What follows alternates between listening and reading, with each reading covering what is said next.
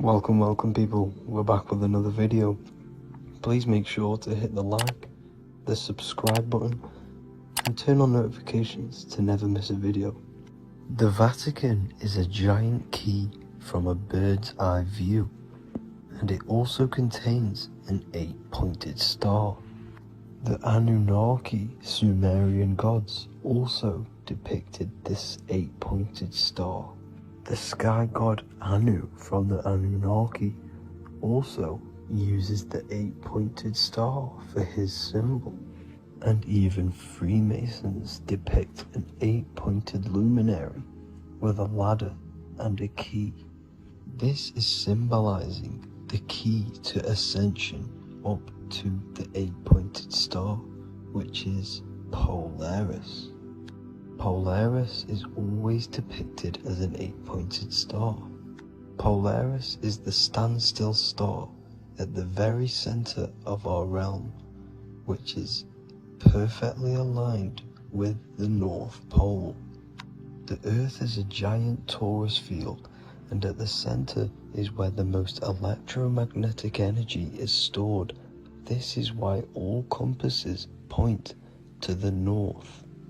Hence why a compass is an 8-pointed star, because it points you to Polaris, which is the North Pole, the center of this realm.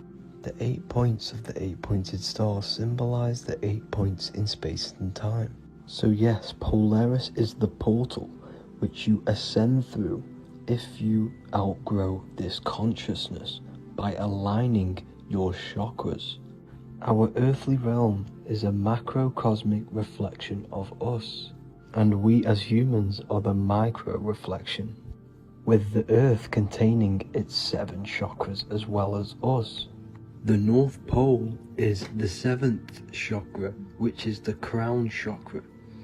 So the key to ascension is held by the Vatican, hence why it's a giant key, because they mislead the masses through their religions, which teaches the masses to look outside of themselves. As stated in the 20,000-year-old emerald tablets written by the Egyptian god Thoth, on earth man is in bondage, bound by space and time to the earth plane. Encircling each planet a wave of vibration binds him to his plane of unfoldment. Yet within man is the key to releasement.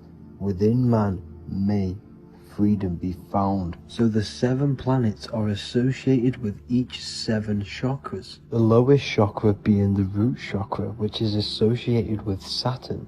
This is why the elites love Saturn and reflect it in all of their symbols, because the chakras are an ascension of spiritual principles, starting from the material and ascending up to the spiritual, the crown chakra. However, evil love bondage, and they are trapping souls in the physical realm by stopping and provoking the ascension process. They do this by abusing the energy of Saturn, and Saturn is associated with the lowest chakra.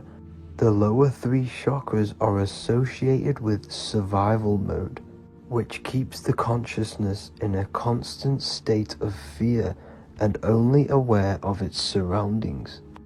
Once you start to ascend up your chakras, you become more consciously aware of spiritual deeds. And this is the process of returning back to your true spiritual form. Going back to Polaris and its connection to ascension, Kanye West symbolizes this on his music video 24.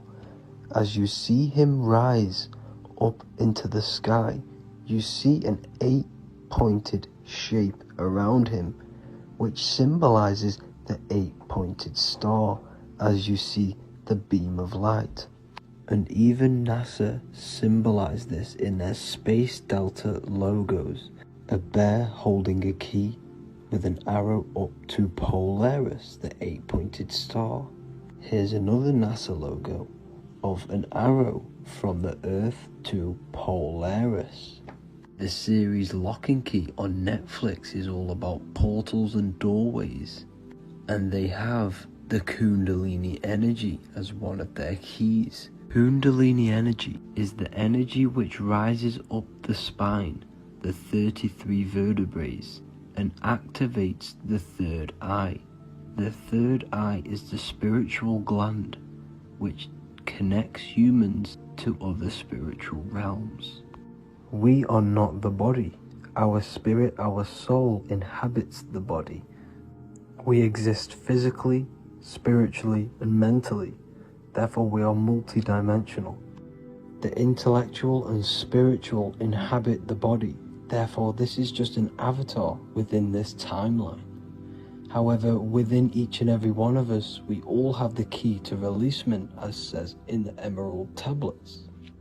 This releasement is ascension up until higher states of consciousness. As stated in the Emerald Tablets, man is in process of changing to forms that are not of this world. Grows he in time to the formless, a plane on a cycle above, and another one saying, man is a flame bound to a mountain, but we in our cycle shall ever be free. Know ye, O man, that when ye have progressed into the cycle that lengthen above, life itself will pass to the darkness, and only the essence of the soul shall remain. That's it for this video. I hope you all enjoyed.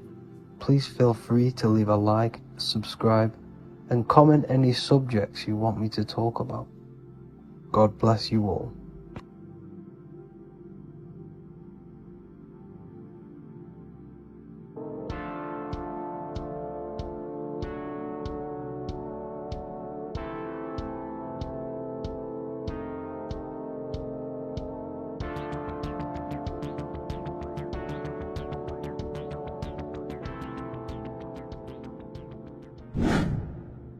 Hello and welcome to another video, people.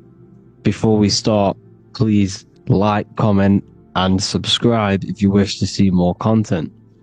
Today we're going to be talking about the mental universe and how everything is mental. This is the #1 law on the Kabbalion. If you've never read that book, it's called The Kabbalion. A very good book. It's the first law because this is the most important thing you need to understand, is how everything exists within the mind. Behind every single one of these eyes is the same consciousness expressed in different bodies. The mind is what gives perception to what you're experiencing. Behind every single one of these eyes is the exact same consciousness, but the brain that they inhabit is giving them a different perception, a different being, a different body. Now, this is the difference between humans and animals. Humans possess a advanced consciousness, an advanced mind that gives us the ability to be aware of ourselves mentally, physically, and spiritually. We can reflect on ourselves. When a dog looks in the mirror or an animal looks in the mirror, it doesn't know what it's looking at. It doesn't realize it has a consciousness. It can't reflect on itself. It can't say, I want to improve in this area. It doesn't have that consciousness. We have a divine consciousness. Take away the N for divine, and you get with a D, put it with a D, you get divide, because we have a divided two-way consciousness. An animal only has one. However, it's still the same mind. We're all mind. We're all mental. We all exist within the mental plane. Look at this person walking. The body, the brain, is sending electrical signals through the 12 cranial nerves, which the 12 disciples that spread the gospel of Jesus, right? You have 12 cranial nerves in your brain. There are 12 disciples which spread the gospel of Jesus. Jesus represents the mind, the intelligence, the invisible intelligence that we all are, the same intelligence, the same exact consciousness. which then sends a command into the brain. Then the brain sends these 12 electrical signals through the 12 cranial nerves to control the rest of the body through the nervous system. This person walking is not, the body is not walking. The mind is telling it to walk. And the brain is it's a supercomputer which is decoding these demands given to it by the mind. Because the pineal gland will have something to do with the ether, because the ether is physical and non-physical. The mind is sending the commands through the ether to the pineal gland, which is then getting broken down into electrical codes within the brain and sent throughout the nervous system to control the body. And this is why in the Sims simulation, because the body's the simulation, it's a false reality, it's the fake reality, it's not the real you. You are formless, there is no form, but the third dimension is a dimension within your mind. Matter, mind, light is all a product of your mind. It's all in the mind. Now, this is why The Sims has this green little diamond on top of the head. Because this is you, this is your invisible intelligence controlling the character. Okay, it's controlling the character. And this character is in the world. Your consciousness isn't in the world. The world exists within you, but the body is a vehicle for that realm that you land in. When you have a dream, your mind transcends this body into another body, duplicates your body into another unite. Unite is one. We're all one. It's all one universe, expressed in many different ways, infinitely. And the vehicle that you land in is the body to operate in that realm. This is the all-seeing eye, as you see here. The eye, this is all the intelligence. This is the ball of consciousness, God, expressed in different bodies. We're all this same one in different bodies, as you can see here. And this intelligence is expressing infinitely throughout the universe. An infinite universe. There's no beginning, no end. There was no beginning of the universe. There is no end. It's infinite. Always has and always will. But the mind is what gives you the ability to explore the universe, to make perception of it. We are God in disguise. We are God in disguise. We are God in flesh. But the body can become attached to the mind, can become attached to the body if the mind is not aware of itself. When the mind is that blinded by matter, and we lack knowledge and understanding of what we truly are, a formless, infinite being, a traveler. This is why Freemasons are called Freemasons. Mason means traveler. Free. You're a free traveler because your consciousness is a traveler of the universe. When we lack understanding, our mind bounds to the body because we don't separate the body with our different layers of consciousness. When we separate them and identify that we are mind, body, emotion, you then can apply this knowledge to when you want to astral travel and explore the different realms of your mind, because the mind is the universe. People, this is what we need to understand. The mind is the universe. I am you and you are me. This is the Egyptians showing you this. The Ankh. The Ankh is the symbol of life. This is the one ball of consciousness, mind. Giving it the Ankh life to all the different life forms. The cows, the birds, the snakes, and the big Ankh given to the humans, because the humans are the most intelligent. We have the most advanced consciousness. We have the most advanced consciousness. This is why the one is giving a big Ankh to the humans here. Here you see it again. This is not the sun.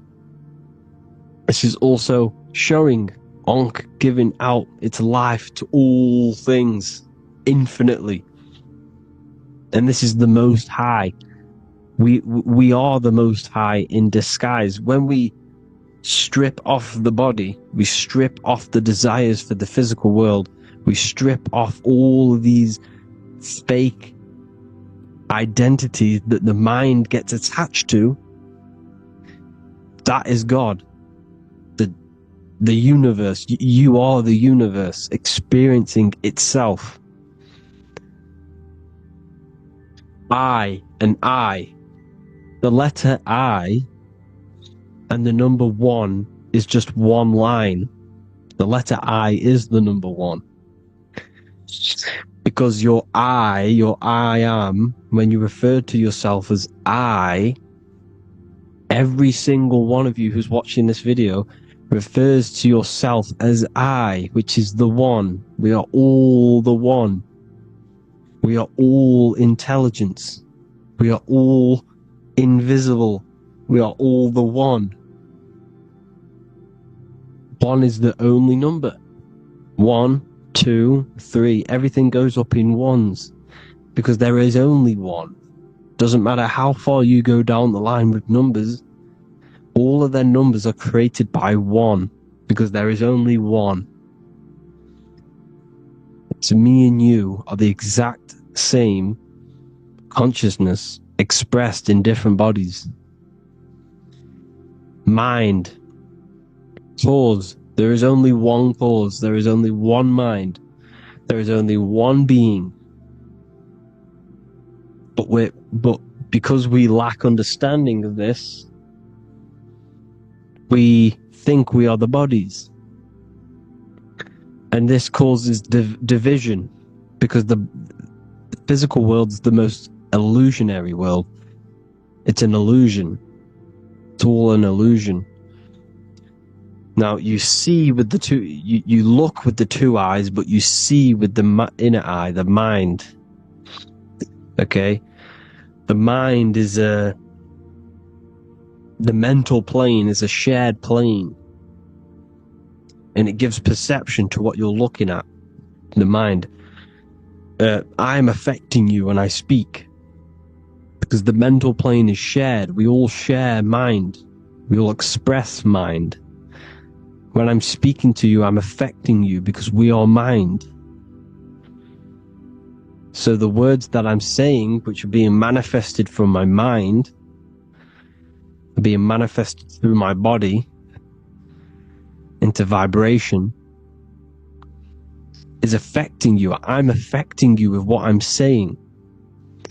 And these words are having an effect on your mind, because we're all mind.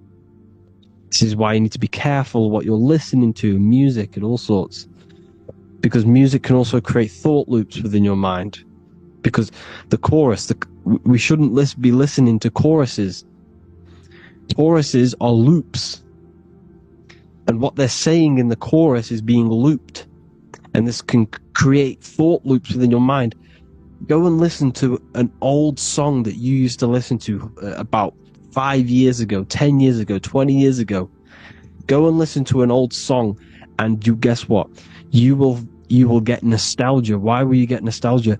Because that song will trigger the thoughts that you were thinking in that time of listening to that song. So songs with choruses create thought loops, and they reprogram your subconscious mind. It's important why music is very powerful. Mine and mind, same word. See, language is the truth, people. This is why I use language in all of my presentations, especially the English language.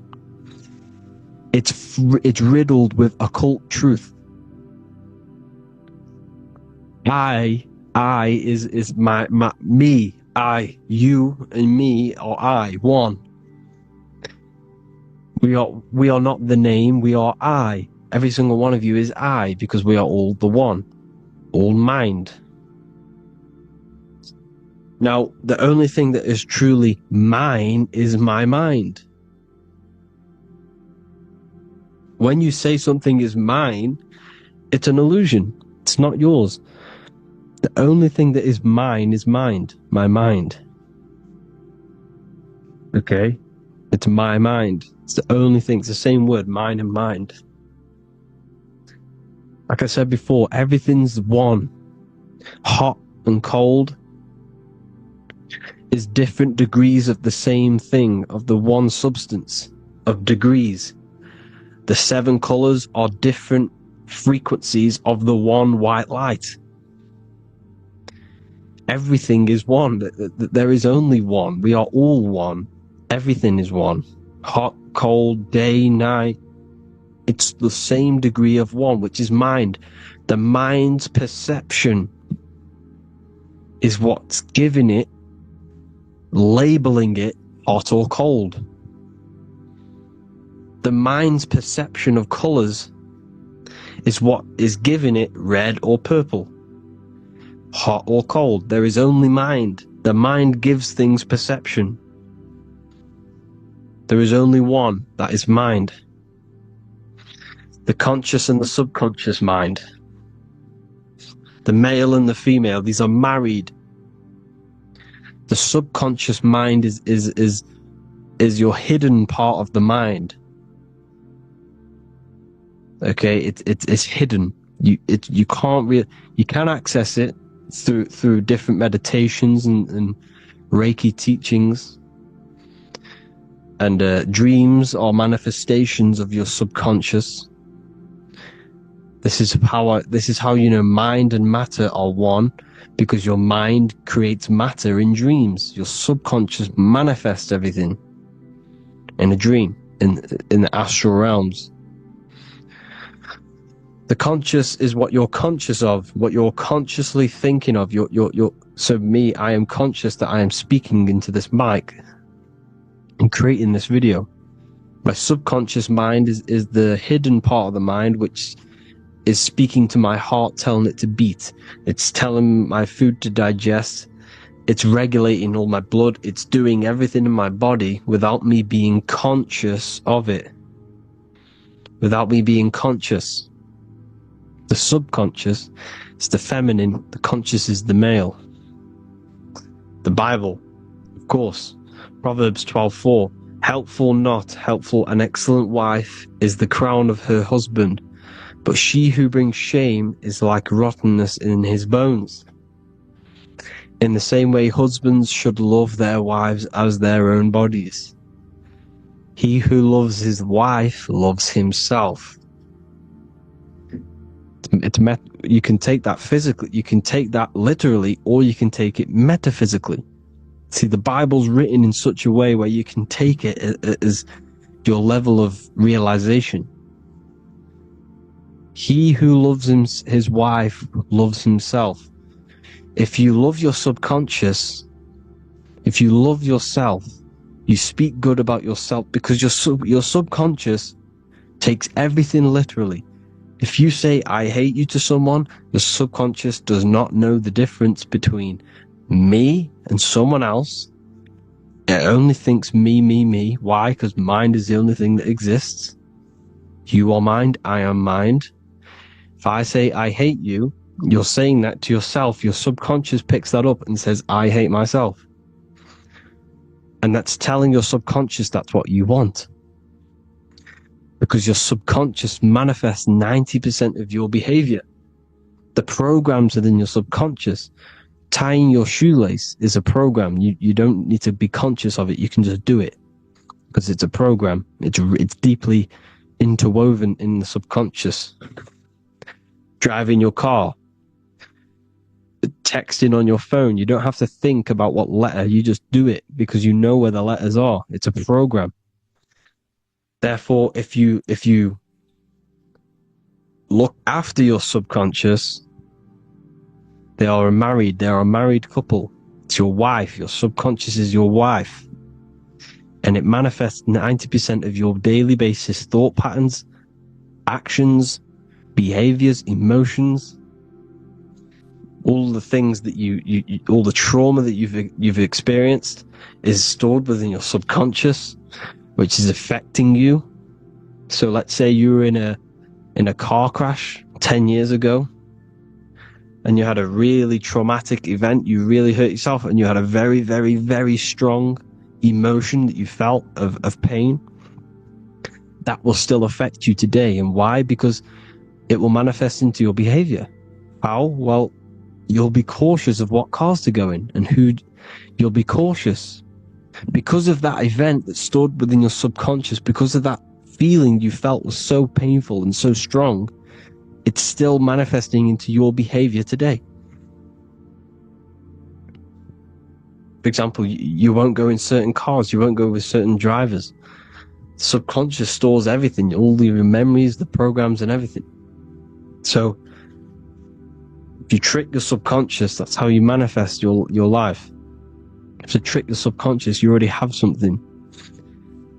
And therefore it will manifest into your life, into your behavior, thoughts and actions. This is why the golden rule is to treat others like you want to be treated. Because I am you and you are me. We are all subconscious. We all have subconscious. Whatever I do to you, I do to me.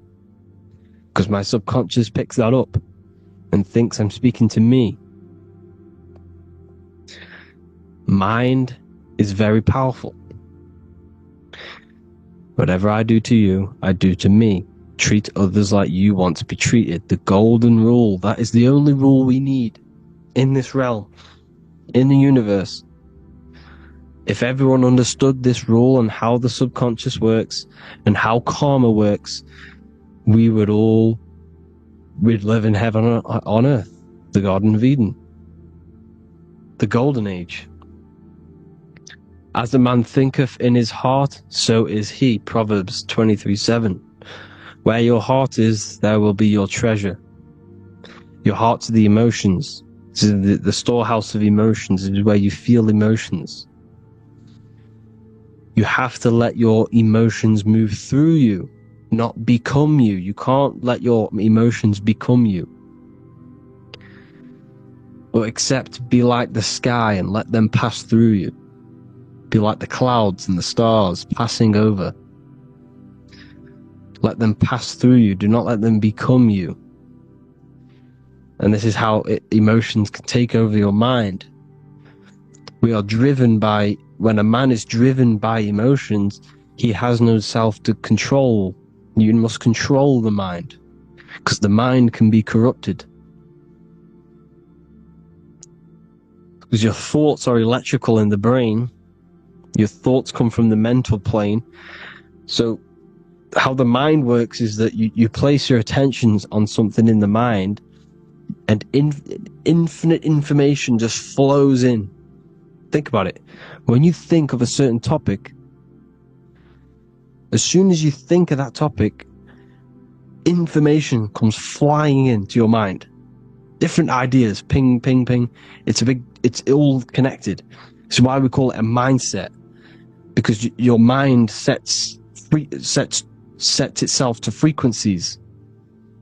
And when we think of something, we tap into that frequency, and just the universe, the mind, the mental plane just flows in information based on that frequency and that thought. The universe is just information. All of the information out there, nothing is new. It's all there. You just have to tap into it. You can tap into these different thoughts, and it's all there. Everything already exists within the mental plane. You don't think anything, you receive thoughts. We all share the mental plane. We affect each other. I'm affecting you. Listening to me is affecting your mental plane. Your mind. The physical plane is the lowest plane. It's the world of effect. Everything you see in the physical plane is the effect of mind. Like I said, the person walking is the effect of their mind telling the body to walk. The physical plane is the lowest dimension of your mind. Mother Earth, we are in a mother. We're in the womb still. The Earth is feminine. It looks after you. It provides you with food for free. It grows on trees with water. It's Mother Earth. It's the womb. The dome above your head is your mother's belly. Okay? Is your mother's belly. You're in the womb still. You're forever in the womb because your mind's constantly expanding. Because when the baby's mind figures out that there is a reality outside of its mother, it starts to hear the people outside of its mother, what does it do? It figures a way out of the mother, and it becomes born again in the water, in a hospital, into the other world. It's the same with our minds. When our minds figure out there is other worlds beyond this physical, we explore them. The astral plane, for example.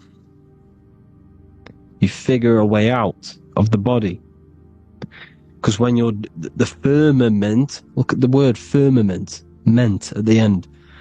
Firm is firm, something strong, something like a rock is firm. If your mind is firm like a rock, you will be stuck under the firmament. So, for example, people who are very programmed and can't think outside the box, they have a firm mind and they'll be stuck under the firmament because your mind is the only thing that's keeping you under the firmament. It's the only thing. When you're doomed, doom is dome. This is the dome, which is your head. Your head is the dome. Above your head, above the earth is the dome, the ethereal barrier. But that's just an external manifestation of your head. You don't leave the earth, you leave your body to leave the earth, because your body is the earth. It's a dimension within your mind. So when you're doomed, you're domed. Your reality is your level of realization. You realize something, or when you have an idea, the mind, and the EYE or I, same thing, mind, it's all mind. Reality is your level of realization. You realize there's other worlds, that's your reality. Your perception's your reality. Mind in Latin is mens. Jesus was known as the fisher of men, which is the fisher of minds. He was fishing minds worthy of knowing the higher truth, the deeper occult knowledge. Jesus figured out that we are all God. And he got killed for it, because in that age they were trying to suppress this information. Jesus figured out he was God, because we are all God, every single one of you, and they killed him. Because we're all mind. We are not the body. We're the invisible intelligence, which is God. But you are not God if your mind is attached to this physical world, to the worldly pleasures.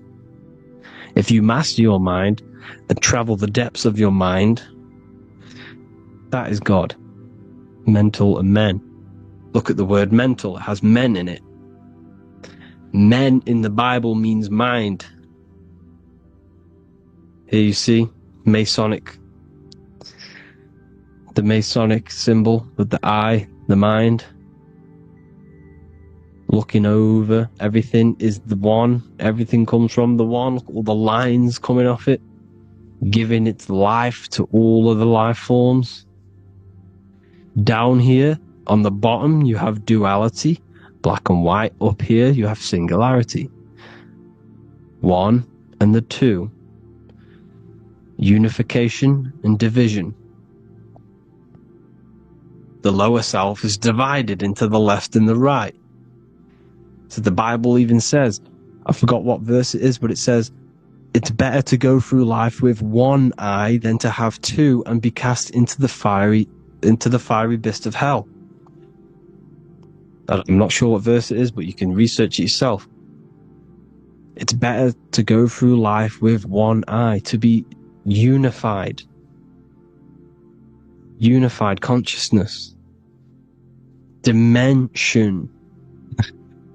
No-brainer. No-brainer. The language tells you the truth, people. Dimension. The dimensions are in your mind. Entertainment. Entertain the mind. Disappointment. It's all in the mind. Environment. The environment that you are in is a product of your mind. Within, rearranged spells high twin. Within is your mind, and your external world is mirrored from the decisions you make in your mind. Advertisement, commitment, it's all meant, it's all mind, everything is mind. Everything. So, this is important.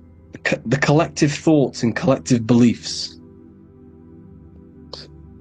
The collective, because we all share the mental plane.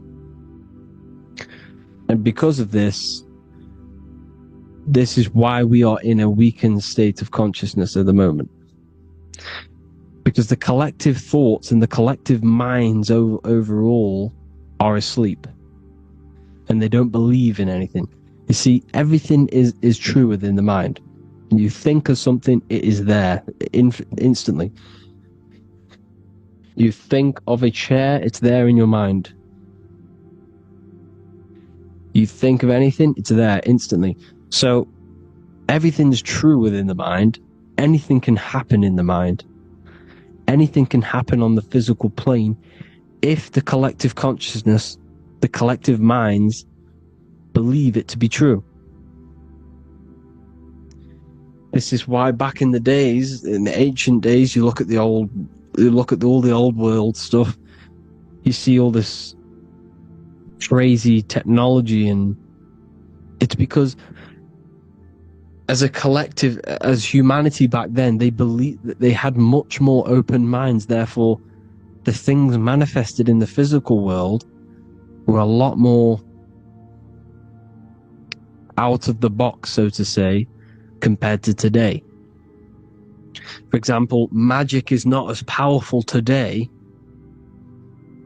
because the masses don't believe in it. It's still powerful, don't get me wrong, but if the masses believed, or if everyone knew magic could be real, because it is, anything's real in the mind, it would be a lot more powerful. You see? So and what they're trying to do is create a hive mind worldwide. They're trying to make one religion, an external god. What happens when you worship something external? You give energy to it, because where attention goes, energy flows. Where your mind gives attention to, energy goes there. And when we all believe in external gods and give our worship and our power to these external things, we all give energy to it, which will manifest as a demon in the astral planes. It's a hive mind. They're trying to make a hive mind to summon our energy. Trying to summon our energy. And it's through mind, through collective thoughts. The hive mind. They want one religion, one government, one currency, one belief system. And that will create a hive mind, which will limit our consciousness, which will limit what we can do in the physical world. Because if everyone doesn't believe in certain things, it cannot happen, because it's all in mind. mind is so powerful. I am you and you are me. I hope you all enjoyed this video, people. If you haven't already, join the Wisdom Academy. The Wisdom Academy, we have many occult lectures just like this one. Also, we have just launched Mindwave Hub.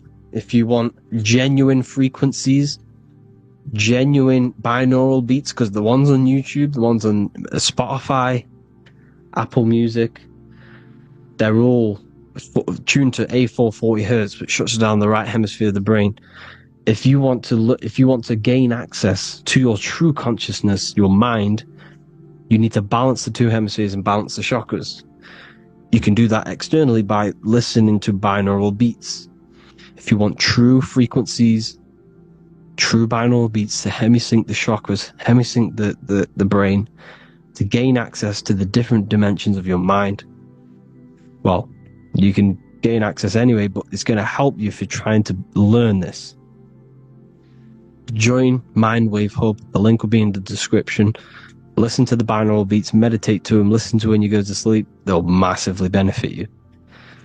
Thank you all, people. Hope you had an amazing, lesson. Hope you learned a lot. And please subscribe. God bless you all.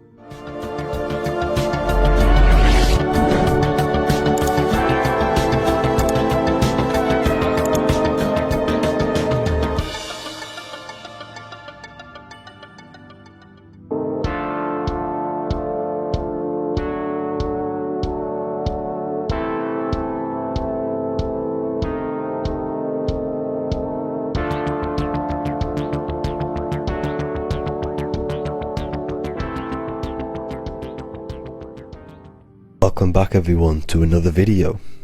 Today we're going to cover everything that you need to know about the mind, starting with the two aspects of the mind, the conscious and the subconscious. The male aspect of your mind is the conscious. This is the 10% of your mind. The conscious part of your mind is only aware of everything around you, your vision, your sight, your smell, your taste, your hearing, and your current state of emotion and thought. Every thought that you consciously think about has an emotion directly attached to it. That emotion is then impressed onto the subconscious part of the mind. The subconscious part of the mind is the female aspect of your mind. It is also a whopping 90% of your mind. Subconscious mind is controlling all of the subconscious processes which happen within your body. For example, your subconscious mind is controlling your heartbeat, your digestion of food, and all of the things that you do not have to tell the body to do. It is the hidden part of our mind which is controlling all of the hidden things. The subconscious mind is like a recording supercomputer. Everything that you have experienced in your life is all recorded and stored within the subconscious mind. One of the most important things about your subconscious mind is that it stores your mental programs. Everything in the subconscious mind manifests into behavior and actions within the body. Your daily basis routine and habits are all mental programs within your subconscious mind. These mental programs are created by mainly two ways. 1, repetition, and 2, emotional impact. The repetition is fairly simple to understand. The more you do something, the more it impresses onto your subconscious mind and becomes a program. That program will then manifest into your behavior. However, with the emotional programs, they work a bit different. The stronger that you feel an emotion, the stronger it is impressed onto the subconscious mind. And then that emotion becomes a program. For example, you had a very traumatic moment happen when you were a young child. The emotion that you felt was so strong in that moment that it impressed into your subconscious mind so hard that you can recall that moment like it was yesterday. That traumatic event that happened to you when you were young will still manifest into your daily basis behavior even to this day. However, it manifests subconsciously. For example, if you were in a car crash, you will be wary to enter cars with certain people. All because of that traumatic emotion that you felt and impressed onto your subconscious mind. Another example of the subconscious manifesting into our behavior is posting on Instagram. Most of the time, the reason why you post is because your subconscious mind is seeking gratification. So before you actually do something, question yourself and find out the root cause of why you are doing this. Another thing that you need to understand about the subconscious mind is that it takes everything you say in here literally. So for example, if you go and say, "You are an idiot" to someone, your subconscious mind will only pick up the word idiot. It only knows yourself. It doesn't know anyone else. You are casting a spell on yourself just by saying that to someone else. This is why the golden rule is to treat others like you'd like to be treated. Now, you can rewrite these programs which are already in your subconscious mind. However, it does take consistency. You have to change these programs which have been running for years. And by changing these programs, you change your behavior, because these programs manifest into your behavior. The best way to do this, personally, is to listen to affirmations first thing when you wake up in the morning, and do this for 10 minutes every single morning. Then at night time, you want to think and feel that you are becoming the reality that you desire. The more that you feel this reality, the more it will become a program and impress your subconscious mind.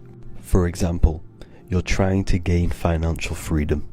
If you trick your subconscious mind into creating a program saying that you are financially free, this will manifest into your behavior. You will start doing more work. You will start looking for ways to make money. Your mind will be set on the frequency of money and financial freedom. Therefore, you will receive thoughts based around this program. If you take enough action, your life will dramatically change because of this program that you created in the mind. This is why we call it a mindset, because your mind is a frequency tuner which sets its frequency onto different thoughts, because thoughts are frequency. If you fill your mind with a specific frequency, you will gain thoughts and ideas based around that frequency. To create a stable mind, you need to master your emotions. You need to change your mindset. Everything that you experience is neutral. Based upon the mindset that you see it, you either give it a positive or negative charge. By understanding this deeply, you will then control your emotions. I hope you gained some wisdom and enjoyed this video. Please, if you can, leave a comment and a like, and subscribe to the channel if you like this content. Love and light to you all.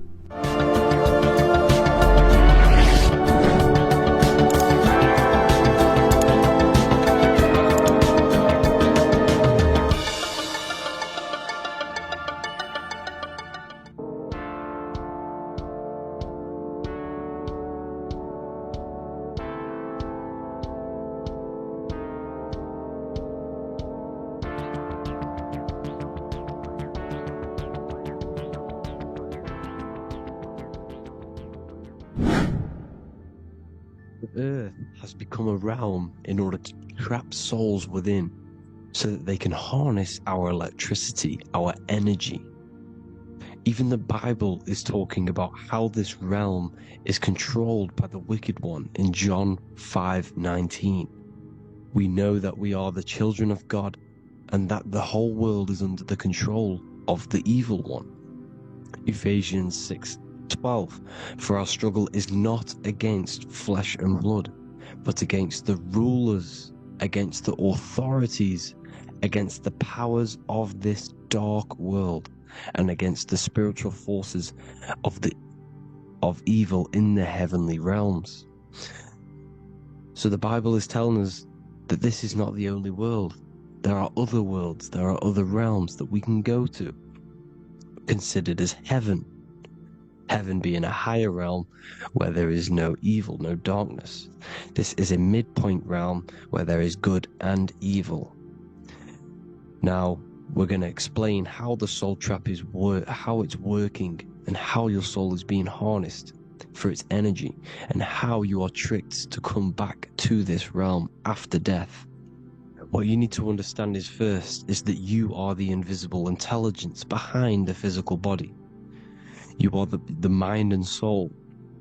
The soul is the true you.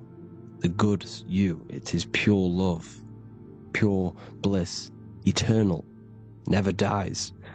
The mind can be corrupted though. The mind is the intelligence of the soul.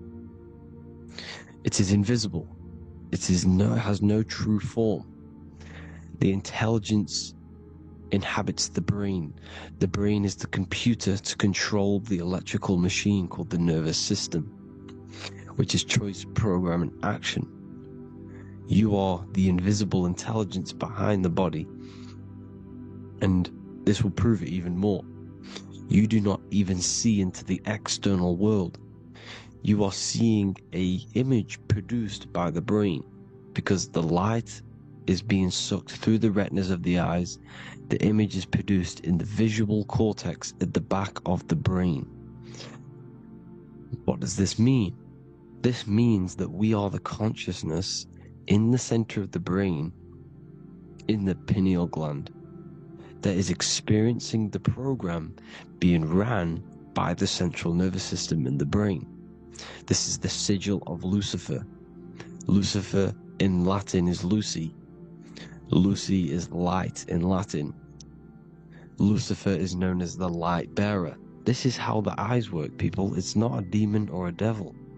The sigil for Lucifer is how the eyes work, and how the left eye is controlled by the right brain. The right eye is controlled by the left brain. There is a crossover. It's the same with the body. The left side of the body is controlled by the right brain. The right side of the body is controlled by the left brain. There's a crossover with our hemispheres in the brain.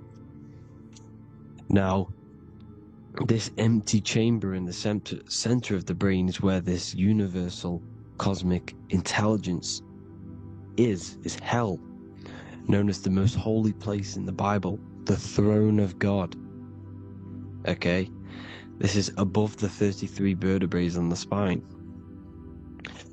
As you can see here, you are the being in the center of this point. All of the nerves are being sent back to this one particular point, which is the seat of our invisible intelligence.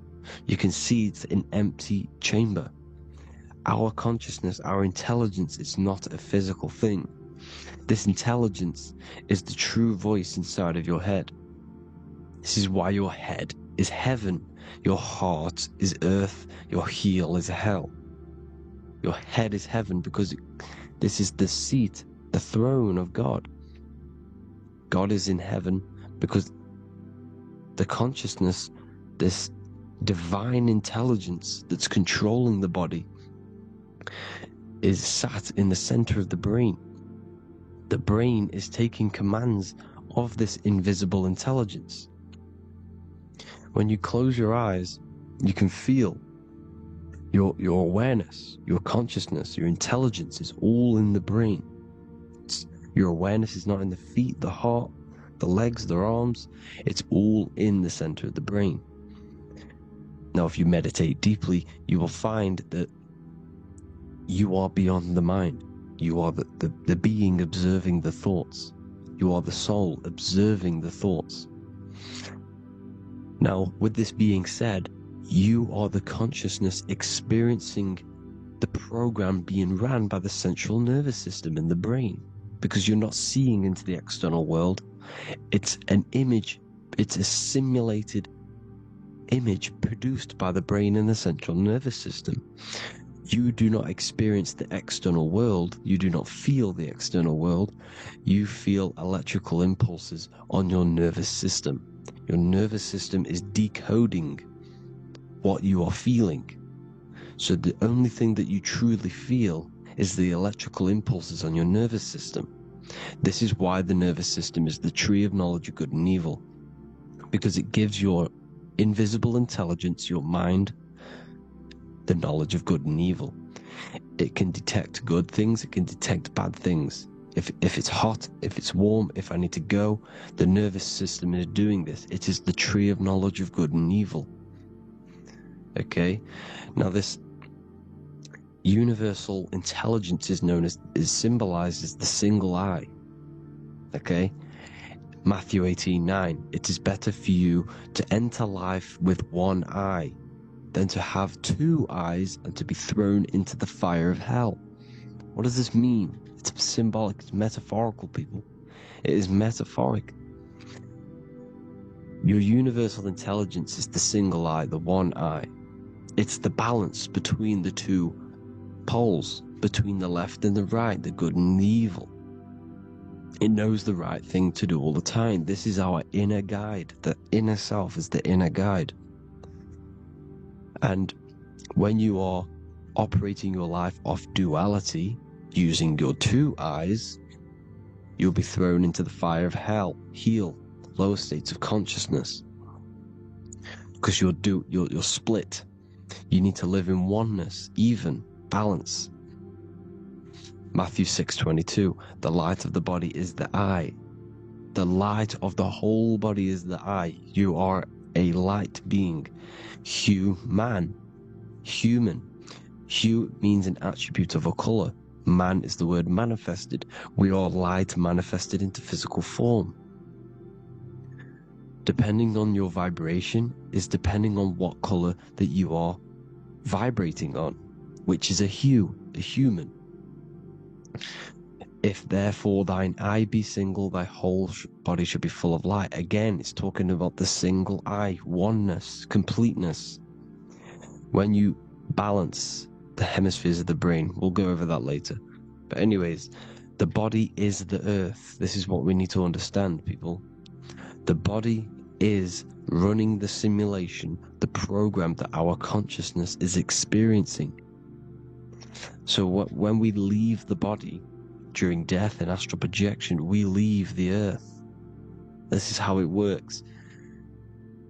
The body is the vehicle for the earth, for this realm. Everything exists within our mind. You have the soul, mind, and body. The soul is the observer, the watcher, the true being. This is why she has many different heads, because the soul inhabits different bodies. This is the serpent, which means knowledge, which is the mind, wisdom. And this is the body, soul, mind, and body, Brahma, Vishnu, Shiva. The mind is the bridge between the soul and the body. So what do I mean? When you astral project, you are using your mind to project your awareness, your observing consciousness outside of the physical body. The mind is the projector, projecting consciousness. By using your mind, you can project your consciousness outside of the body, which is known as the astral realms, which is known as walking on water. Jesus was never walking on physical water, people. It's metaphorical. Believing the physical body. The water is the ether, which is the veil between the physical and the astral realm. It's fluid substance. It's on either side. It's physical and astral. The ether is the fifth element that they hide from us. Why? Because they're trapping you in the physical. They are hiding all of these realms. Etheric, astral, and mental. People think their mind is their brain. It's two separate dimensions. These are completely different dimensions. The mind is way more intelligent. The mind is formless. There is no form to the mind. You can think anything you want. You can manifest anything you want within your mind. It is not a physical object. The physical realm is being controlled by the mind. Everything's being controlled by the mind. Everything exists within the mind. This is why the Egyptian says the universe is mental. So when we project our consciousness outside of the physical, we go to the astral. The ether is the water that Jesus is walking on. This is the veil between the physical and the astral world. The word together has ether within it because it joins the two worlds together, together, the astral and the physical. The word either is ether because the ether is on either side, physical and astral, physical and spiritual, physical and non-physical. In the astral realm, the mind can manifest anything we want. We incarnate to restrict our minds. This is why Saturn, if you go and watch my video on Saturn, how Saturn is this simulation, okay, our minds can manifest anything we want in the astral plane in the click of a finger. However, when we incarnate in matter, we now have to labor for our manifestations. This is why Saturn's known as the great teacher in astrology, because he teaches you a lesson. When your mind incarnates into matter, it's teaching your mind a lesson, the knowledge of good and evil. This is why the Bible says, you shall be gods and know the knowledge of good and evil. When you incarnate here, you have to know the knowledge, you need to know the knowledge of good and evil to become a god. Okay? Now, the square is the physical plane, the triangle's the ethereal plane, the circle's the eternal plane. The circle has no beginning, no end, it's eternal. The physical plane is the square, it's limited. The square is limited. The cube is the geometric shape which gives rise to matter. Now, the term think outside the box has truth in plain sight. You have to think outside the box to project your consciousness, use your mind to project your consciousness outside of the box, the physical plane, into the astrals. The astral realm is the realm of the stars. Above us is the stars. Through the stars is the astral plane.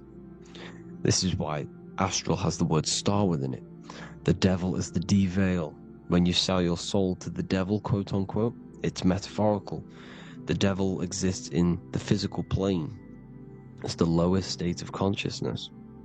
The de-veil, you de-veil yourself into the physical when you are the devil.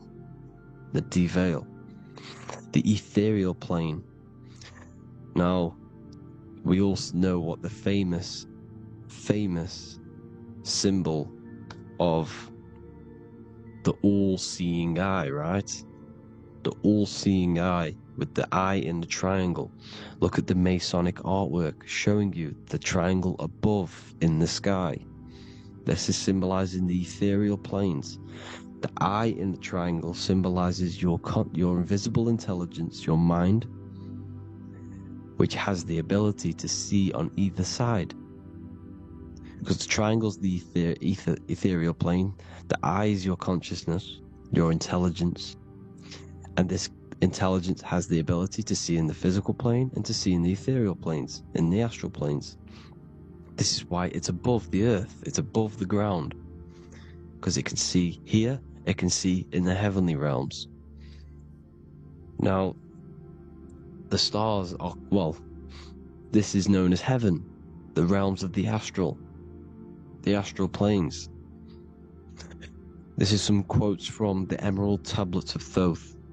Out of the darkness ye must rise upwards, one with the light and one with the stars. Man is in process of changing to forms that are not of this world.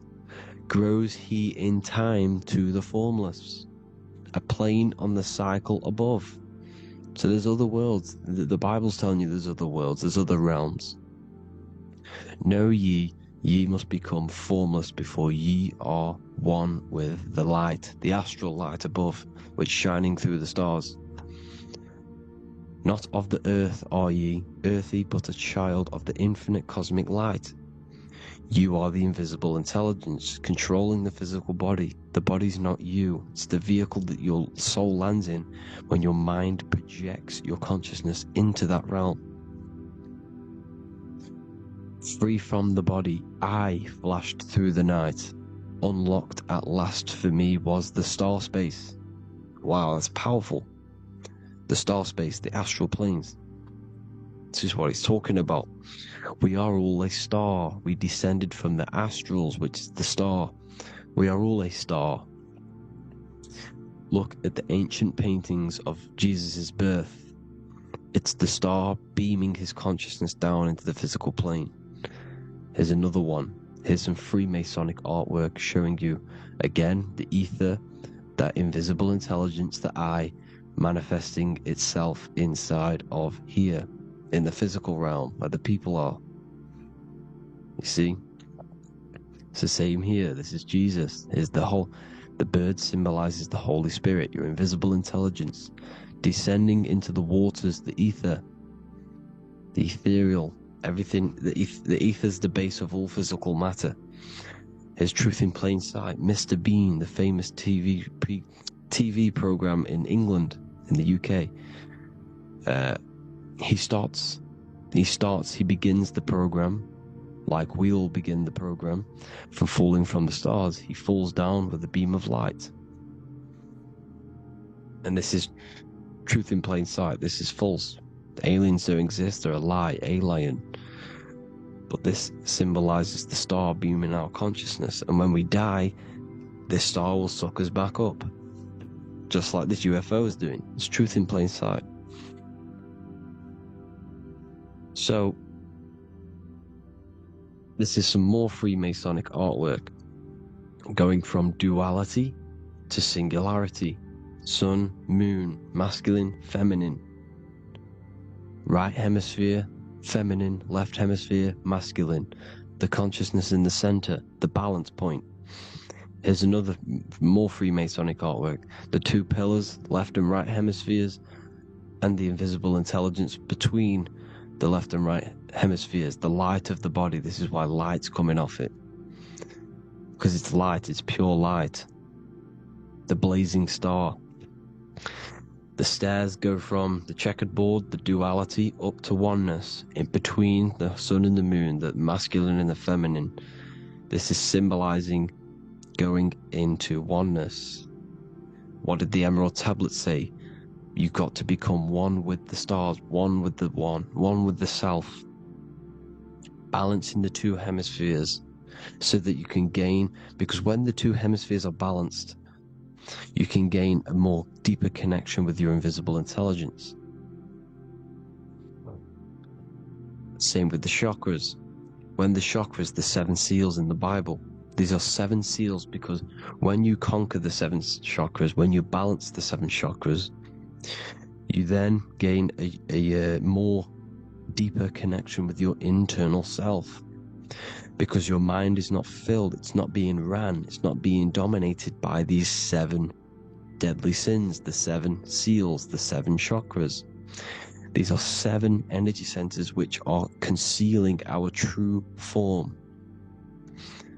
Balance makes us have a stronger connection with our true cosmic intelligence. Heaven is even. This is why Jesus is pointing at the heart. The even point is the heart. You got to balance the chakras and live from the heart, because the heart is the earth. You're in good and evil. The body manifests the lower and the higher self. The higher self is in the higher parts of the body. Wisdom, intuition, expression. The lower self is in the lower parts of the body. Sex, food, and power. This is how they are trapping your soul, people. Like I said, the mind is the bridge between the soul and the body. So by tricking the mind, not giving it the right knowledge, and keeping the mind stuck in the lower 3 centers, thinking about power, food, and sex, this is low vibrating energy. It's going to keep your mind addicted to the physical realms. Okay? This is why you need to go even, balance, heaven. Okay? I will explain the soul trap in a second, how it fully works. But I'm telling you all the science behind it so you can understand. When you are doomed, you are domed. This is the dome. The firmament, the firmament, the mind. Ment is mind, firm is firm. A firmament is doomed under the firmament. You must have a loose mind, an open mind, to expand your consciousness beyond the stars, beyond the ethereal barrier. You have to vibrate higher than this world. Your consciousness must be expanded more than the physical plane. You need to learn how to astral project. You need to learn how to leave the body, how to operate outside of the body, so that you, when you do leave the body, you will have recognition. You'll have knowledge. You'll have practice. But this is as above, so below. The woman's belly is the earth. It's as above, so below. It's a microcosm of the macrocosm. We are the children in the womb. We are the people in the earth being ready to be born into the heavenly realms. As above, so below. It's a microcosm, macrocosm. Everything is in everything on a bigger and a smaller and a larger scale. Now, when the baby figures out that there is a world beyond its mother, what happens? The baby starts to move around and tries to get out of the mother. Because once it starts to hear the external world, starts to hear people, it's going to wonder, what's outside of why am I in here? What's outside? So the baby will force its way out of the mother. It's the same with our minds, as above, so below. When our minds figure out that there are other realms beyond this world, we will seek a way out. This is the womb, the Mother Earth, Mother Nature. It's the mother. We're in the womb. We can be born out of this world, which is being born again in the Bible. When you are doomed, you are domed under the dome, under the firmament, the firm mind. The firm mind will keep you under the firmament. Due to the law of polarity, there has to be other realms. There has to be. Because the law of polarity works in this world, and it will work on every scale possible. It's universal laws. These are universal laws. The law of polarity means that there are other realms polarizing this realm. There is a hell, there is a heaven. There is a midpoint, which is Midgard, which is the one we are in now. Earth, heart. Earth is the heart. Heart is the center, good and bad. The balance between good and bad. Your reality is your level of realization. Your mind realizes other worlds, you will seek a way to them worlds. It's that simple. The soul trap is to keep you stuck in this physical body, which is the earth. This body is the earth. It's running the program, like I said at the beginning. It's running the simulation that your consciousness is experiencing. You are an electromagnetic being, and you're hidden in a cage, your rib cage, and you're stuck in cells, a prison cells. You're in cells. We produce electromagnetic energy. Your soul produces this energy. And by trapping your consciousness inside of this physical realm, they harness this energy within the astral realms. They're using you to manifest demons, because your mind creates demons through emotions and mental thought energy, which is a whole nother video. I could make a video on that. You're manifesting everything for them because they're trying to create a hive mind. This is why they want everyone to believe in one belief system, one government, one belief system, one religion, because they're creating a hive mind. This hive mind will manifest and be summoned within the astral planes, because the mind manifests the astral plane. The astral plane is the realm of imagination. The mental plane is the realm of just thought alone. The etheric plane is the energy. The physical plane is the matter. So all of our minds together are manifesting these demons within these subconscious realms, the astral. Now,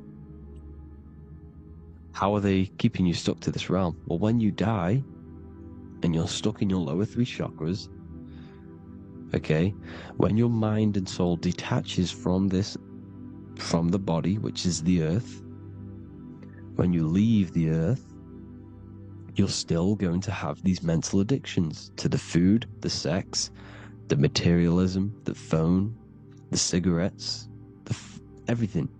This is why they get you addicted to everything possible. The TikTok, the YouTube. They get you addicted to as many things possible, because when your mind is addicted to these things, and when this mind leaves the physical body, you're still gonna have these addictions. Okay, you're still gonna have these thoughts, and you will be manifested into the lower astral realms because you're thinking materialistic, you're thinking negative, because your level of realization was your reality. You were manifesting hell on the earth. When you leave the body, you're going to manifest hell in the astral planes, which means you'll be vibrating on the very low, which will put you in the lower astral realms. So guess what? You're going to come back. You're going to come back into materialism. You're going to reincarnate. Because you haven't prepared for life after death. You must detach from the external world. Okay? Moon is mind. The sun is the soul, the earth is the body, the moon is the mind. This is why we say lunatic. In your mind you have a specific mood. Moon. Money, M-O-N, is the moon. Money exists in the mind. They get you addicted to the money. The Bible's telling you this. Do not conform to the pattern of this world, but be transformed by the renewing of your mind. It's telling you. Of this world, but be transformed by the renewing of your mind. Who knew that the Bible was this deep? Matthew 16:26, what good will it be for someone to gain the whole world yet forfeit their soul? James 4:4, don't you know that friendship with this world means enmity against God? Therefore, anyone who chooses to be a friend of this world, of the world, becomes an enemy of God. John 4:4, dear children are from God and have overcome them, because the one who is in you is greater than the one who is in the world. It's talking about the invisible intelligence. It's greater than the physical world. John 2:15, do not love this world nor the things it offers you, because this world will create you to, if your mind has attachments to what this world offers, sex, money and power, pretty much, you will reincarnate here. You will come back here, because when you leave the body, your mind will still have these addictions. Do not love the world nor the things it has to offer you. All of this is in my newly published book. The paperback versions are now available. Finally, for all the people who have been waiting, the Book of Wisdom. All of this knowledge is inside of the Book of Wisdom. The paperbacks are available. There's worldwide shipping. You can get it anywhere, pretty much, any country. My new website, it's amazing. There's going to be some amazing products coming on the new website. But I thank you all for the support. Before I leave, I need to explain what is going on with the soul trap. Like I said at the beginning, the mind's the bridge between the soul and the body. The body's the realm. By tricking your mind with false knowledge, they are keeping your soul stuck to this realm. They get you addicted to all the physical things, and that is it. As soon as you're addicted and you die, you're going to come back. So by tricking your mind, which is the bridge between the realms, they keep your mind stuck within this body. They keep you in physicality. They deveil you, the devil, the deveil. Thank you all for the support, people. If you do want to join the Academy, all the links will be posted below this video for the book, The Academy. Thank you all for the support, and have an amazing day.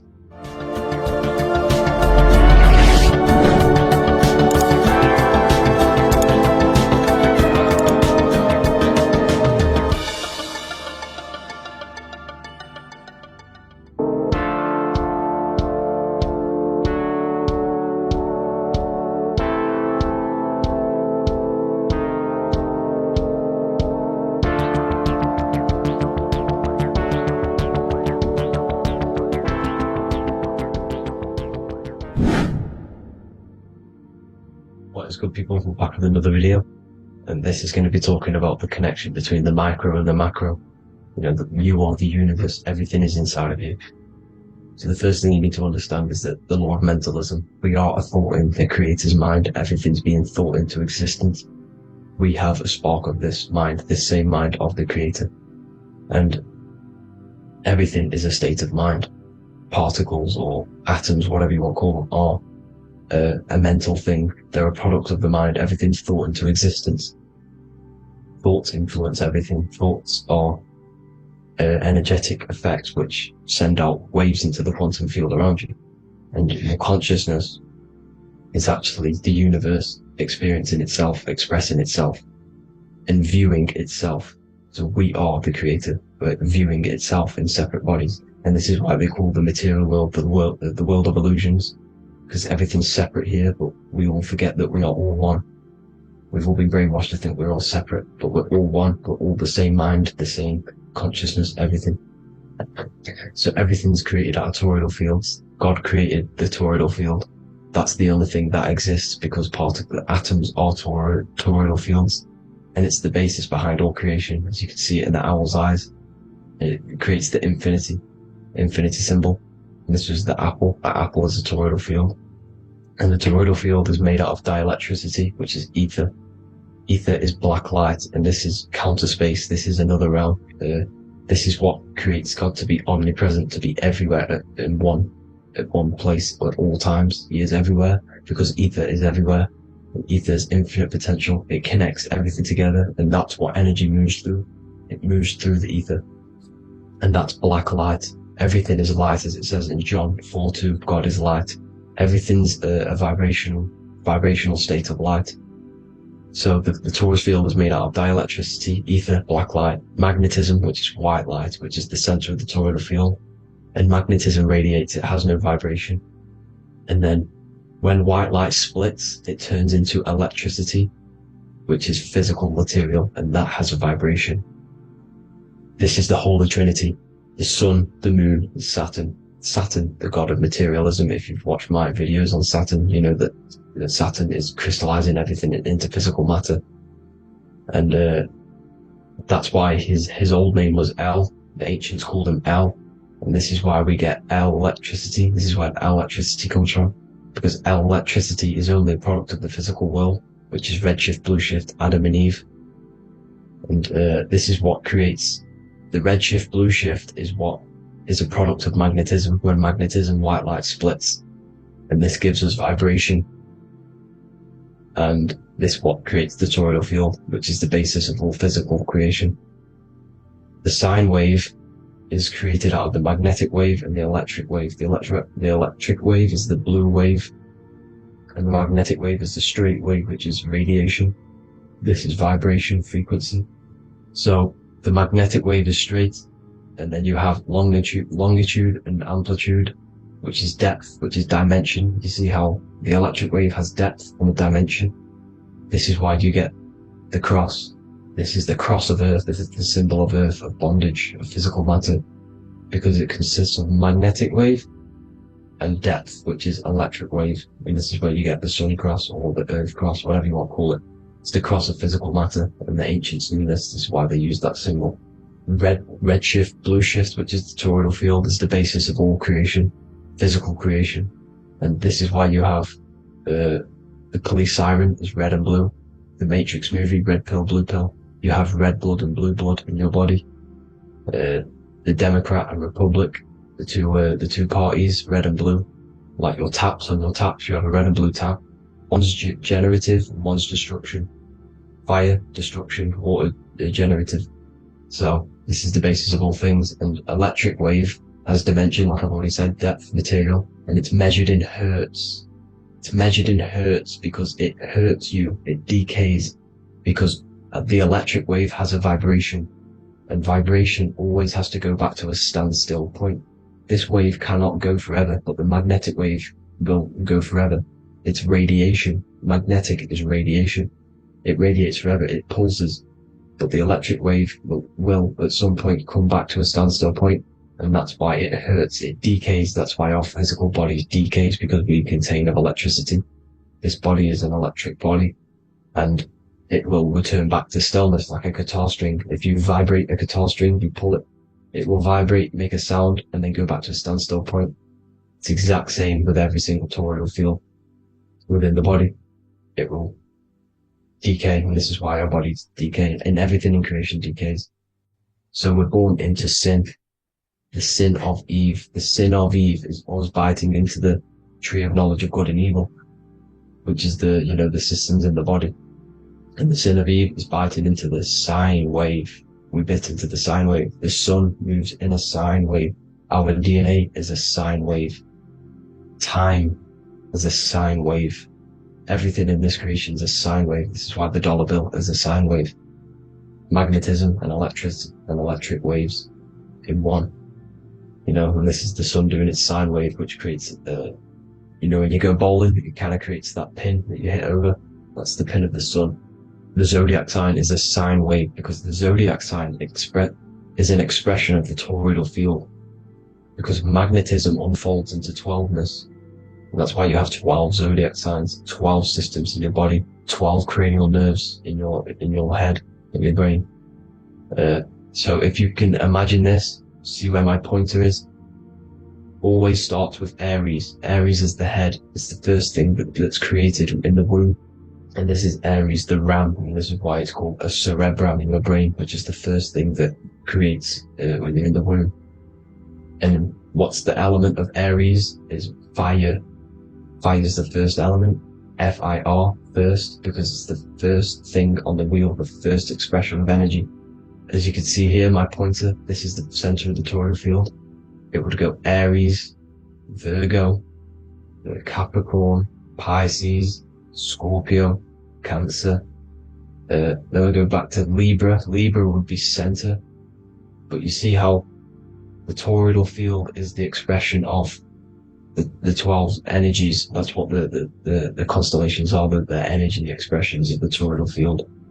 So it would go outwards, starting from Aries here, all the way back to Pisces, which is beyond the bottom half. But Libra would be the center.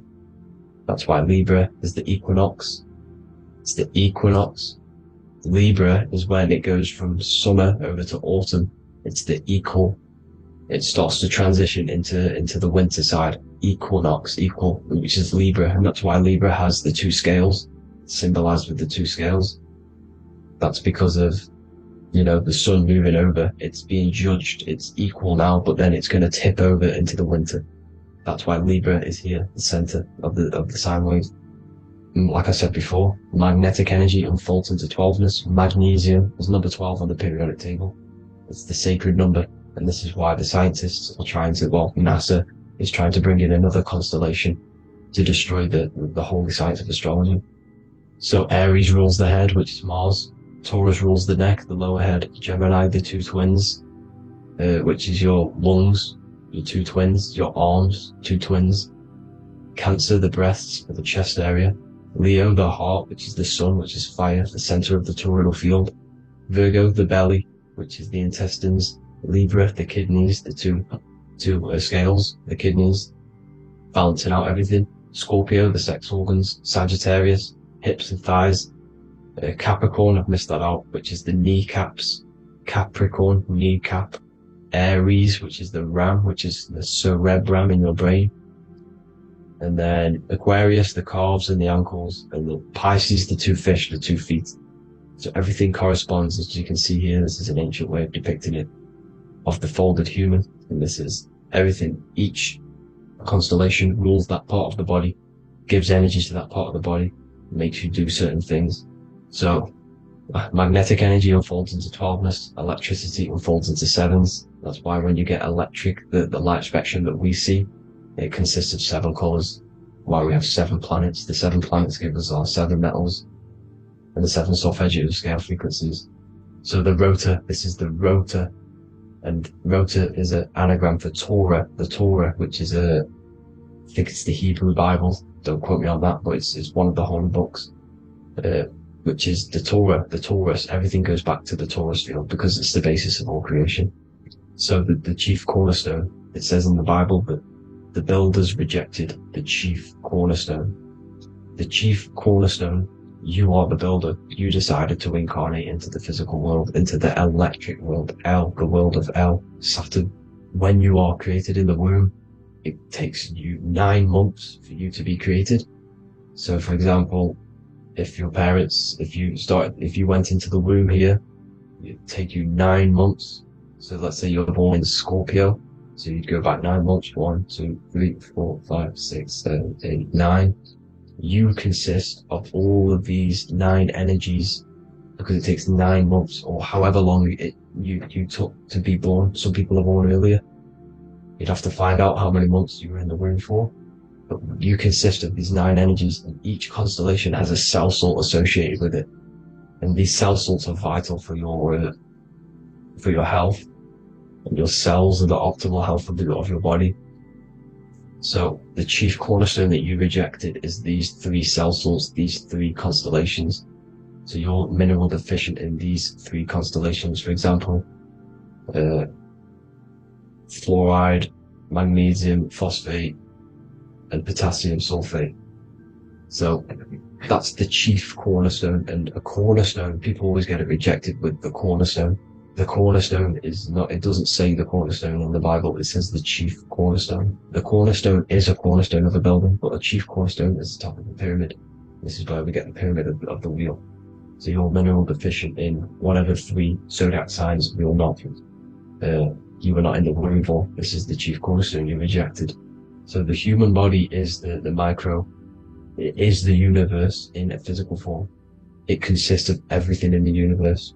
Just like your consciousness is the universe watching itself, experiencing itself. Your body is the whole universe. 12 systems in the body, 12 zodiac signs, 7 chakras are the 7 planets. The Holy Trinity of you is your Temple of Solomon, the soul and the mind, the sun and the moon.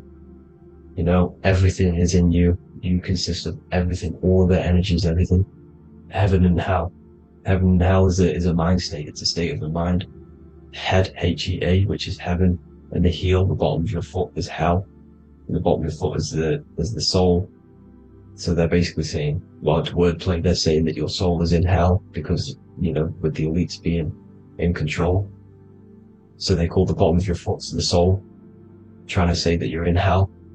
The Christ is in you. And this Christ is Greek for what? Christos. And Christos is Greek for the oil. And this oil is produced in the cerebrum, the Aries, the ram, the cerebrum, it goes down the pineal, well, the pineal and the pituitary are underneath the cerebrum, goes down the pingala and the ida, the pingala being the positive charge connected to the pineal gland, pin, and the ida connected to the pituitary. And this is the 2 serpents going down the spinal column. And this is why Jesus goes from Nazareth to Bethlehem, and then Joseph and Mary are waiting for Jesus in Nazareth. Joseph and Mary are the pineal and the pituitary gland waiting for Jesus to come back up the River Jordan, or spinal column. So this is the oil. This is the story of Santa as well. Santa comes from the North Pole. Why? Because the North Pole of the Earth is the center of the toroidal field, and the North Pole of you is your spinal column, which is the North Pole of the toroidal field. The North Pole, he comes from the North Pole. This is the North Pole. This is the South Pole of the toroidal field. Comes from the North Pole, which is your mind. And he goes down the chimney and then back up the chimney. This is the chimney. And he drops off the present, which is the Christos, the oil. And this is why Jesus is crucified at 33, because he crosses over the vagus nerve at the top of your spine. When this oil comes back up the 33 vertebrae, these are your vertebrae here. When it goes up the 33 vertebrae, it gets crucified at 33 because it crosses the vagus nerve, and he's crucified on the cross at 33. This is the story behind Jesus and Santa. The Ark of the Covenant in the Bible is the 2 hemispheres which cover the vital parts of your mind, the brain side, which is the cerebrum, the pineal, the pituitary, etc. So the 2 hemispheres are the 2 angels, the Ark of the Covenant. This is the Ark of the Covenant, covering the 2 vital parts of your brain. So these are the optic thalamus is another part, and it protects the Christ oil, which is inside at the center of the brain. See, the Bible is all a massive metaphor about yourself because you are the universe. You are a microcosm of the universe. Your consciousness has experienced itself, and the universe experiencing, and your body is the whole universe. Your head's heaven. So Moses crosses the Red Sea. These are the two hemispheres of your brain. This is the corpus callosum, the Red Sea. So he's pretty much saying that he's uniting the two hemispheres of your brain, because most people in this generation are stuck in the left brain, which is just logic, reasoning, science and maths, writing. You know, this is what school teaches you to do. It keeps you stuck in your left brain. And you want to cross over to you want to cross the Red Sea, which is the corpus callosum, to the right brain, which is awareness, art awareness, creativity, imagination, intuition, insight. You know, using the higher mind, creativity, imagination. If you don't have intuition, then you can't read energy, you can't pick up on bad things. This is what Moses is symbolizing by crossing the Red Sea. And it's also the upper room where Jesus met the 12 disciples. 12 disciples are the 12 cranial nerves in your brain. It doesn't just represent the 12 zodiac signs. The 12 disciples symbolizes many different things. It's like I said, energy the universe consists of 12ness. So you have 12 cranial nerves in your brain, and that's the 12 disciples as well. And they want you stuck in your left brain, which is the five senses, materialism. So they say in the Bible that Satan blinds the mind. Satan is Saturn. If you've watched my videos, Satan is Saturn. And you consist of the whole Trinity, which is the sun, moon, and earth. The soul, moon, the soul being your sun, the solar, the moon being your mind, the earth, your physical body. And Satan blinds the mind. Why? Because we enter a soul system. This is a soul system, not a solar system. And Saturn is the Lord of the Rings, which is the outer ring. When your soul enters the soul system, your soul starts to materialize, it hits Saturn. Why? Because Saturn starts to materialize you. You take on the 7 virtues, which are the 7 planets, which are your 7 chakras. And to get out of this soul system, you must get out of your lower nature, your animal nature, which is lust, desire, greed. You know, the number of the beast, 666, which is Saturn, Satan. So you enter the soul system, you take on the 7 energies, which you turn into physical matter. And this is your descension from heaven to, well, to say hell. And then you must raise back up from matter to spirit. They say Satan blinds the mind. Why? Because your mind gets materialized. Your soul and mind get materialized. And when you get materialized, it's an intense experience. You lose the divinity within you. You forget the divinity. So Satan, which is the first planet, first energy you take on, the material body, he blinds the mind. He makes you forget everything, your divinity. Then you must remember, ascend up Jacob's ladder, the 33 vertebrae, to heaven. And this is a microcosm of the macro, because you will ascend back up to heaven if you do this, when you leave your physical body, when your body decays. So when it talks about in the Bible, completely destroy them, the Hittites, the Amorites, the Canaanites, all the ites, this is what God says to the Israelites. It says completely destroy them. It's basically symbolizing saying destroy your lower nature. The Canaanites, cannibals. We're under a Canaanite system now, which is cannibalism. And this is flesh eating, lust, greed, all the demonic stuff, all the lower vibrational stuff. You know, the lower nature, eating, sex and survival, the lower 3 chakras.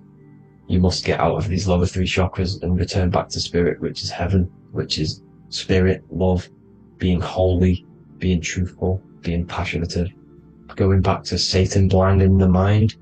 All of the planets are made out of these 3 symbols. Satan blinds the mind, and that's why Satan's symbol, this is the symbol for Saturn, Satan, this symbol for Saturn is the cross, which is physical matter, the earth, over the moon. The moon is your mind. So the Saturn symbol saying matter over mind. He blinds the mind. Satan blinds the mind once you enter the soul system. And you must remember, in the Bible it talks about the Genesis, which is Eve, the sin of Eve, which is biting of the tree of knowledge, with the serpent which wraps around the tree. It says the serpent placed himself on the tree. Well, the serpent is the spinal column. It's the serpent telling you eat from the tree of knowledge of good and evil, which is your nervous system. And eating from the tree of knowledge of good and evil is doing bad things. For example, over-sexualized, overeating, eating the wrong food. That's eating from your nervous system. It's decaying you, and it's preventing you from achieving the God self, the God consciousness. This is the symbolism of, the tree on the serpent, telling you to eat from the left brain, with the left brain being the sinister. Sinister is Latin for left. That's sin. Sin is left. And left is lefty loosey, Lucifer, right, righteousness, right, God, godly. The tree of knowledge of good and evil, which is your nervous system, because it determines good or bad. That's the only thing you experience in this world is your nervous system. And then the tree of life is the cardiovascular system, and the Garden of Eden is your body. So that's it for this video, people. I hope you've got a greater understanding of how you are the universe and everything is inside of you. Just keep in mind you are the universe experience in itself, and your body is a reflection of everything. The 12 constellations, the 7 planets, everything's inside of you. This world is an expression from the inside outwards. You can't affect the outside world to manipulate reality. Everything's inside of you. I hope you got a greater understanding of this. God bless.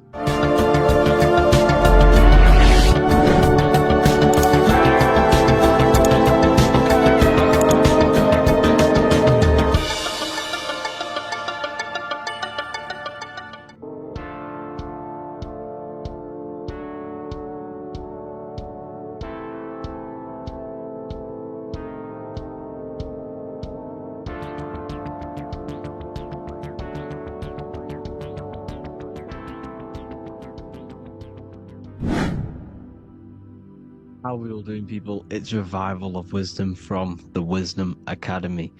Today we're going to be breaking down God, consciousness, and the higher and the lower self, and how to overcome the lower self.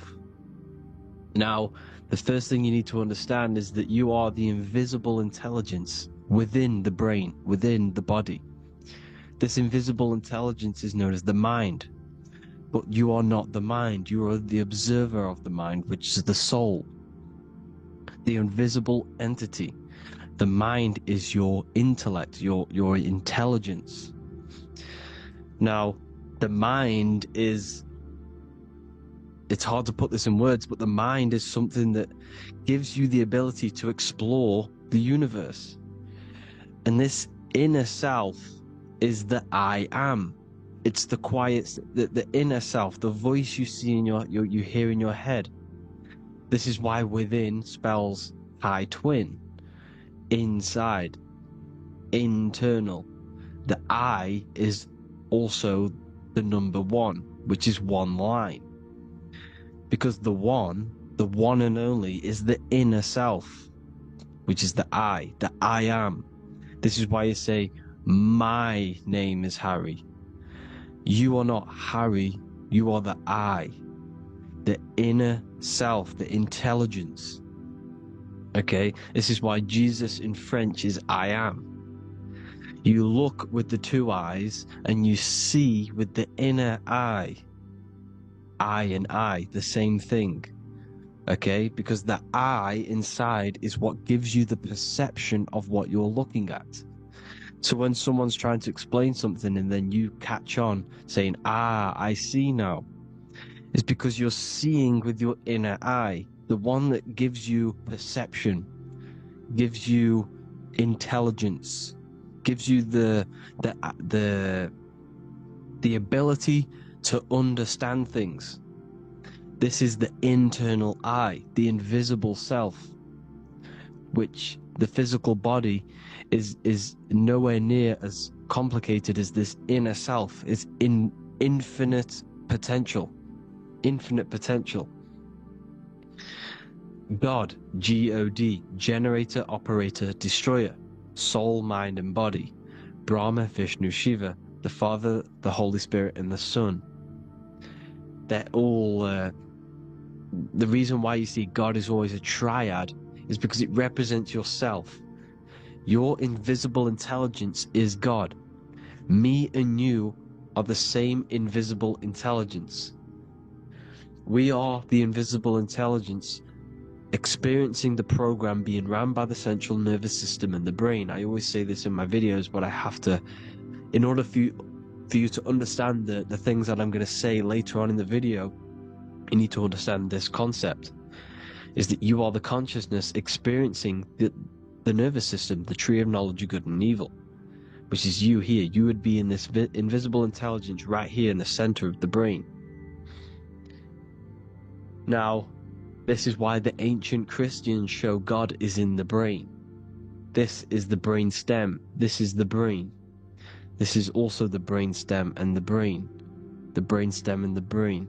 It's all depictions of the brain, because the brain's the computer, the electromagnetic computer, which decodes the demands created by the invisible intelligence, the I, the inner self, you, your true self. The person if you observe what someone moving, this is going to sound, but if you observe someone walking, it's not the body. The body is moving, but the thing telling it to move is the invisible intelligence. Before you kick a football, a decision is made within your invisible intelligence, your mind. And this consciousness, this invisible intelligence, is either stuck between the lower self and the higher self. Okay? When the invisible intelligence, meaning the true self, identifies itself with the physical body, it will trap its mind within physicality. This consciousness that we have is either operating in the lower self or the higher self. It's either feeding the material body or it's feeding the spirit. Okay? But because we are physical and spiritual, we need to be even. We don't want to be meditating all day long, because we do have a physical body as well whilst we are here. We are playing a game in physical matter. Okay? Now, the reason that you incarnated here is to learn a lesson, because the mind can manifest anything it wants within the astral planes, within the world of imagination. It can manifest anything it likes, but it incarnates into matter, into this game, so we can understand labor, because anything in matter you have to labor to manifest, but in the astral you can manifest at the click of a finger. You come here to learn the knowledge of good and evil, and your consciousness, I came out a bit off topic there, but your consciousness is experiencing the lower or higher self. The lower self is manifested in the lower parts of the body: sex, food, and power, the lower three energy centers. These centers are like mini brains. You are literally thinking with these centers. And when your mind is stuck within these lower centers, have you ever heard the term of thinking with your penis, or thinking with your, as a man? Even females maybe, but mainly this is a boy saying, you're thinking with your penis. This is it's truth in plain sight. You think with these energy centers.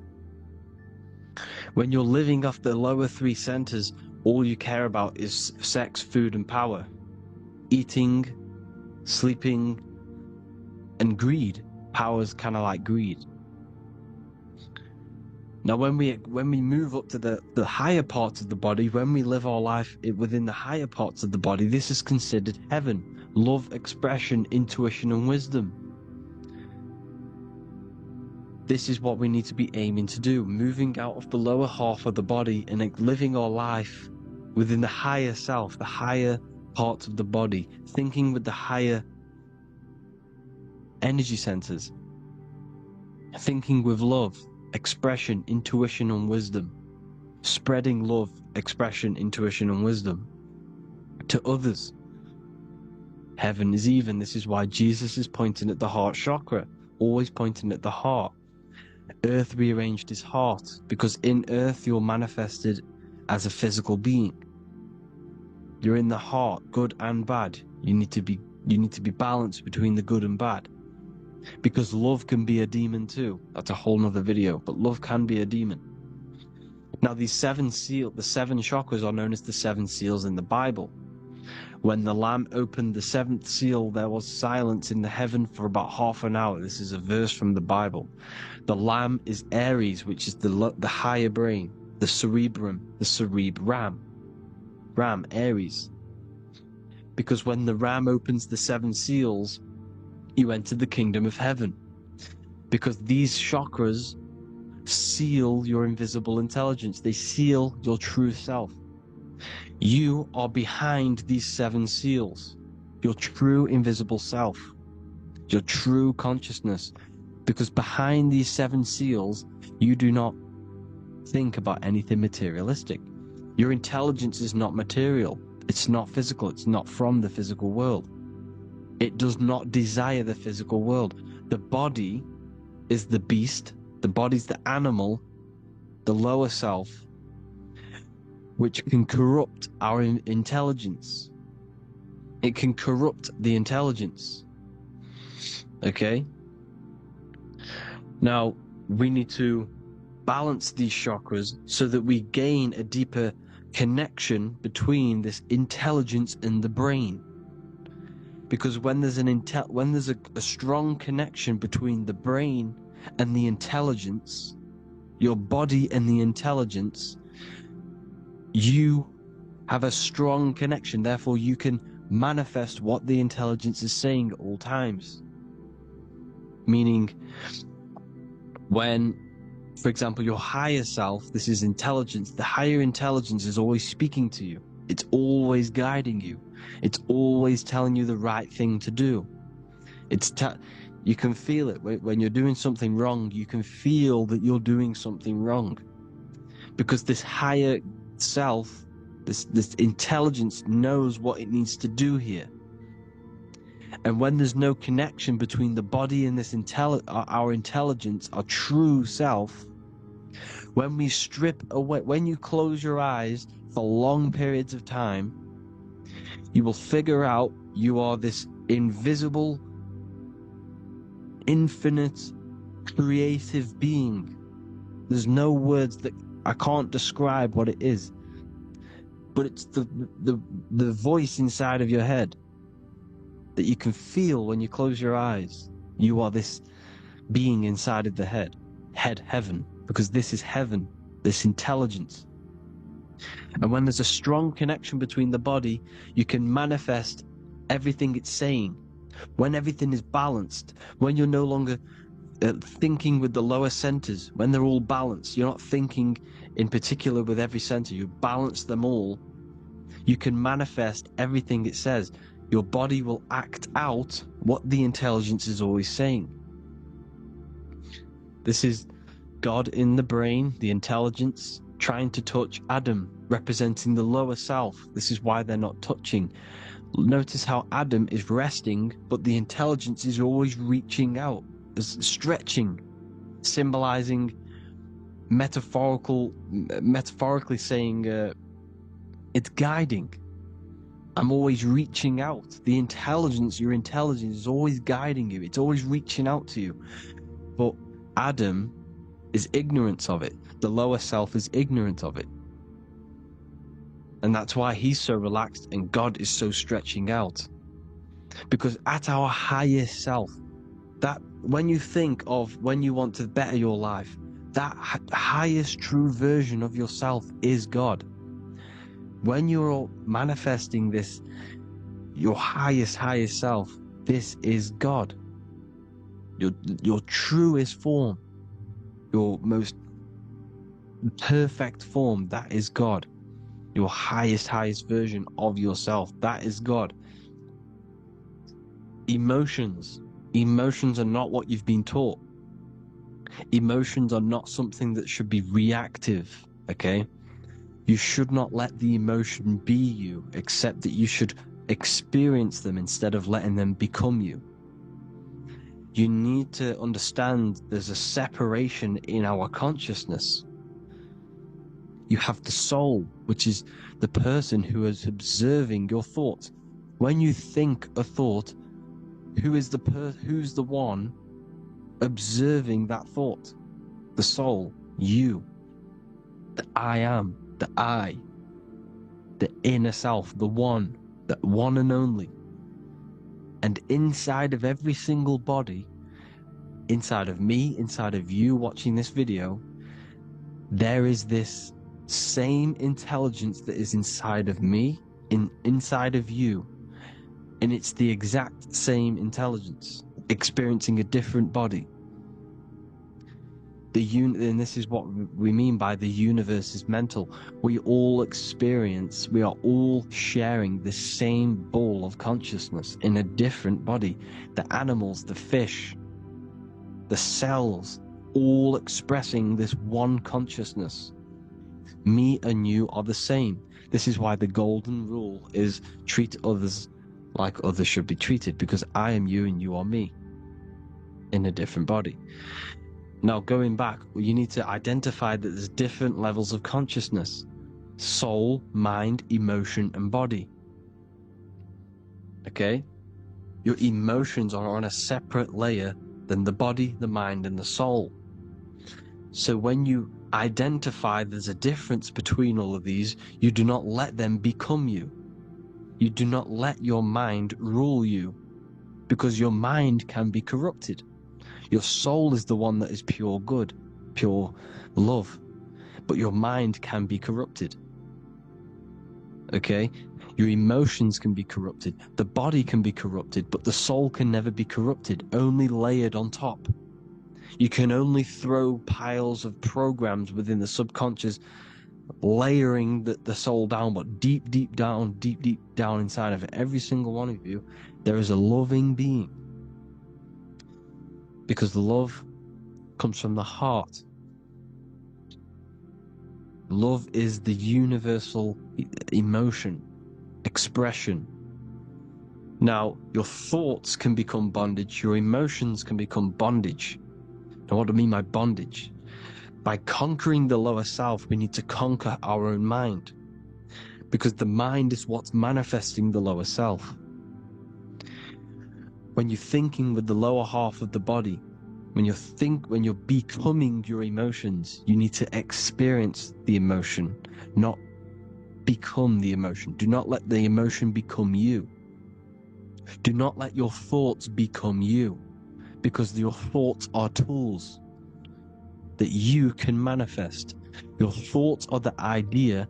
Your emotion is the energy that you can use to manifest that thought. Your emotion is energy in motion, emotion. You use emotion to manifest, to feel as if you already have the thought. Therefore, you become that vibration. Therefore, your emotions are actually a creational force that is given to you to manifest things, because you're a human, a manifester. You're here to manifest things. You're a creator. You are a god. Your inner self, your intelligence, your I am, the one and only inside of you, the inner self, the quiet one, the one that's deep down, the invisible intelligence, is it's creating things all the time. All the time. Speak no evil, see no evil, hear no evil. This is the astronauts, they're Freemasons, but they understand this. Because thinking, seeing, and hearing can corrupt your mind. And when you have a corrupted mind, you'll have a corrupted subconscious. The subconscious will manifest into the body, because 90% of your behavior comes from the subconscious mind. So you got to speak, see, and hear no evil. But sin, what is a sin? To overcome our lower self, to overcome our lower self, the 7 deadly sins are not something that goes against an external God. A sin is something that goes against your inner guide, your inner conscience, the inner self that is always speaking to you. It's always telling you the right thing to do. A sin is something that goes against this inner guide. And this is why you can feel something where you can feel you're doing something wrong, because the inner guide is speaking constantly. And when you commit these 7 deadly sins, which are 7 internal states which keep your invisible intelligence bound to your physical body. Because evil, right? Evil love bondage. This is why they stay in this realm and they control this realm, because they love the bondage of the body. They like matter. They want to stay in matter for eternal life. They don't want to ascend back into the heavenly realms, where you do not have a physical body. You can explore the universe within the astral planes. They stay bounded to the body, bounded to the 3D construct of the physical world. They have greed, lust, envy, gluttony, wrath, sloth, pride. They want all of this. And if you want that, that's okay. But deep, deep down, you don't want that, because your soul is always telling you the right thing to do. Your soul knows what to do to get out of here. It needs to detach from the external world. Detach from all of these 7 internal states which bound you to your lower self, your lower centers. That's what a sin is. You know, you have a left and right brain. The left brain is always analytic. The right brain is metaphorical. So the right brain is producing a holistic view of reality. Now, what do I mean? And not view, perception. When you see, because your eyes are parts of the brain, when you look at something and you look, that image is produced in the back of the brain in the visual cortex. And then the right brain produces a perception, a holistic, it breaks down what you're seeing into a holistic image, a holistic perception. So for example, if you're in a woods, the right brain sees the whole woods as one big woods. The left brain is breaking that perception down into individual trees, branches, and leaves. So the left brain's to do with duality, the right brain's to do with wholeness, unified. The left brain's dualistic, analytic. This is necessary so that we can pick things up and manipulate them and break things down. We need the left brain, we need the right brain. I'm not saying any of them's bad, but the left brain, sinister in Latin, means left. Because when you're left-brained, you see everything in dualistic. You see everything is dual, when everything's actually one. We need to be focusing and strengthening our right hemisphere. I'm not saying sit in the right hemisphere all the time, but we need to be strengthening our right hemisphere. And this is why left is sin and right is right. Because when you focus on the right hemisphere, you see the holistic perception of creation. The right hemisphere sees humanity as one unified consciousness. The left hemisphere sees everyone as individual persons and egos. Because the left hemisphere is dualistic. And this is why the Bible says, cast the net onto the right side of the ship and ye shall find. John 21:6. What does that mean? Cast your energy, cast your perception into the right hemisphere of the brain, and ye shall find unified consciousness. You shall find your higher self, the one and only. If then you have been raised with Christ, seek the things that are above, where Christ is seated at the right hand of God. Wow. Powerful. What does this mean? Seek the things that are above, where the Christ is seated at the right hand of God. God is your consciousness, your invisible intelligence between the two hemispheres. The right hand of God is the right hemisphere. Seek the things that are above the heart. Love, intuition, expression, and wisdom. Seek the things that are above the heart, the higher self, the higher part of the body. Because when you seek the things of love, expression, intuition, and wisdom, you create a strong aura. You attract the same frequency. And this frequency is heaven, God. This is the Sumerian artwork showing the Lamb. This is a step symbolizing stepping upwards, raising up. He's stepping over the Lamb up to the bird. His hand is going to the bird. The Lamb symbolizes the lower self. Okay? The bird with the wings is in the sky. It represents the higher self. This is why angels always have wings, because it represents the higher self in the sky. The lamb is a ground animal, symbolizing the lower self. He's stepping over the lamb to the bird, his higher self, his invisible intelligence. Horus and Set, Jesus and Satan. Look, Horus has an evil brother, Set, just like Jesus and Satan. Horus is a bird, higher self. Set is a ground animal, lower self, which is the devil and the angel on your shoulder. You see? The right and the left hemisphere. The two wings. So, the devil and angels always speaking to you.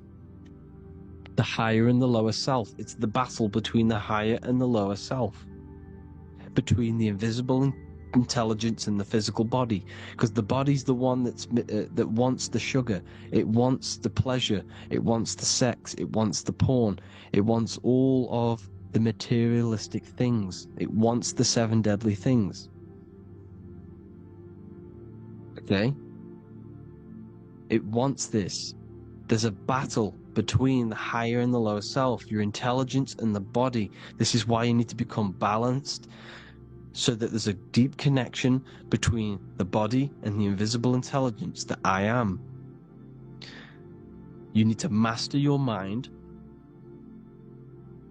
with discipline, and you gain a connection between the brain, the body and the intelligence.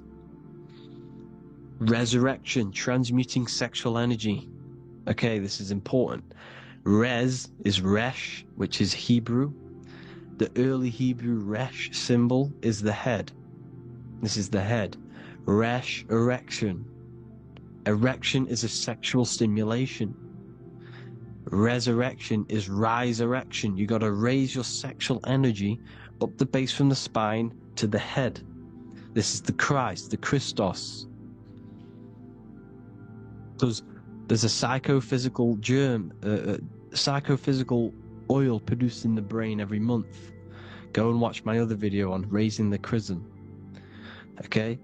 And every month there's this fluid produced in the brain, which takes 2 trips, because one's produced by the pituitary, one's produced by the pineal, magnetic female, magnetic and electric charge. And it takes 2 trips down the spine to the solar plexus, the bread of life in the Bible, or Bethlehem in the Bible, because the River Jordan's your spine. Goes down to Bethlehem. It gets born in Bethlehem, just like Jesus.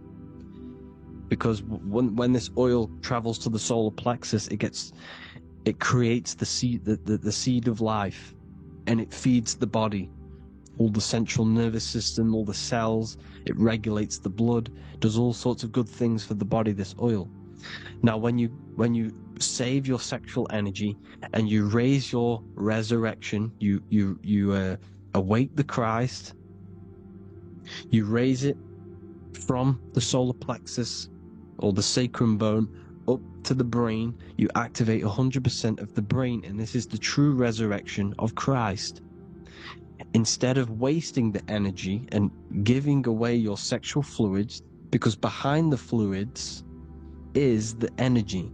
So when you release that fluid, the energy is out there. You've released the energy. Your sexual energy is the most potent emotional force a human could possibly feel. Same with any animal or anything. The sexual urge, the sexual emotion is the most powerful, potent emotion that you can feel. It takes over the whole body. When you feel sexually aroused, it takes over everything because it's so potent. And when you fight the serpent, when you fight the sexual energy, which is shown here in the Egyptians, the cat cutting off the head of the serpent, or Hercules fighting the serpent, or in the Greek mythology fighting the seven-headed dragon, the seven chakras, the serpent is your sexual energy because it symbolizes your kundalini. When you fight it and you transmute this energy, instead of releasing it, instead of acting sexually on it, you can transmute the energy, transfer it from the solar plexus up to the brain.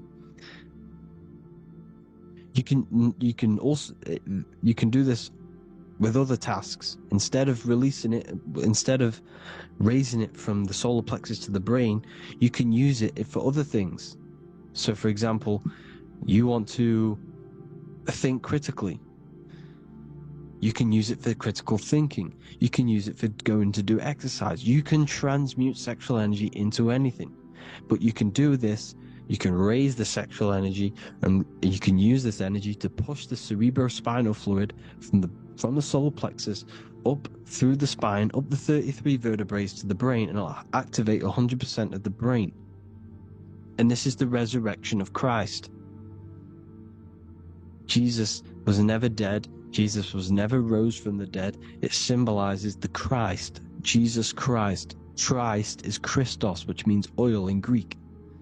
The resurrection of the Christ, the Christos, the oil. When it activates 100% of the brain when it's raised, and it can regulate all the systems, it can regulate all the blood, it can regenerate the body. And this is the true Antichrist. They don't want us doing this process. The Antichrist is not against Jesus, it's against the fluid in our body that makes us live hundreds and hundreds of years and makes us live as gods. This is the true resurrection. And when you fight the serpent, you fight your sexual urges, your sexual emotion, the most strong emotion that you could ever feel. You can do this process. And this is the true secret of transmuting sexual energy. Because when you transmute the sexual energy, you can become a god. And this is why Hercules is fighting the serpent. Notice how the serpent is low. He's reaching down to it. It represents the lower self. Because the lower self wants the lust. It desires sex. The body desires sex. There's a fight between the higher and the lower self. But when there's balance, there's even. Heaven is even. When there's evenness between these, this is the kingdom of heaven. This is when heaven is on earth. So at our highest levels of ourselves, the highest level of our intelligence, this is God. God is something that we manifest. We need to achieve Christ consciousness by battling the body. There is no battle outside of the physical body. It's an internal battle. Jesus and Satan have been externalized. Nothing exists outside of you, because I explained in the beginning how you are the consciousness experiencing the central nervous system. Therefore, there is nothing outside of you. It's all internal. Jesus and Satan have been externalized. Why? Because it's business. The church is a business. It's all a business. They've created these figures to be historical when they're not historical. The Bible's not historical. It's all externalized. It's called exoteric, when the truth is esoteric, internal teachings. So anyways, people, balance the chakras, balance the two hemispheres of the brain, balance the conscious and the subconscious. Balance is perfect, the yin and yang. You are spiritual and physical. You live in day and night. You need to be balanced. Oneness. Seek oneness. And this is the true kingdom of heaven.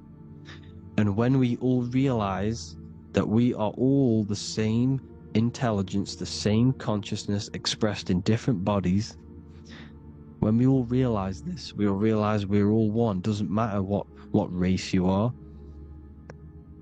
It doesn't matter what race you are, where you're from, your nationality, because none of you are actually from here.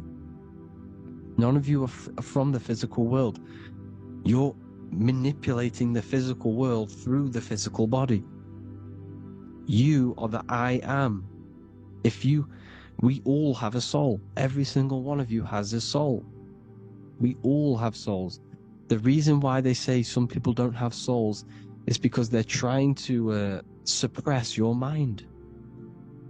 They don't want you to know that you have a mind. That sounds crazy, I know. But a lot of people haven't realized that they have an infinite intelligence called a mind. And behind that mind, if you can observe your thoughts, the person who is observing the thoughts, you have a soul. Everyone has a soul. Don't listen to all these people saying some people don't have a soul, some people do. We all have a soul. Every single one of us. So anyway, you need to break the lower nature of yourself. At our highest levels, we are gods. Our intelligence, our universal intelligence, the I am, the intelligence that's inside of the brain, is God. Our minds are being corrupted within believing that you are the body, and by the result of this is a society like today, because everyone thinks they're the body.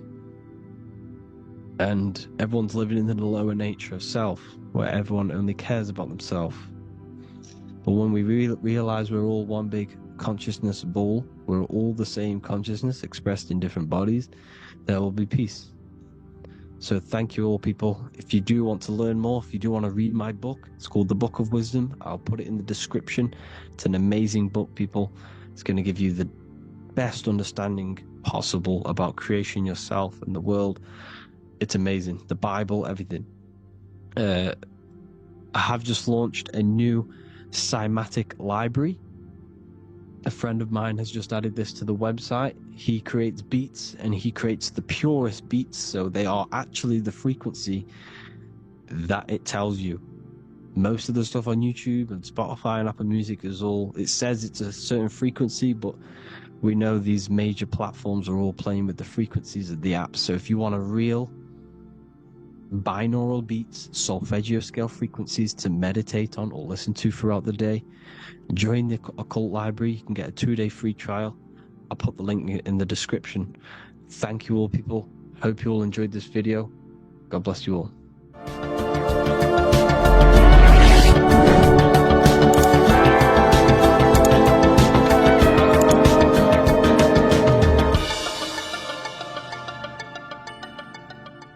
Welcome to Revival of Wisdom. Welcome people, we're back with another video, and this video is about Freemasonry and their connection to the Illuminati. Please, as always, to make sure to hit that like and the subscribe button and turn on the notifications to never miss a video. On May the 1st, 1776, the founder of the Illuminati, Adam Weishaupt, founded this secret organization, and this date can be found in Roman numerals underneath the all-seeing eye pyramid on the $1 bill. This $1 bill also says Anno Coptus Novus Ordo Secularum. This is Latin for announcing the birth of the New World Order. This New World Order will be headed by Lucifer, the all-seeing eye, and followed by the 13 layers of bricks for the 13 elite bloodlines. So your Orsini's, Rockefellers, Rothschilds, Soroses, and the other 9 elite families. So when Adam Weishaupt created the Illuminati, he made it consisting of high-level degree Masons, French and Latin philosophers, and many more powerful people to all become one society. So this is why you see Masons using this same symbol of the all-seeing eye inside the pyramid. But not all Freemasons are part of this Illuminati secret society. As the 33rd degree Freemason Manly P. Hall said in his book The Secret Teachings of All Ages, Freemasonry is a fraternity within a fraternity, an outer organization concealing an inner brotherhood of the elect.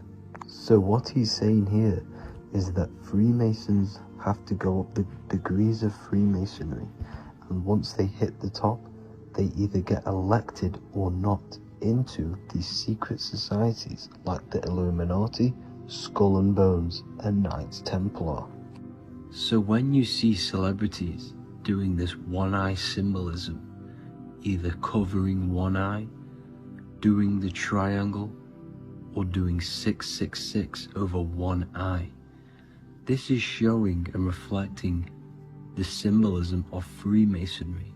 They have taken the oath to never speak on anything they learn about Freemasonry. Duncan's Ritual of Freemasonry book states the oath they have to take. Quote, I ... of my own free will and accord, that I will hail, ever conceal, and never reveal any of the secrets, arts, points of Master Mason's degree to any person whomsoever. All this most solemnly, sincerely promise and swear. Now, this is what happens when they break the oath, stated in this book, quote, myself severed in two, my bowels taken from thence, and burnt to ashes. So this states that Freemasonry comes first, before any law of the land. It has the right to kill you if you break your oath. This is the hand gesture they have to do every time they enter the ritual room inside the Masonic lodge. This is the cutthroat symbol, showing you and reminding you of the oath and what will happen if you break it.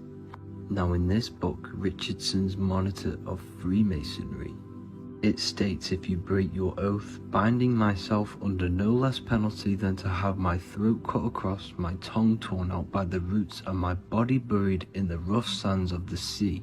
If they do not decide to kill you, this book states this by pointing him out to the world as an unworthy vagabond, by opposing his interest, by dearranging his business. In other words, they have the power to frame you and destroy your reputation to the world, and destroy your business if you break this oath. So yes, they do kill to keep this truth hidden, because this truth of this reality is what keeps them in power. They have the ability to manipulate people, because people do not know what manipulates them. This is why they call themselves the government. They govern the ment, which is the mentality, because the mind is the root cause of reality. They control what you perceive to control what you manifest.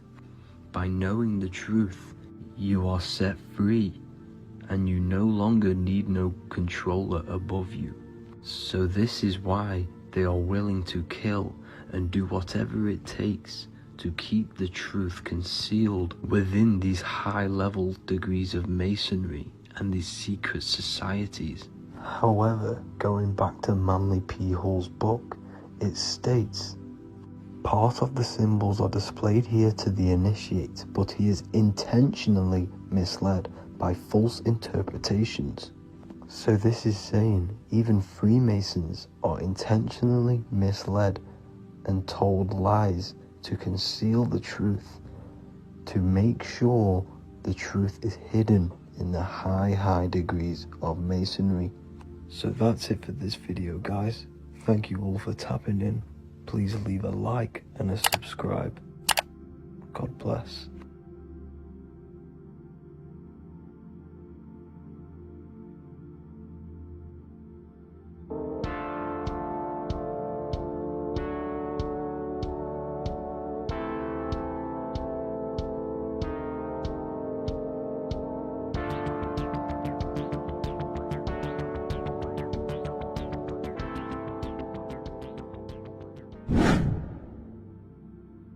What is good, people? It's Revival of Wisdom. Today we're going to be talking about Saturn. I've done this video in the past, however, this video is going to contain a lot more in-depth explanation of Saturn. So the 33rd degree Mason Manly P. Hall said, Saturn is the key to crystallization, physical matter. Light is matter, matter is light. They are interchangeable. Low vibrating light turns into matter, high vibrating matter turns into light.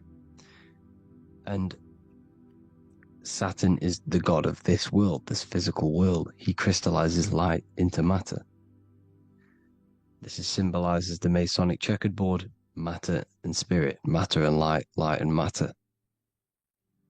He's also the god of time, destruction, justice. He creates and destroys, because all things in time die. He creates and destroys you. So, because we live in this physical world, which is the electric world, this is why we say electricity, because it comes from the root word of El, Saturn. They used to call Saturn El, E-L. This is why we used to say Elohim is God. The real God of this world is Saturn, but it's being hid. This is being hid. Jesus is Saturn. All of this is Saturn. It's all Saturn worship. It's the real God of this world, So, physical matter is a result of two opposing forces equalized on the plane of inertia, because everything is created out of electromagnetic toroidal fields. And these two poles equalize on the plane of inertia, which gives you planet Earth, plane of inertia. The plane of inertia is what Saturn is. It's the ring around the center of the plane of inertia. Thank you to Walter Russell saying, physical matter is a result of two opposing forces on the plane of inertia. This is what Walter Russell says, so please check out his work. He's got many books, many books on light and electromagnetism and stuff like that, so I advise you to check him out. So the torus field gives you the binary code 0 and 1, the female vagina and the male phallus. This is the code for this world. Saturn crystallizes physical matter. Now Saturn is the most outermost layer of the 7 layers of heaven, where it says in the Quran, it says, Allah, it is He who created the 7 layers of heaven. Saturn is the outermost layer. He's the top. He's the most high. So when we say the most high, we're referring to Saturn. He's the most high before the firmament, before the stars. So Saturn is the god of this world. He's the Lord of the Rings. He wears the crown. The crown is the rings. Crown, Kronos. So the planets are luminaries, they are lights, they are beings, they are energy, conscious energy. And we're in the heart of the solar system. Saturn is the outermost layer. He is the one of this world. He's the god of this world. Now, on the North Pole of Saturn, you have the hexagon. Add up all the sides, it creates the 6-pointed star. Or it can be created as a cube. The cube is very important. The 6-pointed star is very important. 6 points, 6 triangles, 6 side, 6, 6, 6. Black cube adds up to 6 in gematria. Now, what did I say in the beginning? Saturn crystallizes the physical world. He creates physical things out of light. You are a light being. This is why we say human. Hue means the light spectrum. Hue, man, we are light manifested into physical forms. Human. And we are incarnated through Saturn. Satan, same thing. The number of the beast is 666, and the 666 comes from the 6.6 triangle, 6 sides of Saturn, 666. We are all known as carbon-based life forms. Carbon, the atomic structure of carbon, is 666, 6 protons, 6 electrons, 6 neutrons. We are materialized into our physical bodies through Saturn, through the number of the beast. These bodies are the beast, it's the animal. The divine, the Christ, is the consciousness within, because you are a physical, spiritual being combined into one, hexed into one. Hexagram. This is a hexagram. You're hexed into physical matter, spirit and matter, light and dark, combined into one. Now you contain of the mark of the beast, the mark of your body. Your body's the beast. It says in the Bible, Satan, who is the god of this world. This world. There are many different worlds, but this world is run by Satan, and it says that in the Bible. Saturn is Satan. It's the same thing. And look at the crown of thorns wrapped around the heart. The soul is in the heart. The mind is in the brain. The soul is wrapped around the rings of Saturn. You're wrapped in physical matter. This is what it's showing you. This is symbolizing the rings of Saturn wrapping you. And the cross on top is the cross of the cube. The cube, the black cube of Saturn, unfolds into a cross. So Satan, who is the god of this world, Corinthians 4:4 in the Bible, Satan, who is the god of this world, has blinded the minds of those who don't believe.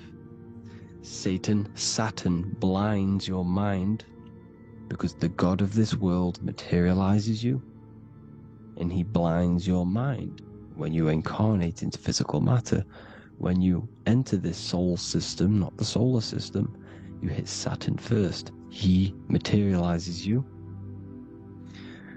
And look at the symbol for Saturn. This is the symbol for Saturn. All of the planet symbols are created out of the Holy Trinity. The Earth, Moon, and Sun. Body, mind, and soul. The sun is your soul, the moon is your mind, the earth is your body. Your body's made out of the 5 elements. The sun is your soul, because the sun is life force. Gives life to everything. Your sun is a soul. Your soul is the sun of your body. The moon is the mind. The moon is the moon of your body, the mind of your body. Intelligence. So all of the symbol of the planets are created out of these. The Saturn symbol is created out of the Earth cross, matter, and the moon crescent, moon, mind, matter over mind. This is why Satan, who is the god of this world, has blinded the minds of those who don't believe. He blinds your mind. Look at the symbol, it's showing you. The Saturn symbol is matter over mind when it should be mind over matter.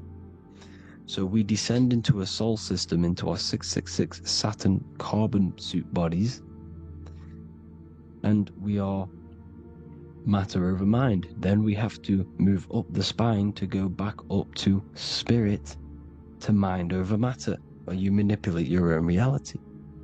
Now look at this, it creates the number 5. 5 is the number of change. You're moving from this side of the number sequence over to the right side. You're moving from the spiritual into the physical world. You're incarnating into the 5 elements, the 5 senses. So the cube, the black cube of Saturn, is another major symbol. Very important symbol. Here you see the cube, and the color black is associated with Saturn because Saturn's associated with death. He creates and destroys. Light and dark. Death is associated with black, spirit, because you can't see spirit, which is blackness. So the black cube is black because Saturn rules the nighttime, which is dark, blackness, and he rules the winter, which is death, blackness. So Saturn is the black cube. Cubes have 6 sides. Up, down, right, left, back, and forward. Cubes are 6-sided. Everything is 6-sided inside of this creation because you're incarnating, you're materializing, crystallizing into the cube, the world of the cube. Everything's a cube. Everything's got 6 sides. Here's Leonardo da Vinci showing you that you're in the cube. Leonardo da Vinci did this famous painting. You're in the cube, you're hexed into physical matter. Where you're incarnated into the 3rd dimension, the 3-dimensional world, which is a cube, 3D. And black cube adds up to 6 sides of the black cube. The Kabbalah means cube god in Arabic. And look at what they do. They worship the cube, the black cube, and they stand in rings like the rings of Saturn. Australia, Denmark, Manhattan, Santana all have these black cubes. You go to New York, you will see the black cube there as well. These black cubes are everywhere because it is the real God of this world. So look at the cross. The cross unfolds into the cube. Xbox, Nintendo GameCube, Sega Saturn, anything to do with a simulated gaming reality, they put Saturn in it because we're in the simulation of Saturn. This is a simulation. And this is why they reflect this through the Xbox, GameCube, Sega Saturn, anything to do with gaming, simulations, is all Saturn. Because we're in the cube of Saturn, the black cube. We're in the GameCube, the Xbox, the Sega Saturn. As above, so below. So they reflect it through the simulations that they create inside of this simulation. Cubes have 8 points for the 8 points of time and space. 8 is the number of time. Everything's cycling, infinity. So, look at the cube. The cube is symbolized as in Judaism. The Judees have the black cube. They wrap themselves in a black band and they cover their eyes into blackness. The black cube for the black cube of Saturn. They use the star as Saturn. And they worship their god on Saturn Day. Because it's all Saturn worship. Look how the Saturn god is wrapped around with these thorns or leaves, just like Jesus is wrapped around his heart. And Jesus on the cross is us on the cross. We are in the cross. We are in the cube. The cross is the cube. And the cross is even in the Saturn symbol. This is another symbol for Saturn. There's 2 symbols. You got this one, the one I've just broke down. And there's this one. This is the cross of Saturn, the cube god, the simulation, the GameCube. Now, Chronos is another word for Saturn. Chronos means time. When you clock into work, you go to the Chronos machine, well I did anyway, and I tap my card on the Chronos, because Chronos is time. Anything to do with time is Saturn. He creates and destroys. Look at the artwork of Saturn with the sand, the time. Look at this, how he's cutting off the baby's wings. He's crystallizing the spirit into matter. He's cutting off your wings.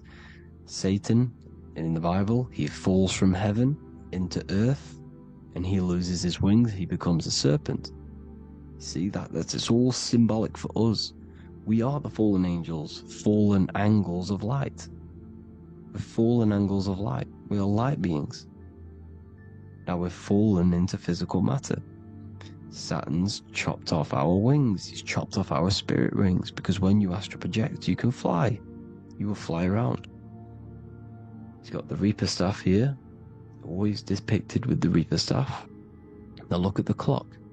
Saturn Day is the 6th day, the number of the beast 666. Look at the clock. 6 take away 12. 12 take away 6 equals 6. 7 take away 1 equals 6. 8 take away 2 equals 6. 60 seconds in a minute, 60 minutes in an hour, 24 hours in a day, 2 plus 4 equals 6. That's 666. Everything's 666 because it's time. Saturn. All goes to Saturn. He's the god of time. We're in time now. We're in time. We're in the time, which is God. The god of this world. The god of time. Now look at this. The Reaper is also depicted as the Reaper. With the staff. The black cloak. Black symbolizing death. Spirit.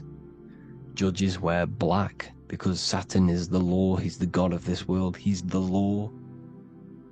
This is why they wear black cloaks. When you graduate from university, you wear a black cloak and a black cube on your head. You've been hexed.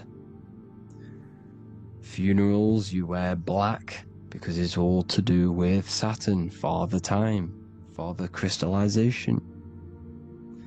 Now Saturn, here's another one of him cutting off the wings of a child. Because he cuts off the wings. He creates and destroys your body. We're in the electrical world.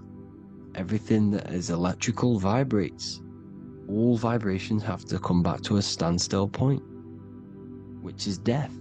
This is why your body dies. Your atoms stop vibrating. Corona. Look at the crown. The crown is the corona. Corona means crown.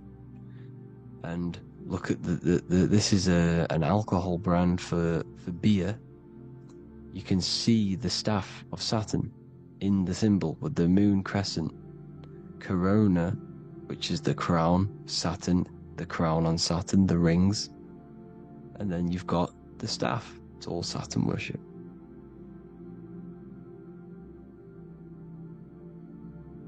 There's the black cubes of 9/11. 2 black cubes. This was a ritual for Saturn. It's all ritualistic. And look at the Star of David, the Star of Saturn. It's not the Star of David. Creates IXXI, the sigil of Saturn. IXXI means 9/11 in Roman numerals. 9/11. It's all a ritual for Saturn, and they have the 2 black cubes of Saturn. Now look, XX. There's more symbolism of Saturn now. We're going deeper. XX is more symbolism for Saturn. The sigil of Saturn is XX, as above, so below. Same with the Star of David. You split it in the middle, as above, so below, as above, so below. XX, this is a Knights Templar Cross of Lorraine. XX, Knights Templar, High Order of Masonry. They all worship Saturn. Well, Saturn's the real god of this world. X Eon with the XX, XXL magazines, which is all to do with famous rappers and stuff like that. When you die, you put XX on the eyes because it's Saturn. He's the Reaper. Is Jesus with the XX crown with the thorns around his heart, around his soul, with the cube on the top, the cross cube. Lil Uzi Vert with the XX Cross of Lorraine. Jay-Z with his alcohol brand, XX Cross of Lorraine. The X Factor with the rings of Saturn. All Saturn worship. The seal of Melchizedek is also Saturn. This is the cube. This symbolizes the cube with the 8 points for the 8 points of space and time. And this is the cube. It's another ancient symbol for Saturn. Here you see the star of Saturn with the Melchizedek symbol around it, which is all to do with Saturn. Here you see an altar, the Holy Grail, the Melchizedek symbol on it, and they're worshipping it. This is why we wear rings, wedding rings for the rings of Saturn. It all goes back to Saturn. Earrings. The 8-pointed star of the ancient Sumerians is all Saturn. It's all Saturn. So, the ancients, the symbols of Saturn goes on forever. It's in all of the major corporations. You can see it everywhere, the rings of Saturn. Toyota is an obvious one. Internet, Nike, Target, Sega, Saturn. It's all Saturn worship. All Saturn worship. Because he is the real god of this world. Here's Kanye West's album with a Saturn here. Here's Michael Jackson's album saying escape. There's the X again. The X, escape. You have to escape this reality. Maybe that's what he's pointing at. Here you see it on the dollar bill. The star of Saturn. Here you see it again on the dollar bill. So that is it for today's people. I hope you all gain some insight on Saturn. Please like, comment, share if you can. Subscribe if you like the channel. Please have an amazing day. God bless.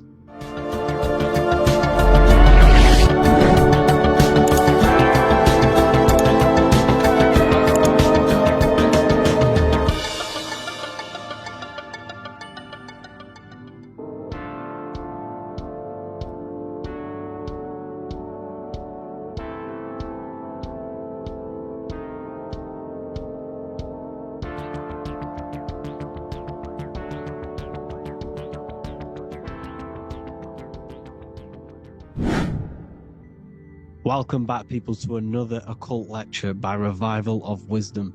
Today we're going to be talking about magic and how it's being used on us for the New World Order.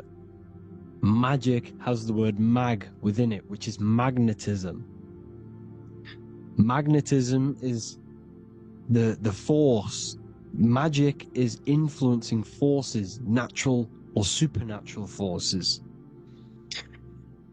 and using it for a certain agenda to gain something out of it. Now, magic is not what everyone's being thought. It's not some sort of fantasy thing. It's actually very common, and we all do it, whether you believe it or not. Magic is all to do with the mind. As I said, always say in my lectures, your mind is what creates matter. Your mind is what creates your external world. So it's all about manipulating and planting seeds within the mind, because your mind is a garden, and thoughts and words are seeds which are being planted in that garden. Your life, your physical life, the people you have in your life, your friends, your car you own, the job you have, is all a reflection of the thoughts that you've been thinking in the past. You are where you are in life because of the thoughts that you've been thinking. Therefore, your life is a direct reflection and manifestation of your mind. The Garden of Eden. Okay? The mind is what they are targeting. What you see, say, and hear has a direct effect on your mind. Me talking to you is influencing you. The words I'm saying is planting seeds within your mind. Now it's up to you to consciously act on these thoughts or these words, or to maintain these words. As above, so below. As within, so without. What's inside of me is outside of me. What comes into the storehouse comes out of the storehouse. You have the left, you have the right, you have the up and you have the down. As above, so below. Whatever is in your mind will be expressed in some sort of way, consciously or subconsciously, spiritually or physically. The mind is what manifests everything. And this is what we need to understand. We need to understand is that the mind is not physical. All things spiritual manifest physical. All things seen come from the unseen. The words you're thinking, that everything you have is coming from the unseen. The actions that you do come from the unseen mind. Another expression for as above, so below is you are the universe itself. You are a universe, a mini universe. But just because you are mini does not mean you are the whole thing. If I take a little piece of infinite, let's say there's an infinite light source. Let's say I take a little chunk of that infinite light source. That little chunk I took is still infinite, because it's been taken from infinite. You are the universe. Your awareness, your mind is the universe. It's information. You are the universe experiencing itself. This is why we say we are all God. As above, so below. What is in me is outside of me. The sun, the physical manifestation of the sun, is your soul. The 12 constellations are manifested in the physical body. The 5 elements are manifested in the physical body. They're manifested in the 5 fingers you have. As above, so below. This is manifested, well, this is a symbol, symbolized in Freemasonry and secret societies as the 2 pillars.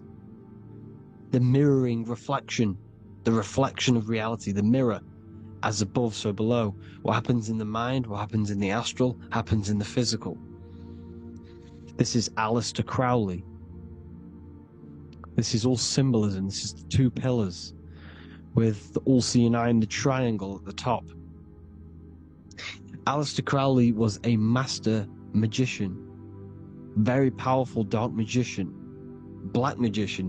There's 2 types of magic. You have white and black, just like the checkered board, the Masonic checkered board. You have white and black. You have good and evil. White magic is influencing natural forces to gain something that will help the collective consciousness, help the collective, help the earth, help other people. Black magic is something you manipulate something so you can get something personal out of it. Doesn't matter if it's good or bad. It's still considered as black magic because you're being selfish. Everything you do should be contributing towards the collective consciousness and helping others. And this is why the ancients lived in a system where everything was in unity. We understood that I am you and you are me. What I do to you happens to me because I am you and you are me. We are the same mind substance on the inside. We're all the same mind substance being expressed in different bodies. So what I do to your mind will have a ripple effect on my mind because all of our minds are connected within the mental plane. So this is why they know all this knowledge. They know all this knowledge. So yeah, this is the mirroring effect of reality, the 2 pillars, or symbolizes the number 11. The number 11. We'll go deeper into that. The technology we're using is magic. It's a form of magic. Television is tell-a-vision. They're telling a vision into your subconscious mind, into your memory. And when you turn on the tele-vision, you get a program because they're telling a vision to create a program within your subconscious mind. You see, the conscious mind is only 10% of your mind, which is to do with your, what you're aware of, your 5 senses. What are you consciously aware of? Well, I'm aware I'm here, I'm talking. I'm aware of what I'm wearing, the 5 senses, what I can hear, taste, smell, hear. What I'm wearing, I'm aware of what I think of. But the subconscious mind is the 90% of your mind. It's the hidden part of the mind, which is telling your heart to beat, telling your body to breathe. It's storing all of your emotions. It's storing everything you see, storing all the belief systems that you have. It has everything. It stores all of the habits you have, the values. It stores everyone's name that you know. All the words that I'm speaking right now is all coming out of the subconscious. Everything is subconscious. And it literally manipulates 90% of your daily basis behavior. Most people don't know this. What you did yesterday is what you will do today because of these beliefs and mental programs within the subconscious, stored within the subconscious. So the subconscious is what they're aiming at. They're trying to create programs within the subconscious because the subconscious manifests 90% of your thought patterns, 90% of your actions and words. They know all this stuff. So the subconscious mind is the most powerful part of the mind. Another way the subconscious manifests and influences your life is, let's say you were in a car crash years and years ago, 10 years ago. Let's say you're in this car crash, right? And you really hurt yourself. The emotion you felt in that time when you were injured in that car crash had a great impression on your subconscious mind. You see, the stronger you feel something emotionally, the stronger impact it has on the subconscious. You can remember and recall that moment, and very vividly, because of the impact it had on the subconscious. Another, for example, you become that terrified of cars that it manifests into your life today, that you are wary to go in certain cars. You don't want to go in cars at all, maybe, because of that moment that stored within the subconscious. And it will manifest into anxiety. It will manifest into not going into cars. It will manifest into depression, maybe. These things, these emotional, very emotional, traumatic events have a great impression on our subconscious, and they control your life. This is why you need to meditate and let go deep within yourself and let go of these internal, deep emotions that you may have repressed and keep pressing down and ignoring. But you need to address it and let go of these subconscious impressions you have, which are controlling your life, like anxiety, depression. All of these things are stemming from things that are stored within your subconscious years and years ago, more than likely. Broadcasting. They're casting spells to a broad audience, to news, north, east, west, and south. They're casting spells. No, if you watch the news, everything's red. Breaking news in red writing or the red background, everything's red. Why? Because red's the root chakra, which is all to do with survival. They want to stimulate this root chakra because they want you down there in survival mode. They want you in survival mode because you're easier to control. They control out of fear. And not only, they're casting these spells as if, because most of the things they cast in the news hasn't already happened. They're constantly bombarding you with, there might be a war breaking out, war this, war that, kill here, kill there, murders. It's impressing, it's casting spells on your subconscious mind. So when the event does turn up in real reality, in physical reality, you're less emotional, you're less surprised. You're not as surprised because you've already heard it before. Your subconscious has already heard it all before. If you never heard of a war and then a war broke out, you'd be going crazy. So they subtly program your subconscious mind through the words, because the words they say is impressing your mind. It has an effect on your mind, which will have an effect on your behavior, your words, your conversations you have with people. They're casting spells to north, east, west, and south on the tell a vision. They're telling a vision by broadcasting, by saying spells. This is why we call it spelling. Even the word, listen, the words we say cast spells. Bless. Oh, bless you. That's be less. The subconscious mind only picks up literal things. You see, when I say bless you, your conscious mind picks that up as, oh, thank you, you're blessing me. But your subconscious picks up as be less. You see?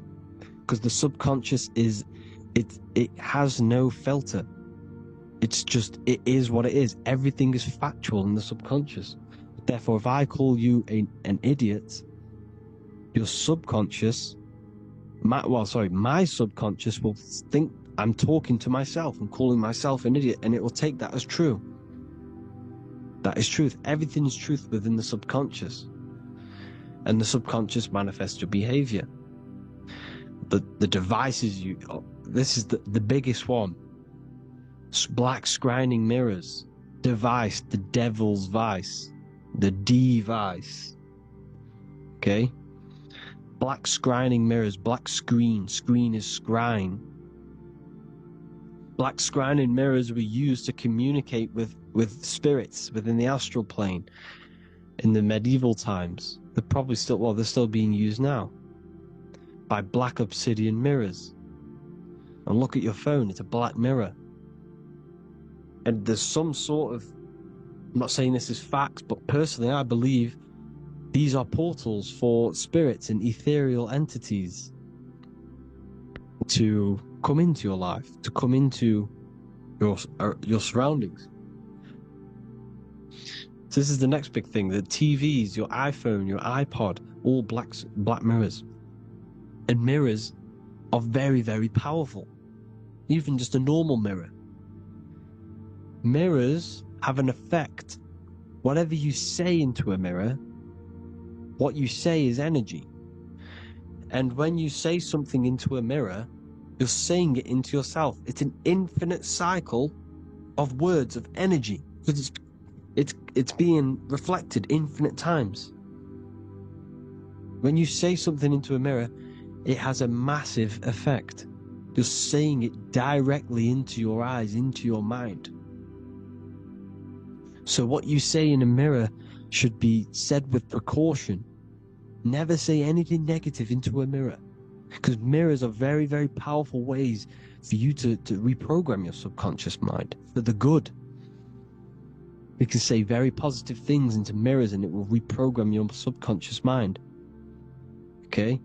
Manifesting is all magic. It's all magic. Everything is magic. But consciously doing it is what they're doing. They hid this knowledge. Your phone is magic. It manipulates your mind. The iPhone. Okay? See, magic isn't all of this with wands. See, Harry Potter, okay, that was created to give you this perception of a mystical and amazing form of magic with magic wands and all sorts of stuff like that. Yes, that stuff was true when the collective conscious minds were on a higher level and our belief systems believed in these things, because the universal mind, all of our minds contribute to reality. If the masses don't believe in magic, if the masses don't believe in a certain thing, it's going to have an effect on physical reality. So when the collective minds are higher and have more open minds, things like Harry Potter can come true. See, it's all in the mind. The iPhone, the eye is the symbol for the mind, the invisible intelligence. The triangle is the ethereal plane. Okay? So the eye in the triangle is the eye that sees into beyond the ethereal planes. The square is the physical plane. So the iPhone, your phone, is a black box, just like the Saturn black cube. It's a black mirror. It's taking photos of you every 2 seconds. And it's your mind. Your mind is in that phone. Everything you like, everything you text, everything you type in Google, everything you say to someone, every conversation is all recorded on the phone. Therefore, it is a direct reflection of your mind. Your mind is imprinted into your phone because your mind, everything you think in your mind, you're manifesting into typing, saying, taking pictures into the phone, and it's collecting it and storing it. And what they're doing, and this is for all forms of magic, it's manipulating the mind. It's all manipulating the mind. Reels, Instagram, TikTok, this is all dopamine. It's all controlling the mind. Every like you get, every follow you get, every share that you get is dopamine within your brain. They're literally targeting targeting your brain and mind. It's all manipulating, because what they're pushing through the phones, through the media, through the news, through the televisions, is visions and programs. You are the one manifesting the New World Order. They're not manifesting the New World Order. They're giving you the information so you can manifest the New World Order. Everything they say is contributing to your mind. For example, digital money and all the information they put out for you to see is contributing to your enslavement. Your mind is manifesting the New World Order. They know this.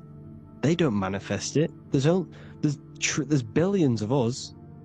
We could easily run over them physically. But on a mental level, these people have the knowledge and they hide it from us, and they let us manifest reality because we are the collective. They give us the information which manifests their agenda. It's all magic through the phones, the media, the television. So your phone is a manifestation of your mind. It's a record of your mind. Hollywood, holly tree, holy tree. They used to make wands out of holy trees, because it was the most holiest wood, the best for casting and transmitting energy. So they used holly trees to cast spells. That's what Hollywood is. And in Hollywood, they have the red tear, the blood drop, next to the Hollywood sign, because it's all satanic. They're all black magicians. They use Hollywood to cast the spells through the music, through the films. You see, music is a form of magic. All of this is magic. Everything they do is a form of magic, because they want an agenda behind it. But it's not black magic. They're letting us create our prison. This is what you have to see. Yes, they're evil, but they're not doing anything evil, or else they would face the karma. They let us manifest this agenda through giving in the information, by telling you what's going to happen in the movies. Everything that happens in a movie, it's all there on purpose to program your subconscious, to plant a seed within your garden, your subconscious, your mind. Because when the mind has already seen something, when it comes up and turns up in physical reality, you will be less shocked and you won't rebel. So they lure you slowly. They make you aware of these things over time. They make you gradually think it's okay. Like the technology, we never used to use these phones. How did we become so addicted and reliant on them? Well, because first they gave you a little flick phone. Well, no, sorry, they gave you a phone in your house, and then once you got used to that, they say, oh, here's the newest version of a little flick phone. You started texting your friends. Everyone was loving it in high school. They could now meet up without saying, let's meet on the weekend at this point at this time, like your parents probably did. Or maybe some of you watching this, you probably had to tell your friend to meet on the weekend at a certain time because you had no way of communicating. So everyone got these phones and got addicted to them. Then they slowly got addicted to the new iPod with the touch screen. Now they invented touch screen. Then everyone got addicted to touch screens. Then because all of this is producing dopamine in the brain, which creates you to become mentally addicted to things, and physically addicted, chemically addicted, because dopamine's a chemical. Your subconscious becomes a program within your subconscious, and your body becomes chemically addicted to these phones. And these phones are the enslavement of humanity, technology. Without this, we wouldn't be in this mess, without technology. Because they're creating a hive mind. We're creating a hive mind. So back on track anyways, they program you. Look at the films, 9/11, 9/11, all produced by Hollywood. Here's the 11, like I said at the beginning, the two pillars which reflect reality. What happens in the mind happens in the physical. What happens in the astral happens in the physical.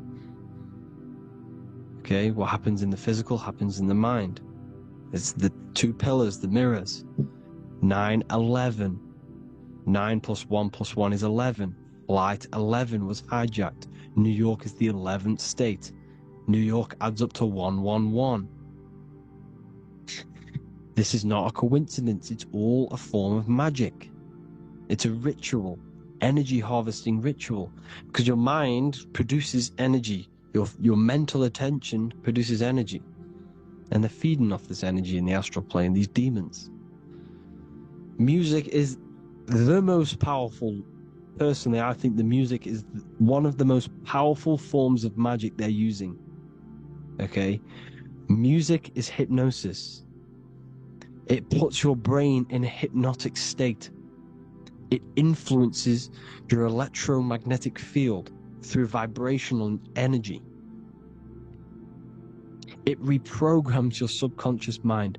Why do you think you remember the lyrics? You see, your subconscious stores all of the memories. Remember, the subconscious manifests 90% of your behavior. So therefore, the music you're listening to is manifesting your behavior. You wondered why some people wonder why they have drug addictions and they can't get out of violence and they can't get out of all this negative mind space. It's because the music they're listening to is creating a negative mind space. The words you listen to have plant seeds within your mind. So the reason you remember the lyrics is because that song created a program within your subconscious. Yes, that is what happens. You can use magic to reprogram your mind, but you can use music to reprogram your mind, because it's all forms of magic. It's using natural mental energy forces to manipulate the physical reality. You manipulate your mind, you manipulate reality, physical reality. Okay? So the music, another very, very big one. When you turn on the radio, it's just all talks about alcohol, drugs, and sex, because they want you down in the lower three chakras. They want your mind attached to matter when it's mind over matter. Your mind's not physical. You see, the word spirituality is the new trend. It's not about your spirit. It's not about your spirit. It's about your mind. It's not about, spirituality and looking after your spirit, and they've got you focused on your spirit. Why? Because they hide your mind from you. You see, a lot of people think their mind is their brain, but the mind is everything. There is no physical reality without mind. You can have a brain. Imagine if you had no mind but a brain. It wouldn't work. The mind is everything. The mind controls your avatar. It begins in the mind before it happens in the brain. Then the brain manifests through the body. The brain's just an electrical computer. So that, they've got people scared, or do I have a soul or not, and all this stuff. Listen, if you have a mind, you have a soul, because you are not the mind. This is why everything is sort of an illusion, because beyond the mind is your soul. But what is the soul without a mind? You can't have a soul without the mind. But if the mind didn't exist, the soul doesn't exist. You are the person listening to your mind. I shouldn't say person, because you're not the body. You're the entity behind the mind. But if you didn't have that mind, you couldn't understand what you even were. You would just be an observer who couldn't think. So yes, we all have a soul. If you have a mind, you have a soul. Everything is mind. Everything has mind. Mind creates everything. God is mind. and they're manipulating your mind through TV, your phone, every little thing. The school, it's all about the mind, people. Control your mind, you control your reality. Just the last thing, here you go. Aleister Crowley, the Dark Magician, Kanye West doing the exact same thing because they're implementing magic in the music. Here's the Beatles with Aleister Crowley in the background. Bet you never noticed that. Aleister Crowley was influencing music and placing magic within the music to influence the subconscious. This is what Baal worship was. This is why they killed children. They sacrificed these children. Why? Well, because in order to ascend, in order to raise your consciousness internally, godly, by being good, God, or being in order to be good and raise your consciousness and to get something in the physical world, you have to sacrifice yourself. And what do I mean by that? In order to raise your consciousness and ascend, you have to sacrifice the lower nature of yourself. You know, you've got to abstain from having sex to retain your sexual energy, to transmute it. Or staying away from negative, poisonous foods like meat. So, staying away from blood. We shouldn't be consuming other animals' blood. We should be keeping our blood pure. We are humans. We shouldn't consume chicken blood, chicken germs. We are the most divine creatures on this creation. We are the most intellectual creatures in this creation. Therefore, we should keep our temples pure. We are not animals. If you want to associate yourself with an animal, go out in the wild, go and find a wild boar, and go and try rip its guts out with your bare teeth, because you can't do it. You're not a carnivore. Okay? So in order to ascend, you have to kill and sacrifice your lower part of yourself to ascend up to your spirit self, your mind self, the highest version. And the elites don't want to do this. So they sacrifice other things like babies to kill them, to exchange their life over to the astral plane, so these demigods in the astral plane can give them something in return in physical. They don't want to sacrifice their lower self, so they sacrifice other things for exchange, for physical pleasure. But the godly person sacrifices their lower self for their higher self to do good and ascend.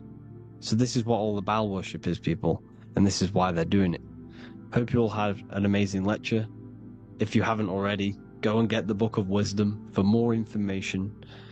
You know, I don't go into dark stuff in this book, because all I do is enlighten people in this book. You can get it in Spanish, English, German, Italian, and French. Worldwide shipping. You can get the PDF or paperback. Or there is also a new one called the Human Health Guide 2.0.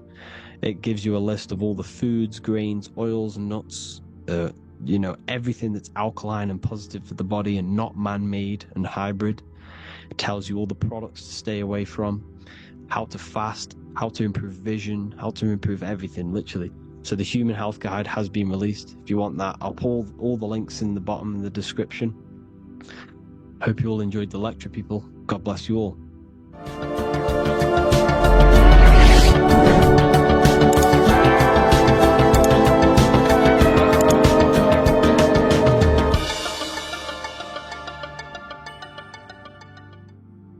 You are not breathing correctly. 98% of people only use a third of their lungs capacity, which is shallow breathing, which ages you, lowers your brain capacity, and also lowers your state of consciousness.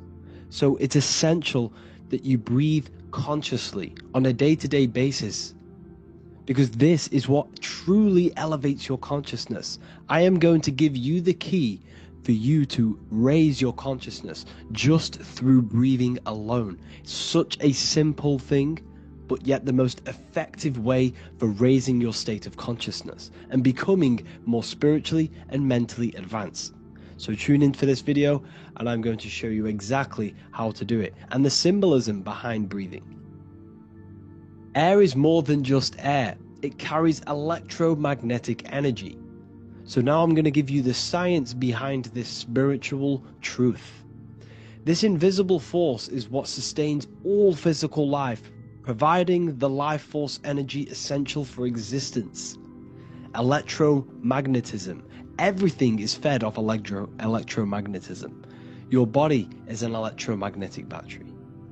Now, we can prove that air carries electromagnetism just by doing a simple test, a simple scientific experiment, by getting liquid oxygen and pouring it between a north and south magnetic pole, two polar opposite magnets. We see that the liquid does not fall straight through it.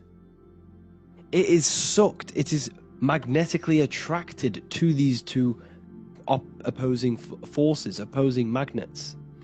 This is proof that air, liquid oxygen carries electromagnetism. When you are breathing electromagnetism, the essential life force behind all living beings. This is known as energy or prana, chi, ether or spirit. This is all the same thing. Air is not just empty space, it is energy. It is prana, it is life force, it is spirit, it is ether, chi, prana. You are an electromagnetic being. Your consciousness is in direct correlation with your electromagnetic aura or biofield around your body. Your state of consciousness is mirrored within this field around your body. Now your breath, when you breathe in, you're breathing electromagnetism or life force. Breath is the vital link between the physical and the spiritual, bridging the body with the soul.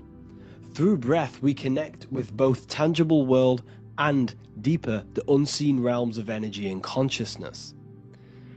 Breathing deeply and properly elevates our consciousness, enhancing the brain's functions, heightening the sensitivity of our five senses. It also brings a profound calmness to the mind, creating a state of clarity and inner peace. Like I said earlier, breathing properly is the fastest way to elevate your consciousness. It is the fastest way, because breathing, when you stop breathing, what happens? You lose physical consciousness. Your body will shut down if you do not breathe in this vital electromagnetic energy in the oxygen. If your body does not get this for 5 minutes or however you can last without breathing, this makes you lose physical consciousness. Your body will not survive without this essential life force energy. Therefore, air is one of the most overlooked things. This is why we see the symbolism of Buddha having a big belly. Why does he have a big belly? Because it's symbolizing breath work, proper spiritual breath work, the certain teachings of breath work, of when you breathe in through the nose, you have to breathe in through the nose. You don't want to breathe in through the mouth, because the nose acts as a filter which catches dust particles and filters out the air before it enters the lungs. The mouth does not do that. The nose is for breathing inward. We breathe in through the nose, and when we breathe into our belly, not our lungs. When we breathe into our belly and our belly expands outwards, we are then moving this energy down from the nose down the spinal column. And when we breathe back out, the belly goes in, which is raising the energy up the spinal column, back out through the mouth. This is the true way of breathing, because when we breathe, we are moving energy. We are moving electromagnetic energy. When we breathe in through the nose, the energy travels down the spinal column, And when we breathe out, we are raising this energy back up the spine, some of it going out the mouth, and some of it reaching the brain, activating dormant brain cells in the brain. But when we breathe, we need to make sure we are using 100% of our lungs' capacity, because the lungs is what transforms this special energy into consciousness, physical consciousness. So this is why Buddha has a big belly. It's not because he was fat. It's not because he was overweight. It's symbolism. It's symbolism of breath work. So try this. Do this for 2 minutes while you watch this video. Breathe in through the mouth as hard as you can until you no longer can fill any more air into your lungs and belly. Breathe it into your belly, not your lungs. And breathe out through the mouth. Do this for 5 minutes or 2 minutes, however long. I promise you, breath affects your consciousness. You will notice the difference. If you do it quicker, the quicker it'll affect your consciousness, and you might go lightheaded. But that lightheaded is you activating your spirit, your energy body. So try this just when watching this video. When you breathe consciously, you are renewing both your energy body and astral body, aligning your consciousness with a higher state. This practice feeds new life force energy into the body, revitalizing and enhancing your overall well-being. Like I said, your brain requires the most amount of oxygen. When we have shallow breathing, this is reducing the brain's capacity. Because when we are not breathing properly, which 98% of people are only using a third of their lungs capacity, we are essentially only using a third of our consciousness, because your breath is directly correlated to your consciousness, your state of consciousness. When you breathe in through the mouth, out through the mouth, out in through the nose, out through the mouth, consciously and deeply for 5 minutes, you will notice that your senses are more powerful and sensitive. Your brain is quicker.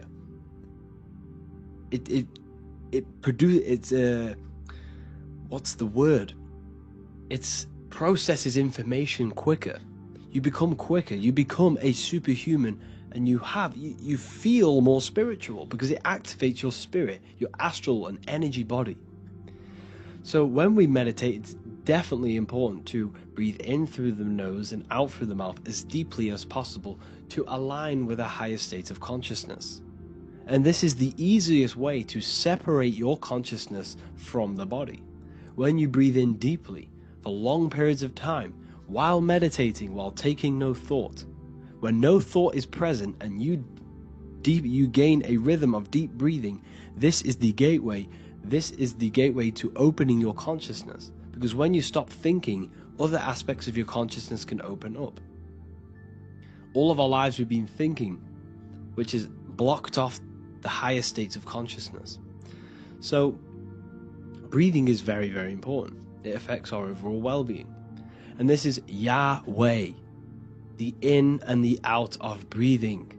When we breathe in, this is Yah. You can hear it. It sounds like Yah. And when we breathe out, that is Way. This is the name of God, apparently. But God is within you. You can connect with God. You can connect with source consciousness within you by breathing, by raising your state of consciousness through breathing and meditation. This is why the Bible tells you the Spirit of God has made me, and the breath of the Almighty gives me life. You are consciousness. You are God. You are an extension of God's consciousness. Job 27:3. As long as my breath is in me, and the Spirit of God is in my nostrils.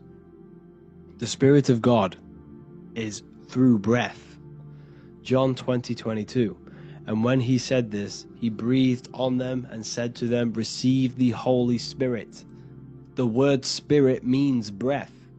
In Greek, Hebrew, Latin, it all means breath or wind or air. The Holy Spirit is a certain way of breathing, a breathing technique that elevates your consciousness, that syncs you up to a holy consciousness, an elevated state. That is the Holy Spirit. That's why it tells you in the Bible, when he said this, he breathed onto them. He breathed onto them and said, receive the Holy Spirit. You must breathe to receive the Holy Spirit. When you breathe, you are renewing the body's energy. You're taking in new life force, which is regenerating your cells, regenerating your brain, nervous system, and also connecting with consciousness, pure consciousness. This is not something that we should be doing during meditation. Yes, it is. We should be doing it during meditation, but this is something that we need to apply all of the time. This is the fastest way you can raise your consciousness. I just want to say, all of this knowledge is inside of the Book of Wisdom, Volume 2. Make sure to give a like and a comment on this video to help the algorithm. And let me know what you think about the last book or this book if you have read them, to let the new people know what they're looking at with this book. This is truly life-changing, the Volume 2 and Volume 1 is truly life-changing. You can get them in a bundle also. Learn hidden knowledge inside of the Ethereal University. This is where truth seekers belong. I'm not here to try sell you this, but this is the place for truth seekers. And if you are serious about your spiritual journey and serious about gaining knowledge, which gives you the advantage over life, join Ethereal University. This will definitely help you. Thank you for watching this video. Please leave a like and comment. Make sure to give me any suggestions on videos you want me to make in the future. Thank you all. You don't just have a physical body. You have a physical, mental, spiritual, and emotional body. Each one of these aspects are a body of its own. Body does not just refer to a physical substance. You have a mental body for thinking, an emotional body for your emotions, a spiritual body for your energy in your astral form, and a physical body to encapsulate all of these. Each four of these aspects are essential for the human experience and essential to balance. Now, today we're going to be syncing the four aspects of your consciousness with the four seasons and the four elements, and how this ties into the Bible. So we have four physical elements. We have 5 elements in total, spirit being the most important, but spirit is pure invisible. We have 4 physical elements. We have air, fire, earth, water. Earth and water are feminine. Air and fire are masculine. Air and fire are active. Water and earth are passive. The air corresponds with the mental body of consciousness. This is where your intellect, this is where your communication, this is where your thoughts, intuition all comes from. This is the mental body of consciousness that allows you to think, allows you to process, figure things out, and have intellect and gain knowledge. This is your intellectual aspect of your consciousness, located in the head region. We have a fire nature, a spiritual nature. This is our astral body. Our astral body is all to do with the subconscious realms, the higher realms of consciousness. This is the body that allows us to be free from the physical body. Our spirit is more of our energy. Water is our emotional body. This is what allows us to feel things, that allows us to gain intuitive feelings of conscience. So emotion allows us to understand what is right and what is wrong. When we feel something bad, we know that this is wrong. When we feel something good, we know that we are doing good. Emotions are a creational force that allows us to feel certain things to bring them into existence. Our emotional body is a creational force and should not be reactive, and they should be controlled. Most actions are stemmed from emotions. Actions bring thought into physical existence. Emotions are the driving power. They are what drives your actions. The thought, then the emotion, then the action. Earth is your physical body. This is your physical state that allows you to take mind and emotion into action, into fruition, into physical matter. This is what your physical body allows your consciousness, your soul, to interact with the physical world and bring things into physical existence. The physical body, the physical world, is an outcome and an effect of the thinking mind. All physical substance comes from the thinking mind. The pen, the phone you're holding, the microphone I'm speaking into, all began as a thought in the thinking mind, then it was brought into physical reality. Earth is the most dense. So it goes in this order: body, emotions, spirit, mind. The higher you go up, the more lucid and fluidic it becomes. The lower you go down, the more dense and dull it becomes. Air is the mind, fire is the spirit, water is the emotion, earth is the physical body. So this is why you are a microcosm. You have these four things within you. You contain of these four elements, which correspond to the four bodies of your consciousness, the four bodies of the soul. You are the soul. You are the spirit. So this is why in Theologians 4:17 it says, caught up together with them in the clouds to meet the Lord in the air. You don't meet God or the Lord in the physical air, in the clouds. This is clearly a parable. A human being cannot go up to the clouds and meet a mystical man in the clouds. This is obviously a parable, a metaphor. The air is your mind.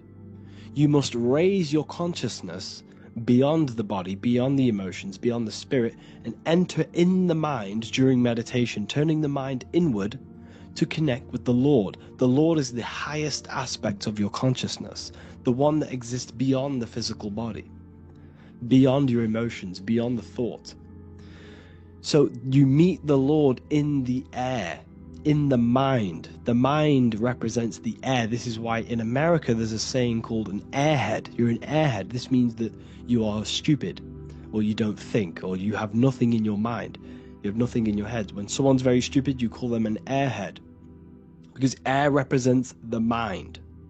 The air is elevated. The air is invisible. The mind is totally invisible to the human eyes. It is a metaphysical substance. In fact, it's not a substance at all. It's so fluidic, it's everywhere. The mind can be everywhere at all times. It can be anything. Nothing is impossible within the mind. Now, this is synced with the four seasons. The four seasons represent the four aspects of human consciousness, the four bodies of your consciousness, the four bodies of your soul.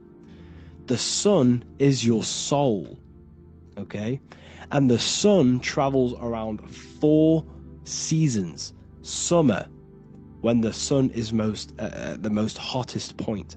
Autumn, when the sun starts to move away from the hottest point. Things start to die. Then it goes to winter. This is when everything dies. This is when things enter in within itself. This is when darkness occurs. Then spring. This is the reignition of the sun. This is when the sun starts to bring back the warmth back to the summer. You have four seasons which correspond to the four bodies of consciousness. Fire is the spirit. This is when you are passionate. This is when you are taking action.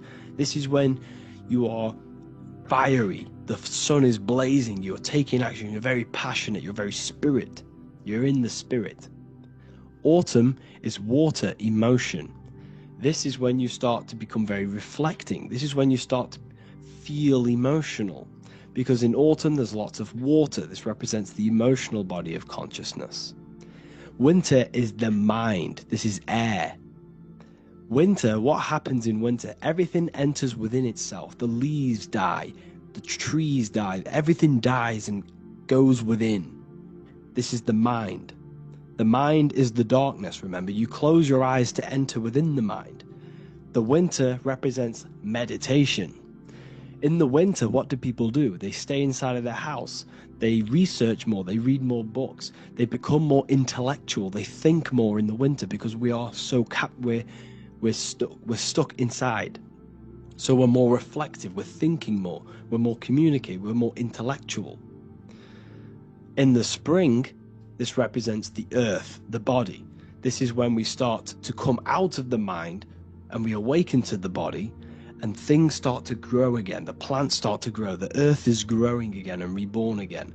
This is the body. This is when you become more active in the spring. And then the summer, back to the summer, we then take action on these thoughts and these thoughts that we gained over the winter. Essentially, this is just a massive cycle. And this is a daily cycle also. The nighttime is the winter. The morning is the spring. The midday is the summer. And the evening time is the autumn. This is a microcosm. We have 4 bodies of consciousness. You are the sun, you are the soul, and the soul has 4 bodies: summer, autumn, winter, spring. Emotion, air, body, spirit. Sorry, emotion, mind, body, spirit. So you are the soul. You are the pure essence of consciousness. The sun is your soul in the heart. And the seasons are inside of you because you are a microcosm. Okay? You are a microcosm. The word sun is son. The Latin word for sun is sol, which is soul or solo, because the sun is solo. It's on its own. You are the soul, and the soul has the 4 different bodies of consciousness. So, before we move on any further, if I've blown your mind, please, if you can, leave a like, a comment, a share, and a subscribe. Let me know what videos you want me to make in the future. Please drop a like, it definitely will help me. You are a microcosm of the macrocosm. Man is a miniature universe that goes through its own cycles. The seasons of the summer, winter, spring, and autumn do not occur merely outside of him, but within him as well. The summer is within you. You feel different in the summer. You feel different in the winter. You feel, depending on the body of consciousness, it's your soul's interacting with. So the sun in the sky is your soul inside, and the sun goes through these cycles which is affecting your bodies of consciousness, because the cycles represent your bodies of consciousness. Now this ties in with the Bible. This is why we have 4 Gospels. This is why Matthew, Mark, Luke, and John are always seen with the 4 different zodiac sign animals or symbols. So you always see each one of the Gospels. If you just type in on Google Matthew, Mark, Luke, and John, type in ancient paintings or pictures of them, and you will find these 4 zodiac signs are always standing with each one. Taurus, the bull; Leo, the lion; Scorpio, the eagle. An old symbol for Scorpio was the eagle, and a man for Aquarius. Here you see very, very ancient paintings and artwork. Here we see Matthew, the man, Aquarius. Here we see John, the Scorpio. The same here. We also see it on the tarot cards, on the world card. We see the 4 fixed zodiac signs. Here we see it as well. These are called the 4 fixed zodiac signs. Now, when we look at the zodiac, we're no longer looking at the sky. Because what you must understand is, as above, so below. What is above you is inside of you. What is above is what is below. What is outside of you is within you. The zodiac is inside of you. The zodiac revolves around the sun. The sun is your soul. These are different energies of your soul. Like I said earlier, the 4 seasons are the 4 bodies of your consciousness. And in each body of consciousness, you have these different energetic energies that you can work with. Okay, so this is the true astrology. This is the true astrology, the internal esoteric astrology. You can't find much information on this at all. Very hard to find. So what we're looking at are the four bodies of consciousness. Obviously, when we look in the middle of each season, spring, the middle of spring is Taurus, the middle of winter is Aquarius, the middle of autumn is Scorpio, the middle of summer is Leo. These four signs are known as the four fixed signs. Okay, Scorpio is fixed. It's the middle of autumn. Scorpio is a water sign, emotion. Aquarius is the air sign, the mind. Taurus is an earth sign, the body. Leo is a fire sign, the spirit. This is why we see Matthew, Mark, Luke, and John with the four fixed signs of the zodiac, which represent the four bodies of consciousness. Leo, the spirit, fire. Luke, Taurus, earth, body. Matthew, Aquarius, air, mind. John, Scorpio, water, emotion. Each gospel is depicting Jesus and showing Jesus in each gospel. Each one of these gospels is showing and depicting Jesus according to the different body of consciousness. In John, this is when Jesus starts to turn water into wine. Water is emotion, wine is transmuted emotion. This is when he does miracles with his emotions, water into wine. Aquarius, which is Matthew, air, the mind.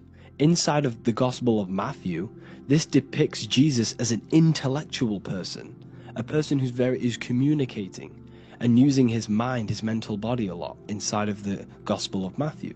Go and read it, and you will see this. Luke, Taurus, earth, the body. Luke shows and depicts Jesus according to the body of consciousness, the physical body.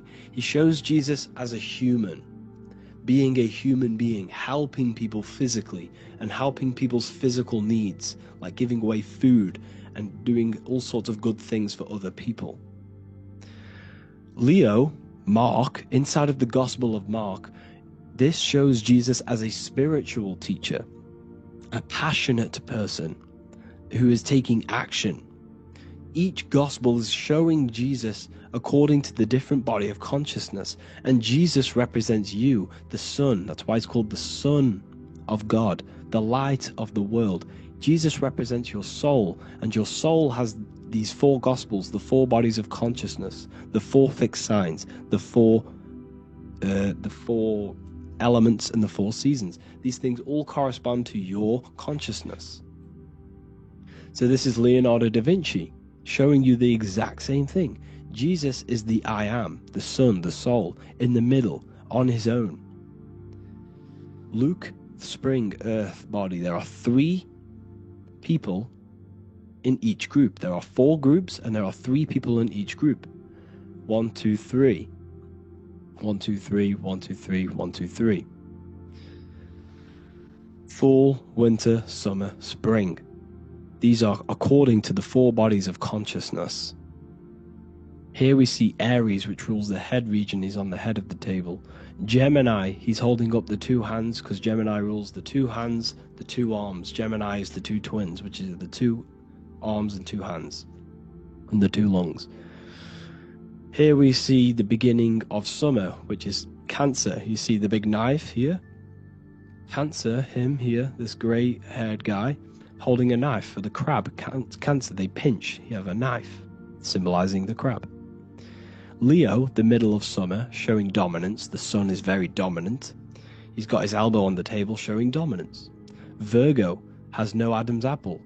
Cancer here is pointing at this woman's neck, saying there's no Adam's apple. This is Virgo, the virgin, the only woman. Jesus, the sun. This is Libra, the balancing. He's holding his arms out, balanced, showing the balancing of the sun, because when the sun enters Libra, the sun is balanced between winter and summer. So it's balanced. This is all astrology, but this is internal. Okay? This is Ezekiel's vision. Ezekiel had a vision in the Bible, and he saw the face of a man, the face of a lion, the face of an ox, and the face of an eagle. The eagle is Scorpio, the ox is Taurus, the lion is Leo, and the man is Aquarius. He saw the throne of God, and he saw the different bodies of consciousness. This is all symbolic for the different bodies of your soul.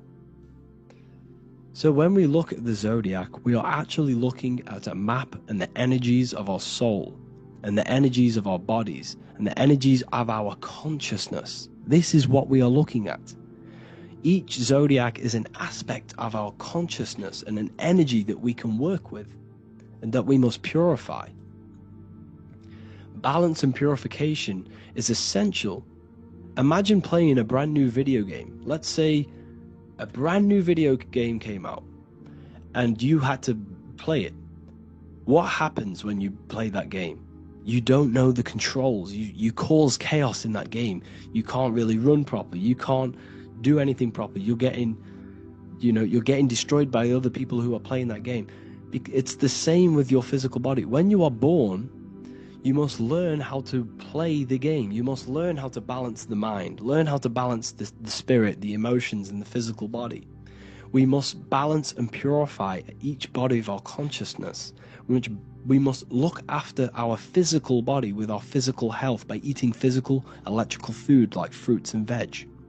We must look after our minds by being conscious of what enters our eyes, enters our ears, enters everything. Whatever enters our five senses is affecting our mind, our mental health, our environment, mental. We need to look after our thoughts. Control our thoughts by purifying our thoughts, only positive thoughts. Then we must purify our emotions, feeling only gratitude and love and not feeling these negative, dull emotions. Then we must look after our spiritual body through meditation and looking after our spirit. But remember, when we look after our mind, it all begins in the mind. Each body of consciousness is interlocked with the other. If you have an unhealthy body, you have an unhealthy mind, spirit, and emotions. If you have an unhealthy mind, you have an unhealthy body, spirit, and emotions. If you have an unhealthy emotions, you have an unhealthy spirit, mind, and physical body. They're all interlocked. You must balance each one of them. Look after your physical body, look after your thoughts, look after your emotions, look after your spirit. But remember, the mind is the most powerful one. It's mind over matter. Once we look after the mind, once we start to control our minds and control every thought we think, this will then turn into discipline in our physical body. Because once we learn how to discipline the mind, we learn how to discipline what we eat, we learn how to discipline what we feel, we learn how to discipline our spirit. This is all interlocked, but work on the mind first. Work on the mind first. All of this knowledge is inside of the brand new Book of Wisdom, Volume 2. This is a revolution of human consciousness. If you've read it, please leave a review down below. If you've read Volume 1, leave a review down below. This is the next revolution. I don't see this information anywhere. This is the next revolution of human consciousness. And of course, if you are serious about this and you truly want to gain enlightenment and join an amazing community where you can connect with me on live calls, lectures, the Manifestation Mastery course, you can gain access to my library with over 45 PDFs plus my books. And if you do join the university, you can order a Volume 2 free of charge. All you have to do is to pay for shipping. If you truly take your knowledge serious and you want to take advantage of life, join the university. This is where truth seekers belong. I just want to say thank you all. Please leave a comment. Please leave a like. It's going to help me a lot spread this knowledge to the world. And yeah, share this with a friend and subscribe. Thank you all.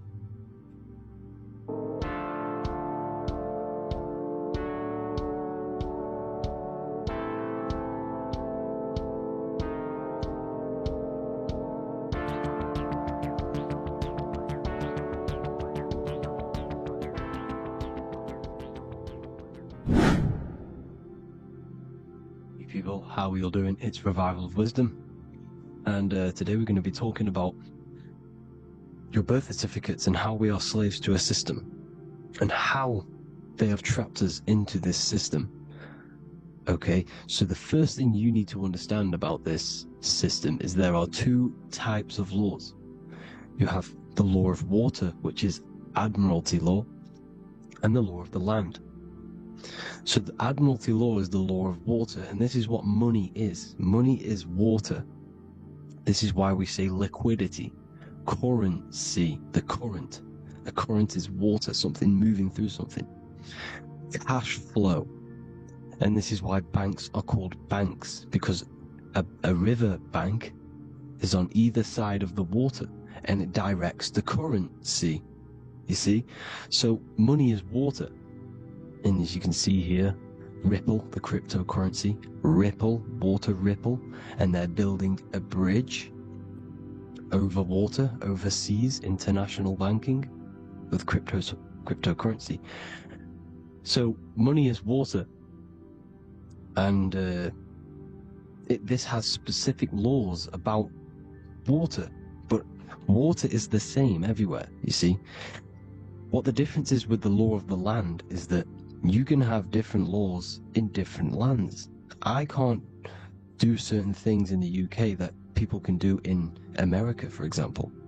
You see, that's the law of the land, but the law of water is the same, because water is everywhere. Now, this is very important to understand when it comes to, you know, these birth certificates. So, Pope Gregory, this is where we're going to start off. Pope Gregory in 1582 took the Orthodox Eastern sunrise calendar and changed it to his own Gregorian timeline, not a calendar, a timeline. This timeline was copyrighted by Pope Gregory under the name of the Vatican. So the Vatican owns the timeline that we are using today, 2023. They own it. They own the title of this Gregorian calendar. Okay? Therefore, anyone who is born under this copyrighted timeline, not calendar, they are subjected to Rome, because Rome owns the timeline. They have a patent, a copyright for that timeline. What is on our birth certificates? That timeline. We are born underneath, we are subjected to the Vatican. This is why all birth certificates go to the Vatican. They own every single birth certificate. Okay? So when we use this timeline, we are subjecting ourselves to this timeline, okay, which the Vatican has a claim over. This calendar or timeline is set to sunset, not the sunrise, which is associated with death, darkness, and the moon, lunatics. You see, so this is a sunset calendar timeline. Okay, this is now, they've changed a couple things, right? They say that the new year is January the 1st. Okay?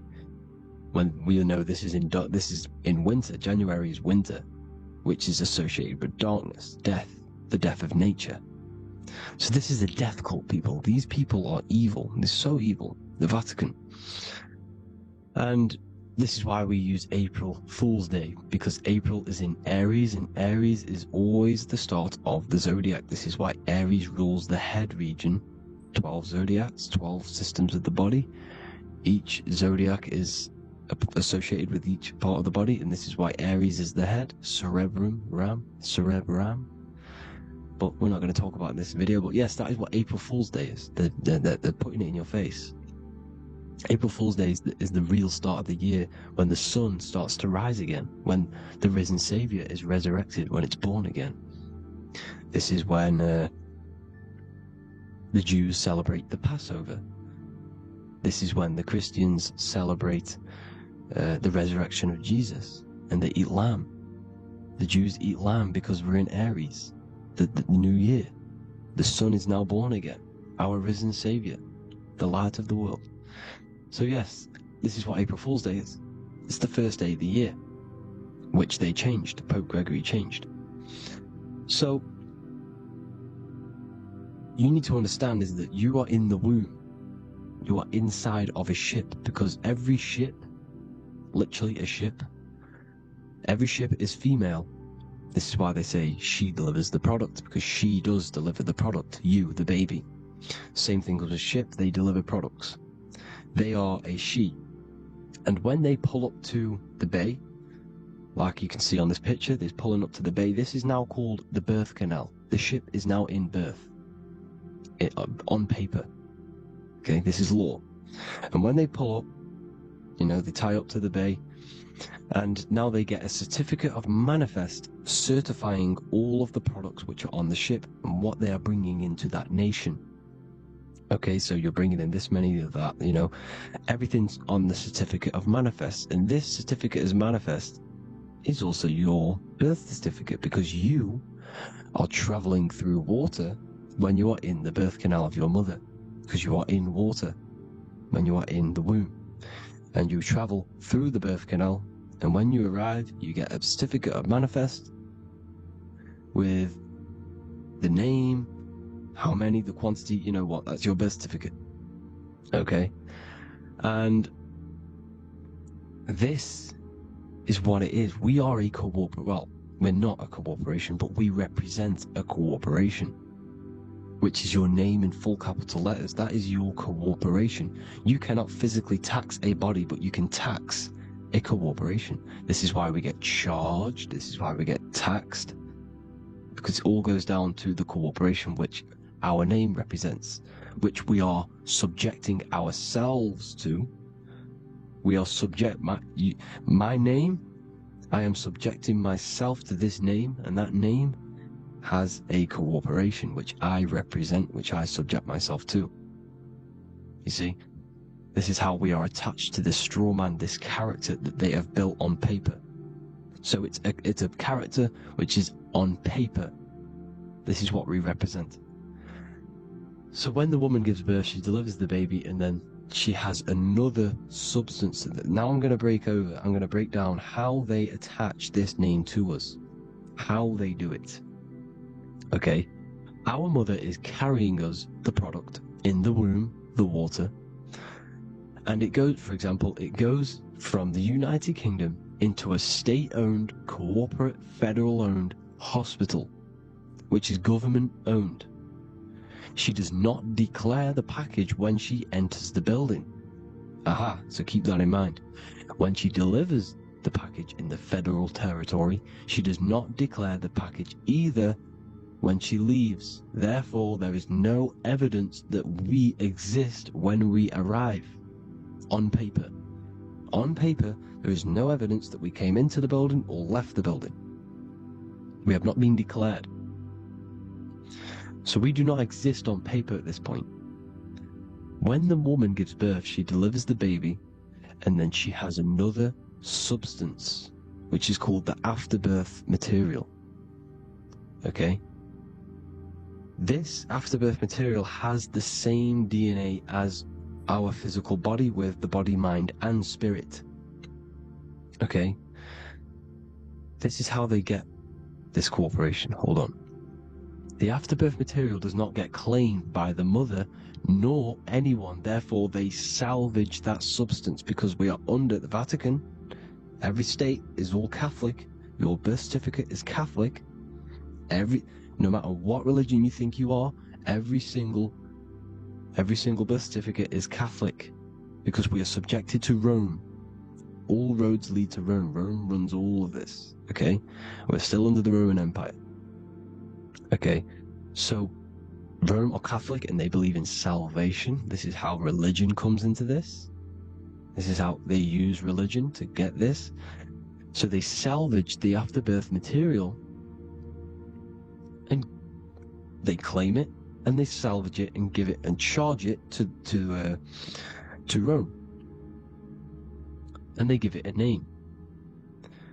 Here's the legal term: born alive. Here's what it says. Each product of such birth is considered live, born, and fully recognized as a human person. So each product of such birth, so that could be anything, the afterbirth, the person who actually comes out, the baby. So your afterbirth, which we do not take with us, we take the baby with us, they keep that in the hospital, they collect the afterbirth, and they salvage it, and they give it the name, which, it is us, we are a representative to that afterbirth material which they put the name on, they claimed, which is subject to Rome. So we are walking around our whole lives as a representative to that claimed salvaged afterbirth material, which the federal state have. Okay? We are under the Catholic Church, Vatican, therefore the afterbirth material is a child of God. See? On paper, therefore they believe in salvation and salvage the afterbirth material. This material has no mother or father. The state pick it up, it becomes a war to the courts and gets charged to the state. So we are a representative to that character they salvaged because it is the exact same DNA as you. Subject is the name or the title, and the matter is the physical aspect left behind in the hospital, which represents us. You see? So, now we're moving on to Unum Sanctum. Unum Sanctum was in 1302, a very, very important year. Very important year. Unum Sanctum says, this is basically how they claim everyone in the world. So the Vatican had all this power, all this gold, all these people under them. They need to get a claim for them so then they can rule over them and make them slaves. So what they did, they created Unum Sanctum. Pope Boniface VIII did this. And it says, the spiritual man judges of all things and he himself is judged by no man. The spiritual man, keep that in mind, unless he invent like Manichaeus, two beginnings which is false and judged by heretical, since according to the testimony of Moses, it is not in the beginnings, but in the beginning that God created heaven and earth. Furthermore, we declare, we proclaim, we define that it is absolutely necessary for salvation that every human creature to be subjected to the Roman pontiff. So they are claiming us in Unum Sanctum, and it's in the vaults in the Vatican. They will put a spell on it because they are sorcerers, they are magicians. They put a spell on it, they lock it up, and whatever goes on that piece of paper goes. And this Unum Sanctum is claiming all of us. So what does it say in the beginning? The spiritual man judges of all things, and he himself is judged by no man. The spiritual man, the man with the body, mind, and soul, the first baby that comes out the birth canal. That's you, your body, you, body, mind, and soul. You have the Christ, which is I am, which is grace. Grace means here, now, in the present. You have the Christ, which means I am, therefore you have a soul. If you can say I am, you have the Christ, you have a soul. But a creature can be anything with no soul. You see? So no man can judge the man with the soul. However, as it says in the second part,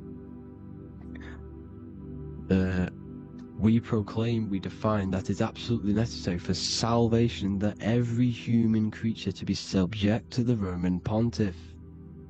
So they are subjecting the afterbirth, not the man with the body, mind, and soul, but the afterbirth to the Roman pontiff, to the Roman Catholic Church. We are the ones who are claiming to be the afterbirth material, which is our birth certificate, which is our representative. We represent that because it is our DNA. This is how we are stuck. We are stuck because we represent this DNA, which is on paper, recorded. You see? So we, being untaught, uneducated in these subjects, we are subjecting ourselves to this system, to this slavery. Because we just want to live. We just want to live happily. No just peaceful. Think about it. Where's all this coming from? Where's all this war, all this killing, deaths coming from? We just want to live. It's coming from the Roman, the Catholic Church, these evil death cult, which has subjected us, which has used us as slaves, and we are still slaves, and it's just going to get worse and worse and worse.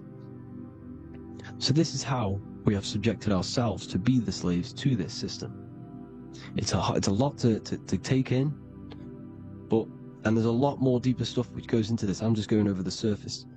I'm going quite deep, but there is little details that I still need to learn myself. But this is the general how that we've been stuck to this slave system. So we are batteries, okay? This is why we get charged. When you go in a court, you get charged, okay? Because you're a biological battery. This is why cities look like motherboards, because we are feeding energy to this matrix. Okay? When we look outside of ourselves, when we give power to so-called Jesus Christ, worshipping idols outside of ourselves, where attention goes, energy flows. We are feeding the matrix with energy. By looking within, placing your attention within yourself, you are taking back your power. Because the I am is Christ. The you, the soul, is Christ. It's God. The awareness is God. Okay? However, we are subjecting ourselves to this system. We're subjecting ourselves to this system. And the feeding of our energy. So what we need to look for the future is that, think about it, with the end goal is to change our DNA, is to literally make us robots, transhumanism, slaves. This is why we have smart cars, smartphones, smart watches, smart meters, smart cities, and all of this is going to be connected by the smart grid, which is 5G. This is why 5G is rolling out. 5G is going to connect all of these technologies to one. It's like a big net system. And you know why they're doing this? It's because all of this is going to be connected through AI, through this 5G, and that 5G is going to be controlled by the elites. So you say anything wrong, you do something wrong, you say the wrong thing online, they'll turn off your car, they'll turn off your phone, they'll turn off your smartwatch, they'll turn off your TV, because it's all going to be connected and controlled by the smart grid. And this is what the Great Reset is, people. But they're going to trap us inside of these 15-minute smart cities, so we can't leave the area, because they're going to use climate change as a tool to enslave us to not travel because of so-called climate change and the fumes that we are putting into the air, which is all BS. They're doing this to push these new cities, to push all of it. But listen, they're trying to get inside of your body. The only way they can do that is to get you addicted and using this technology. First, they got on the body with the smartphone. Well, first of all, we use the technology. We get used to it with it in our hand. The next step for them was to get on the body, which is the Apple Watch, as you see down here. They have now successfully got onto the body. The next thing is to get inside of the body. This is the brain chip.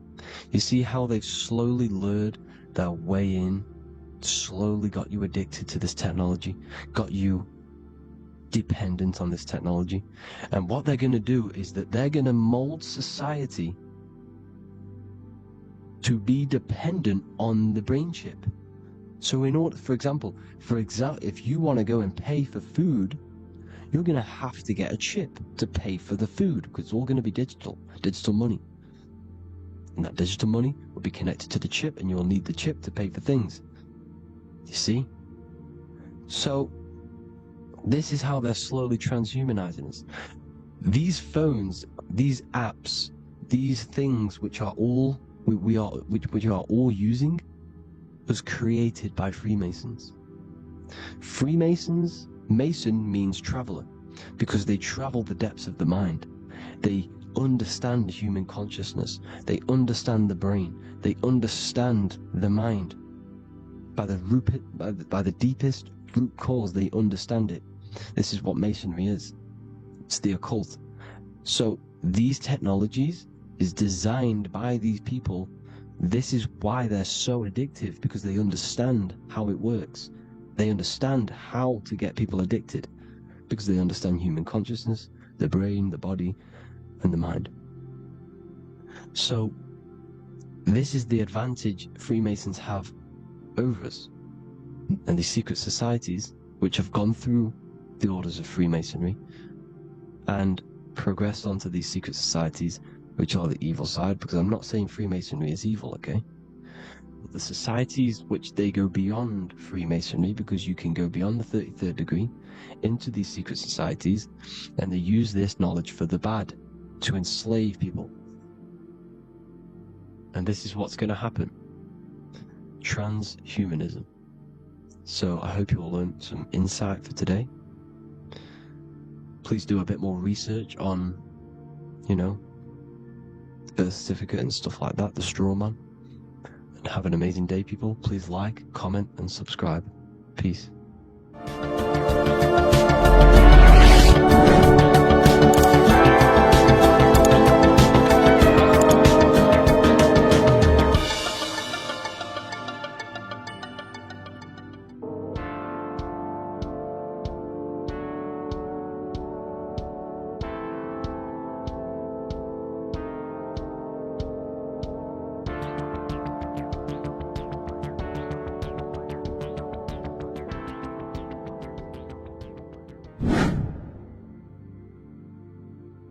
How are we all doing today, people? It's Revival of Wisdom, and today we're going to get real deep. This video is going to get real deep. A lot of people are not going to be ready for this sort of knowledge, okay? You really have to do is to really deprogram the mind, because everything we've been taught is a complete lie, is to keep us trapped, okay? This is really advanced knowledge. Now, let's get straight into this. All of the ancients depicted other worlds, and they called this place Midgard. Midgard is the mid-garden, the middle garden.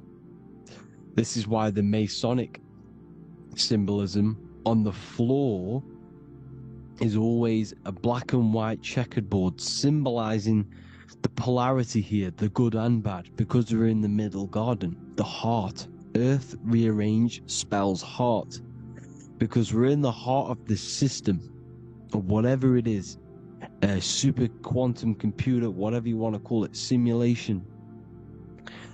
Now, in the Quran, it talks about the 7 layers of heaven. All of these ancient artworks are depicting these different layers of reality.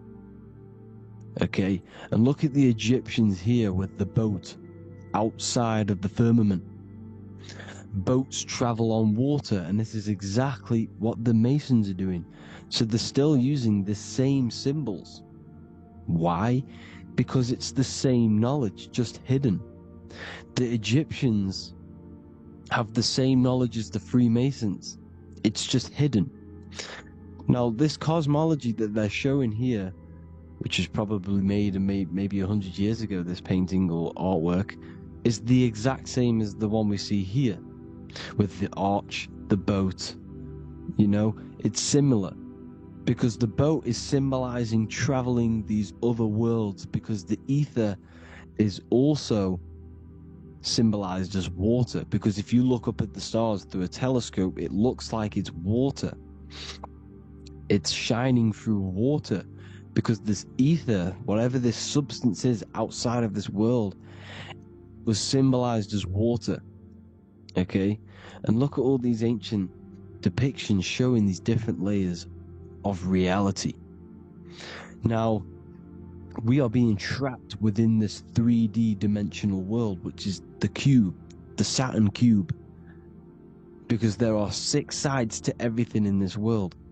Front, back, left, right, up and down. 6, which is the cube, because we're in the Saturn's world. Okay, now always been depicted as a tree of life, the tree of the universe has always been depicted as this tree. Because let's get a bit deeper. Now, the cosmology of this reality is the sun, the moon, and Polaris, always in the Masonic art. The sun, the moon, and Polaris, the all-seeing eye. If you go inside of the temples, of the Masonic temples, they always have this star in the middle, shining light beams. Okay? Look here. The light beams coming from the big star in the middle, which is Polaris.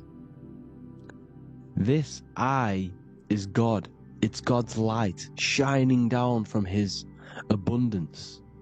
Now, when you astral travel, you will see this big ball of light above you, and this big ball of light is God. But you cannot travel towards it until you are pure. It doesn't work like that. You have to become formless. You have to become pure before you can become one with the light.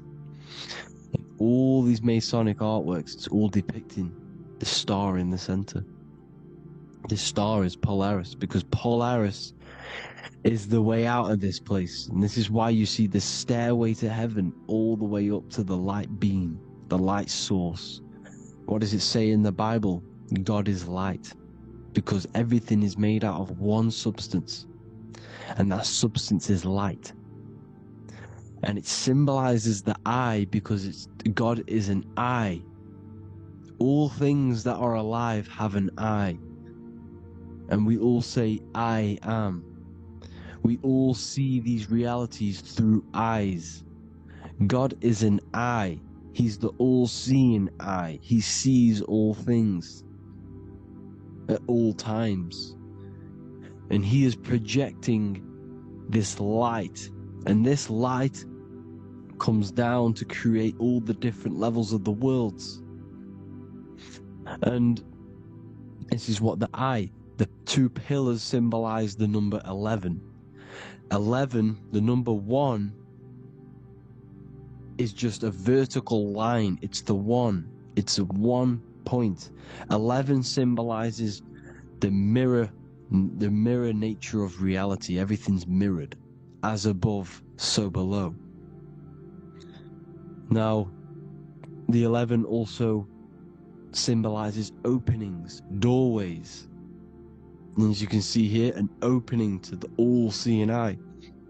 And you see here again, an opening to the stairway all the way up to the light.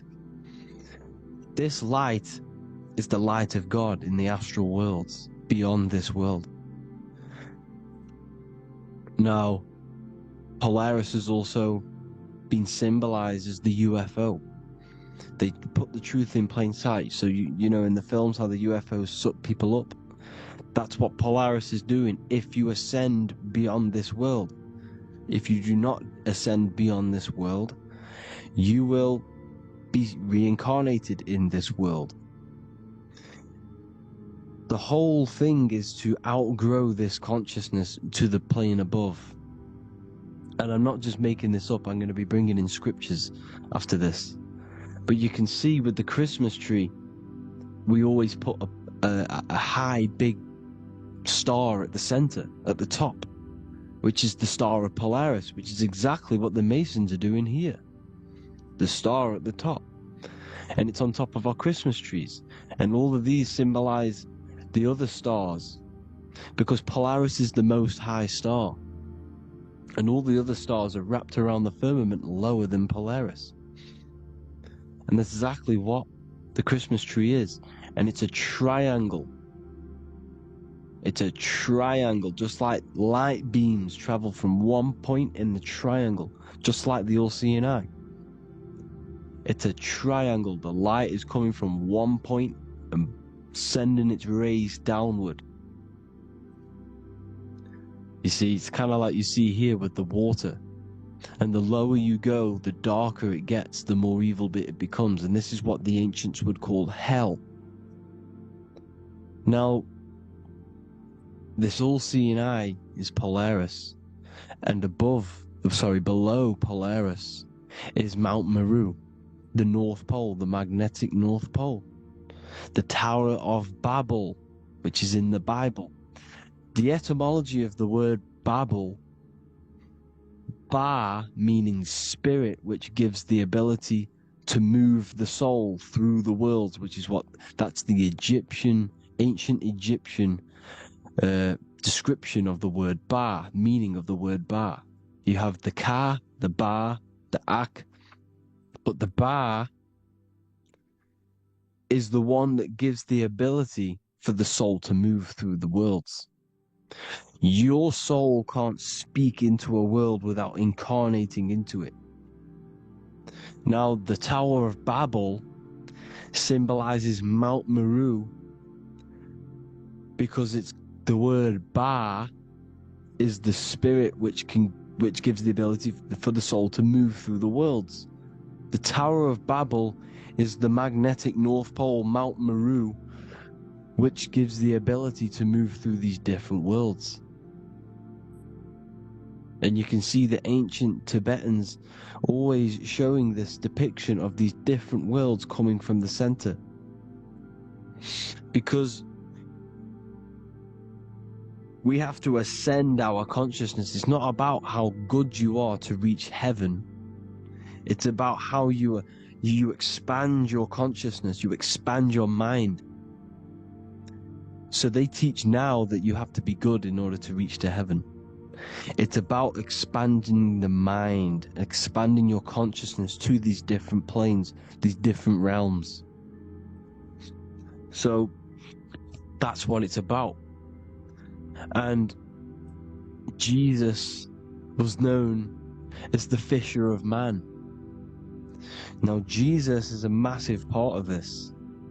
He was known as the fisher of man because he was fishing. He could have been fishing. He could have been one of these deities that had come down from these different higher realities and pull people up. So they called Jesus the fisher of man. And he says unto them, follow me and I will make you fishers of men. So these deities that we see in the past, like Buddha, Krishna, Hermes, Thoth, Jesus, could all be these entities who were coming down to pick up the minds that were worthy enough to see the higher planes of reality. And this is why they called him the fisher of man. Now, when Jesus walks on water, there is a parable with Paul.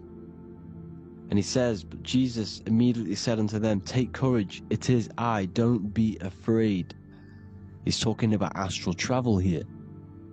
He's talking about leaving the body. Because when you leave the body in astral travel to see these alternative realities, you can't be afraid because fear is a bondage, which is what the Emerald Tablets talks about. Lord, if it's you, Peter replied, tell me to come to you on the water. The water. Come, he said. And Peter got down from the boat, walked on the water, and came towards Jesus. But when he saw the wind, he was afraid and began to sink. When you become afraid in astral travel, you sink back into your body. Lord, save me. So this is talking about Jesus pulling people up into different realities. And you can see the fish is the symbol of Jesus. Is another symbol of Jesus, a fish. Because fish symbolize deep occult knowledge. Because fish travel the depths of the ocean. And they symbolize us because we are fish underneath the ethers. And Jesus was pulling people up. You see, so the Bible is a people today believe the Bible is a book telling you how to reach to heaven, how to become godly and reach heaven. But you've got to become the Jesus Christ to see these alternative realities. Now look at the emerald tablets is a massive part, and it speaks so much about these different realities. Look what it says here. This is in Emerald Tablet 3. Then in my heart grew a great longing to conquer the pathway that led to the stars, which is exactly what the Masons depict in all of their art. Look, the ladder to the stars. And then he goes on to say, years after years I sought after wisdom, seeking new knowledge, following the way, until at last my soul in great travail broke from its bondage and bounded away, broke from the bondage of the body. Free was I from the bondage of earth men, free from the body I flashed through the night. The stars. The stars are a massive part in the astral world. Each star is a different reality. And the true astrology is the star that you came from. You came through a star to reach this, to reach here. There is a reason why you are here. There's a reason why you have the personality traits, because your soul came from a specific star. This is why we call them stargates, because they are gates in and out of this reality, and Polaris is the way out to the higher worlds. Now look, far into space, my soul traveled freely into the infinite circles of light. Beyond knowledge were some planets and great gigantic beyond dreams of men. Then he goes to say, lift up your flame from out of the darkness, fly from the night and ye shall be free. Lift up your flame. Your flame is your soul, because it has to be lifted up out of the darkness. This is the darkness, this world, this body is the darkness, because it's a bondage. You need to break free. You need to learn how to astral travel, people. You have to learn this. If you want to get out of this world, you have to learn how to astral travel and see the other realities. Traveled I through space-time, knowing my soul at last was set free, knowing that now I must pursue wisdom until at last I pass to a plane hidden from knowledge, known not to wisdom, extension beyond all that we know. So he's talking about he went to a place where we cannot even comprehend here, a place that is not even known to earthmen. He's telling you he's ascended out of this world to the planes that are beyond. And it says here in the Emerald Tablets, man is in process of changing to forms that are not of this world. Grows he in time to the formless, a plane on the cycle above. Know ye must be one, ye must become formless before ye are one with the light. The light, the same light that I was talking about, the Masonic light, with the triangle, God, the one source.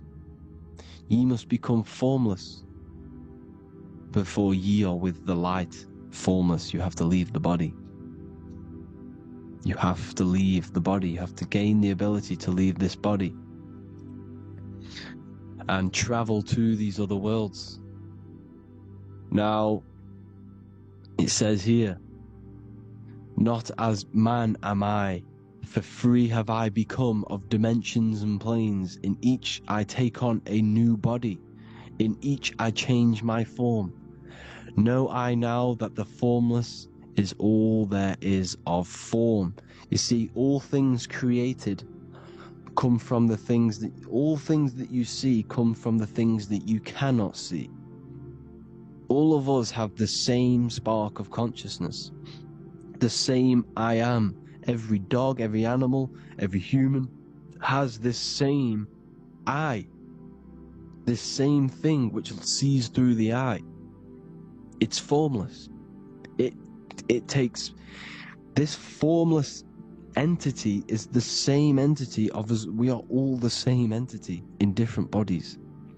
And this entity it was represented as the flame, the cosmic flame, which is inside of all of us. And this is why the Masons depicted your spine as a candle or the Holy Grail. You would either see this or a candle with a flame on the top, because the Holy Grail is your consciousness, which is on top of your spine, which is the candle.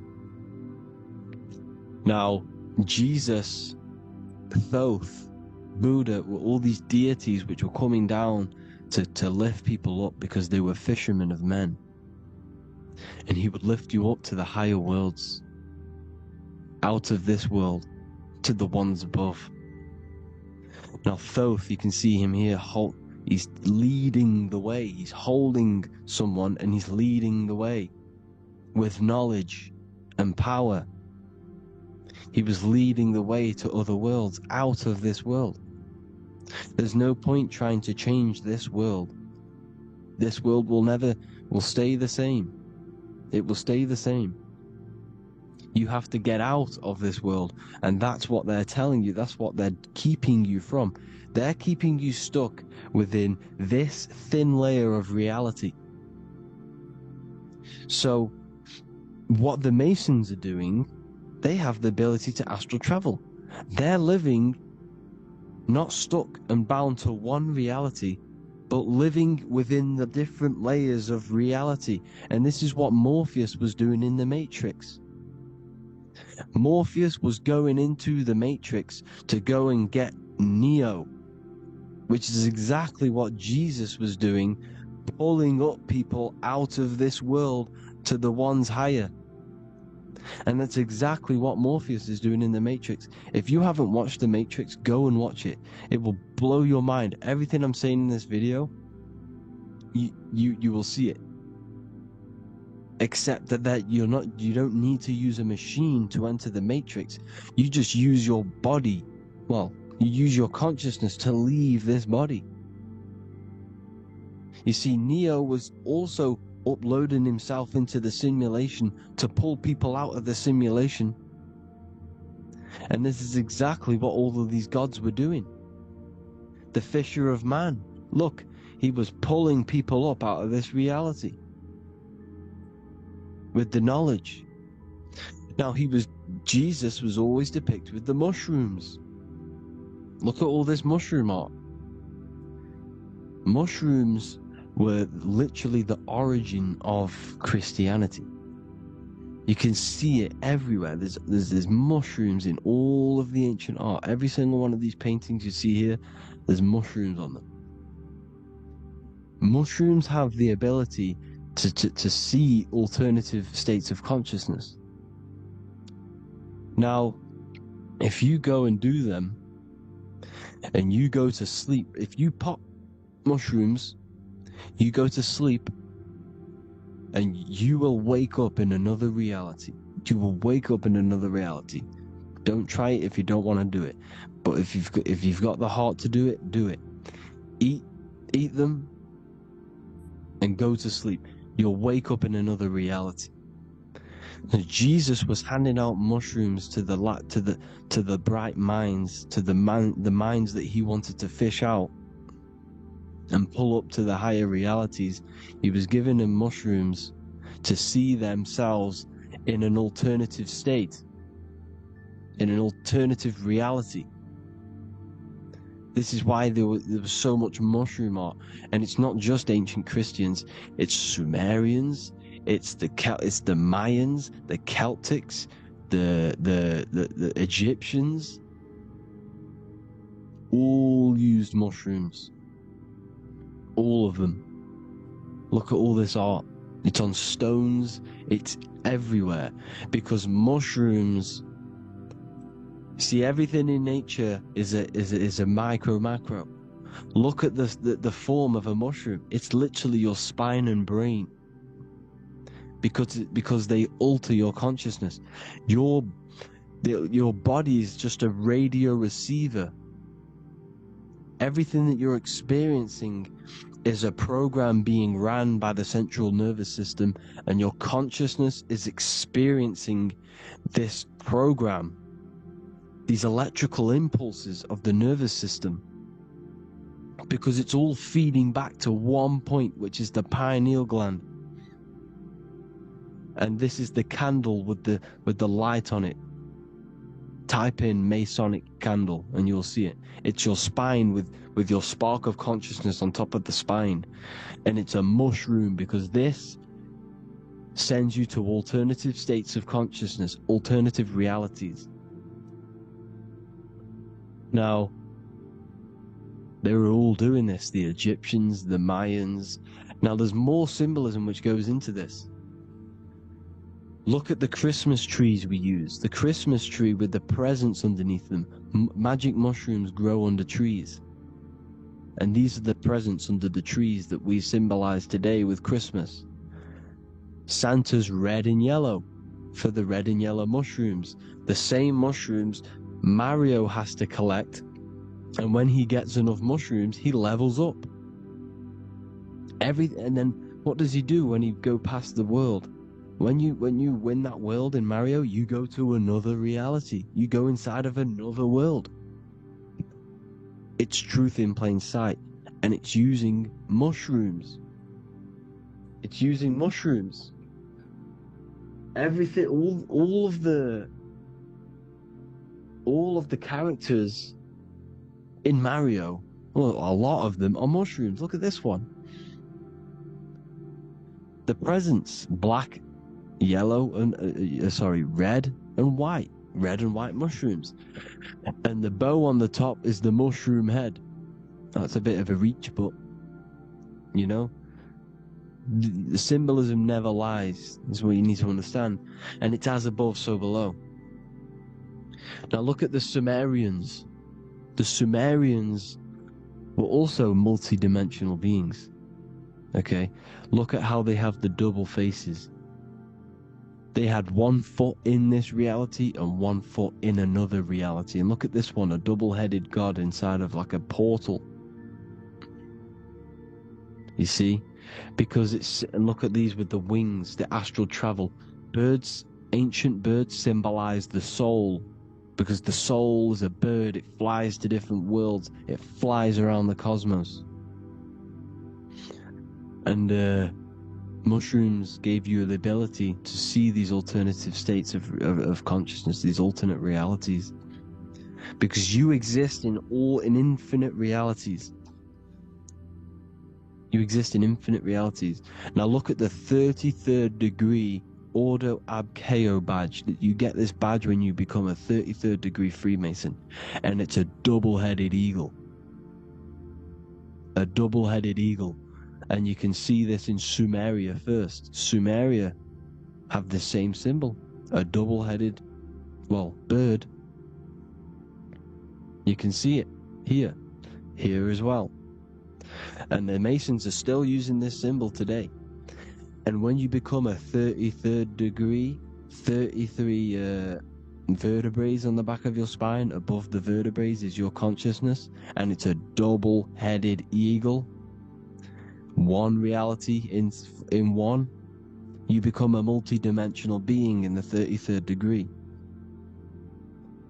And I've heard many interviews of Masons say it becomes Luciferian.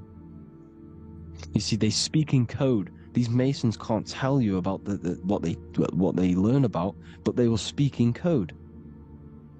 They said it becomes Luciferian. The word Luciferian is lucid. The root word of Luciferian is lucid, and lucid is lucid dreaming, alternative realities, dream worlds. You become a god. Luciferian means you're becoming your own god, pretty much. Because you are becoming a multi-dimensional being living in between the different layers of reality at the 33rd degree of Freemasonry. And look at the double-headed eagle, because the birds symbolize the soul. And they reach high, they fly high, just like the soul wants to fly high to the light, to become one with the light, like the Emerald Tablet says. Now look at Janus. Janus was another god, and he's known as the god of doorways. Janus always depicted with a double head. Janus is why we say janitor or January. And January is entering a new year. Janus is known as the god of doorways with keys, always got a key. Because keys open doors. That's why the janitor holds all the keys. And Janus always has double heads because he had one foot in this reality, one foot in another. He was a multi-dimensional being, a Luciferian, living between the different layers of reality, except from instead of being stuck in one like we are. Well, a lot of people. And that's the whole point. You see, all of this stuff is about like changing the world and stuff like that. This world will probably never ever change. It's probably been like this forever. Well, forever, for a long time. But it's about moving out of this reality to the higher states. And the Masons always depict the ladder to the luminaries, the stars, with a key, the same key of Janus. The Vatican is a key, and it's in charge of all the religions. Why is it a key? Because they're holding back the key. They're keeping you stuck within this reality, keeping you stuck as identifying yourself with the body, identifying yourself with this world. You are not in the world is within you. This is a program being ran by your central nervous system, and your consciousness is experiencing this reality. Now, this is going to be a mind-blowing video for some people. You have to have an open mind. You have to let go of all the programs. I'm repeating what the ancients are talking about and the ancient symbolism. Look at Janus with the double-headed god. He was just another god coming down, giving keys to people who had the worthy mind to be pulled up out of this reality, to be pulled up to heaven, just like Jesus was teaching how to reach heaven. But really, it's an encoded scripture. But anyways, hope you all gained some insight on this video. Have an amazing day. Please like, share, comment. All the links are in the bio for the PDF, for the Manifestation Mastery course, and all the other amazing stuff. And if you want to support the channel, I'd greatly appreciate it if you became a Patreon member. Hope you all have an amazing day, people. God bless.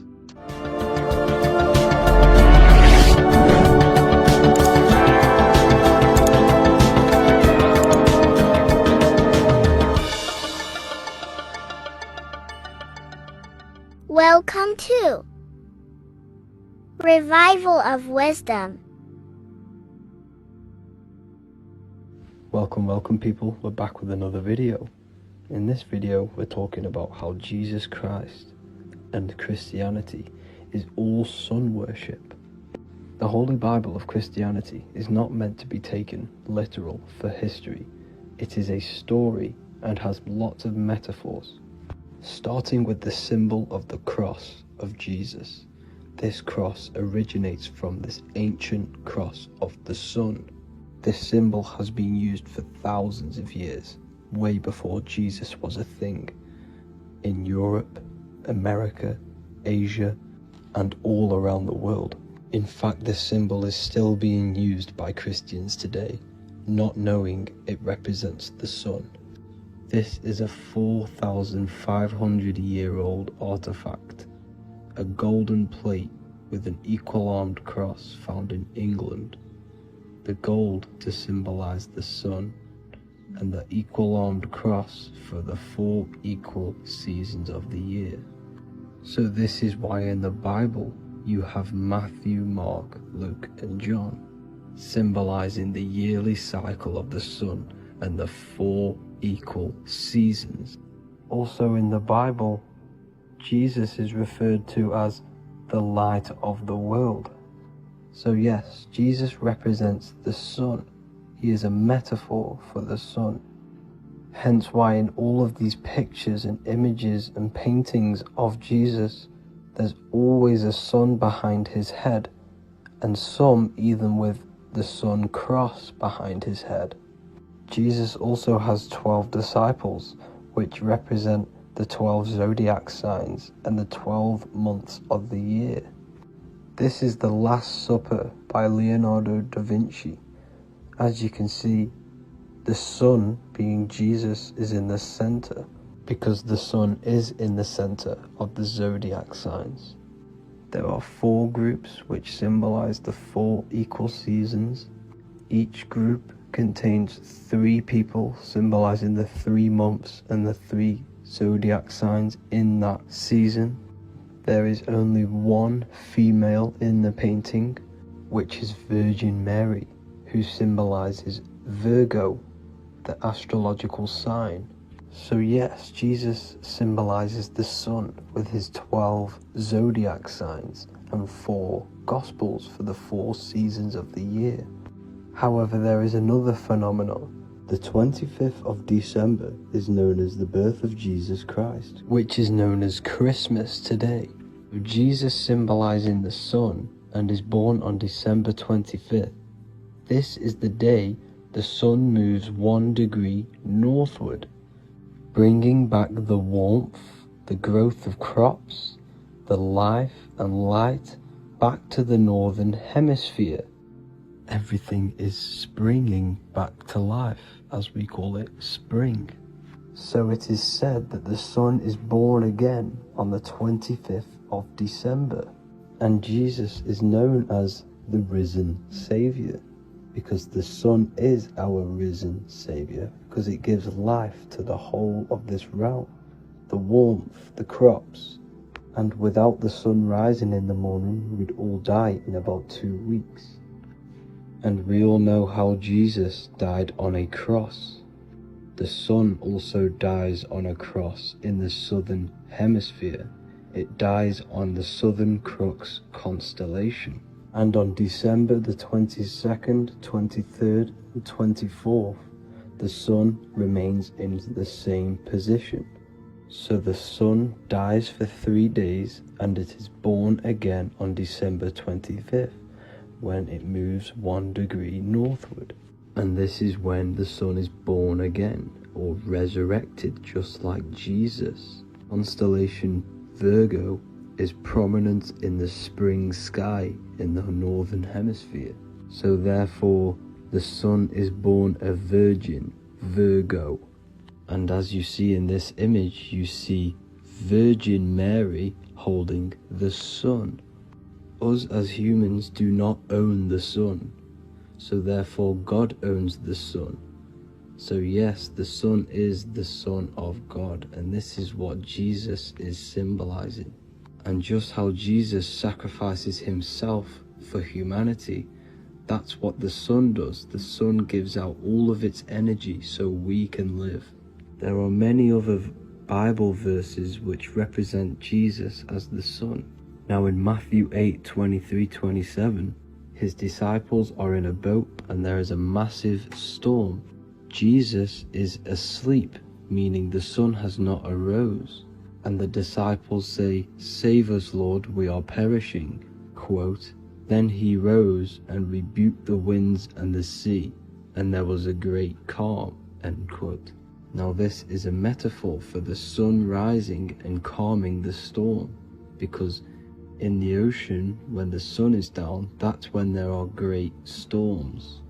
The worship of celestial bodies go back thousands of years, and it's called astrotheology, and it can pretty much be traced back to all ancient civilizations. Now going back to the ancient Egyptians, the god Horus, the god of war, and he symbolized the sun in the morning. Ancients used to say that he walked over the sky in 12 steps. Yes, this could symbolize the 12 zodiac signs. It also symbolizes the 12 hours of daylight.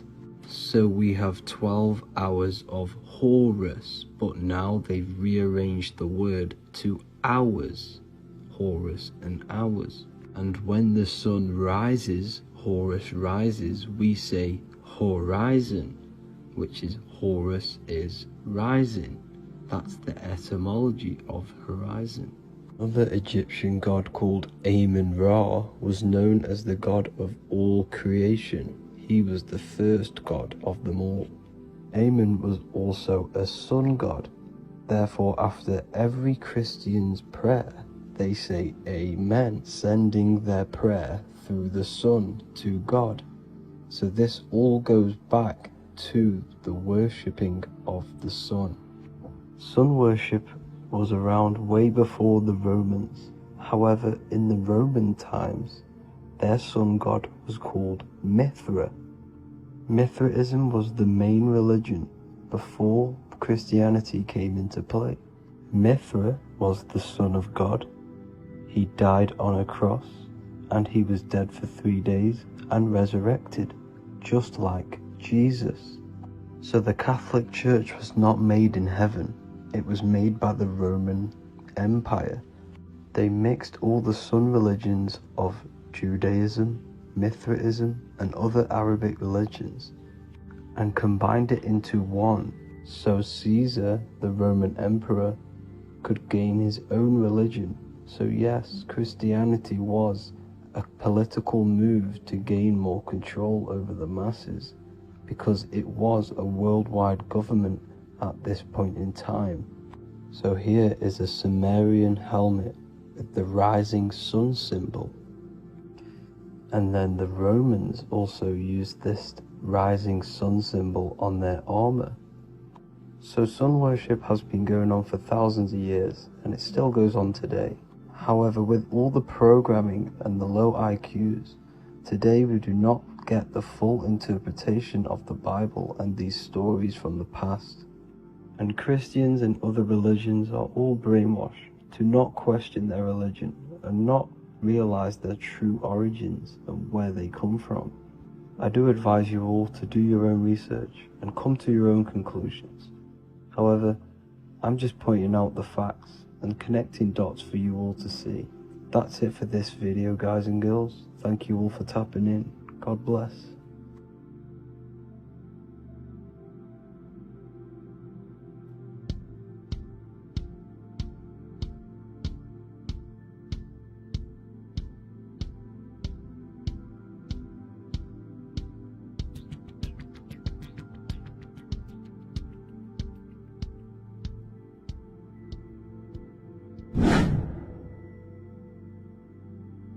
What is good, people? How are we all doing? Today we're going to be talking about the different planes of existence, the occult side of the world, the things they don't teach you in school. And of course, you can only find that on this channel, so welcome. So you need to understand is that your consciousness moves through these different planes of existence, these different states of consciousness, which make up all of you. Okay? They are all interlocked planes. They are all interpenetrated into each other. They are all one. They melt into the plane above and below. You see, each plane is a product of each plane. As above, so below. Now, the higher you go, the more fluid, the more dreamy, the less dense it becomes. The lower you go, the more denser it becomes, the more solid it becomes. The lowest plane is the physical plane, which you are obviously aware of. You are inside of the physical plane now. But while you are in this inside of this physical plane, you are indeed inside of all these other bodies which you have not awakened yet. You have to awaken these different bodies. You have these bodies. Okay? It's like a ripple effect. And the center is the most dense, the most solid. This is Earth, heart, the heart of the ripple. And the lower you, the further you go out from the center, the more dreamy, the less fluid, the more fluid, the more less dense it gets until you're one with the all. You see? And this is what it's like. This is what this system is. It's like a ripple effect. Now, let's jump straight into the planes. First, you have the physical plane, made out of 4 elements. 5. 5 elements. The ether is the mother of the elements. It's the womb of the elements. It's the 5th element. And it gives birth to the 4 other elements. 4 is stability. Tables have 4 legs. And this is why the ether gives birth to 4, because it's the foundation of the physical world. Fire, earth, water, air. They are not pure. Each one of the elements melts into the other one. For example, earth and water both share cold. Water and air both share wet. You see, they compose of each other. They melt, they mold into each other based off the vibrational state of the ether. That's what it is. The 4 elements are the vibrational states of the ether. Okay? So you have the 4 physical elements making this, physical world. It's the lowest world. It's the world of effect. This world, whatever you see, whatever you experience, it's the effect. You can't change anything by manipulating this world. You got to manipulate the higher worlds to affect this world, you see? As above, so below. This is the lowest plane. It has 3-dimensional. It's the 3rd dimension. Space, height, and thickness. That's all it is. Front, backwards, upwards. You see, it's 3-dimensional. We cannot perceive the hidden side, which is the interior of this existence. We cannot perceive the interior from our exterior view. We are looking into this world. Okay, this is the exterior view. We can't see what's inside of that. That's the 4th dimension, which is the next one. It's the most gross and dense plane. 4 states of matter, the most slowest vibrational molecules, exist in this plane. Above this plane, you have the ether. Okay, the word ether and either are the same thing, because either connects 2 scenarios in languages. I either support Manchester United or Liverpool. Either is connecting them 2 scenarios. The ether is doing the exact same, as you can see here on the planes of existence. It connects the astral world, which is very important, to the physical world. It's connecting these 2 worlds. So it's the ether. It's the ether. The ether is pure potential. Energy flows through the ether. It is pure energy, pure potential. Okay? The physical body is an exact copy of the etheric counterpart body. So every physical object has an etheric energy double. It's like a blueprint of that object. Every single object has an energy double, and that's the etheric double. Okay? The etheric body determines the shape of our physical body through its lines of force. All through life, it rebuilds and restores the physical body. Physical problems show up first in the etheric body, because as above, so below. You manipulate the higher planes, it will manipulate this plane. And this is why sorcery works. Contact with astral plane entities. We'll get into that a bit later. So, the reason why we can't see this plane, this energy world which is all around us, which we are inside of right now as we speak, is that the molecules that compose it are further apart than those of the physical plane, making it invisible to the 2 eyes. That we can't perceive it. Our eyes cannot physically suck in that sort of information, and our brain cannot decode it. This is why, they brainwash us with all these programs to keep us asleep, to keep these other bodies we have asleep, so we don't find out about these other bodies, and is to make you believe that everything's just a material. Only the material world exists. They don't want you to know is that everything that you see is a result of something you cannot see. As above, so below. There are realities within this reality. This is what I'm breaking down now, these different planes, on how this reality works. So your etheric double is your energy body. You can see here the physical, etheric, astral. Astral is your spirit. The ether is a part of the physical plane. It's like just above the physical plane, but it's still part. But then the astral plane is completely separate. It's another plane. But they're all interlocked. Don't think they're apart. They're all interlocked. They're all one. They all melt into each other. The chakras that we have are inside of our etheric body. They are our sense of organs which tune us to the 4th dimension. These 7 chakras connect us to the astral world, the 4th dimension. Okay? They are points for the flow of energy from the universe / 7 planets, because the 7 chakras are your 7 planets, and the 7 planets are connected to the astral world. They are feeding these 7 centers in our body. They connect us to the universe, to our etheric counterpart, and then to us, supplying the physical body. Because the energy comes from above. As above, so below. These 7 centers, these 7 etheric chakras, are being supplied with energy from the universe, the 7 planets, the solar system. Then it supplies the physical body. You see? So, the ether is very important. And this is, that the ancients understood the science of the ether, and they could, harness free electricity from it, because it's all around us. The ether is all around us. And this is what they were doing. They were harnessing free energy using the ether. The astral plane, the 4th dimension, very important plane. Very, very important. We've all been there. Every single one of you has been there. Okay? The 4th dimension is unseen of what we see. It's the interior of the exterior that we see. We see the 3rd dimension, but we cannot see beyond what's making this 3rd dimension. This is the 4th dimension. Okay? It's the dream world. This is where you go when you dream. Okay? This is where you go when you dream.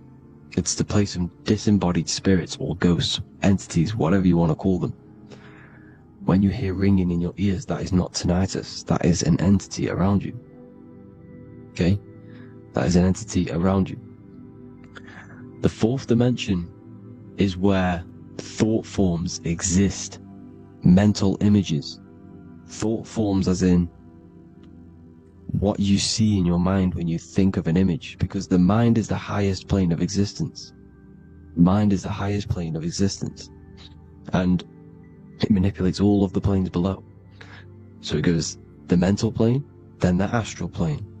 So the thought is in the mind, the mental plane. That just the thought alone, no image, but then the form depiction, the thought form exists. It manifests in the astral plane as a sort of image, an entity, a living conscious being. So this is why thoughts are things. You see, thought forms exist within the 4th dimension. So when you imagine something, when you are, for example, right now, look into your hand and imagine there's an apple in your hand.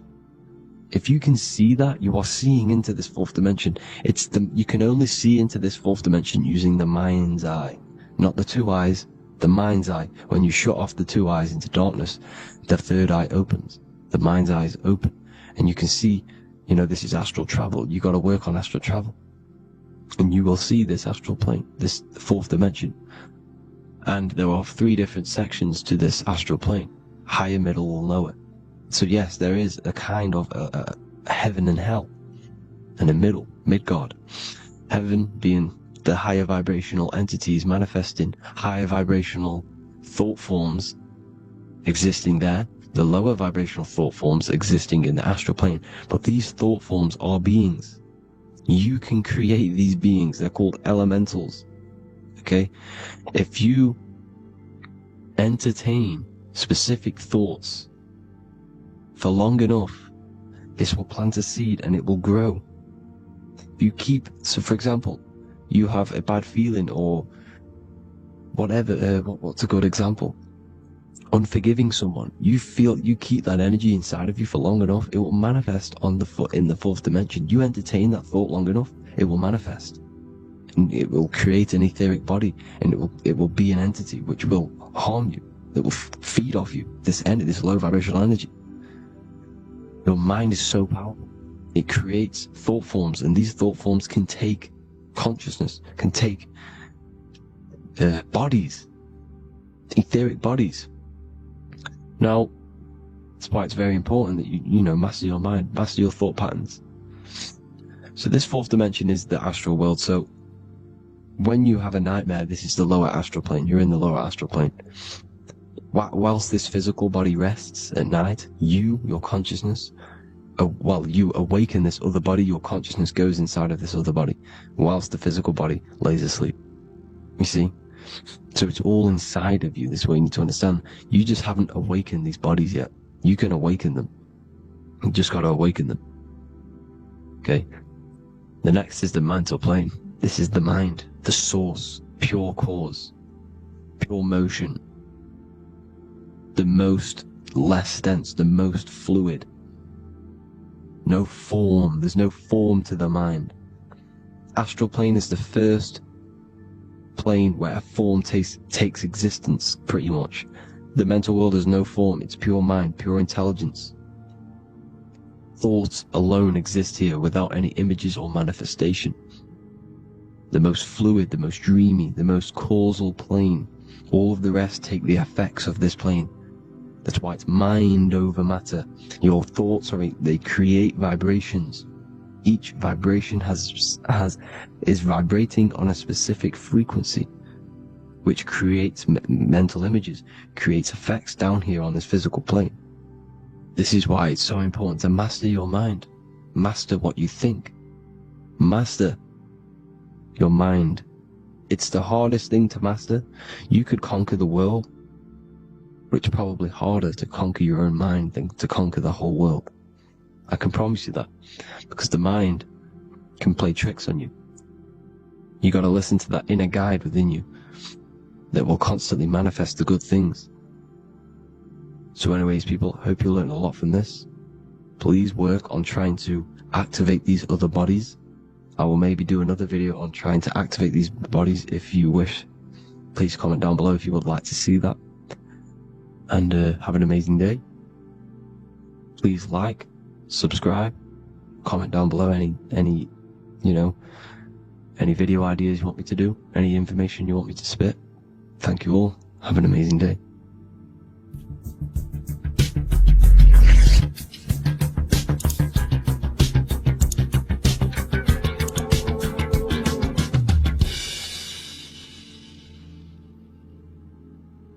Greetings everyone, it's Revival of Wisdom. I facilitate human enlightenment through occult and esoteric teachings. I hope this video expands your mind into a new field of thought. In this video we're going to be discovering the true esoteric meaning of the 7 planetary energies. So let's jump straight into this. In order to fully understand this, you must understand the esoteric teaching of as above, so below, and as within, so without. Our inner world is mirrored into our external material reality. We have a physical voice, which you are hearing right now, and I also have an inner voice, which no one else can hear. The inner world is invisible, and the external world is visible. In other words, the inner world is the spiritual world, and the outer world is the material world. The inner world of ourselves reflects and projects our outer world, which means everything in our external reality is somewhat reflection of our internal self. You are made in the image and likeness of God. You yourself are the universe experiencing itself in a 3-dimensional physical form. The Newtonian science has programmed you to believe that you are a physical being inside of a physical universe. They did this to limit your mind to only believing there is a physical universe and that you are separate from the universe or God. But you yourself are the divine essence of the universe, experiencing itself in a physical plane, which means everything you see is inside of you, including the stars, the planets, and the elements. As above, so below. As within, so without. An example of this is the 4 physical elements: fire, earth, water, and air. In the external world, these are physical elements. In our internal world, they represent the 4 bodies of consciousness. We have 4 different bodies. We have a material body, we have a spiritual body, an emotional body, and a mental body. The mind is not made out of the same substance as the body. The emotions is not made out of the same substance of the mind and the body. These bodies exist in 4 different dimensions, 4 layers of consciousness. With that being said, the 4 physical elements are inside of us. The earth is our material physical body. Fire represents our spiritual astral light body. Water represents our transformative and emotional body. Air represents the mental body, the communicative and thinking body. This is the teaching as above, so below. If that resonates with you and you can comprehend it, please leave a like and a subscribe to this channel to see more content. And feel free to leave a comment on any video suggestions. Okay, so now we've gone over the 4 physical elements and how they correspond with your inner world of consciousness. This is going to make it easier for you to understand what the planets actually are. The planets are a bit more in-depth and more detailed aspects of our consciousness. The 4 physical elements are generic, but the 7 planets go deeper. They are deeper aspects of ourselves. On a macrocosmic scale, the 7 planets rule the material realm. Every object, every animal, every plant, every stone, everything we see in this plane is governed and created under one of the 7 planets. I don't really like calling them planets. They are energies. They are spiritual forces that drive things into existence. An example of this is if we look at a tree. The roots of the tree are governed by Saturn. The stem of the tree is governed by the sun. The leaves of the tree are governed by the moon. Any offspring or fruit of the tree is governed by Jupiter. Any defense mechanisms of the tree is governed by Mars. The communication and networking of the tree is governed by Mercury. The smell and the look of the tree is governed by Venus. Everything we see in this material plane is governed by one of these specific energies. Everything material has a spiritual force that brings it into physical existence. This is the reason why we have 7 days of creation in the Bible. The 7 days of the week, all governed by the planetary energies. Monday is moon day for the moon. Mars governs Tuesday. Mercury is Wednesday. Jupiter is Thursday. Venus is Friday. Saturn is Saturn day. And Sunday is for the sun. This is the reason why there are so many 7s in this physical plane. 7 days of the week, the 7 colors, the 7 chakras, the 7 diatonic musical notes, the 7 lamps on the Jewish candlestick, the G inside of the Masonic square and compass. G is the 7th letter. Now let's go a little bit deeper into every planetary energy. Saturn in the external material plane governs the foundational and enduring aspects of existence, such as roots of plants, the bones of our body, and even the insects that dwell beneath the ground. Saturn represents the dull, hard, and unyielding forces of life, symbolizing structure, limitation, and conditioning. Under Saturn's influence, things become rigid, bound by restrictions and boundaries. This is the reason why Saturn is known as Father Time, because Saturn rules anything that is a restriction and a limitation, which is time. The whole of this material plane is governed by time. You will be born and you will die. This explains why there is so much Saturn symbology in this material plane. Saturn is one of the most important planetary energies. You are a spiritual being in a physical body. Your light, your consciousness is bound to the physical body until you learn how to escape the physical body. The body is a limitation for our infinite minds and spiritual bodies. Our infinite mind is stuck in this material body, governed by Saturn's limitation of time, matter, and space. Now let's dive into what Saturn means to our consciousness within our internal world. We've gone over what Saturn means in the external world. What does it mean to our consciousness? Internally, Saturn embodies the conditioning within our consciousness. When the Saturnian aspect of our consciousness dominates, we become overly rigid, fixated, and restricted in our thinking and actions. For example, Saturn's influence is strongly felt in today's world, where many people's minds are confined to societal norms and conditioned responses. Saturn is the aspect of our consciousness, our minds, such as limiting belief systems and limiting thoughts and emotions. This is the negative thought that you can't get rid of, that's holding you back. This is a Saturn aspect of our consciousness. However, this is not a negative thing. The Saturnian aspect of our consciousness is a great teacher, guiding us through difficult life lessons that ultimately lead us to growth and expansion. Saturn's energy allows us to experience and overcome fears and limitations so our minds can expand into new fields of thought, into new life. Although Saturn's energy is harsh and often challenging, it helps us develop resilience, discipline, and wisdom. However, in the modern day, this Saturnian energy has overpowered the minds of the masses, fostering excessive rigidity and limitation. This is why we see so much Saturn symbolism. It's literally everywhere because our minds are being dominated by the Saturnian limiting aspect of our consciousness. Now, let's move on to the moon. The moon, or lunar energy, in the external material macrocosm plane governs the elements of water, influencing the natural cycles such as the ocean tides, which rise and fall in harmony with the moon's phases. Beyond water, the moon also guides instinctual behaviors such as animal migrations.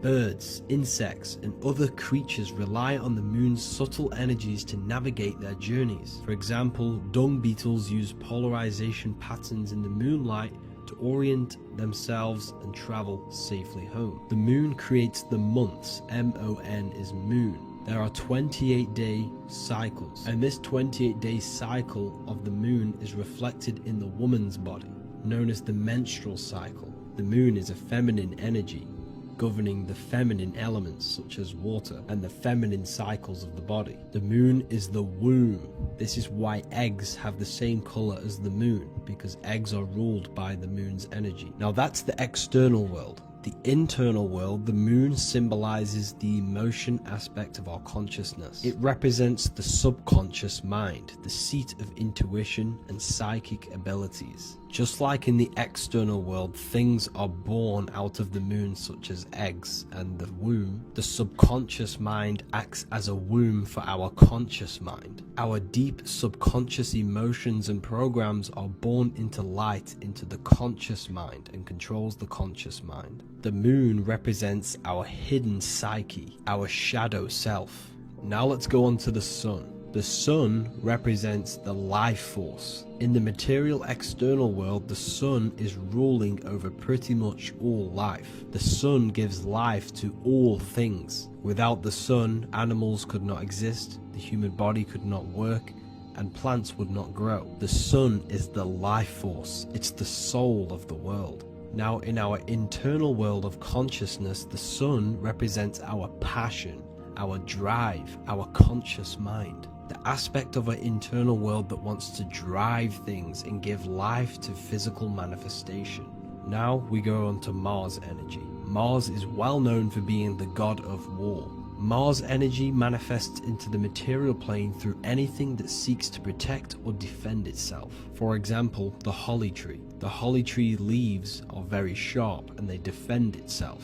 Anything that is protective in the material world has Mars energy and is governed by this specific aspect of consciousness. For example, any predators or animals such as hedgehogs with spines on their backs for protection. Mars represents all things that is driven by conflict, aggression, and defense. Now, internally, inside of our inner world, Mars symbolizes the aspect of our consciousness that is focused on self-preservation and protection. Mars governs our ego, the instinctual urges of anger or maintaining reputation. Mars is not evil, it's necessary. Sometimes it's necessary for us to protect ourselves. Mars is the aspect of our consciousness that is anger, rage, the desire to fight or conquer. When this energy is activated within our consciousness, we become defensive, assertive, and even combative, ready to dominate others and destroy obstacles in our way.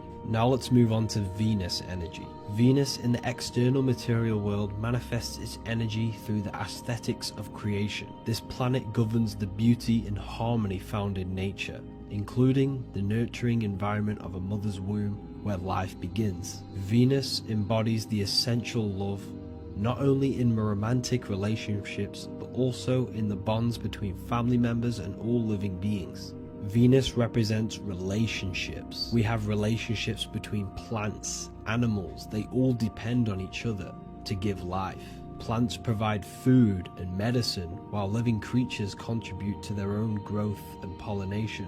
Internally, Venus represents the aspect of our consciousness that yearns for relationships and connections with others. This is an aspect of our consciousness that encourages to care for our physical appearance and embracing beauty. Aesthetics play a role in our interactions and self-expression. This is why there is a beauty brand called Venus. Now let's move to Jupiter energy. Jupiter in the material plane manifests its energy as forces of fortune, abundance, and wealth. This energy manifests itself as plants, as fruits that we can consume and eat in abundance. Anything that is nourishing and cultivated by the earth for humanity and animals. Jupiter embodies the giving energy that provides for and sustains life, fostering growth and ensuring that resources are available to all. Its influence is seen in the natural cycles of abundance, where fruits must grow and ripen before they are enjoyed, symbolizing the importance of effort and patience.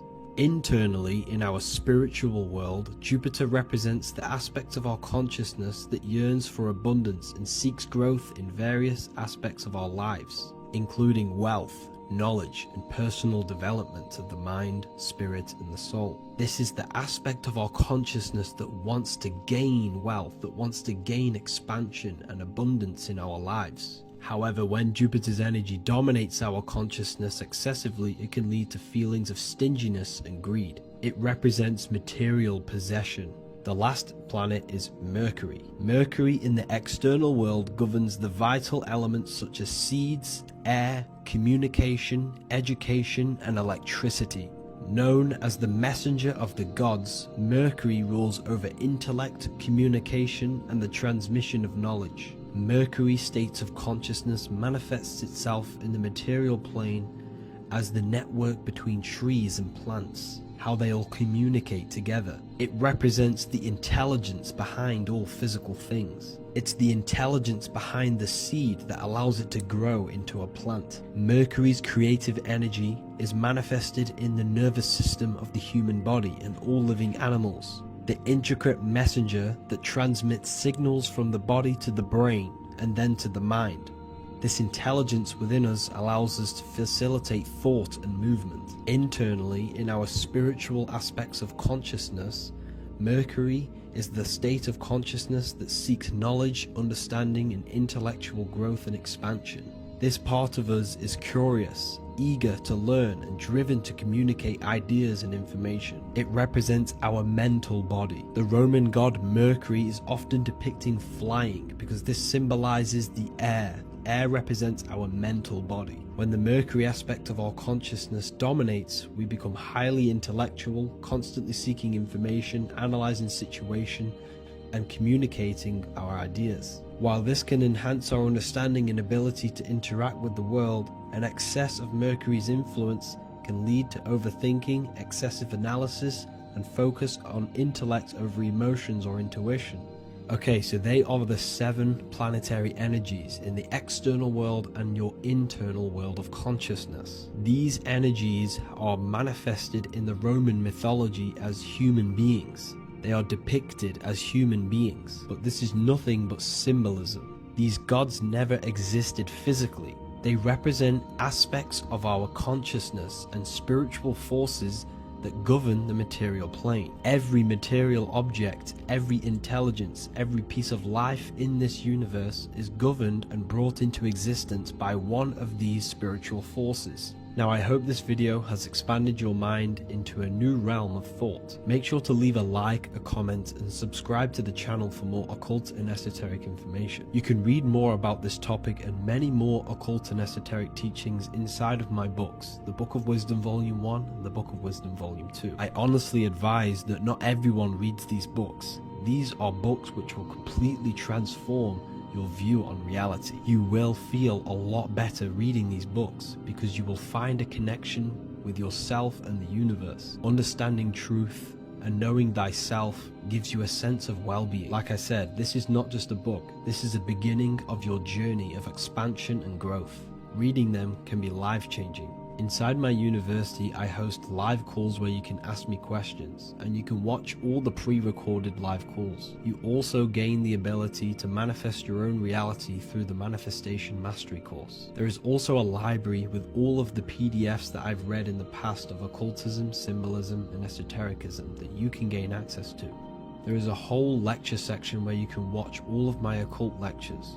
This is a place of transformation. The price of the university will be going up very soon. If you join now, you will gain a free sexual alchemy course which will teach you how to transmute sexual energy into creativity. I'll leave all the links in the description for the university and also my website where you can get my books. I hope you enjoyed this video. Take care. As above, so below. This is one of the most crucial teachings within esotericism, occultism, or what we like to call it today, spirituality. I don't like calling it spirituality because it's not spirituality. I teach human consciousness. I teach the science of you and your consciousness alone and your being. And in order to fully understand you and this world around you, you must understand this number one principle of as above, so below. There is many misconceptions of this, and there is many simple teachings of this, but I'm going to break it down today from the most simplest to the most complex, and you will see the connections between all things. This is the most important lesson you could ever learn, and I'm going to teach it you today. So what you must understand is with the term as above, so below, it applies with everything you see in this world and about yourself. We have something called the macro, which means the bigger scale. On the bigger scale, we have the whole earth. If we look down from the sky on top of rivers, this is what we see. We see this tree pattern.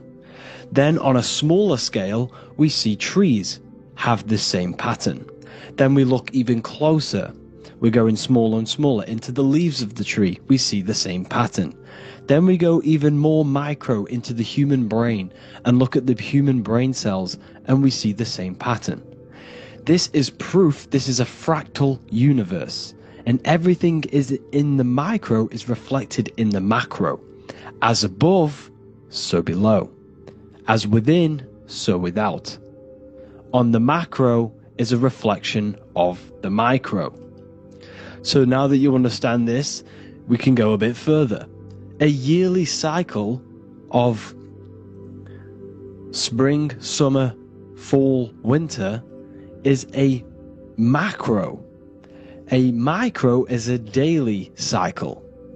So a day is a mini year. The summer is the midday. Autumn is the evening. Night is the winter. And spring is the morning. This is a macro, a reflection. We have a miniature cycle of the zodiac every single day. And this cycle is also reflecting the cycle of life and death. We live, we are born, which is the spring. We live, which is the summer. We then age, which is the autumn. And then we die, which is the winter. And then we are reborn again. This is the cycle of life and death. And you do this every single day.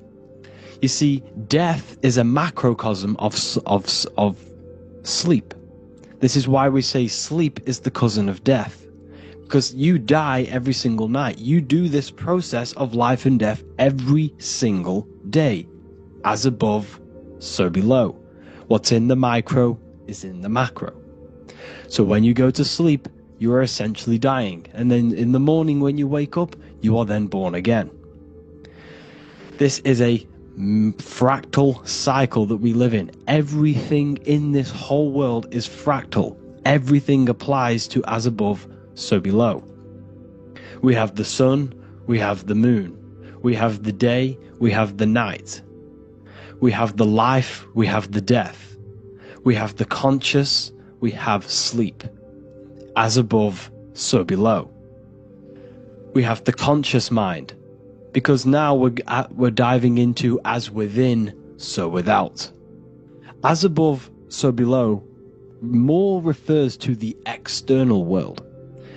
As within, so without is referring to your inner world and the outer world.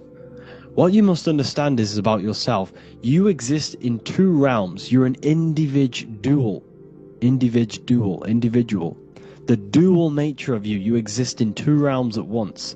You have an inner world of your thought, emotion. This is the inner world that no one else can see but yourself. And you have an outer world with a physical body which everyone can see. So you exist in two worlds. You have the inner voice, you have the outer physical voice, which I'm speaking to you with now. But I also have an inner voice, which no one can hear, only but me. So you exist in the light and you exist in the darkness. The sun represents your external self, your physical, conscious mind. The moon represents your shadow self, the inner self, the psyche self, the spirit self. There is an as above, so below. The sun is within you. The moon is within you. Everything is within you. Now that you understand as above, so below, what is your body? Your body is a miniature earth. Let me repeat, your body is an earth. Your body is the earth. Okay? Because like I say many times in all of my videos, you are not in the world. The world is you. You are the universe. Your brain is a computer creating this reality. What you see with your eyes is produced in the back of the brain called the visual cortex. You don't look into the world, the brain produces the world. The body produces the world. When you touch something, you're not actually touching something. This is the electrical nervous system. When you touch something, what you feel is actually electrical signals on your nervous system reporting back to your brain. Therefore, when this body dies, you leave the earth because this body is the earth. Okay? As above, so below. You have the mental plane, the astral plane, the etheric plane, and the physical plane. This is essential for understanding reality and the teaching of as above, so below. Everything in this material plane began in the thinking mind. For example, the microphone I'm speaking into, the phone you're watching this video off, or the laptop or iPad. Where did this begin? It didn't begin in the factory. The first ever place this item begun was in the mind of an individual. The invisible realms of mind is where all physical things and physical items begun. Essentially, this physical plane is the effect of the thinking mind. This world is the world of effect. It's the world of outcomes. When you see something, it is already manifest. It is already being manifested. It is an effect. And in the effect of the cause, which is the thinking mind. Therefore, the mind creates thoughts, which is the mental plane. Then after thoughts creates imagination, which is the astral plane. These two are spiritual. They are non-physical. So spirit kind of means non-physical. Then you have the physical planes, the etheric and the physical plane. As above, so below. What happens in the mind is manifest on the physical plane. Like I said, the phone that you are holding, it was a thought, and then it brought down into a physical reality. As above, so below. You change the mind, you change your reality. Your environment, the word environment has ment in it because your environment is mental. So now that you understand this, so what is the world around you? The world around you was created by the mind of God. It was manifested through God's thought. So you are living in the mind of God. You are a thought in the mind of God. God thought you into existence. But like I said, we are all fractals. Everything is fractal. If God exists, this means that you are God. As above, so below.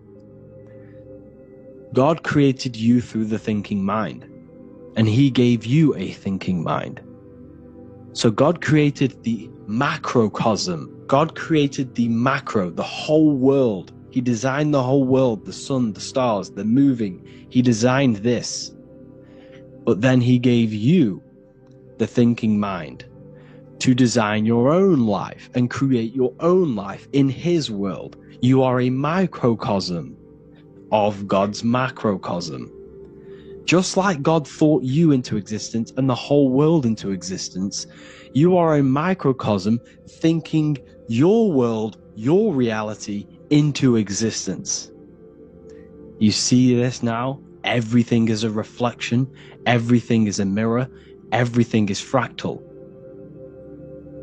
So in order for you to change your reality, you must change these higher planes. Your thought and imagination are the two key aspects of creating physical reality. Every object you see around you was begun in these higher planes of the non-physical, and they were brought out of spirit into physical matter through the thinking mind and a physical action. So now we're going to get a bit deeper. The brain is not the mind. Now that you understand, we have spirit and matter. As above, so below. You have a non-physical side of reality and a physical side of reality. The mind is the spiritual brain. The brain is a physical manifestation, a physical effect of the mind. The mind uses the brain to operate in the physical world, and it's the same with the heart. The soul manifests itself physically through the heart. The heart is a physical manifestation of the soul, of the emotion, thought and emotion, the mind and the soul, the brain and the heart, heaven and earth. So you have the inner world and the outer world, the spiritual, non-physical, and the physical. So essentially, we are all on this process of awakening, an expansion of our minds into new fields of thought, into new fields of awakening ourselves. Because essentially, we are born into this world. But you are born many, many times. You can be born physically and you can be born spiritually. Like I said, everything is fractal. So just like when the baby finds out that there is a world outside of its mother, what does the baby do? The baby seeks a way out of its mother, and then the baby is now born into a new world, a world outside of its mother's womb. It's the same with you and your spiritual process. As your mind becomes aware that there are other realities beyond your physical body, it then seeks a way out. And this is why you are probably watching my YouTube, because you are now on the path. Something within you has guided you to this path of knowledge, truth, enlightenment, and expanding your consciousness. And it is your soul who brought you here. Your soul speaks through emotion, a guidance. Emotion is the language of the soul. When you feel very bad, this is your soul telling you you're not in the right place. You're doing the wrong things. Because the soul is always unfolding its purpose, which is expansion and learning. That is it. The mastery of the self and the learning of the mind is the only thing that counts in the end after this life. So you are on a journey of expansion, of learning, creating, and spiritual rebirth. As above, so below. What does this body tell you? When I see someone overweight, I don't see the overweight. I don't see the body. I see the mind. I see an undisciplined mind. I see a mind that lacks self-control. I see a mind that seeks external validation. That's what I see when I see an overweight person. I don't see his body. I see the result of his mind. Because what does the Bible tell you? You shall know them by their fruits. It's the same saying as above, so below. You shall know them by their fruit. The fruit is their manifestation. Your body is a direct correlation and manifestation of your mind. Your inner world projects your outer world. As within, so without. As above, so below. Now, what do you see when you see this man's body? I see discipline. I see strength.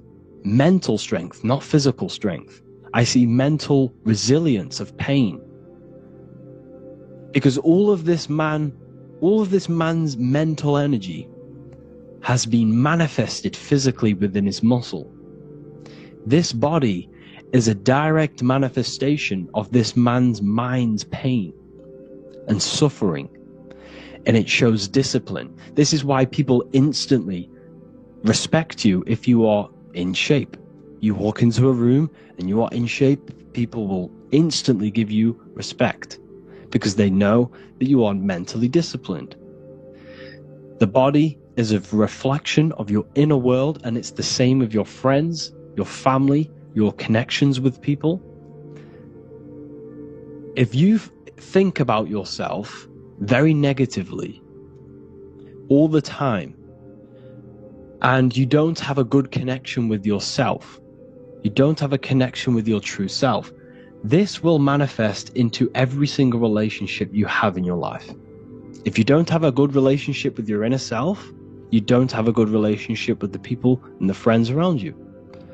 Because as within, so without. If you think negative about yourself, you will only pick up the negative in other people. If I think very highly of myself and I think very happy and good things about myself, I will then see the good things in other people.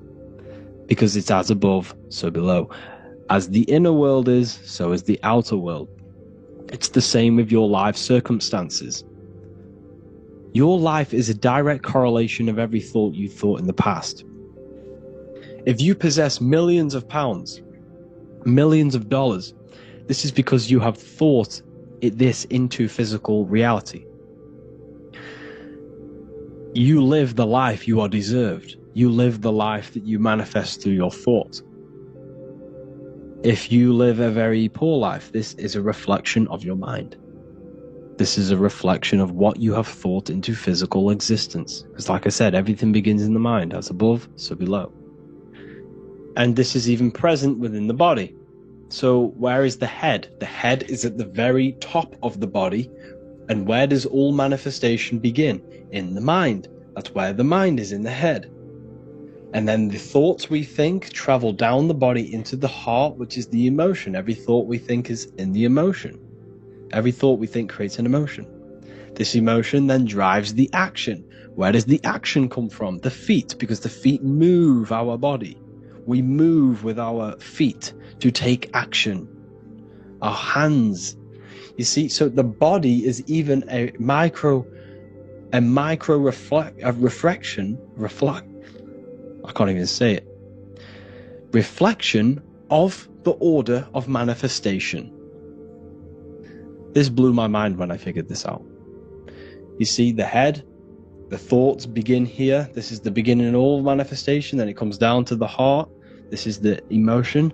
Then you take the action. The thought and emotion then sparks the action, which is taken with the hands and the feet. And where's the lowest point on the body? The feet, and that's touching the physical earth. So the head is where the thought is, the non-physical, and the lowest point on the body, which is touching the physical earth. So the head represents spirit, the feet represent matter, spirit and matter. Your room, if I walk into your room and I see a messy room, I don't see the room, I see a messy mind. The room is a reflection of the mind. If you have a messy room, this is your mind. It's an externalization of your unsorted mind, undisciplined mind. So like I said, we are all God, and we must find the God self within us. And I teach all of this inside the Book of Wisdom, Volume 2. This is not just a book, this is a revolution. This is the beginning of a new age with this book. If you have read it, I congratulate you. You should feel very proud of yourself if you have an open mind. You should feel proud of yourself for watching these videos, because not many people have an open mind. Remember this, people. You are special if you're watching these videos. You have the mind. You have the ability to see through the illusion. And I take my hat off to you. You want to take this to the next step? Read the book. Or if you want to take it to the serious levels, join the university. The university, you gain access to every piece of my material that I've ever done, all of my books, all of my lectures that are hidden from YouTube, that are hidden from everywhere else, the lectures that give you real power. And if you feel alone on this journey, we have a conscious community where you can connect with like-minded individuals, because I've been there. I've been there when you feel lonely, because you feel like no one else is thinking the way you are feeling. You can't talk to people about these things because people just think you're crazy. That's why I put together this, so we can connect, so we can unite, so you can connect with people, so you don't feel crazy about thinking about this stuff, learning about this stuff. And if you truly want to level up your life, people, and take your studies serious, this is for you. We do live calls, we do lectures. There's a whole library filled with books you can read. It's the perfect place for the truth seeker. I thank you all for joining. Please leave a like, a comment, a subscribe. Let me know any future videos you want me to make in the comments. Thank you all. Have an amazing day.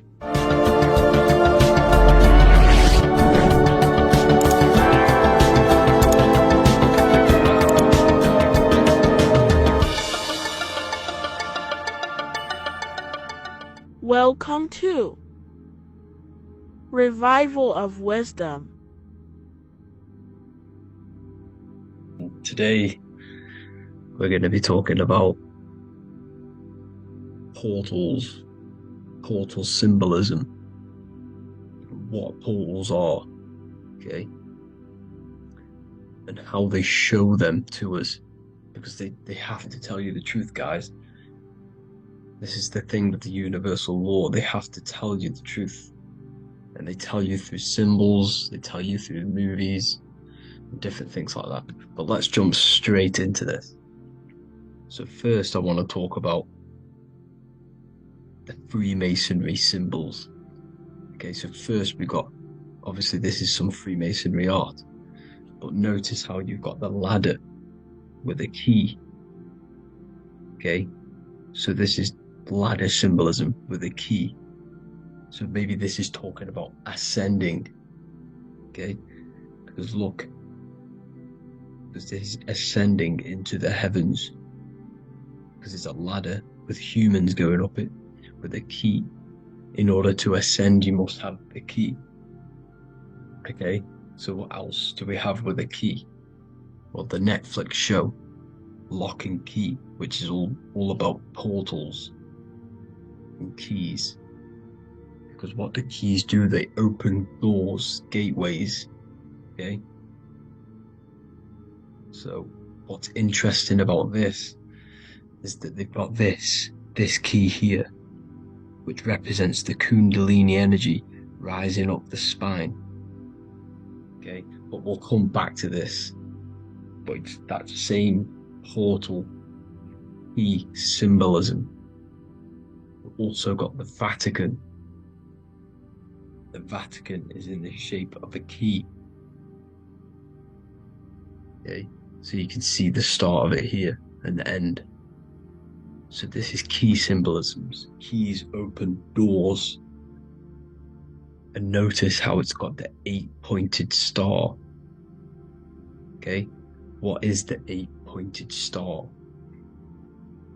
Okay, we'll come back to this.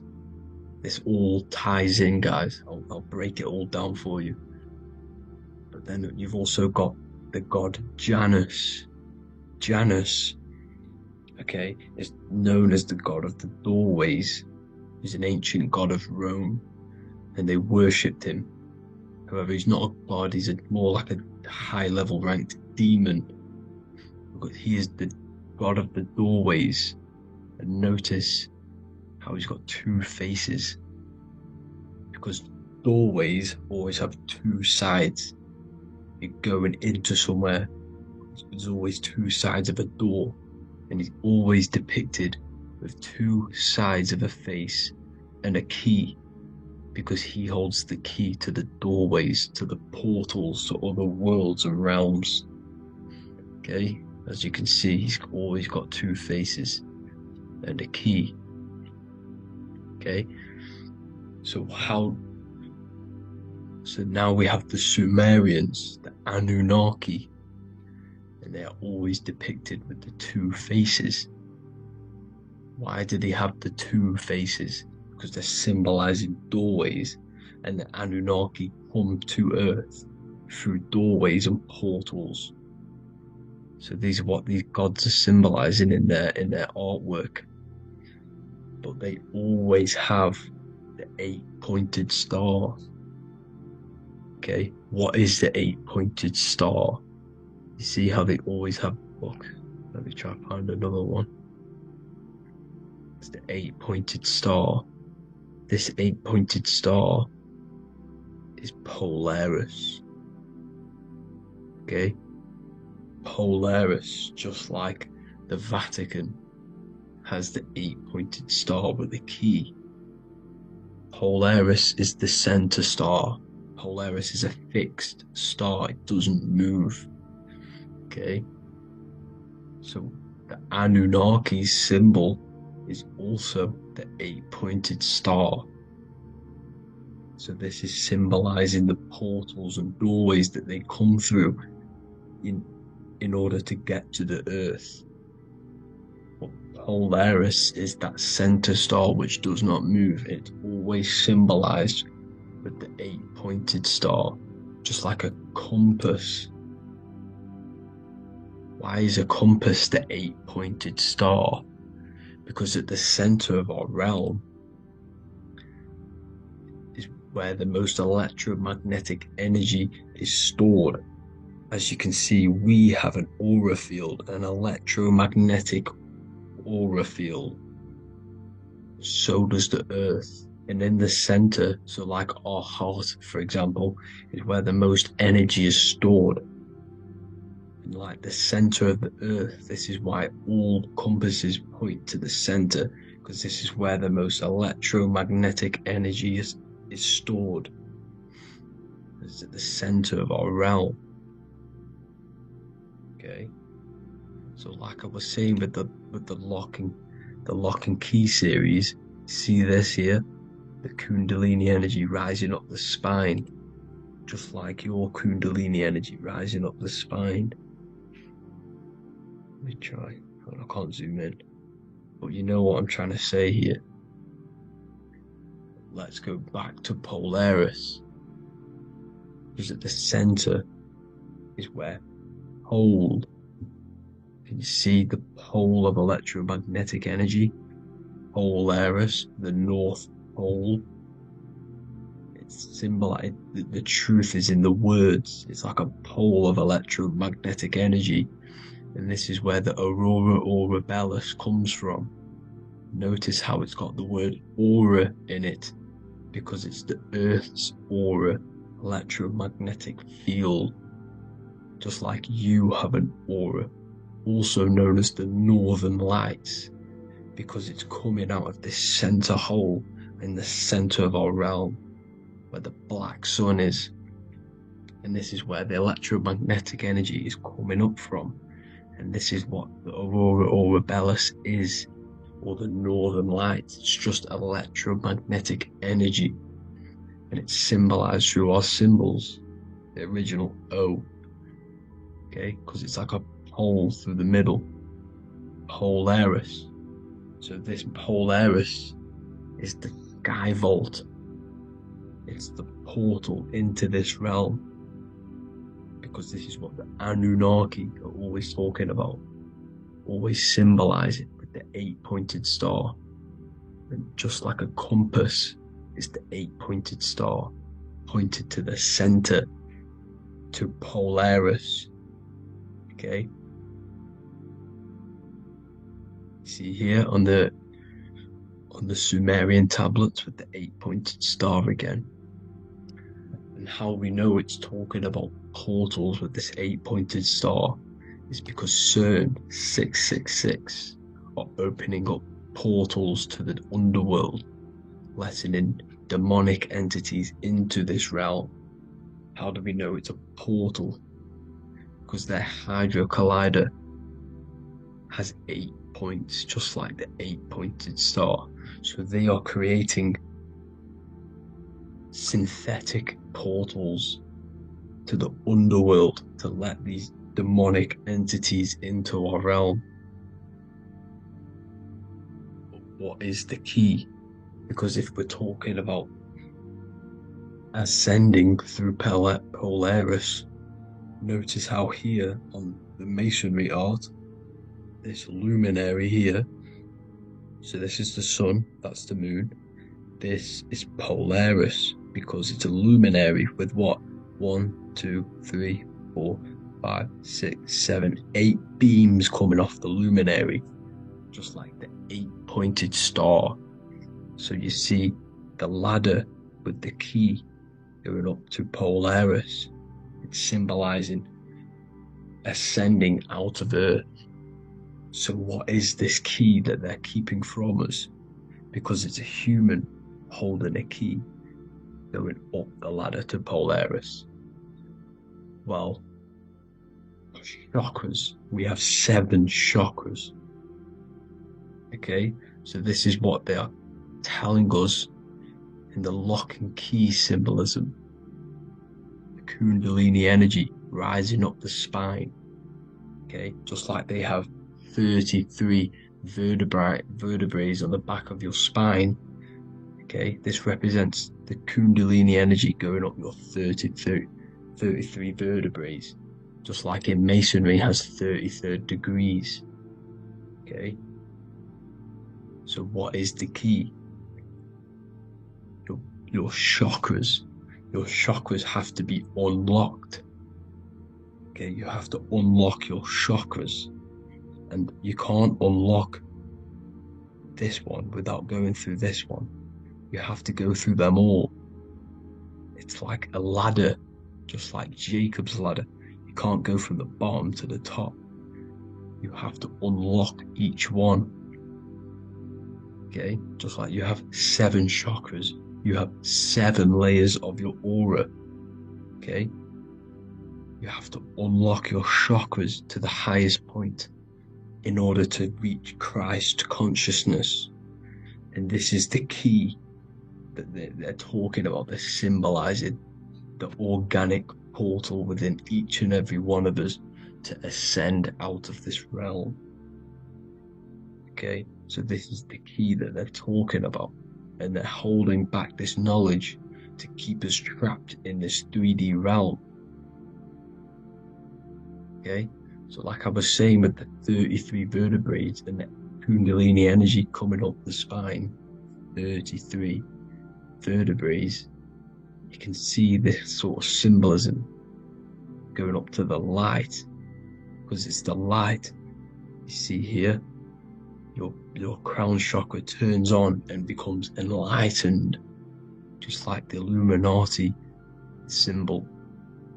Can you see it?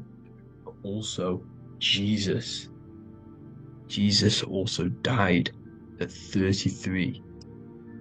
So this is symbolizing, okay, they're symbolizing the death of the ego, the body. So once you open up your chakras and reach Christ consciousness, which is your 33rd vertebrae, once your Kundalini energy goes up your 33rd vertebrae, your body technically, not physically, but spiritually dies, because you then become formless. You reach Christ consciousness.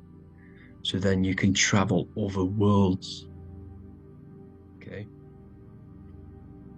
This is what they're talking about with Vatican, 8-pointed star, and the key. Janus with the key.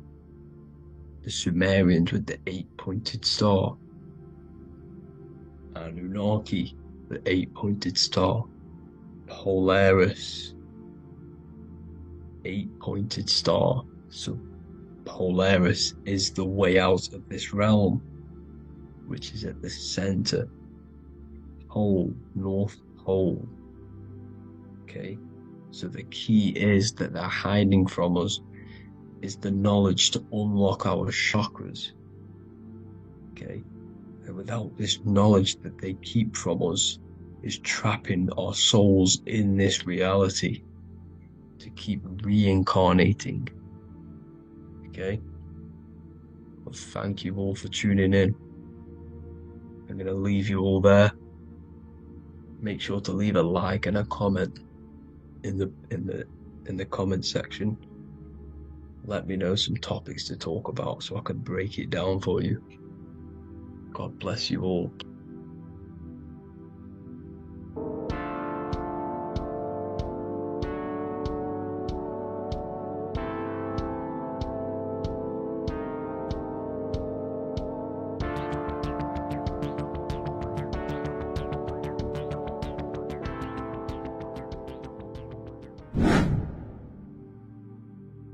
How are we doing, people? It's Revival of Wisdom. We're back today talking about sun worship. Okay? And please enjoy, sit back and enjoy the video. First thing we need to understand is that the sun is the risen Savior. It's the light of the world. Without the sun, we have nothing. Now, the sun is the Son of God. We didn't make the sun. No one owns the sun, but who created the sun? Obviously, the Creator created the sun. Therefore, it is the Son of God. And that is what Jesus is symbolizing in the Bible. The Bible is a metaphorical story. That's why it's called the greatest story ever told, because it is a story about the sun, the zodiac. It's about you, the systems in the body. It's about everything that is sacred in this creation. Now you can see the suns behind Jesus' head in all of the ancient portraits. Even the ones that are more modern, you still see a sun on the back of his head. Because he is the sun. He's the light of the world, our risen Savior. And this is what Christians are lost, because they don't realize it's a symbolic story. They think Jesus was a historical person. He's not a historical person. Okay? This is what we need to get out of our mind. This wasn't a historical person. It's the Son, our risen Savior. The Son is the soul. It's the soul of this creation. Because what is a soul? A soul is pure life force, pure energy. Whatever a soul inhabits, it gives life to. Like our soul feeds our body. The sun feeds the earth, because the sun is a soul, and that's why the ancients called it Sol. Because it's the soul, and it's in you, and it's the light of the world. It's the light of everything. It gives life to all things. Here's Jesus and his 12 disciples. The 12 disciples symbolize the 12 zodiac signs. Aries, it rules the head region, because the 12 zodiac constellations rule specific regions of your body. Aries, the ram, you have a cerebrum in your head. This is Aries on the head of the table. His Gemini rules the arms and the lungs. The two twins, Gemini. He's holding up 2 hands for the 2 hands and arms. The twins. Cancer has a knife in his hand. It's not so clear, but he has a knife in his hand. Cancer is the crab. Crabs have claws. And he's pointing at Virgo's Adam's apple, saying there's no Adam's apple there. It's a woman. Who's the 6th sign? The 6th sign is Virgo, the Virgin. The only woman in the painting. Now notice how there are 3 people in 4 groups. For the 4 seasons and for the 3 months and 3 zodiac signs in each season. Spring, summer, fall, winter. Matthew, Mark, Luke, and John with the suns on the back of their heads, because it's the 4 states of the sun. The 4 states of the sun. Now, 6th sign, Virgo, the Virgin, the only woman in the painting with no Adam's apple. Then we have the sun, Jesus, red and blue, red shift, blue shift.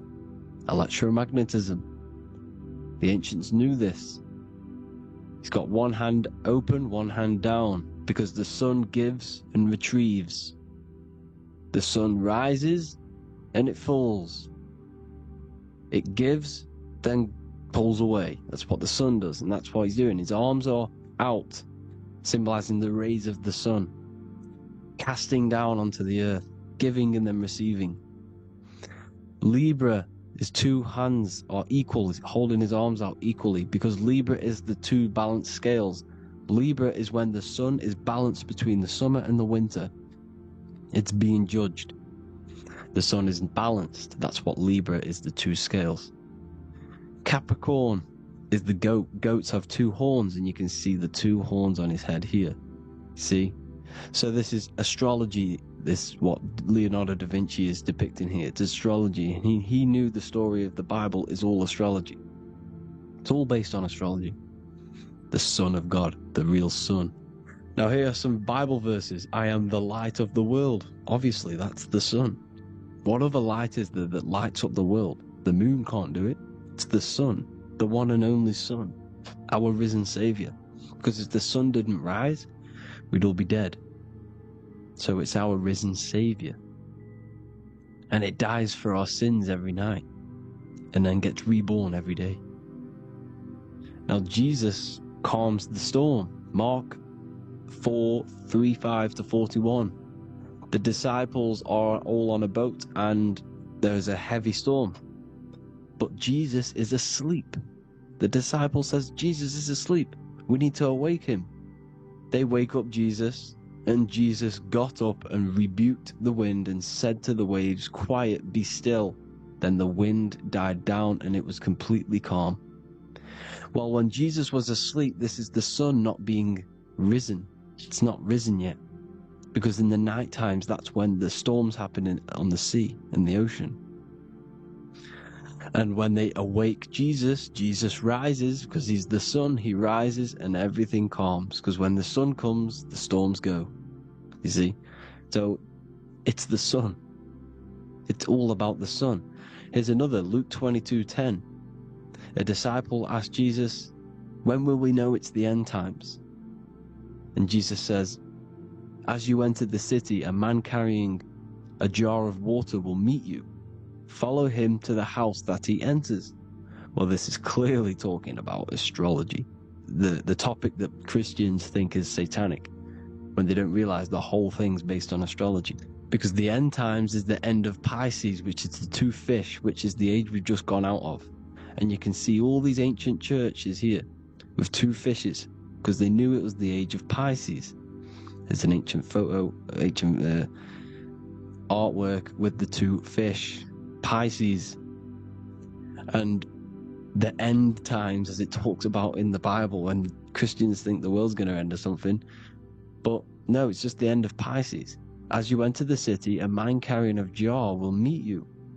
Follow him to the house. The house is the zodiac sign that he enters. And the zodiac sign is Aquarius, because that's what it is, a man carrying the water. We know this is astrology because a woman, that is a woman's job in the ancient times. In the ancient times, the woman used to get the water. You would never see a man collecting water back then. That was the woman's job, whilst the man builds the houses, for example. You see, so we know it's talking about astrology because astrology is the man holding the bucket of water. It's the end of Pisces. Now we are in Aquarius. And of course, Luke 24:36, the risen Savior, the Son. Now the Son is also born on the 25th of December, a virgin, just like Horus, Mithra, Buddha, Krishna, Hermes, and thousands of other gods, all born on the 25th of December.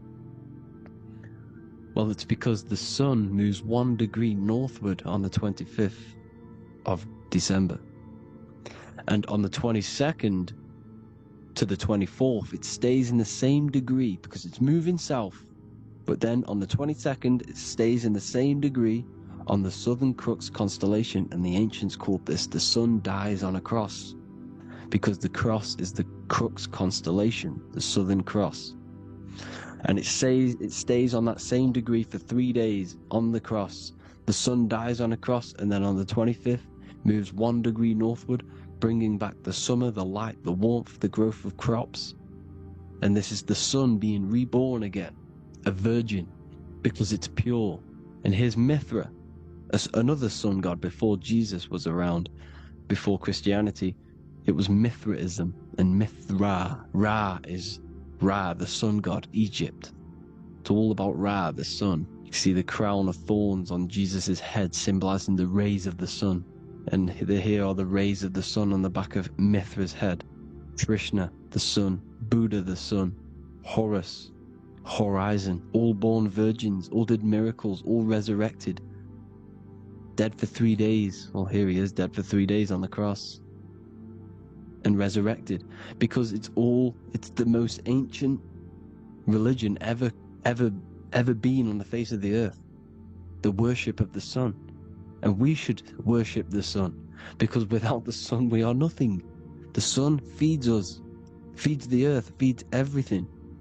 Without the sun we are nothing. It's been reversed, and now we're worshipping man.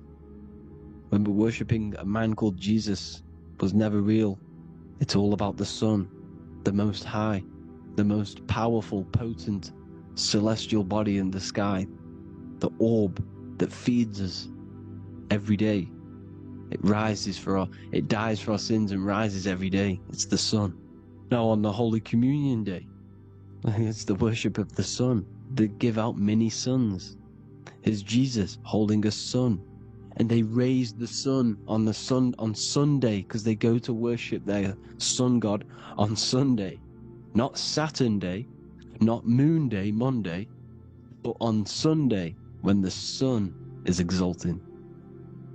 And they hold suns up above their heads because the sun rises. They're symbolizing the sun rising above their heads as Savior. It's the sun. It's the Holy Communion Day.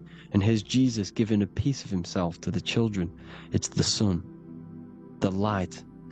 Judas was known as a backbiter, a backstabber, because he stabbed Jesus in the back. He betrayed Jesus. Well, this is just another astrological story about the constellation Scorpio, because the Scorpio is the J, looks like a J. J for Judas, the scorpion, the backbiter. Scorpions backbite, they bite with their back. And what does Judas do? He betrays Jesus by kissing him to let the warriors know who they need to get. So he kisses Jesus, and Jesus gets stabbed in the back. Well, when you get stung or bit by a scorpion, they leave like a kiss. So Judas kisses him and gets betrayed. Well, this is because the sun, when it hits Libra, it's balanced. The sun is balanced because it comes through summer. Now the sun's starting to die. The sun's starting to die. It hits Libra. And then as soon as it hits the Scorpio, it gets betrayed, because now the sun has to fall to winter. And Saturn is there waiting to take over the darkness of the winter. So he gets stabbed in the back by Scorpio. Judas, the scorpion, the backstabber. You see, it's an astrological story. Here's Mary. Mary means marry, which means pure. The sun is pure. No one gave birth to the sun but the God. And it's born every day. It's born every day on every year. It's born pure. There was no controversy. There was no, activity for the sun to be born. It's pure. Now, the 7 metals come from the 7 planets. The sun gives you gold, and this is why the sun is golden. It looks gold. And this is why the banks are backed by gold, because gold is the most valuable metal, because it's the sun, the most valuable celestial orb in the sky, in the heavens. Well, here's Jesus, another ancient symbol of him being crucified on the cross with the big sun, the Southern Cross constellation. The sun dies on the cross constellation. And if you go to the old etymology dictionaries, you will see sun and son is the same word. They come from the same etymology roots. You can use them for no matter what, but they've been confused today. But if you go back to the old dictionaries of etymology, they are interchangeable. You can use them. Son, sun, sol, it's all the same thing. The 12 disciples, 12 brothers of Joseph, 12 tribes of Israel, 12 breastplates on the stones. Because it's all the 12 astrological signs. They could have used any other number, but there's 12. Because 12 is the mind, which is God. 7 is the number of matter, which is man. 7 energy centers in the body. 12 cranial nerves in the brain, because it's the mind. 12 is the 12ness. The zodiac is literally the mind of God, the signs of God. Now here we see here, Job 38, 31 to 33. Can you lead forth a constellation in the season? He's asking you, can you read the sky? Can you read the heavens? Canst thou bring forth the Mazzaroth in its season? Mazzaroth means 12 signs, the zodiac. Why did they translated every single Hebrew word in the Bible into English, but they decided to leave out Mazzaroth? Why? It's because if that said zodiac, Christians would have a different view on the Bible, but they leave that out. But Mazzaroth actually means the 12 signs, the zodiac, and the stars means sign. The word stars means sign because the stars are signs, things to come, which is off in Hebrew, which means sign, things to come. You see a sign on the road, it's something coming. But God is saying, no, what does he say? To qualify as a director, a judge of man's life on earth, one must be able to govern the heavenly bodies that rule the earth. It's telling you to read the heavens. We need to read the heavens. Astrology, the 12 zodiac signs, the mind of God. It's telling you, read the Mazzaroth, read the zodiac, because they are things to come in your life. They are signs. It's not satanic, it's made by God. God said, let there be lights in the firmament of the heavens to divide the day from the night, and let them be for signs. Signs are things to come. The 12 zodiac signs. It's all about astrology. Here's Mary holding the sun. His son, her son. It's the sun in the sky. The one and only, the most high. The soul, the solo because it's on its own. The most powerful, Ra, radiance. Here's the Pope holding the sun. All 3 popes holding the sun, because they're sun worshippers and they know the true meaning and origins behind Christianity. Sun worship. Here's the Vatican is a sundial. Yes, this is literally a clock. Your watch is a sundial. It's got 12 sections on it for the 12 zodiac signs. 12 hours, 12 Horuses. Now here you see Jesus walking on water. Well, it's the sun, and here's the beard of the sun.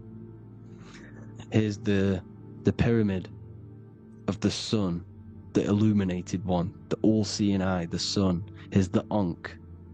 The sun creates these symbols. The ancients knew this. Now when you see these headdresses, these are actually the days of precession of the sun. Aries, Cancer, Libra. It's all about the sun. Here's some more sun worship, going back to Egypt.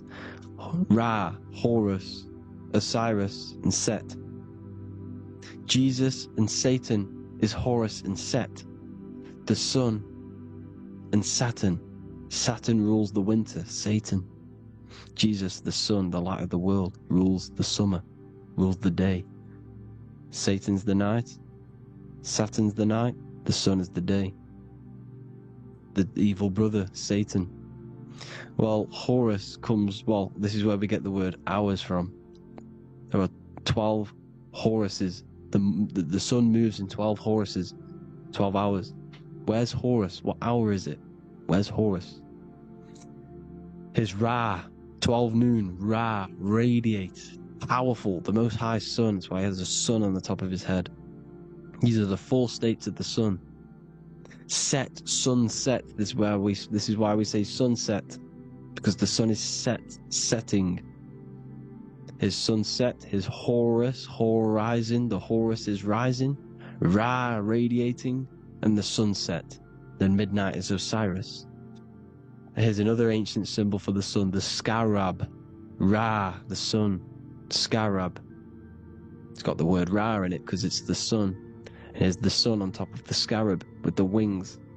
Because scarabs roll dung up hills, and then they'll let it fall down the hill to gain more matter. to gain more, bigger, like a snowball effect. And this is, the ancients saw this as a process of the sun, because the sun climbs up the hill and then it falls.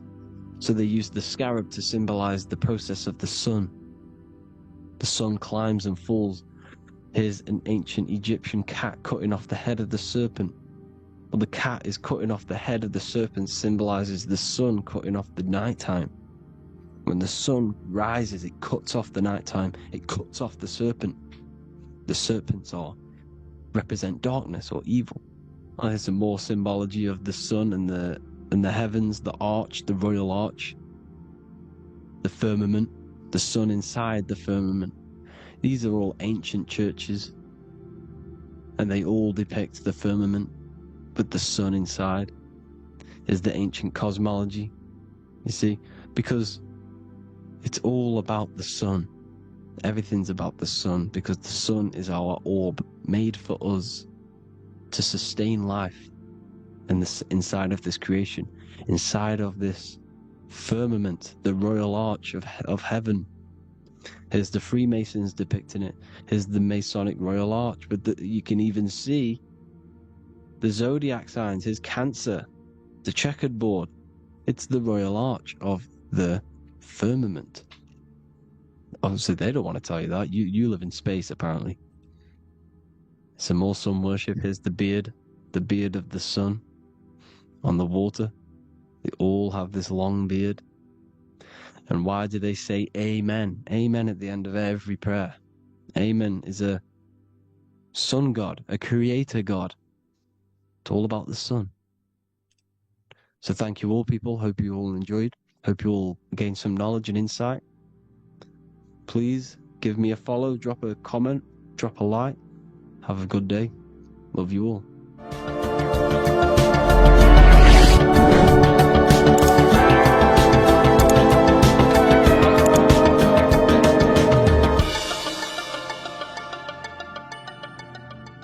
Neo is plugged in on the back of the neck, which is the reptilian brain stem. The reptilian brain is all to do with survival mode, survival state. It's always scanning the environment for safety, whether that's physically, emotionally, or mentally. It does not think. It is instant. For example, do I smack the guy or run off? If something happens to you, like a car's coming really quick to you, you do not think about this. The reptilian brain is the animal instinct that will instantly move your body on the instant reactions. Hence why it's the closest brain to the rest of the body. It has instant access to the electrical nervous system to control the body at instant reactions. Now Neo is plugged in on the back of the neck, which is the reptilian brain. Therefore, the matrix is the body itself. It is the lowest state of consciousness. This is what it represents.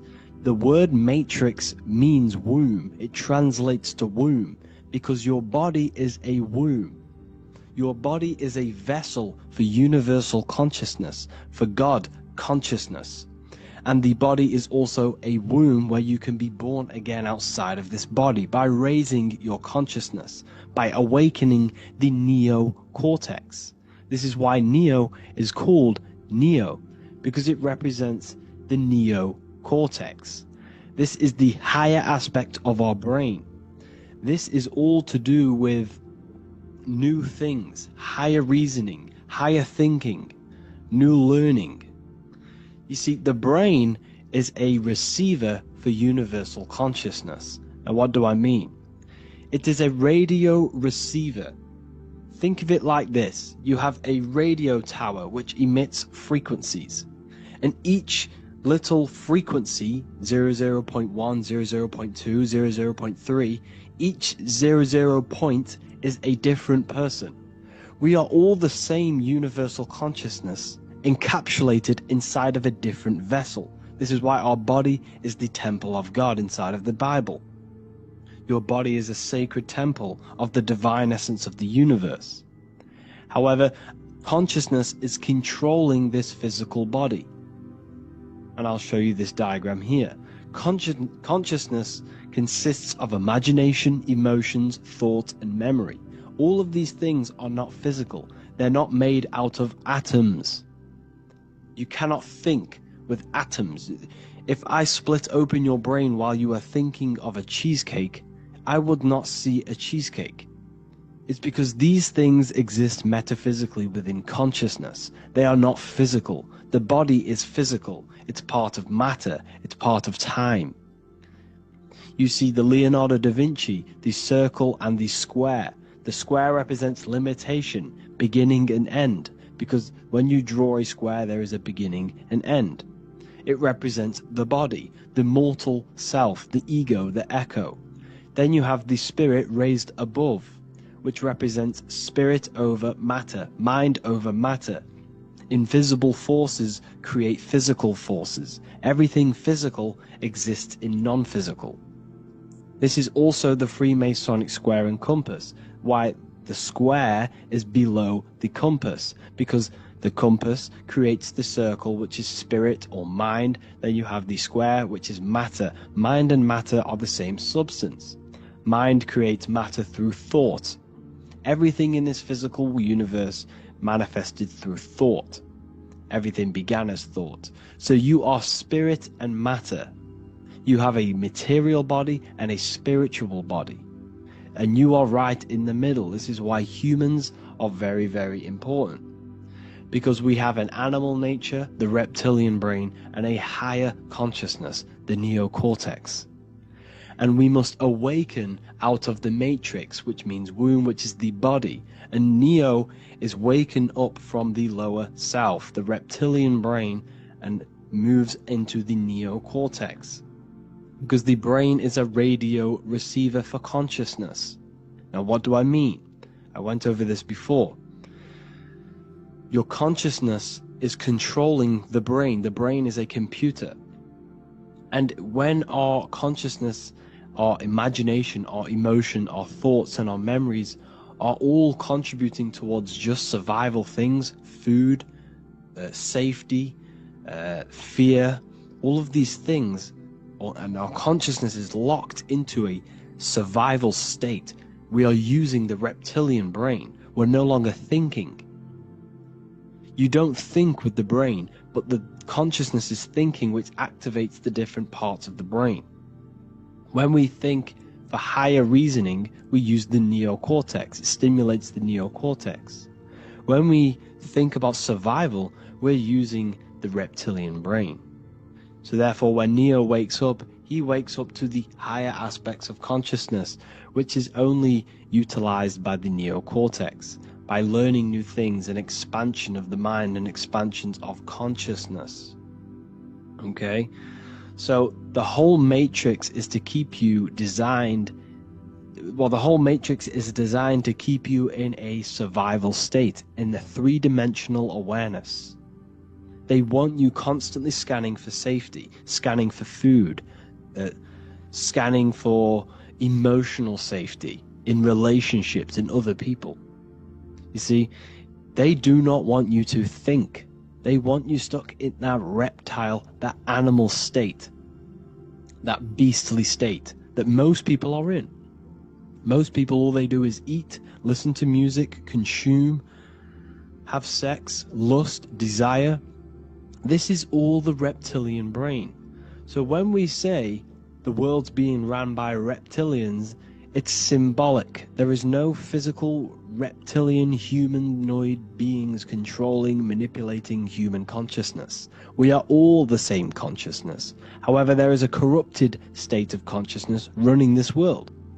And this consciousness worships the physical plane. And they control the physical plane. So by doing that, they keep you stuck in a reptilian way of thinking, the animal state, to keep you stuck in the lowest state of consciousness. Now this is the god Osiris, which represents the reptilian brain. None of the Egyptian gods ever existed. They are all symbolic for the brain and anatomy of the human body. Osiris represents the reptilian brain. As you can see, this anatomy compare to the brain stem and Osiris statue found in Egypt. And we also see an ancient artwork of Osiris with green skin and two reptile crocodile alligators next to him, which also symbolizes the reptilian survival state of human consciousness and the activation of the reptilian brain. This is what it symbolizes. Now, this is what the Matrix is all talking about. It's talking about the awakening, the expansion of consciousness. The word divine is dive in because you connect with the divine by diving inward. There is no man in the sky going to save you. You must connect with the self. Know thyself. Truth comes from within. All of these things I'm telling you comes from within you. I'm just pointing it out. All of this is self-realization. A lot of people say, well, what are my sources? My sources is knowing thyself, observing thyself, using the neocortex of critically thinking, sitting down and thinking about yourself and having deep realization of yourself. You can realize that your thoughts are not of this physical world. It's quite simple. The brain does not think. The brain does not imagine. The brain does not hold memory. All of these things exist in consciousness, the one consciousness, but we are all fractal, infinite parts of. This is the eye on the triangle, consciousness being given down to the rest. This is separate. Consciousness is separate from the rest of the pyramid. The pyramid is your body. Neo is the one consciousness. This is the Egyptians symbolizing the one consciousness giving Ankh, which is life, to all the different life forms. However, you can see that the central sphere is giving a big Ankh to the humans, because humans, like I said, possess the advanced consciousness, an advanced brain that allows us to turn above our reptilian animal self. For example, we can go against our reptilian lower animal nature and turn to our godly nature. Animals cannot do that. They are stuck in instinct. They are stuck in a reptilian animal way of thinking and operating. Everything they create is to survive. We can turn against our lower nature and create for amazing things like buildings, architecture, technology. We can use our creative consciousness for anything we wish, not just survival needs. And it's the same with your spiritual journey.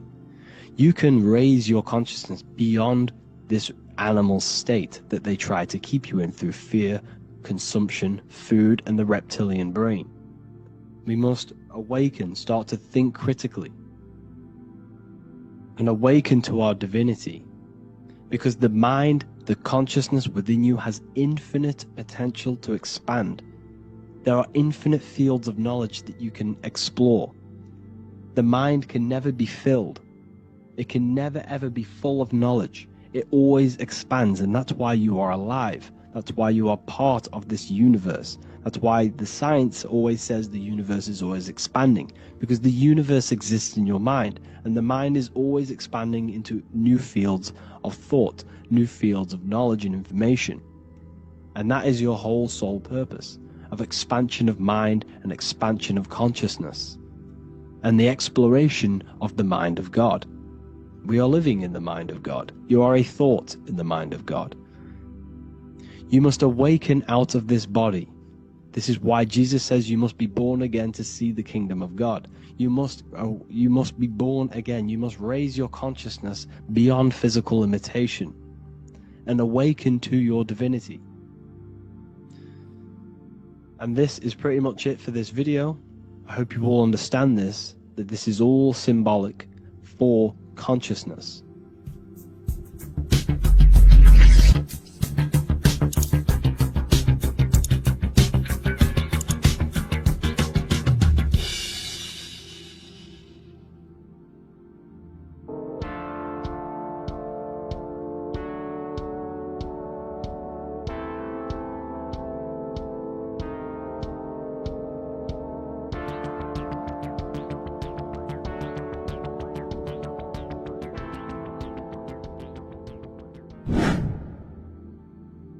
Left and right hemisphere, and what are they doing? How does it contribute towards your perception in this world? And this is what we're going to be talking about in today's video. We're going to be breaking down the two hemispheres of the brain and how they function in your life. So first, we have the left hemisphere. This is the logical hemisphere. This is the analytical, divided, scientific, or verbal hemisphere. The right hemisphere is creative, wholeness, artistic, symbolic, and metaphorical. The right hemisphere does with non-verbal things. It produces a holistic perception. It is more to do with creativity. Because what you must understand is that we are not in the external world. The world is produced by our brain. We see with our brain. Our eyes are a part of the brain. What we touch is the brain's interpretation of electrical signals on the nervous system. What we smell is the brain's interpretation of smell through the nose. What you taste is your brain's interpretation of chemical reactions on your taste buds. So what you are experiencing is the brain. The brain is a computer creating a simulation. And you have two hemispheres which breaks down this reality. So essentially the brain is the perception creator. It creates perception. So if the brain is creating this, who is the one experiencing the brain? Well, that is you, the consciousness, the mind, the all-seeing eye. You are the all-seeing eye experiencing the brain, the observer behind the brain, behind reality, behind the emotions. So if you're walking through a woods, this left brain sees individual trees. The right brain sees the whole woods. It sees the biome. It sees the bigger picture. So when you are walking through this woods, the right brain picks up a holistic perception of reality. It creates the woods as one unified woods. The left brain's job is to break this down and analyze it so that we can see individual things. And this is also necessary for humans to have the ability to break things down and manipulate things in this world. So without this left hemisphere, we could not manipulate things and break things down. So this right hemisphere is important because it sees the whole woods. It sees humanity as one unified consciousness. However, the left hemisphere sees individual egos. So the left hemisphere is the place of the ego because it only understands it sees the world very divided. Okay, so for example, here's another example of the left and right hemisphere. If someone pulls out in front of you in traffic, your left brain's going to start going crazy and analyzing them, calling them names. The right hemisphere, however, sees the bigger picture. Maybe he didn't see you. Maybe it's just a mistake. Maybe he's in a rush. You see how the two brains are very different. They do the same thing, but they function in different ways. The right hemisphere is feminine, the left hemisphere is masculine. So, like I said, this person pulls out in front of you, you start to think with the left. If you start to perceive that in the left brain, you're going to start analyzing them, you're going to start going crazy and calling them names because you're analyzing it. You're not seeing the bigger picture behind it. You're not seeing it from his perspective. So there is a crossover. So the left hemisphere of the brain controls the right side of the body, the right ear, the right eye. Everything to do with the right side of the body is connected to the left hemisphere, and the right hemisphere controls everything on the left side of the body, including your eyes, your arms, your legs.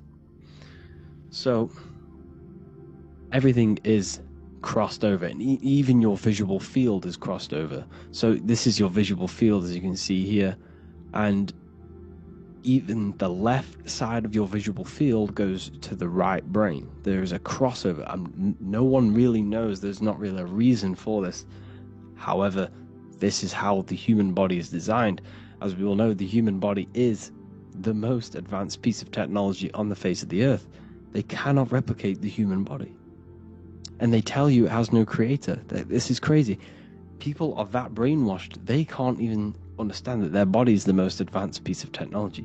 Your body is so advanced The computers that you use are mimicked of the body. Everything they create is mimicking nature, but they don't show you how intelligent nature is because they don't want you to understand you're in an intelligent design. So anyways, let's get back on track. There is a crossover in the brain, and this is why they teach you to write with your right hand. And I was speaking to someone who's in a nunnery, or whatever you want to call it. They were a nun, or they knew someone who was who was a nun, and they forced these people, these nuns, to write with their right hand. You had to write with your right hand. This is why, I'd say at least 70% of the world, or 80%, is right-handed and right-legged, because they taught us this to activate the left hemisphere more, because of this crossover that happens in the body. So when we are using this right side more, we are using that left hemisphere more. Why? Why are they doing this? Well, they also called it writing.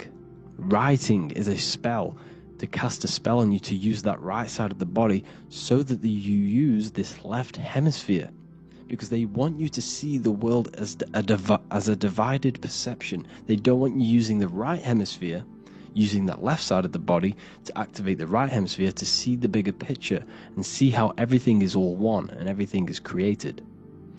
This left hemisphere domination keeps you from seeing the connections between everything, because that left hemisphere analyzes, it breaks things down. So when we are left hemisphere dominated by using the right side of the body, we are essentially seeing everything as divided. And this is why so many people will not understand my work, because my work connects dots and connects fields of knowledge, and makes you see the bigger picture.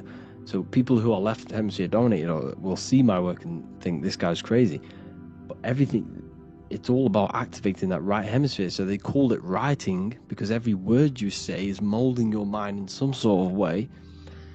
The things you see is molding your mind. Everything you take in through the five senses is molding your mind. And language is a massive spell, especially the English language. They called it writing so that you use that right side. It's a spell because your subconscious mind picks up everything you say. And 90% of your daily basis behavior and thought patterns is produced by these subconscious programs within the subconscious mind. Essentially, your conscious mind is only the 10% of you.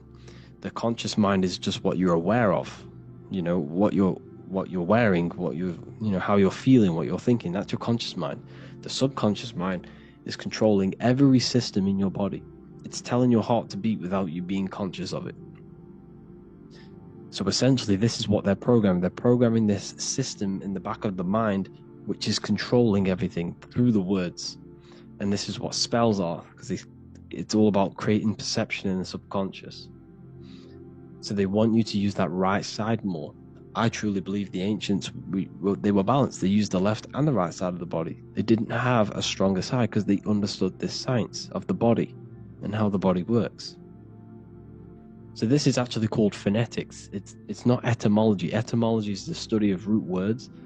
Phonetics is the study of how words sound similar, the way words are spoken. So phonetics, phone, is why we call them a phone, because you speak into a phone. So this is write and writing, to use that right side to activate the left hemisphere more.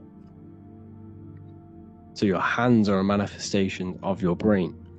The left hand is the right brain, the right hand is the left brain.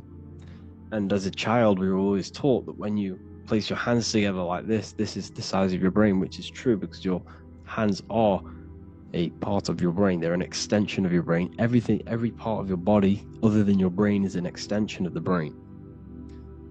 Everything's working and feeding back information to the brain because you're experiencing the brain.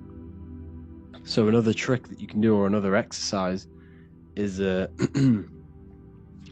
looking in the mirror and closing one eye at a time. If you close your right eye, if you take your top off, for example, you'll analyze your body if you close your right eye, because you're using that left hemisphere. Sorry, other way around. If you look at yourself through your right eye, you'll use that left hemisphere, which will analyze yourself. You'll see individual body parts. If you close the right eye and use the left eye, you'll see your body as a whole. You won't really analyze it. This is how you can analyze yourself using these two hemispheres. So this whole system is created to keep you thinking logically and to restrict you from creating and restrict you from understanding symbolism, allegories, metaphors, and teamwork. They want you stuck in a logical way of thinking and a logical way of seeing the world. This is why when you go to school, you are told exactly what to do. You're told to think this way and no other way. You're told to do orders, do this. It's a very left-brained system. Because if we all started to open up this right hemisphere, we'd all see, wow, everything is all one, everything is all connected. And this is what my work is doing. I'm showing you everything is one. The physical world is an illusion of duality, but everything comes from the one source, the one mind. The universe is a giant mind.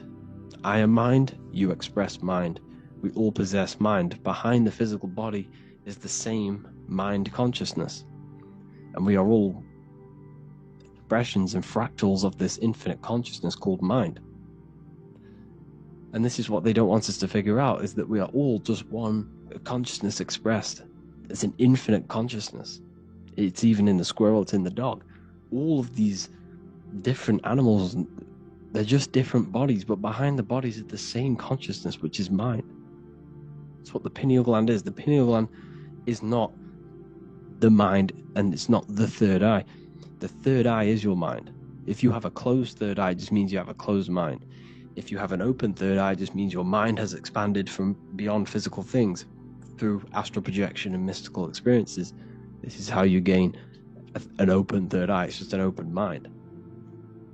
A mind that has astral traveled, that has explored the realities within the mind. So everything they do is to keep us in a divided state. Divide and conquer, right? That's their motto.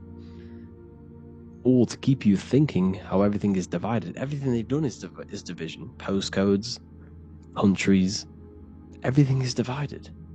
Like football teams and all this stuff.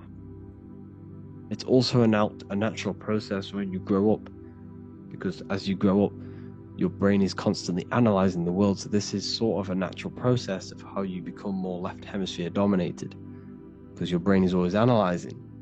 And unless something awakens you, you can awaken that right hemisphere where you can start to see the bigger picture. Even the music, it's all tuned to 440 hertz, shuts down the right hemisphere of the brain. 440 hertz, Spotify, Apple Music, the radio, every time you turn on the radio, it's tuned to 440 hertz. This was specifically tuned. It never used to be tuned to this. It was in the 1950s. It was changed. The standard music tuning was changed to 440 hertz because it shuts down that right hemisphere of the brain. They don't want you thinking, seeing the world in this way and perceiving things as one. And I'm going to show you. It tells you this in the Bible. Cast the net onto the right hand side of the boat and you will find the fish. What was Jesus saying? You see, people read the Bible and they don't understand it. If the Bible is not talking about you, then it has no meaning. The Bible, everything you read in the Bible is about you and how it can better your life. It occurs to you. So if Jesus says, cast the net onto the right hand side of the boat, this is an allegory. The boat is your body. Cast the net, it's the awareness, the perception, onto the right hemisphere of the brain, and you will find the fish. What's fish? What do fish do? They swim deep in the ocean. It represents the knowledge. Deep knowledge. Cast the net onto the right hand side of the boat and you will find fish. You will find the wisdom. You'll gain understanding when you cast that your awareness into that right hemisphere. You will see that I am you and you are me. We are all one consciousness. You will see everything. You'll see that the trees are the same patterns as the nerves in your body. You'll see everything is connected. Everything is a fractal of the one infinite consciousness. And how many fish did they catch? 153. That adds up to 9. This is now numerology. The Bible's filled with numerology. adds up to 9. What's 9? Human consciousness. It represents consciousness. You're in the womb for 9 months. Feminine. It's all about consciousness.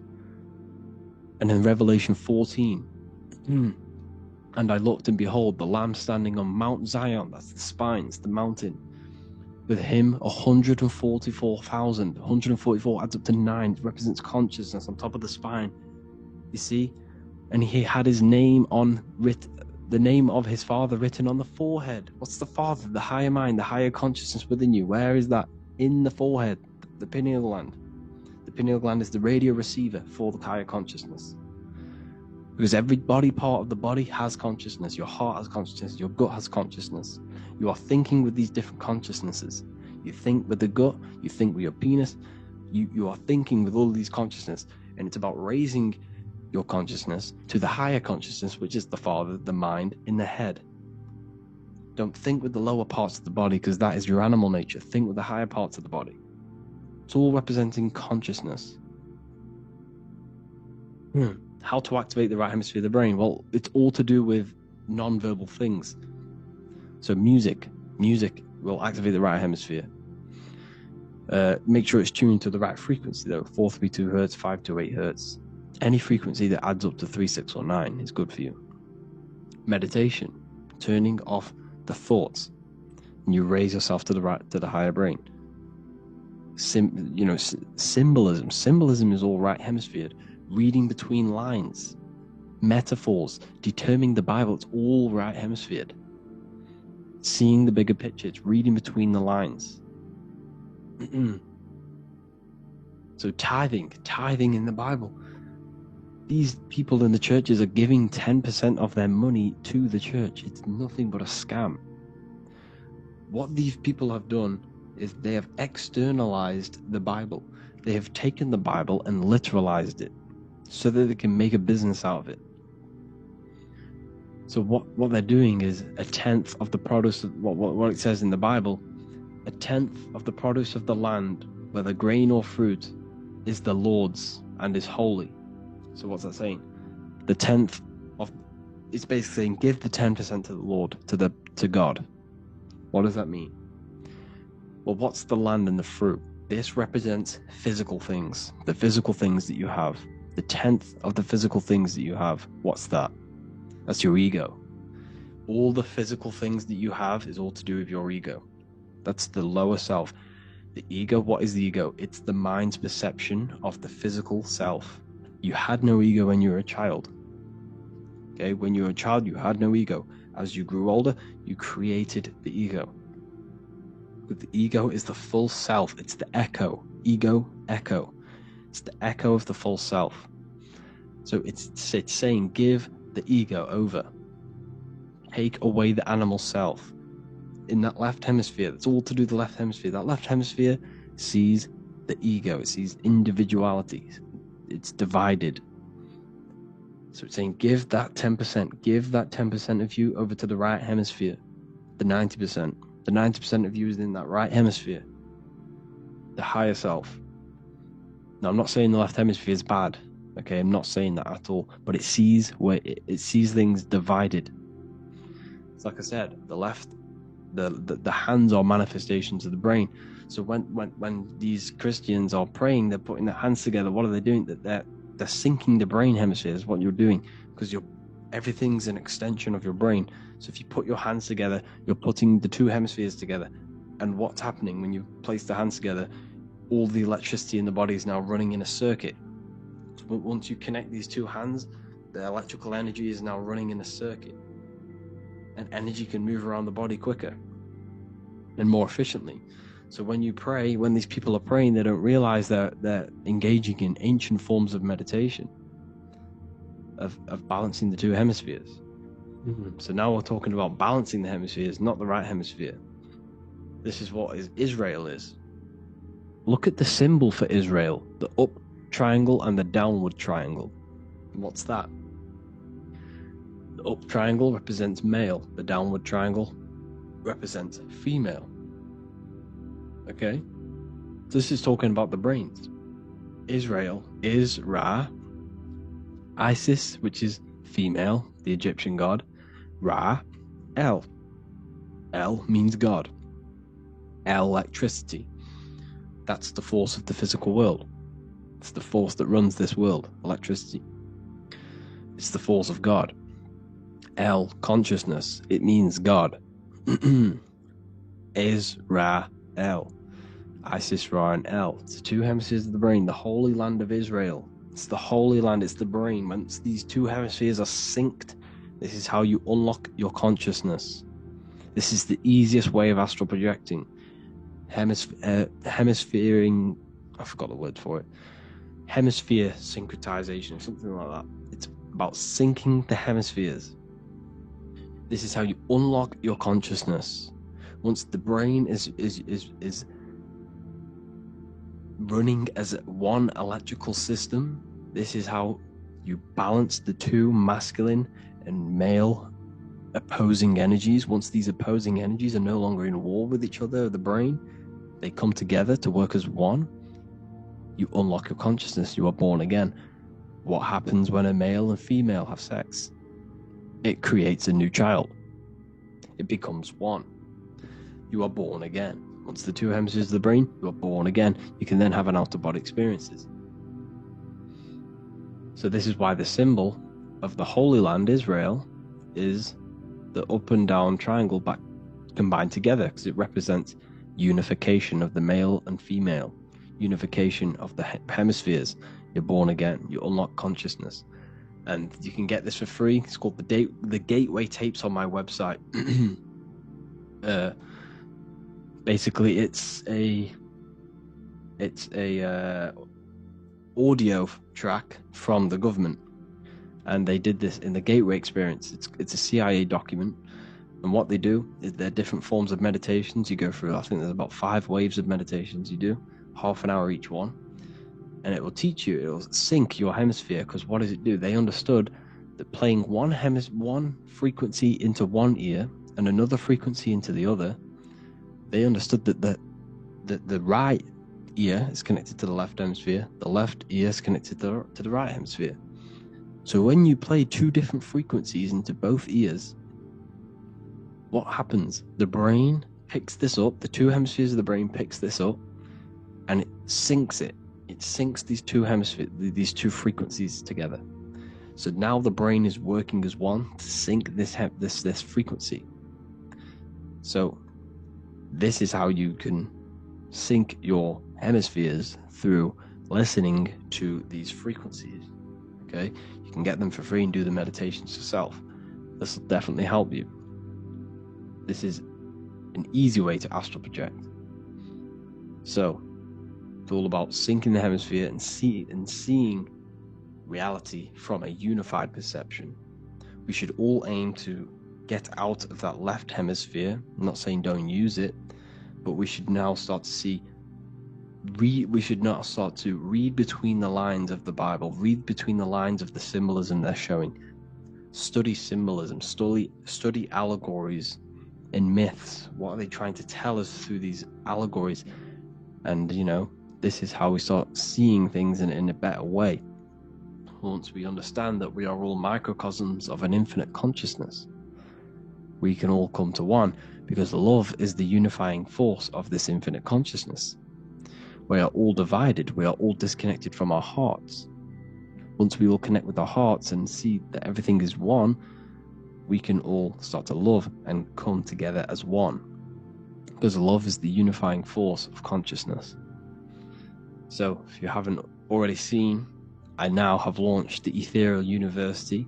I will be doing lectures like this one, but even better, deeper, and even releasing knowledge that I can't talk about online, as they are censored. I'll be doing lectures every single week. I'll be doing live calls every single week. You also gain access to my library, which is filled with over 45 occult books, filled with knowledge. Okay, I'll show you now. Plus, you get my book, The Book of Wisdom, PDF form, and the Human Health Guide, PDF form. You also get all of this stuff, the health section, Q&As, ethereal meditations. We've got some celestial studies, cosmology, and numerology coming soon. You also get the brand new Manifestation Mastery course, plus the library. And there'll be new books, new lectures, new live calls every single week. Or you can get the Book of Wisdom, use the code WISDOM in all capital letters to gain 40% off. This sale will be ending very, very soon, so if you're watching this, be very quick to get yourself a physical version or a PDF of my book. You can get it in all these languages. Hope you enjoyed this video, people. I'll see you inside the Ethereal University, the real university. Have an amazing day.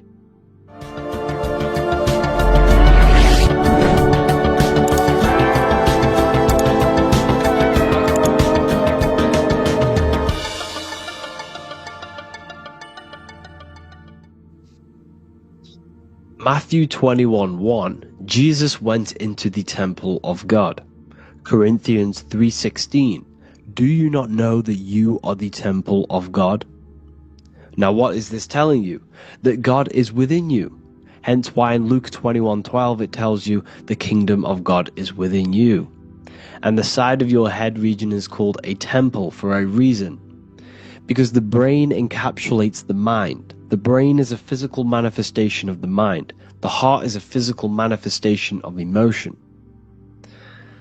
So we have these different layers of our consciousness. We have an intellectual, communicative aspect of our consciousness, which we would call the mind.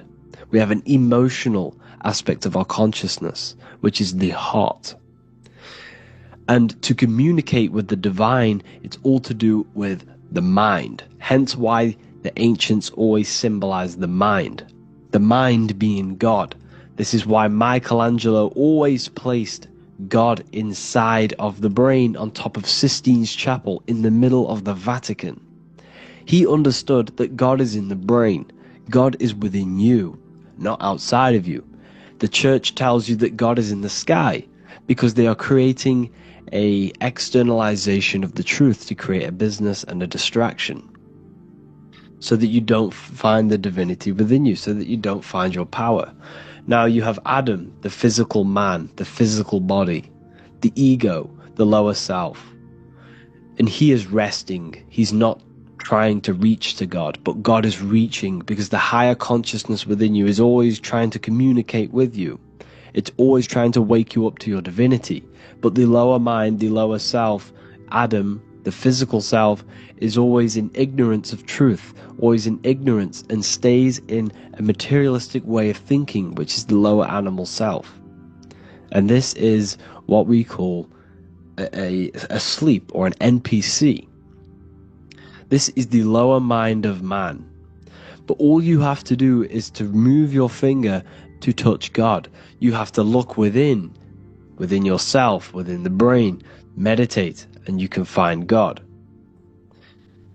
This is why in the Bible we see many references to the human body and anatomy to truly connect with God.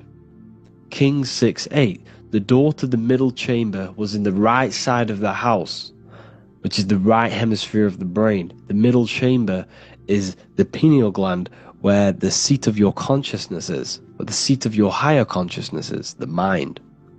And they went up the winding stairs, which is your spinal column, into the middle chamber, and out of the middle chamber into the third. So they went up the winding stairs. This represents raising your consciousness up the winding stairs. Your spinal column acts as a stairway of consciousness. Depending on what sort of consciousness you are operating in, depends on what part of the spinal column you are using. Because the spinal column ascends and descends consciousness. What do I mean?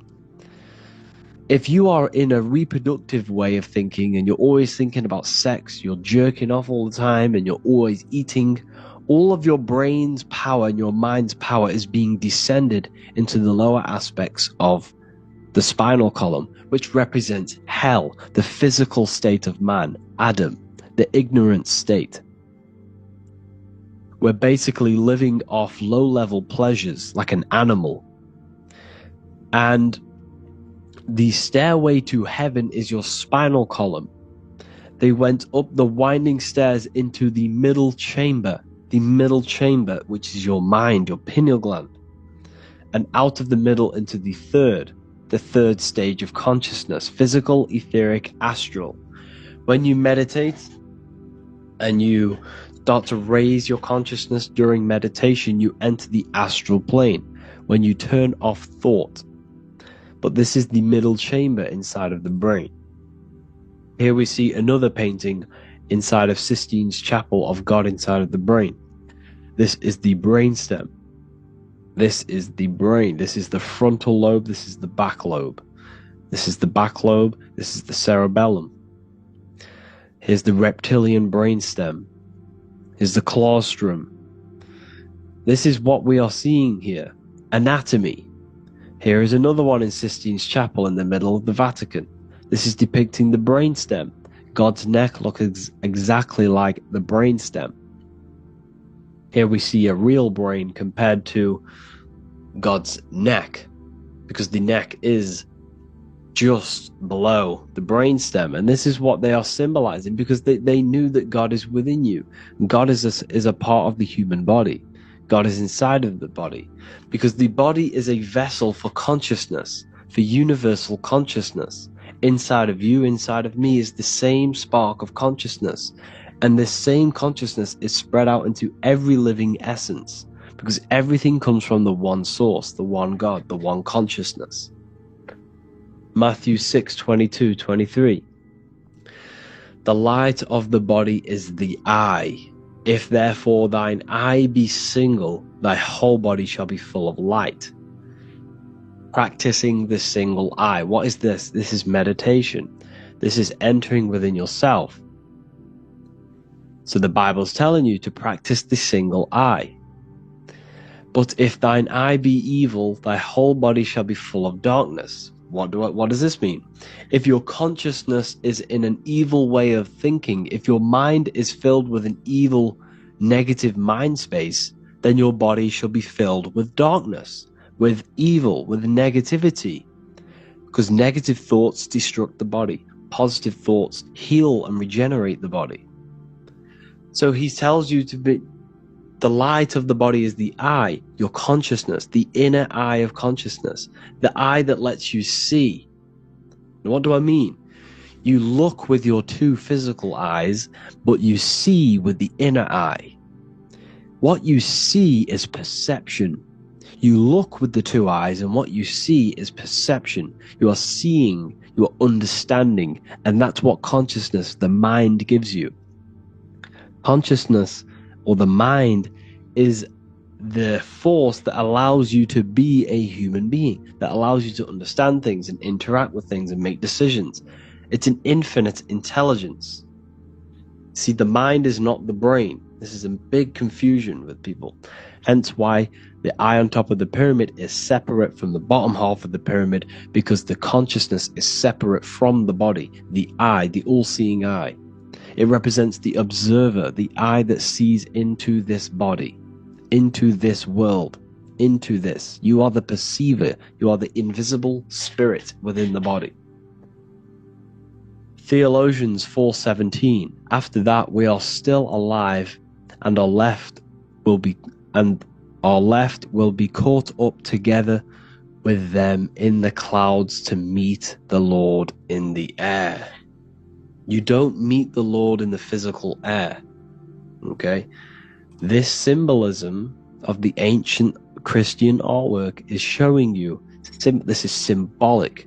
These things never happened. There's no man in the sky. Moses didn't go on a mountain to meet with God. The air represents the mind. This is why you say you're an airhead when someone's very stupid. Earth is your body. Water is your emotions. Fire is your spirit. Air is your mind. The invisible mind. So Anton Mengs, an ancient Christian art worker, is showing you anatomy of God in the clouds. But this is the anatomy of the human body. Raising yourself to the mind and turning the mind inwards on itself during meditation. And that's how you meet the Lord in the air. You meet the Lord in an elevated state of consciousness. The air represents an elevated state of consciousness because the air is up. You have to raise your consciousness to meet the Lord in the air. This is why Moses went on a mountain to meet with God. The mountain represents elevation of consciousness, raising the mind up the spinal column, taking all of the mind's attention away from the reproduction and the physical aspects of self and raising it to the brain and turning off the brain and going inward into the air. It's talking about raising consciousness. It's allegorical, it's a spiritual metaphorical text. The side of your head's called a temple because inside that where that temple is, right in the middle of where you call the temple, is the inner chamber, the open room, the holies of holies in the Bible, or the land flowing with milk and honey, or Mount Zion. There's so many different names for the brain, or the upper room where Jesus meets his 12 disciples, the 12 cranial nerves in your brain. This is the temple of God. Your body is a temple of consciousness. It encapsulates consciousness. It encapsulates the mind and soul. John 10:30, Jesus states, I and the Father are one. Psalms 46:10, be still and know that I am God. He's talking about the I am within you, not within Jesus. Everyone refers to ourselves as I. I am God. When you say I, you're referring to the highest aspect of yourself. The aspect that is above all thought, above all emotion, and above all things. When you say I, you're referring to your pure awareness, your pure consciousness, the highest aspect of yourself. And anything after I is egotistical. I is God. The letter I is the Roman numerals for one, because there is one God, one consciousness. The letter I is one line, just like the number 1. Matthew 6:3-4, take no thought. Therefore take no thought. Take no thought. He says this 5 times because you must turn off the 5 senses and take no thought to connect with God. Be still. This is telling you to meditate and know that I am God. The I am within you. I and the Father are one. I and God are one. You, who you think you are, is a completely wrong. The body is matter. Your name isn't you, your job isn't you, your reputation, your trauma, your memories, your friends, family, worries, bills, interests, dislikes, goals, passions. Anything to do with the thinking mind is not you. Who you think you are is a part of your thinking aspect of consciousness. But once you remove thought, you are no longer your name, you are no longer your body, you are no longer your reputation. You are the I. You are pure awareness, pure consciousness. Pure consciousness. And this pure consciousness has latched on to this name, this job, the body, and your traumas. Your pure consciousness has attached itself to this character who you're playing in the physical world. And this is essentially who you think you are. But you are not. You are the I. You are the self. You are pure awareness. So, in order for you to detach from these things, you must learn how to detach from your name, your job, your reputation. And you do this through meditation, by turning off the thinking mind. Turning off the thinking mind allows other aspects of your consciousness to open up. What do I mean? Your whole life you've been thinking, and all of these thoughts has attached you to this physical body. You haven't allowed your consciousness to open up. And you can only do this by taking no thought. That's why Jesus tells you, take no thought. When you turn off the thinking mind, other aspects of your consciousness starts to open up. Other aspects of your being can open up. And this is how you astral project. This is how you do all these mystical things and things to do with consciousness. It's taking no thought. Imagination, emotions, thought, and memory are all to do with consciousness. These things are not physical. You can't touch thought. You can't touch emotions. You can't touch these things because they are not a physical thing. So you must turn off these things for other aspects of your consciousness to open up. Okay? So essentially, the Bible is a metaphorical, astrological, numerological, metaphysical, spiritual, encoded text that talks about human anatomy, spirituality, and the true nature of the human experience. Everything they teach you in school is to make you think that you are this body. Everything they teach you in church is the externalization of the true teachings of Jesus. Jesus was telling you to meditate. Jesus was telling you to practice the single eye. Jesus was telling you to look within yourself and find God. He wasn't telling you to pray to him. Mark 16:19, he was taken up to heaven and sat at the right hand of God, the right hemisphere of your brain. John 21:6, cast the net onto the right hand side of the boat and ye shall find fish. Fish is understanding. The boat is your body, your brain. Cast your awareness into the right side of your brain and you will find understanding, because the right side of your brain is all to do with the creative aspect and the intuition and the spiritual sides of your consciousness. This is why God is here. This is why Michelangelo depicted God in the right hemisphere of your brain, because this is all human anatomy. And I speak about all of this in the brand new Book of Wisdom Volume 2, which is now available. The start of the revolution has begun. This book is truly going to change the way people see the world. It's got so many more topics than the last one. It's truly a revolution. It's written in so much detail. It's very practical. I cannot wait to share this one with you. I just want to say thank you for the opportunity for me to create this book, because without you, I couldn't have created this. And I just love sharing my work with you. And I thank every single one of you for the support, the watch, like the views and the likes, everything. Especially the people who have joined the university and stuff like that. And for people who have joined the university, you do get a free Book of Wisdom paperback if you just go to the general chat and follow the description, follow what the instructions that I gave you in the chat, and you'll be able to order a free Book of Wisdom if you are inside of the university. Plus you get all of my other books, 2 books, and over 45 occult books on occult and esoteric things. You get lectures, live calls, a community, a manifestation mastery course, and a whole library and reoccurring updates every month, every week. So yeah, I hope you all enjoyed this video.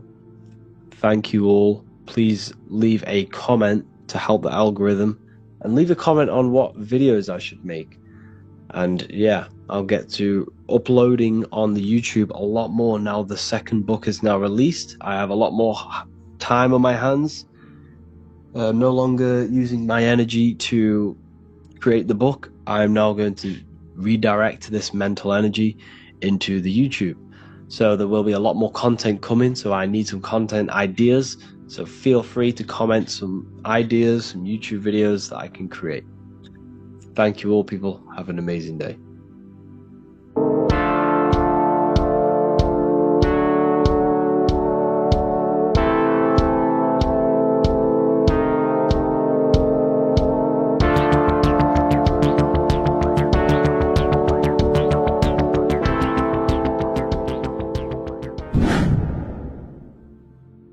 What is good, people? It's Revival of Wisdom. I hope you're all doing well.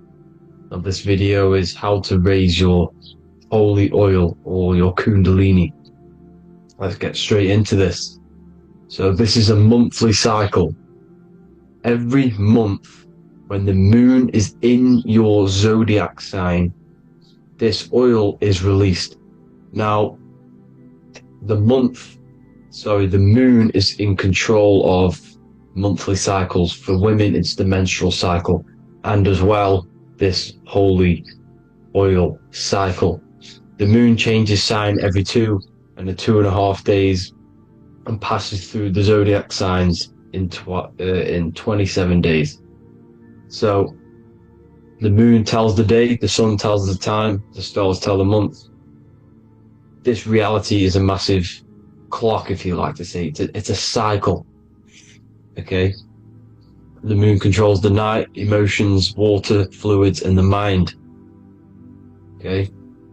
So this oil is produced in the claustrum.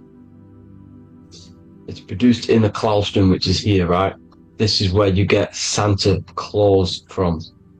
Now, the claustrum is at the center of the brain, and it is next to the pineal gland and the pituitary gland. Once it starts in the claustrum, this is the holy present. This is the present that Santa gives to us, Santa Claus. And it goes to the pituitary gland and the pineal gland.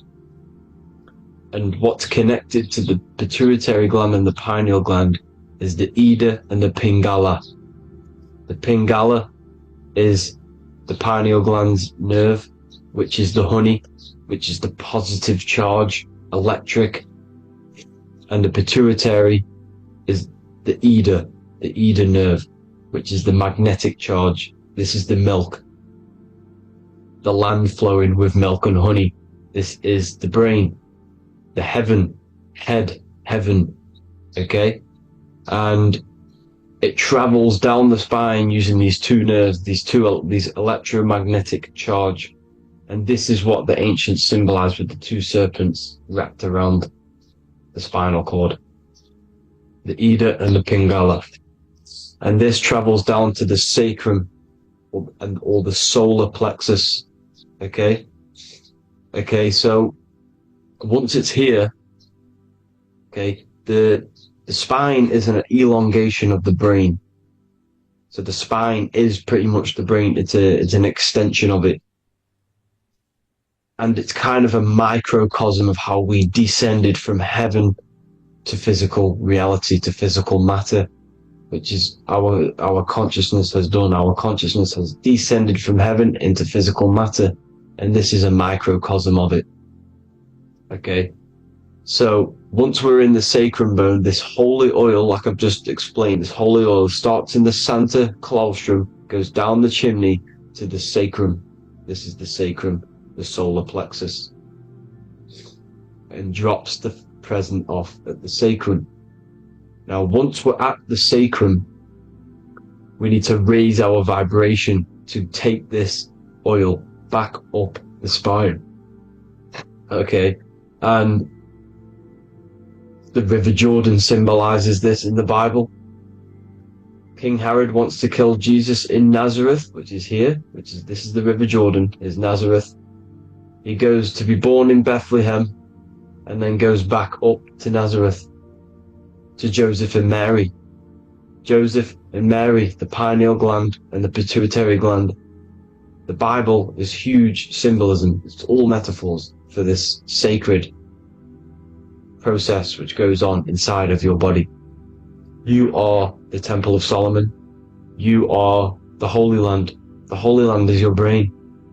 Once this oil is at the sacrum, you need to raise your vibration in order to take it back up.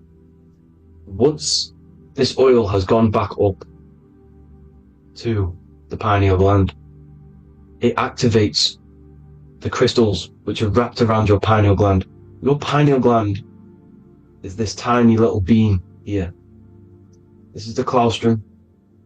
This is the pineal gland. And it's wrapped in crystals. And when this oil travels back up the spine by raising your vibration, back to the upper room where Jesus met the 12 disciples, or the 12 cranial nerves in the brain, and it activates and it turns on this pineal gland. And once it's turned on, it illuminates all the cells and the nerves in your brain and turns them all on and activates the higher God man, the God consciousness, Christ consciousness. And it regenerates the whole body. This is the secret to regeneration. It regenerates all the cells in the body. And this is how the ancients lived for thousands and thousands of years. As talked about in ancient texts. They lived for hundreds and thousands of years because they knew this secret. And this fluid, this brain fluid, the secretion, or the Christos in Greek, which means gold, because this is the alchemical process from turning lead to gold. Your body is the alchemical furnace. Now the ancients knew about this center of the brain because they symboled it. This is the Eye of Ra, and it's the brain. And this is what's wrapped around our consciousness. Our consciousness isn't wrapped around the brain. The brain is built around the consciousness. We are the consciousness. You don't have a soul, you are the soul. Okay? Now, the head, heaven, hell, heel at the bottom of your foot, that's hell. Head is heaven and hell. Simple. Now the pineal gland produces DMT, which is dimethyltryptamine, which is known as the spirit molecule. So, let's move on. Now, when this oil travels up, back, the spine, the chimney, it crucifies at the top, which is called the vagus nerve. So when it reaches here, the optic thalamus, it crosses and crucifies once it's raised back up. And this is why Jesus dies at 33. He was crucified at 33. Because you have 33 vertebrae on the back of the spine. And then it's crucified by the cross of the vagus nerve. When this oil crosses the vagus nerve, this is the crucifixion at 33. And it symbolizes the death of the physical consciousness. You then become spirit. You then become God consciousness, activating the Kundalini, regenerating the body and the mind. Okay? The Garden of Eden. You are the Garden of Eden. The land of milk and honey is upstairs. The pituitary, which is the milk, the pineal gland, which is the honey, which is DMT. It even says this in the Bible. As he brought us into the place, and he has given us this land, a land flowing with milk and honey, which is also symbolized as the sun and the moon. The Bible also says, the light of the body is the eye, not the eyes, the eye. If therefore thine eye be single, thy whole body shall be full of light. This is the activation of the pineal gland by raising this oil back up to the pineal gland, to the center of the brain. Neither shall they say, see that here, or see there, for behold, the kingdom of God is within you. So he's saying, don't look out there. Nothing is out there. It's all inside of you. Everything's inside of you. You're the universe. Now, how to raise this oil back up to the pineal gland? Every month, like I said. The moon controls this cycle. The moon controls monthly cycles. When the moon is going into your zodiac sign every month, this oil goes down the spine, and you must raise your frequency to get it back up. You must retain your seed. This is the most important. Your fluid, your secret, your holy fluid, your life force. You can't let that go. That life force is the reason you're alive. This holy oil is the reason you're alive, because it feeds all of the systems in your body. It feeds all the systems in your body. You have to retain your seed, alkaline diet, positive thinking and meditation. Okay? When you retain your seed, you will live longer. The moment you release it, you're killing yourself. You're killing a piece of yourself every time you release your seed. Every single time. You're killing a part of yourself. Okay? Now, this could be why this could be the illumination, the single eye on the Illuminati's symbol, the Freemasonic symbol, the illuminated eye, the triangle, which could symbolize the body, mind, and spirit, but the eye illuminated. Now, in the Bible, it talks about the two trees, the tree of knowledge and the tree of life. The tree of knowledge is the tree of good and evil, which is the most important system in your body, which is the nervous system. The nervous system, the most important. The tree of good and evil, and the tree of life, which is the cardiovascular system. Now, this oil, when it's released every month, feeds these two systems, and these two systems feed everything. Now, it's important you understand that. Okay? The ancients knew all of this knowledge. The Bible's telling you this knowledge. But it's in a metaphorical way. You have to understand the context behind it so you can read it properly. Now, eating of the tree of life, which is when it talks about in the Bible, eating from the tree of life is actually symbolizing a bad diet, ejaculation. Because you're eating from these two systems, you're killing yourself with a bad diet, you're killing yourself with an ejaculation. Okay? So, that's important to understand. Now, this is Jacob's ladder in the Freemasons. Jacob's ladder, which is the spinal cord, it's the stairway to heaven. And this is Jack and the Beanstalk when he goes up the beanstalk and finds the golden egg in the grey clouds. The grey clouds symbolize the grey matter in your brain. Now, the Garden of Eden talks about the 4 different rivers in Garden of Eden. As we see here, the North Pole map, the ancient North Pole map.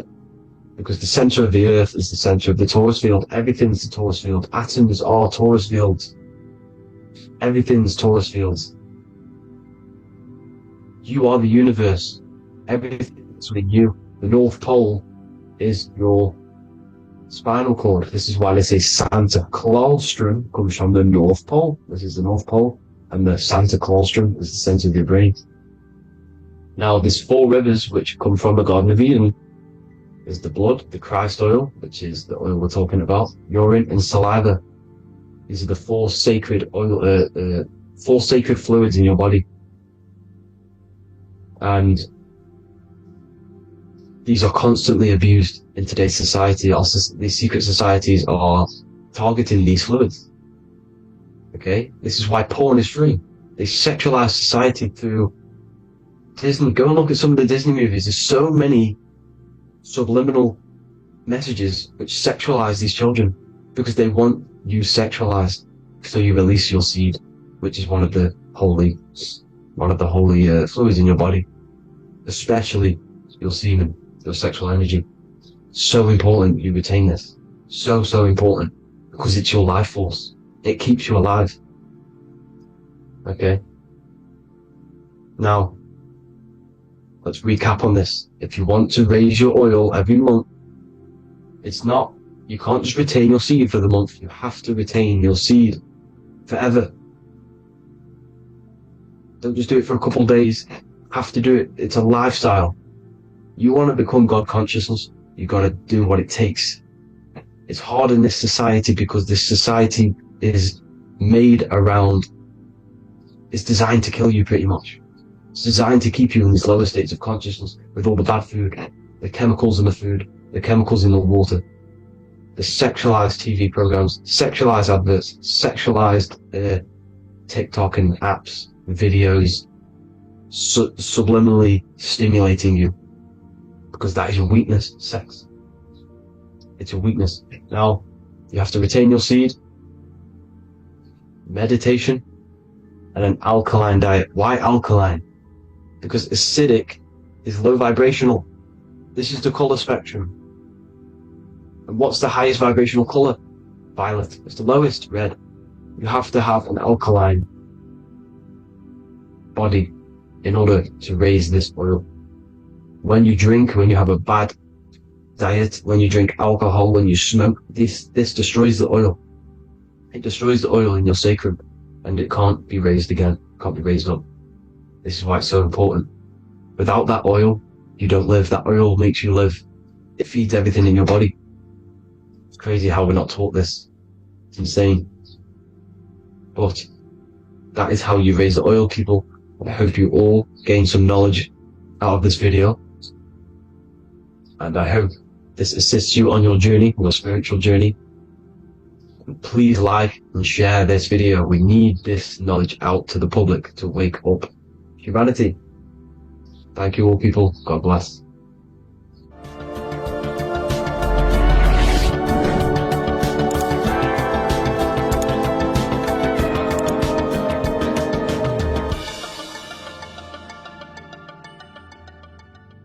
Geometry. This is the study of nature, of the codes, the mathematical codes behind physical reality. So today we're going to be going deep into geometry and the true esoteric internal geometry, the geometry that no one really talks about, and how geometry relates to human consciousness. So essentially, what we must understand when it comes to geometry, the basics of geometry is everything is vibration, and this vibration is vibrating on a certain frequency, and this certain frequency creates a geometric shape, which is why in nature we see all of these different geometric shapes. All matter takes form in shapes. So if we put sand on a plate and we vibrate the plate on a specific frequency, we see that the sand goes into specific geometric shapes and patterns. So essentially, matter is energy condensed. It's energy vibrating on a low frequency, vibrating at a certain frequency. So matter is condensed energy, and each geometric shape is manifesting and showing a specific energy. Some shapes carry more energies than others. For example, the cube is what traps energy. A square is what traps energy. So geometry and the flowers are basically how energy manifests itself into physical matter. We are in a world made out of energy or light. Light is energy. So everything is vibration, everything is frequency, and everything is energy. Even the words, each atom in our body, everything. So everything in nature has these mathematical, energetic codes. So geometry is basically the study of nature and the shapes that are in nature and their energetic principles. Because like I said, matter is energy. So this is what we call cymatics, when we place water in a petri dish and we shine light on top and we vibrate the water. And we can capture, this creates certain patterns. Each frequency, like you see here, has its own pattern.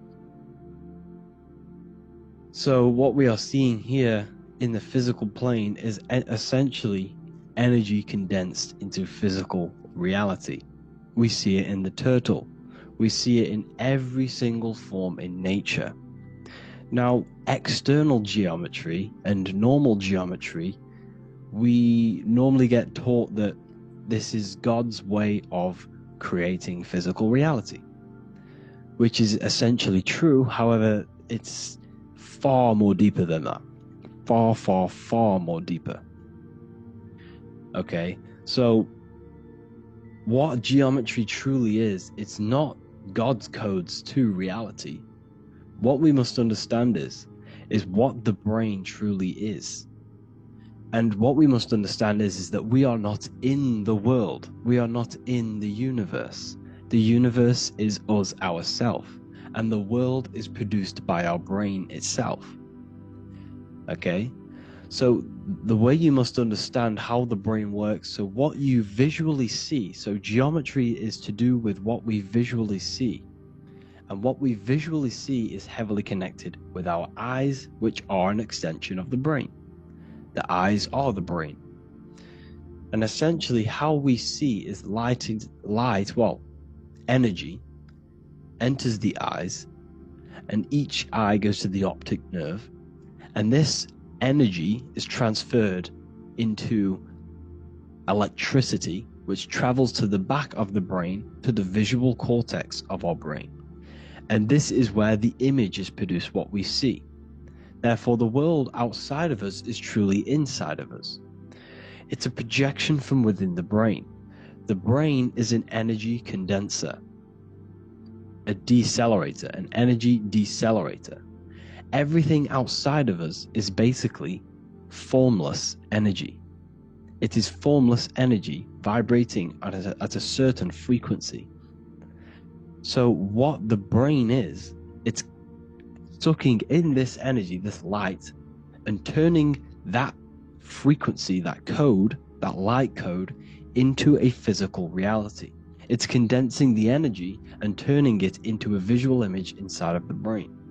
Therefore, everything outside of you is not what it looks like. Everything outside of you is basically energy, infinite energy. And our brain is condensing this into a physical reality and projecting it outwardly, which you experience your visual field. Okay? And the ancients knew this. So this is basically called the sigil of Lucifer. Lucifer is known as the light bringer. Lucifer in Latin means to bring the light. This is the sigil of Lucifer, which shows the visual field and the brain. We also see this in the Google Play symbol. It's a powerful symbol showing you the visual field, which is basically a symbol that tells you that reality is inside of the brain. The brain is what produces reality, but consciousness is not produced in the brain. The brain is essentially a consciousness downloader. It's a computer, and it's a reality simulator. The body is a simulation of physical reality. You are inside of the body experiencing the body simulation. The body produces this reality. It's a piece of technology. So Lucifer is to bring the light. Lucifer is the light being produced in our brains. Okay? So this is why they say Lucifer can tempt you. Lucifer can be the devil, because it represents physicality. It represents the false light. Lucifer can trick you because it represents the physical world can trick who you truly are. So now that you understand how the brain is basically an energy decelerator and it creates and simulates a reality to your consciousness, you are no longer a person in a universe, you are the universe itself experiencing itself. Therefore, geometry is heavily linked in with the brain. Geometry is essentially how your brain and how your eyes decode energy. So what you are seeing is the mathematical codes of your brain creating reality.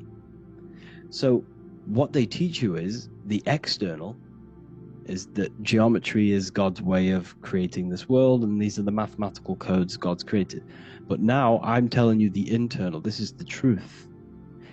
Geometry is how your brain mathematically condenses energy and light into a physical reality.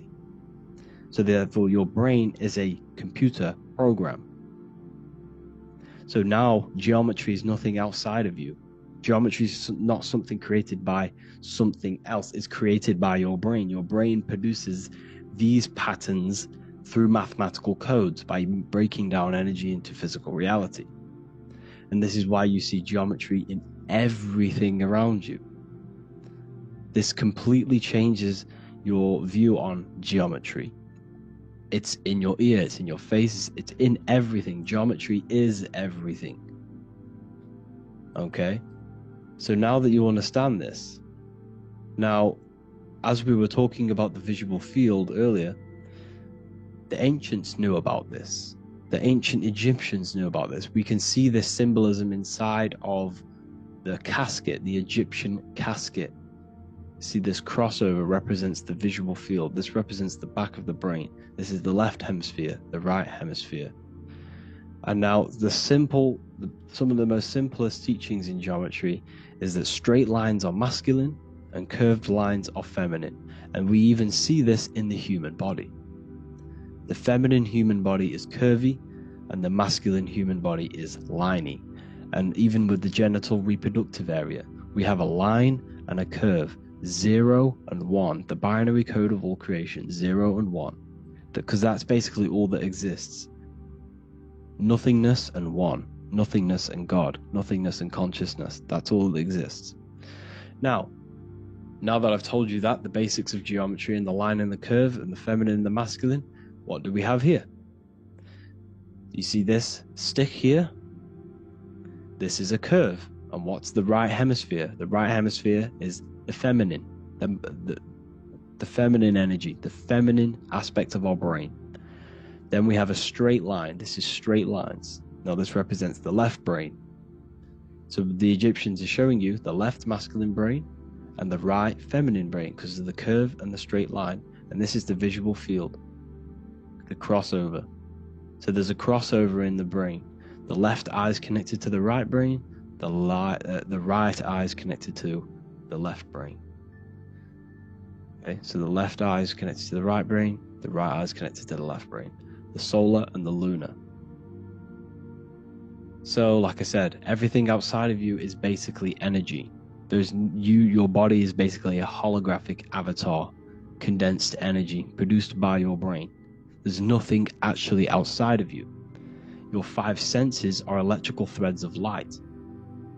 And when you touch something, this is basically electrical signals in your nervous system, which are reporting back to the brain. Therefore, what you touch is actually, you're not touching. The feeling that you feel when you touch something is not the true feeling. That's your nervous system you're feeling. You're feeling your nervous system in the brain. It's electrical signals to your brain. So the 5 senses do not decode, well, what you're experiencing as the 5 senses is not outside of you. This is your brain interpreting electrical signals. You don't experience the world, you experience your nervous system and your brain. The nervous system is an extension of the brain. So this is the truth. This is not woo-woo spirituality. This is true consciousness science. But I'm teaching you here. Okay?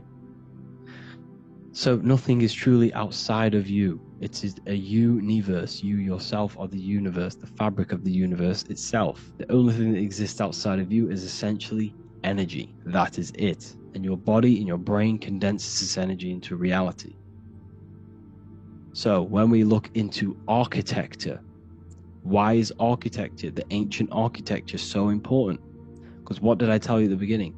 Shapes and physical matter is condensed energy. Each shape holds specific energy. Some shapes hold more energy, emit more energy. Some shapes condense energy. Some shapes transfer energy. Each shape, each geometric shape has an energetic principle because matter is essentially energy.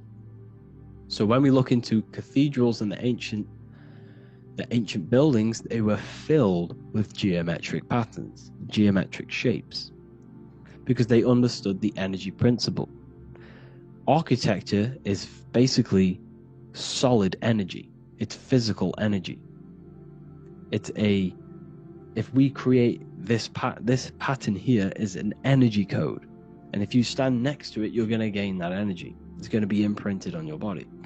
So essentially, they filled their buildings with high energy geometric shapes, points, triangles, pyramids are very, very energetic. This is why you have crystal pyramids made, orgonite pyramids. They're always in pyramid shapes. That's why the Egyptians built in pyramids, because pyramids hold high energy. They emit high energy. So this is why you see all these different geometric patterns. Okay?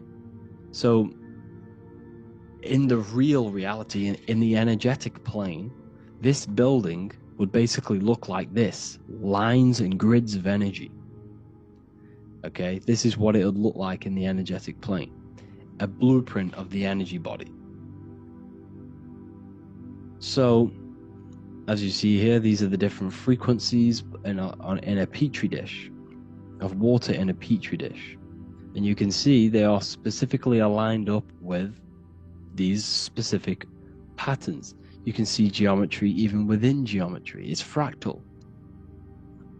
So essentially, when you would stand inside of these buildings, they would imprint the energy of the building in your body.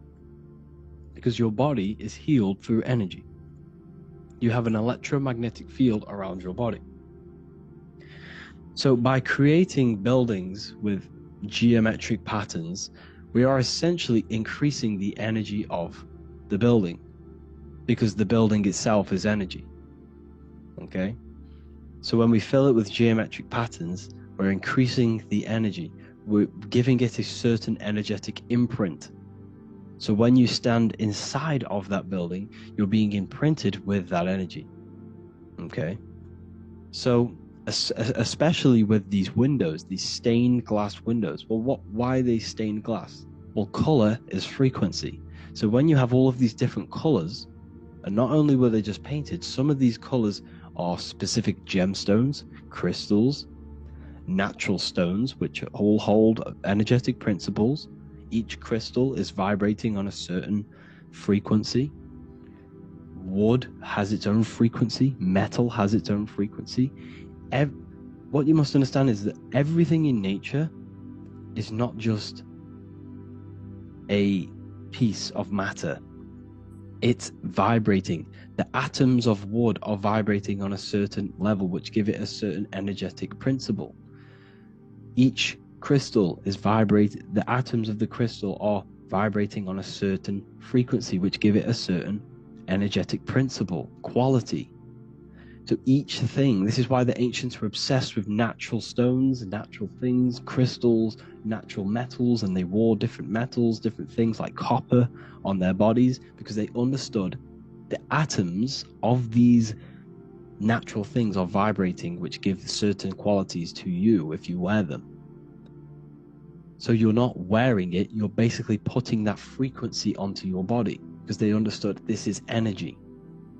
If I put copper on my body, I'm not putting copper on the body, I'm putting the frequency and the energy of the atoms onto my skin, and that frequency of them atoms are going to vibrate my skin, that frequency, and heal my body. So this is why this is so important. So each building is an energetic code. Okay, so when you stand in these buildings, it can heal your body. This is why when people walk into these ancient churches, they feel like they've met God. They feel a certain way. They feel so amazing when they enter these churches. They feel holy, for example. It's not because God's there. It's not because these man in the sky dwells in these holy places. It's because the energy of these buildings affect our consciousness. They increase your energy. They raise your vibration. They heal your body, they heal your cells, they imprint the water in your body, especially with these stained glass windows. Like I went a bit on a tangent there, but these stained glass windows were encoded, well, they use different gemstones, different lights, different colors. And when the sun would shine through this window, well, what's the sun? The sun is light. Light is energy. The sun's light would go through this filter of the window, of the crystals and the different gemstones and the different colors, and the sun's light would be encoded, imprinted with these crystals, with these colors and these natural glasses which have healing energetic principles. And when you are inside that building, the sun's encoded energy of the window would be imprinted into your body, into your energy field, and it will heal your energy field. And it would heal your body, your cells on a cellular level. Because your body is what? 60 to 70 to 80, some people say 80% water. And water is encoded with vibration. If you say certain things into water, it gives it a specific geometric pattern. Like I broke down in the beginning. If you say love to a water and then freeze it, it will go to this. If you say hate, it will go to a distorted pattern. So when you are in these buildings, you're being imprinted by the energetic codes of these buildings, the energetic principles of the windows, of the structure itself. The ancients never used to build in squares. Their buildings, their insides were never square rooms, because they understood squares trap energy. They always had pointed roofs so energy can escape. So there's many little things that we need to look into geometry. For example, when you see magicians, when you look at ancient magic, why do they stand in circles with different geometric patterns? They use different geometric shapes. Why? Because shapes are energy. They hold specific energy. So when the magician stands in a circle with a pentacle, they're working with the energy of that pentacle. You can work with different energies based upon the different geometric shapes that you draw. And you can use this in your structure, in your architecture, in your work, and it can influence everything. So this is the true geometry. I hope you gained a deeper understanding on geometry and how it relates with you and your consciousness. Like I said earlier, your brain produces geometry. It's basically how your brain decodes energy. It's not God, how God creates this reality. And no, you're in this reality. You are the reality itself. Your body produces the reality. Therefore, geometry is one with you. So therefore, if I play with the geometry of the buildings, for example, like the government have, everything's in squares. If you look outside, everything's a square, everything's a rectangle. You go to a city, every window is a rectangle, every building is a rectangle. You live in a box room, everything is boxed and squared off in this reality, in this modern society. Why? Because they're trapping energy. The cube is the most simple geometric shape, which basically condenses energy and it traps energy. And if you subconsciously see squares all the time, your phone's a square, your TV screen, everything's a square, your keyboard, your desk. Go and look at the ancients. They never used to build in squares and cubes.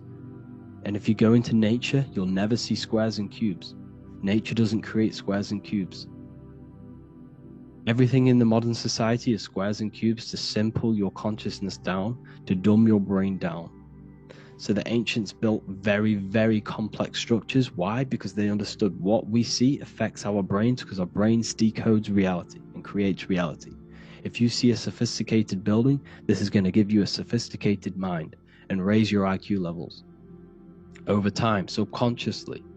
I'm not saying if you look at this building, you're going to become smart. I'm saying if every single building in your environment, ment is mind, mental, every single building in your environment was this complex and complicated, it would increase your IQ on a subconscious level. It'd make you more complex, make you more intelligent. So they've dumbed everything down, they've dulled everything down. Look at everything is being dulled down. So anyways, I hope you all gained a better understanding on this. If you want to gain more occult knowledge and esoteric knowledge, make sure to read the Book of Wisdom Volume 2. If you're inside the university, you can get this book for free. Go to the general chat area and follow the instructions and you can order yours for free. Truly life-changing stuff. Because the issue is with the world is that no one really understands who they are, what they are, and why we are here. That is the issue for people's depression, for people's wrongdoings. They don't understand who they are, what their emotions are, what their mind is, what their body is, what reality is.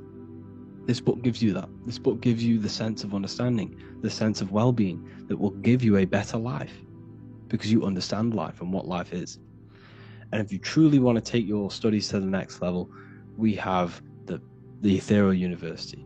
This is the place for truth seekers where you can connect with like-minded people so you don't have to feel insane, because not many people think this way.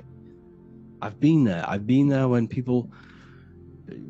you wake up and not many people around you are thinking the same way and you start to feel a bit insane and you can't really talk to people about these things. That's why I created this, so you can connect with people and learn at the same time and become the best version of yourself by understanding truth and knowledge.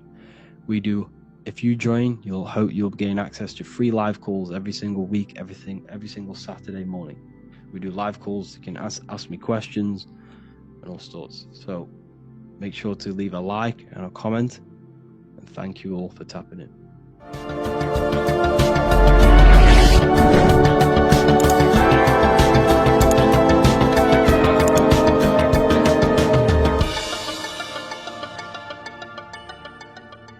Welcome to Revival of Wisdom. Today we're going to be breaking down Saturn worship and how the occult are linked in with Saturn. Okay, so first of all, let's start with the celebrities. all these celebrities are doing 666. Okay, covering the one eye, which also symbolizes the all-seeing eye, which is another occult symbol. But we're focusing on the 666, the 6 with the 3 fingers. Also, we have CERN with the 666 within their logo.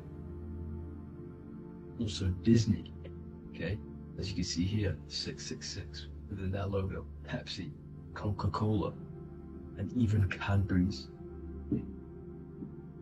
Monster Energy with the 666 in Hebrew numerals. Unleash the beast. So what is 666 to do with Saturn? Because on Saturn, on the north pole of Saturn, there is a 6-sided hexagon. Okay, so Saturday is named after Saturn Day, the 6th planet. It is also the 6th day of the week and has a 6-sided polygon on its north pole, 666. Not only that, when you create a star out of the hexagon, you will create a 6-pointed star. Okay, with 6 triangles within the star and a 6-sided hexagon, which all adds up to 666. Okay, so this is why all these symbols contain 666. So why do they worship 666? Saturn. Because Saturn is the god of time and death. Okay, and order and lessons. Okay, Saturn is a very cold and dry being. That is the 6th planet from the sun. Okay, Saturn represents the winter, which symbolizes death. Okay, because all nature dies within winter because the sun's not there. So it represents darkness and death. It rules the zodiac sign of Capricorn. Okay, so in the celestial cycle, Saturn is always opposite the sun. So it's the opposite of the sun. So they're worshipping this energy which is death-like. Okay, this god which is death and does not bring life. Okay, and also is the god of time. Okay, also in the Roman and in Greek it's called Chronos. Okay, which is just a translation for time. It's also known as the Father Time, aka the Grim Reaper. Okay, the Grim Reaper. Keep that in mind. We'll come back to this. Here are some more logos with Saturn. Okay, NAG, Internet, Wi-Fi. Okay, all these occult logos all worship Saturn. They are a satanic occult. They worship this death god, this evil god. Okay, this is where the cube now comes in. Okay, because what colour is associated with Saturn? It's black, because it's the absence of light. It's opposite the sun. So black is the colour associated with Saturn. Each planet has its own colour associated with it. Okay, so when you make the cube, okay, as you can see here, the cube out of the polygon, it creates what? A black cube.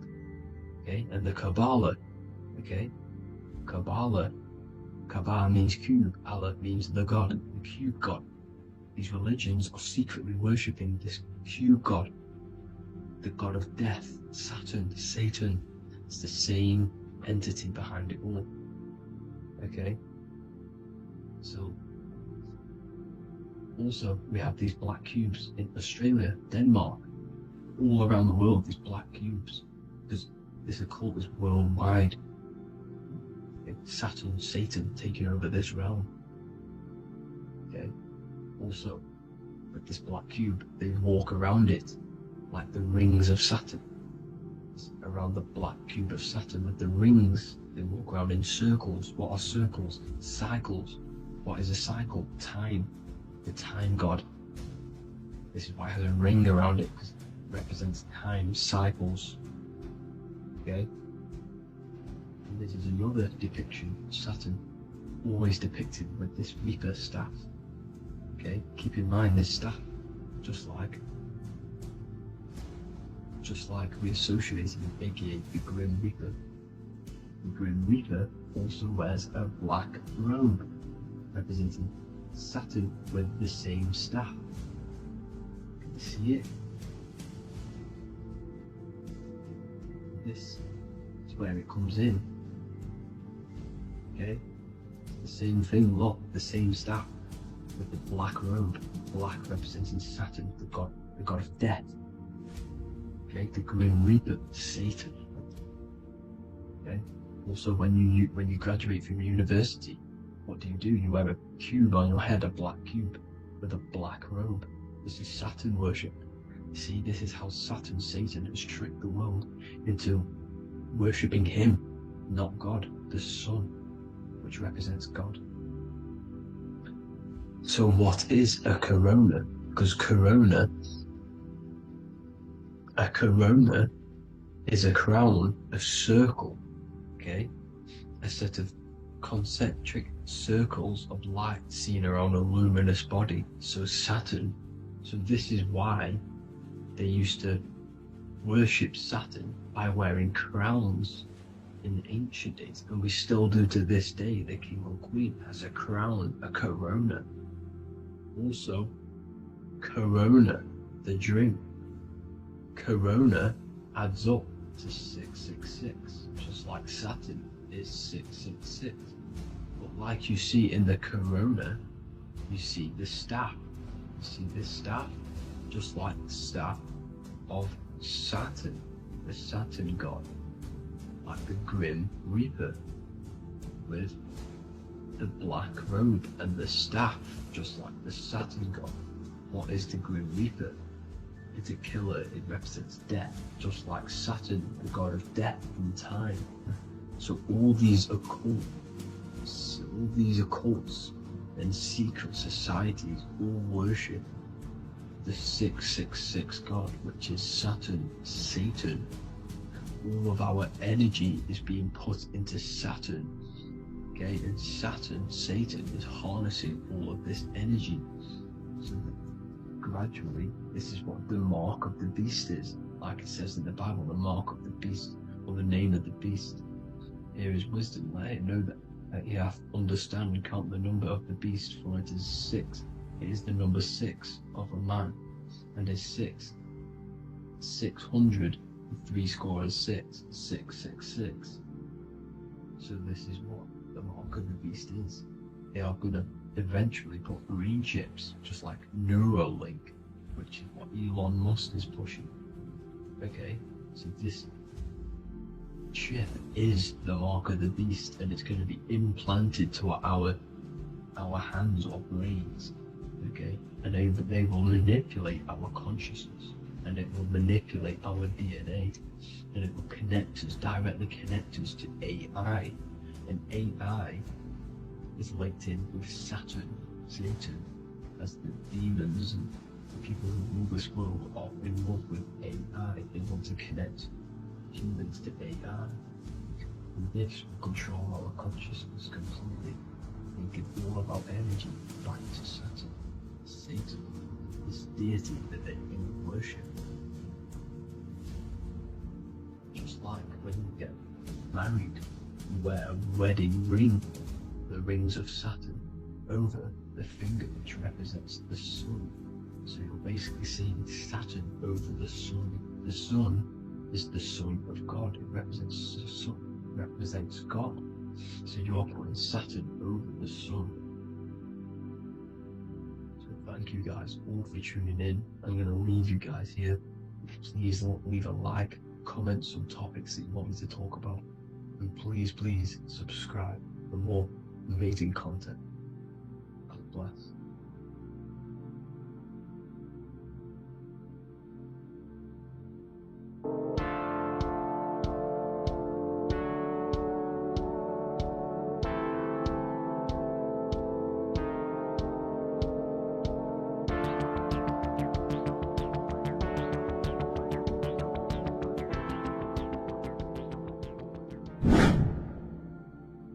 What is good, YouTube? Today we're going to be talking about the astral plane and how the cosmology fits into the astral plane. Okay, so first let's go over the astral plane and go over the different layers of reality so that you can understand reality more. You are a multi-dimensional being. You are not you are in all of these realities at the same time. They all interweave into one big reality. But there are different planes. They are different vibrational dimensions. There are different dimensions of reality. The mind is the root cause of reality. We're living in the mind of God. Everything is being thought into existence from the root cause, from the universal mind. This is why the ancient Egyptians said, all is mind. We're living in the mind of God. And we are a microcosm of this mind. This is why we all have the same mind. This mind is the world of thoughts. Now, this world of thoughts is just the thought alone. For example, it is the thought of a chair. But then when you start to imagine this chair and you start to mentally see the chair, you're now manifesting the thought, the singular thought, into some sort of form. So now you're imagining the chair. You're imagining the form of this chair, which is then manifesting into the astral plane. The astral plane is the world of thought forms manifesting. So when you are imagining something, you are seeing into the astral plane. Okay? Your third eye, it is an eye because it sees the astral plane. It is seeing the other side through imagination, through dreaming. Well, we'll go over dreaming later. So, the thought of a chair is a singular thought. The imagination of the chair is the manifestation of the chair. And in the astral plane, it's basically the world of all the chairs that could ever exist. So you're thinking of the chair as a singular thought, which is the mental plane. The astral plane is the imagination of that chair, is the thought, the manifestation of it. Depending on the vibrational state of the thought will depend what level of the astral plane it will go to. For example, if you're thinking about a chair to torture someone on it, it's going to go on the lower astral plane. Or if you're thinking and imagining happy things, it's going to go to the higher astral plane. So wherever your mindset is, that we call it a mindset because your mind is setting frequencies to certain things. Thoughts are frequencies. And a mindset is setting your frequency, setting your mind to a certain frequency. So when you set your mind to a certain frequency and you imagine something in that frequency, you're going to match everything in the astral plane that are on that similar frequency, just like you would in the physical world. Because we're all in these worlds right now as we speak, but we can't see them with the two physical eyes. We can feel it though. When you're around someone and you've just met a new person, for example, you can feel their vibration, and if you're not on a similar vibrational match, you will not get along with that person, or you just won't not get along, but you won't connect with that person because you're on two opposing frequencies, not matching. And this is something you can't see, you can only feel, because it's the astral plane. It exists within the astral plane. Everything in the astral plane is made out of vibrations. So if you do astral project, and if you already know how to astral project, you will see beings and people and things that are on the same frequency as you. This is why before you astral project, you need to sort your vibration out before you astral project, because you are projecting your consciousness into this. It's the mind. The mind is the bridge. It can move between realities. You are a observer. You are a observing soul which observes different realities. And the mind is the bridge between all of these different realities. The mind can choose. If you want to project into the astral, you set your mind to it, you can. Okay? So, let's not get off track. The lower astral plane is where demons are. The higher astral plane is where heavenly beings are. Heaven and hell are kind of a real thing. The etheric plane is a powerful substance, the ether, the fifth element that they don't tell us about. If you type in on Google the 5 elements, they will try to remove it with wood or metal, because they don't want you knowing about the ether. Ether is the energy double behind all physical objects. So the ether is very important. It is the 5th element. It is part of the physical world, but it's also part of the astral world. It is on either side. You see how they're showing you the truth in the language? Ether and either are the same word. The ether has 1 foot in the astral and 1 foot in the physical world. It's a substance that connects the physical to the astral world. It is the either. It's on either side of reality. It's on the other side. Other, either, same word. Ether is connecting the physical to the astral plane. It's the world of frequency. Frequencies, EMFs, torus fields are in the etheric plane.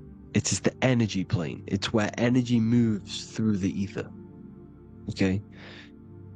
So then you have the physical world, the world of effect. Everything you see in the physical world is the effect of the higher planes. Each plane is a product of the plane above. So, and it melts into each plane. The physical plane is the lowest plane, it's the most densest, and the highest is the most fluid. This is the most fluid, this is the most dense. This is where we get the saying, as above, so below from. As above, so below comes from the different planes of reality. And magicians understand this. This is why magicians always say as above, so below. Because they understand if you manipulate the higher planes of reality, you manipulate the lower planes. Because the astral plane is a direct copy of the physical world, but in the astral plane. It is mirrored. The physical world is mirrored in the astral plane. They are both the same world, but just different vibrational states of the world. Kind of. It's hard to put this in words, people, so just try and understand. The astral plane is the double. It is whatever happens in the astral plane happens in the physical plane. This is why magic works. This is why demons work.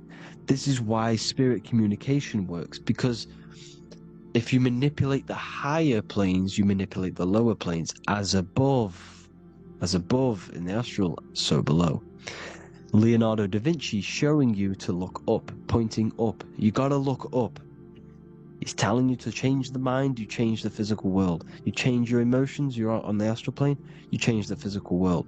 You change your reality by changing the higher planes. This is the Masonic 11. The 2 pillars. This is the 11 also symbolizing the 2 hemispheres of the brain here. But the 11 symbolizes the 2 mirrors. 11. 11. 9, 11. 9, 11 adds to 11. 9 plus 1 plus 1 equals 11. The Twin Towers were an 11. Flight 11 was hijacked. Because it's a mass ritual within the astral plane.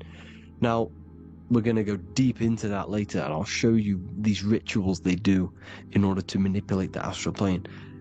So, this is what the 11 is. It's the mirroring of reality. If you contact spirits and conjure spirits, you can either summon or attract demons and spirits. Summoning is creating a spirit. You create demons. Okay? Like I said here, the mind is the root cause of reality. If you think of if you think of a traumatic event that happened in your life over and over and over and over again for years and years and years, where attention goes, energy flows. The mind is the director of energy. If you are directing energy into the specific emotion, the specific thing that is torturing you in your mind, that will manifest as some sort of being in the astral plane, which is called an elemental.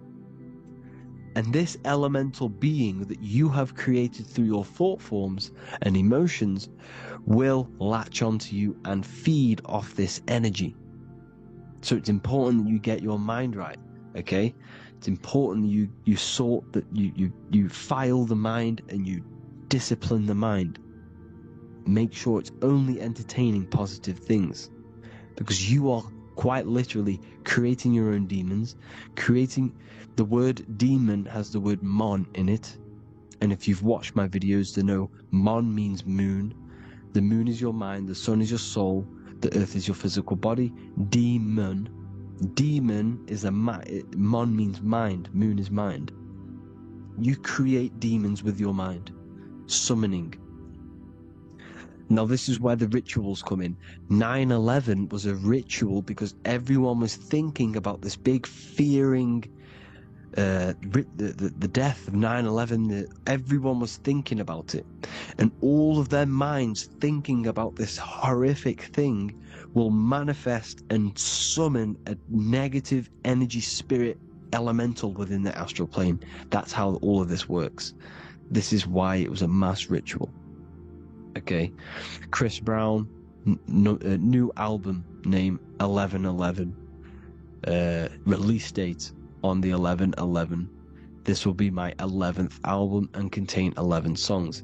All of these people know the occult. This is Hermes Trismegistus with the star of Saturn, the six-pointed star, as above, so below, the mirroring of reality, physical and astral, the two Masonic pillars.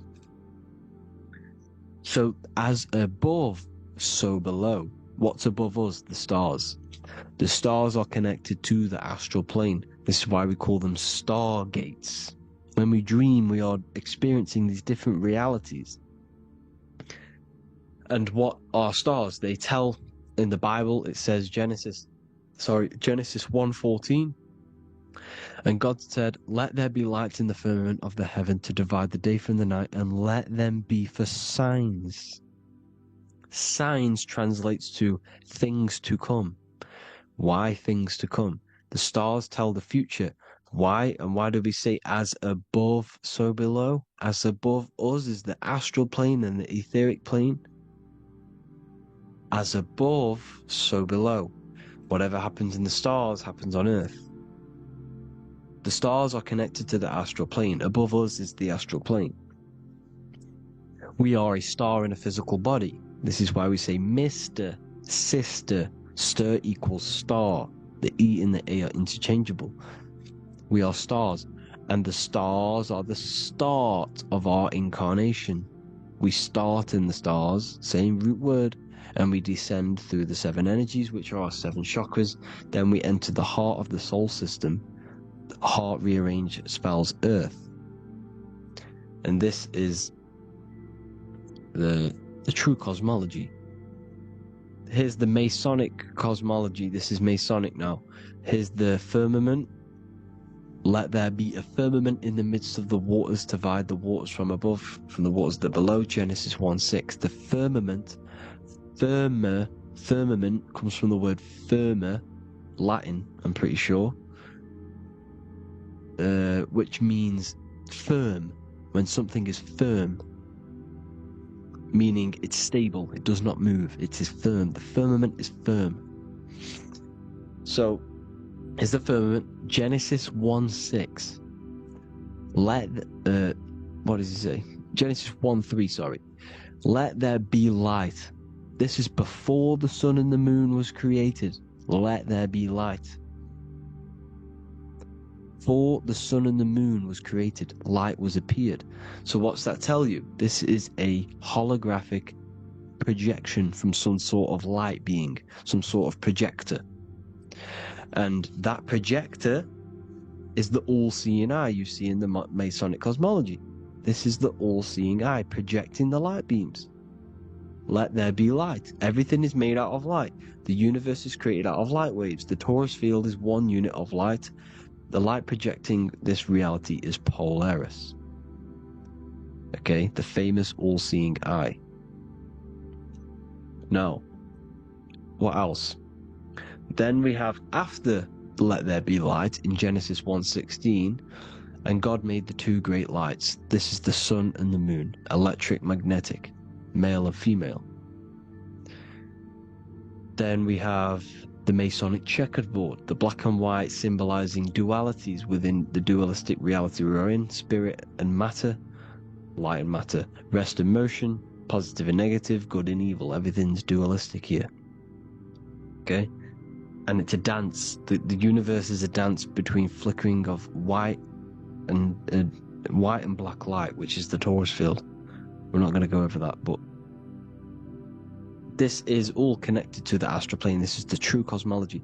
The astral plane cannot work on a spinning monkey ball in the middle of space. Does not work. Cannot work. It's impossible.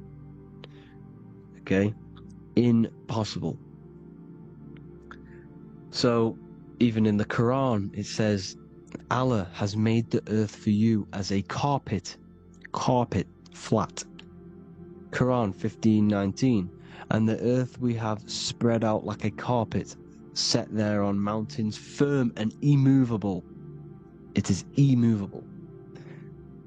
In the Quran, it also says 65:12, it is Allah who has created the seven heavens of the earth. The seven heavens meaning the seven layers of heaven, the seven planets. And Psalms 104:5, he set the earth on its foundations and it can never be moved. Never. So here you see in Isaiah 40:22, he sits enthroned above the circle of the earth and its people are like grasshoppers. He stretches out the heavens like a canopy and spreads them out like a tent to live in. We live in a tent. This is the tent. The projection of light. Here you see an ancient picture here. Here you see the ethereal barrier, meaning the firmament, the etheric barrier, and here you see his head popping out. Why is his head popping out? Because your head is heaven. Your heel is hell. Your head has access to the astral plane. This is why your head is heaven. The pineal gland, when stimulated, has access to project itself, project consciousness into the astral plane. Here you see another ancient picture here with the Masonic Royal Arch, with the zodiac here, the zodiac on the top, arching, because there's a firmament above us. Here's God in the brain. Consciousness is God.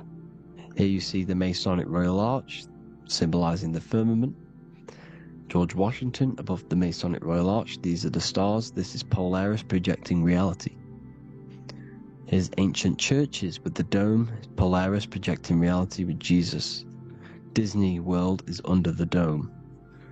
The seven layers of heaven, ancient paintings, all depict if you go and look at the ancient paintings, they all depict the firmament, the arch above us. This is where we get interesting. The Masonic Royal Arch has the 6-9, which is Cancer. The constellation Cancer, which is 6-9 is associated with portals, because CERN is the 6-9. Okay, CERN is opening portals. They're trying to create a portal to the other side. Cancer has the word CERN within it, so there is a link between Cancer and the opening, the firmament opening above us to ascension. Here you see the Masonic Arch with the Royal Arch and the light and the opening. Here you see the light and the opening. This is the opening of the firmament. Here's the Hebrew cosmology with Sheol, the underworld, and the opening. So Cancer is definitely some sort of portal in and out of this reality. I'm just connecting dots here. Now, we're going to go change a bit now. These celebrities that you are seeing they have not sold their soul to Satan, okay? They have not sold their soul to Satan. Satan is a demonic, low vibrational energy that has been summoned over the thousands and thousands and thousands of years of evil occult arts. So since Babylon was summoning this demonic energy, and this demonic energy in the astral plane will grow and grow and grow. It has no form. It has no physical form. Okay? But you can see it in the rappers. If your third eye is open, you can see clearly that these people are demonic. You can sense the energy that they're manifesting. Selling your soul is not what you've been told. It is gaining, because your soul is pure love, okay? Your soul does not want to do anything bad. So when you sell your soul, you're gaining physical gain, you're gaining physical wealth, for example. Like for these rappers, they will be given millions of pounds because the people in control of the music industry, which is the dark occultists trying to brainwash the masses, the people in charge, they're dark occultists. They understand Satan and the energy. They are satanic energy, which has been summoned in the astral plane. They see that they have influence over the masses, so they will go to them and say, I will give you this amount of money forever if you manifest this satanic, demonic energy through the music and through social media to blind the masses, to brainwash the masses into this demonic energy. Because when you listen to music is frequency. Whatever you listen to, you become that frequency. So if you're listening to these people, they're throwing energy, this demonic, satanic energy that they sold out to. Sold, soul, same word. When you sold something, you've got your soul involved. They have exchanged money, physical gain, so that they manifest this satanic energy within the astral plane and through the music, through the videos, through social media, to keep us in this vibrational frequency, in this low state of consciousness. This is what it actually is. It's not, you're not selling your soul to some sort of devil. This satanic energy has no physical form it is formless in the astral plane.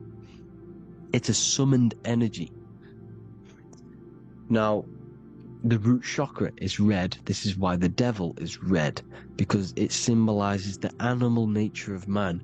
When you are operating off your root chakra, you will kill, you will fight, you will do anything to survive, because it's all about survival mode in the root chakra. They want you keeping in that fighting mode, that surviving mode, so that you are manifesting this low vibrational frequency, this satanic energy, this demonic red energy. This is why the devil is red. And the devil has a tail with the red arrow pointing down, because it symbolizes your light body. This is your Merkaba. Your Merkaba is your light body. Mer equals light, Ka equals spirit, Ba equals body. Merkaba, this is the devil's tail pointing down, the descension, your heel, up to your heel, hell. Ascension to heaven, head. You see? This is the all-seeing eye with the illumination coming off it. Your head, when you're illuminated.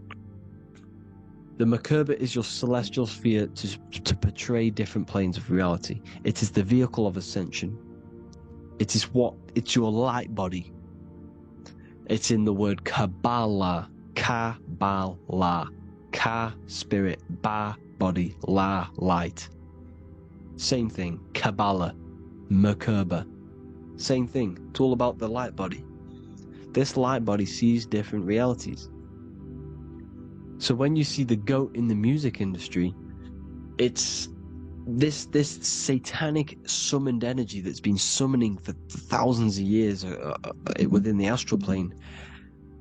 When it becomes to the physical plane, it will manifest through different things. A goat, an owl, Satan, Moloch, Baal, same deity, same demonic energy that's been summoning in the astral plane. And this is why the Baphomet has a goat head. Drake's new album is the goat. The Polo G, the Masonic G, with the goat. And here's Rylo Rodriguez in the mirror, with the goat in the mirror and him in his physical body. It symbolizes, the mirror symbolizes the astral plane, because he's manifesting the goat, the demonic energy. He's sold out to the demonic energy. And in the physical plane, he's his physical body. The mirroring, the Masonic 11, the mirroring of reality, the astral and the physical. And what do you call them when they're an amazing rapper, the best rapper? You call them the GOAT. Because the GOAT, you're the GOAT because you're manifesting the GOAT energy, this satanic, demonic energy within the astral plane. So Baal, Moloch, all the same thing. Because in the astral plane, if you want to gain spirits to come to you and communicate you, in the physical world, if you want to communicate with spirits, you have to gain their attention. You can either gain their attention or come together and agree to create some sort of being, which is Satan. Okay? You can, like I said earlier, you can create these beings, you can summon them or attract them. One way to attract them is sacrificing. In order for you to become God, man, to turn to God, you have to sacrifice your life. You have to sacrifice, not drinking, not doing things, not doing anything demonic, not doing anything bad, not eating meat. You have to sacrifice yourself to become the light. However, if you want quick, instant gains in the physical world, you can sacrifice something else to communicate with these spirits, because these demonic energies feed off demonic energy, your demonic energy.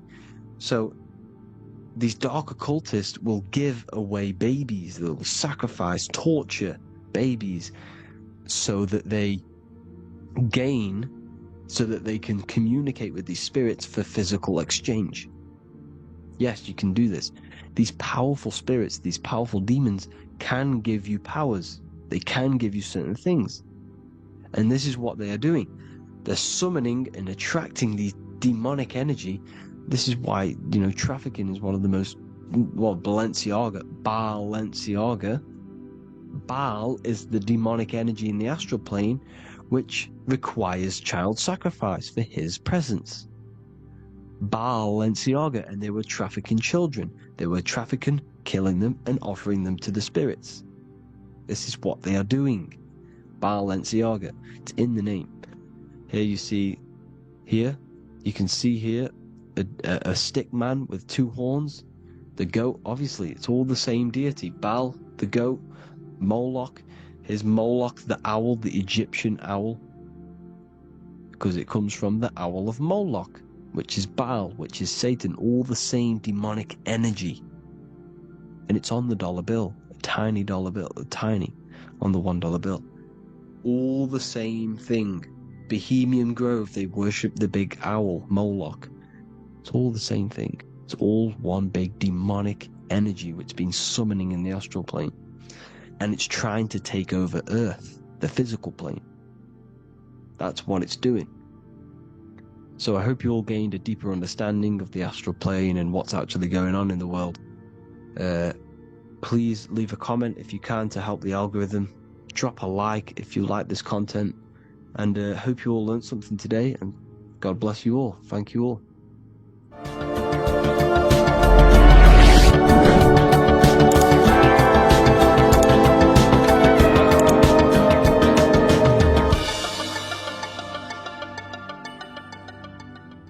In this video, we're going to be talking about the evolution of consciousness. You are born human, however you possess consciousness, which is the awareness behind your being, the awareness behind your thoughts, the experiencer behind your five senses, the experiencer, the observer behind your thought, emotions, and senses. You are an eye, an invisible consciousness looking through a lens which is your body. Your body produces this physical world that you experience. Your brain produces this world. your brain and body, is a technological computer. However, you are an infinite, ever-expanding consciousness behind this physical body. And there is an evolution of consciousness, a cosmic journey of expansion. And this is why we see so much pyramid symbolism in the occult and esoteric world, and especially within Freemasonry. Because the pyramid represents climbing, an evolution, a raising state of consciousness, a journey. Steps symbolize a journey upwards. This is the raising and the evolution of consciousness, our inner world, the transmutation of our inner selves, of our souls and consciousness and our minds. So when we see this pyramid, we're seeing a evolution, a way up to source consciousness. And the eye in the pyramid represents your source consciousness. It represents illumination. It represents divine guidance through this evolution of consciousness. This is why we see the ladder. Consciousness is ever expanding on an infinite journey of evolution. Each individual is a part of this cosmic process, contributing towards the ongoing expansion of both mind and awareness. As we evolve, we collectively explore deeper levels of existence, expanding the boundaries of thought and consciousness. The mind has the ability to expand infinitely into new realms of thought, into new dimensions of mind. The mind cannot be filled up. It is not a physical substance. The body can be filled up because it is a physical thing, but you cannot fill the mind. Therefore, the mind is constantly expanding, ever expanding into new fields of thought. So what we see in Freemasonry, the ladder, is again a journey, an elevation of consciousness. When we are born with an infant consciousness, and as we gain older, we gain an adult consciousness. Our inner world, our inner mind, and our emotional intellect changes and evolves. We are significantly different from when we were very young as an infant. It's because our consciousness evolutes, it changes, it alters like water. So, just like this evolution of your own consciousness as growing up, there is consciousness of beings existing in cycles beyond our own. And their consciousness is unimaginably different from ours. They operate on a higher level of understanding and knowing, experiencing reality in ways that transcend our current comprehension. Our minds right now cannot comprehend the highest states of consciousness. There are entities, there are beings beyond our own, existing in higher dimensions of consciousness that we cannot comprehend because they have expanded. They are on a further way up the ladder of consciousness. However, we are all on the same journey. None of us can take the same journey. There is one ultimate goal, reaching source consciousness. However, this is always ever expanding. However, we are all on a different journey. There is one truth, one source, one goal. However, there are billions in different ways of reaching it, and we are all on these different paths to source consciousness, to this ladder, this evolution of universal evolution. Okay? Their awareness is attuned to new dimensions of existence, reflecting a more advanced stage in the cosmic journey of consciousness evolution. So when you take DMT, you are shot into these higher realms of consciousness where you meet these beings who look similar to these images. They are not speaking to you physically. They don't speak to you three-dimensionally through vibration and words. They speak to you mentally. If you have done DMT, then you know this.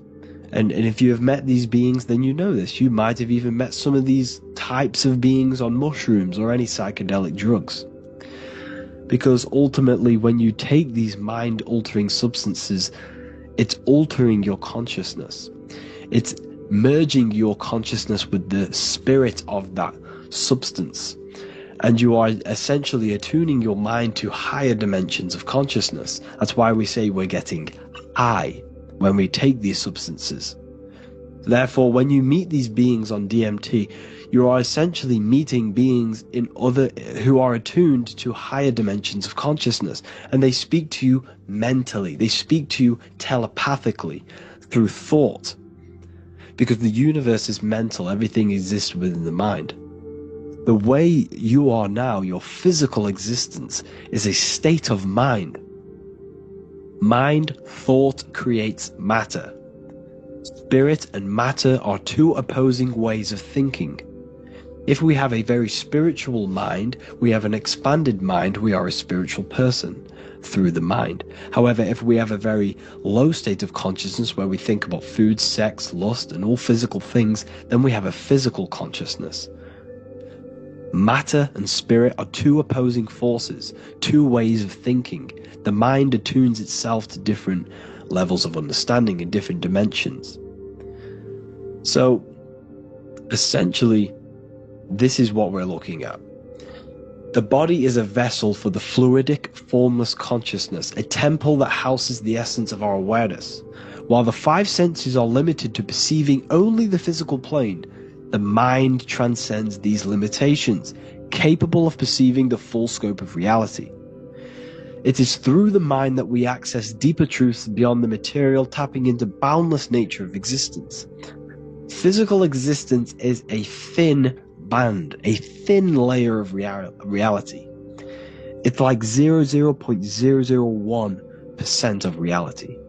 And your five senses are only tuned into this layer of reality. But the five senses are, by design, only allowed to perceive physicality. But the mind has the power to expand beyond this physical five sense state. The mind has the power to expand and evolute. It is a conscious decision whether you want to take this path or not. You can stay in a three-dimensional way of thinking, or you can expand your consciousness from within. It's not an external journey. There is no God going to save you. You must save yourself. Therefore, behind every single one of these eyes is the same source consciousness. However, we are all different cells in a different journey. The organs in your body, the cells in your body are all alive. They all possess same consciousness, universal consciousness. However, we are all on a different journey of evolution. As above, so below.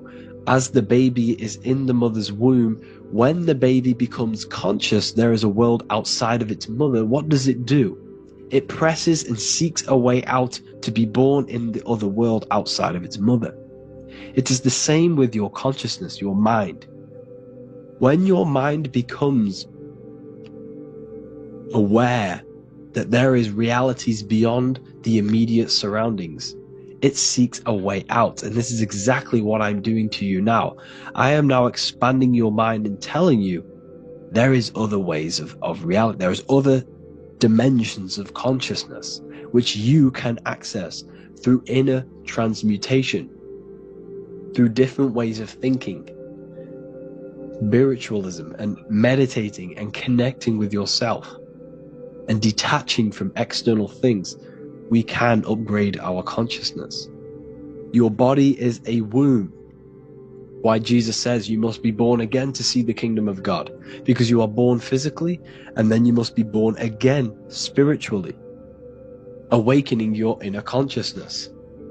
So like I said, as the baby is in the womb, it's the same principle. As above, so below. You were a baby. You were in your mother's womb and you figured out there is a world outside of your mother. So you seek to way out your mother to be born in another world. It's the same now. You must do this now. This is your spiritual evolution. This is the evolution of consciousness. It's ever expanding. When you die, this is a transition. You must learn to not fear death. This is another part of your spiritual journey. You must master death. Therefore, Like I said before, the mind has limitless capacity to expand into new realms of thought, continuously exploring uncharted ideas and concepts without boundaries. The mind can ever expand, it can never be filled, it can never ever know everything. There is infinite fields of knowledge, infinite fields of thought. Your current state is just one stage on an infinite pathway. You won't remain human forever. The human experience is a crucial phase where we learn to balance polarities, master the fundamental laws of the cosmos.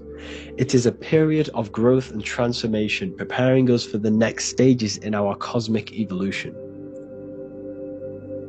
The goal is to strive for perfection, yet the true perfection is unattainable.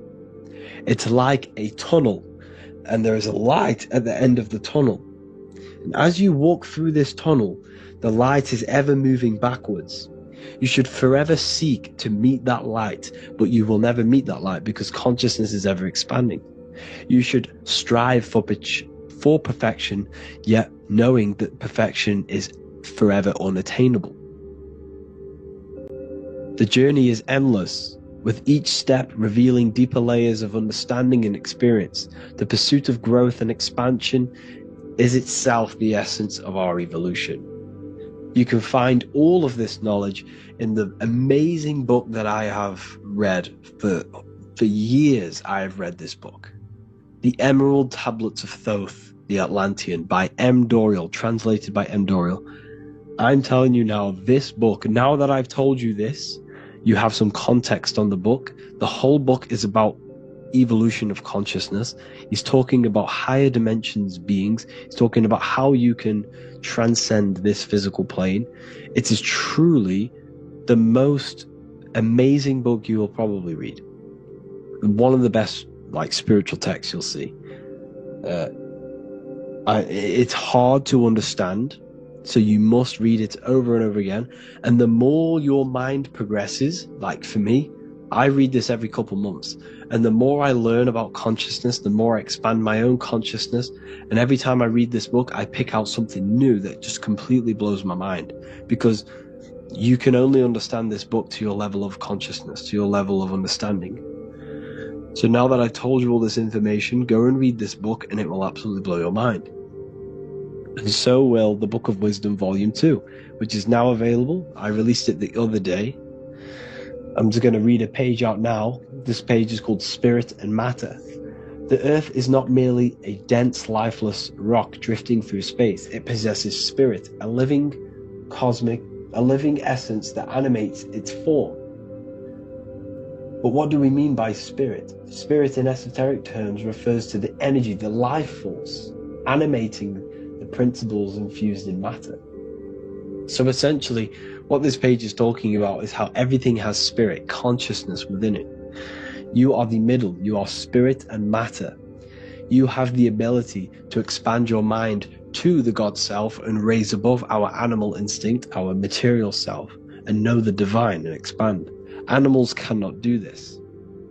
Animals are not self-aware. Humans possess self-awareness. We can observe our consciousness. We can say, why do I exist? We can look in the mirror and know that we need growth. And this is what Anunnaki means. Anu means above. Anu was the supreme god of the sky, which is a metaphor. He represents spirit above, heaven. Anu came down to earth and married Ki, the goddess of the earth, which represents matter. It's a myth, it's an allegory. Anu married Ki and gave birth to the Anunnaki. Spirit came down and infused with matter and gave birth to the human, which is you. You are spirit infused in matter, Anu and Ki, Anunnaki. You are the Anunnaki. And this is just one of the teachings in my book. Honestly, this book is absolutely amazing. If you truly, truly want to expand your consciousness, give this book a read. And obviously, if you're inside the university, I give you this book for free. A paperback version. If you join the university, follow the steps inside of the general chat. You'll be able to download this book. Sorry, not download it. Order a paperback for free. All you have to do is pay for the shipping. You'll also gain amazing knowledge inside of my library, where your mind will just be overblown with the amount of esoteric books. There's over 45 rare occult books, plus you get a PDF of the Volume 1 and Human Health Guide. You get reoccurring updates where I expand on symbolism, occultism, where you'll just feel absolutely amazing once you understand esotericism in yourself. You'll also learn how to create the dream reality that you want with the Manifestation Mastery course, where I teach you how your consciousness creates reality. You'll have a real lectures where I post lectures on symbolism, occultism, esotericism. There's a conscious community and live calls and Q&A where you can ask me questions and I'll answer your questions. I just want to say thank you to everyone who has joined the university. Thank you for even liking and watching this video. Any support I just appreciate every single one of you. Please, if you can, leave a comment and a like on this video and let me know any videos you want me to make in the future. And I will start uploading a lot more to the YouTube. So yeah, thank you all for tuning in today. Have an amazing day.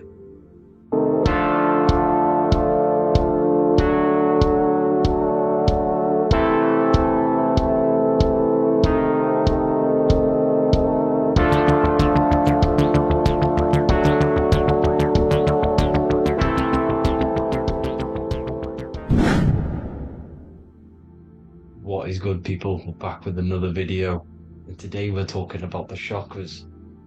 Let's jump straight into this because I know there's been a lot of requests for this video. So let's jump straight into this. So you have 7 chakras, right?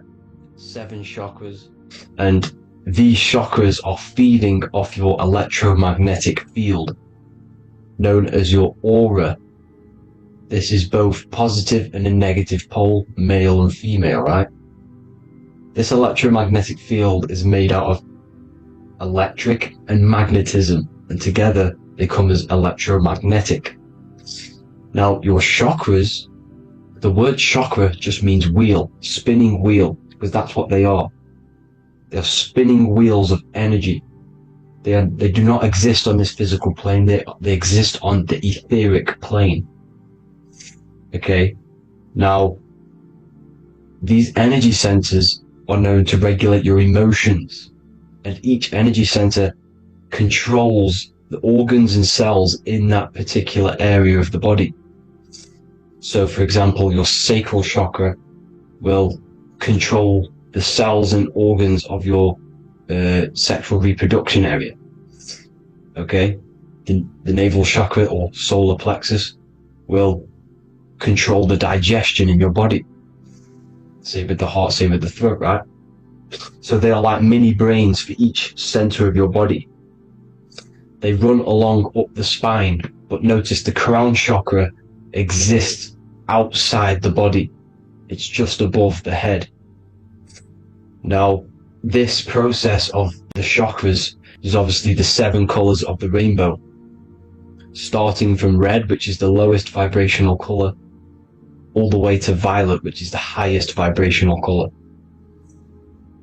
This, like I said, these energy centers are feeding off your electromagnetic field. So if these chakras are unbalanced, they are taking too much energy from your electromagnetic field, making it weaker. Now, this is the North Pole. As you all know, the Earth is flat, and we live inside of a giant torus field, and the North Pole is the Earth's heart chakra.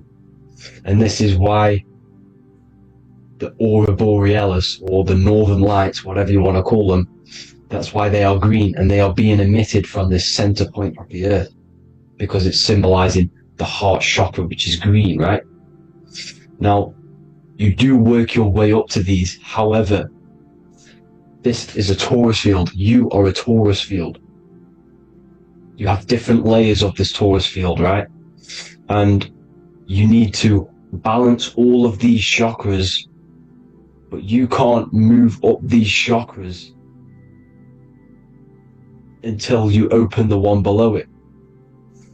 So it's like a stairway. You can't go to your solar plexus without going through your sacral. You see? So you have to work up these. However, you have to work up these and then live from the heart, because the heart is the center of the torus field. It's the balance between male and female poles, positive and negative poles. So you have to balance all of these chakras and then bring them all into one, which is the heart chakra. Now, they exist on the etheric plane. They exist on the etheric plane, and the etheric plane is a layer of the material plane. It's the one higher than the material plane, and then after the etheric plane, it melts into the astral plane. So they exist just between the physical and the astral aspect.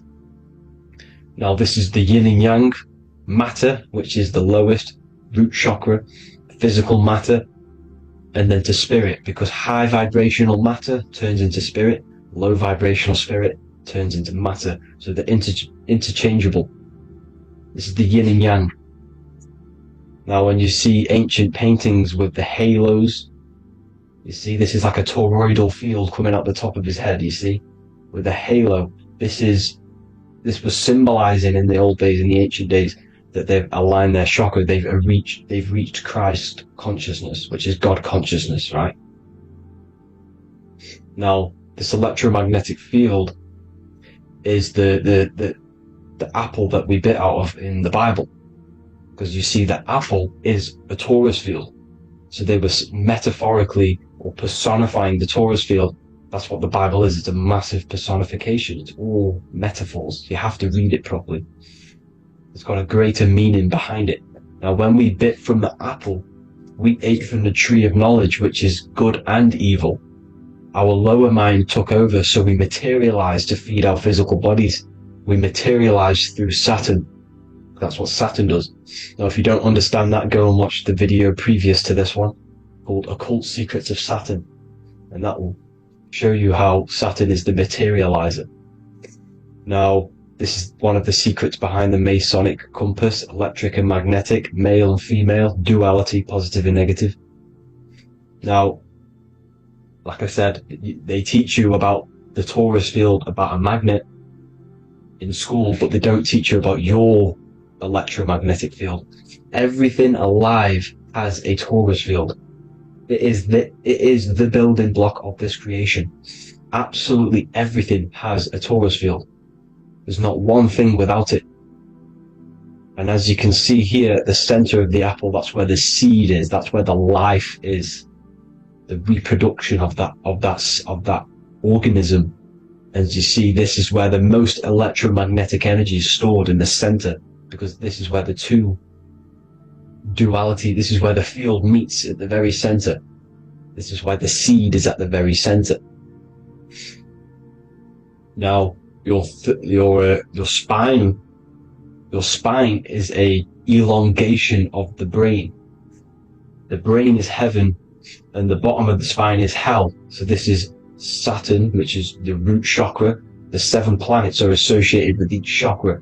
Moon equals mind. Okay? Now, Saturn is physical matter, as I've just explained. This is the lowest vibrational color. And they want you trapped down here, which is your hell state, your animal nature, your physical nature. They want you to identify as the physical body.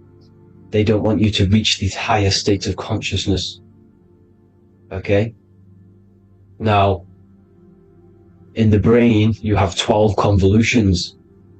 Now, this is what they were symbolizing in the Bible with the 12 disciples. And obviously in the Bible, it says the upper room where Jesus met with his disciples. This is heaven, the brain, the higher states of consciousness. Now, this is your North Pole. This is Jacob's ladder. Okay? This is why you have 33 levels of Freemasonry, because it's symbolizing the 33 vertebrae, which are these little things here on the back of your spine. Because once the Kundalini energy from the bottom of your spine rises to the top, this is when you get enlightenment and opens your third eye. Spiritual enlightenment. As you can see here, this is Jacob's ladder. This is the Kundalini symbol, right? And they're even showing you this in the medical symbol. They're putting it in your face. The serpents are wrapped around the spine. Now the serpents symbolize how the energy moves around the spine, because it's a torus field, you see? At the center of the torus field, it wraps around the center pole. It wraps around it, and this is how the energy moves up. So they're symbolizing it with the serpents. Okay? Now, every religion has a sacred river. For the Egyptians, it's the River Nile. For Christianity, it's the Jordan River, right? This river is the canal, the energy canal at the center of your spine, all the way leading to heaven, to the Holy Land. This is the chamber which the energy rises up, right? Now, they used to say the gods descended from heaven to man. This is just heaven. This is the mind state. And they said the gods were connected by a rainbow bridge. That's the chakra system, the rainbow bridge. Okay, now the ancients called this place Midgard, Earth, where both evil and good live, right? Midgard. But you can go to heaven, which is a pure mind state, because once you're in heaven, nothing negative can ever bother you. That's completeness. Pure Christ consciousness. Now this is why Jesus dies at 33. He didn't actually die, but it's symbolizing the death of the physical body. Not the death of the physical body, but his consciousness rising above the physical body to, as I said here, matter to spirit. Matter died off and he came spirit consciousness.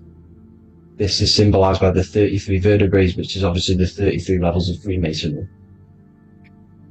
And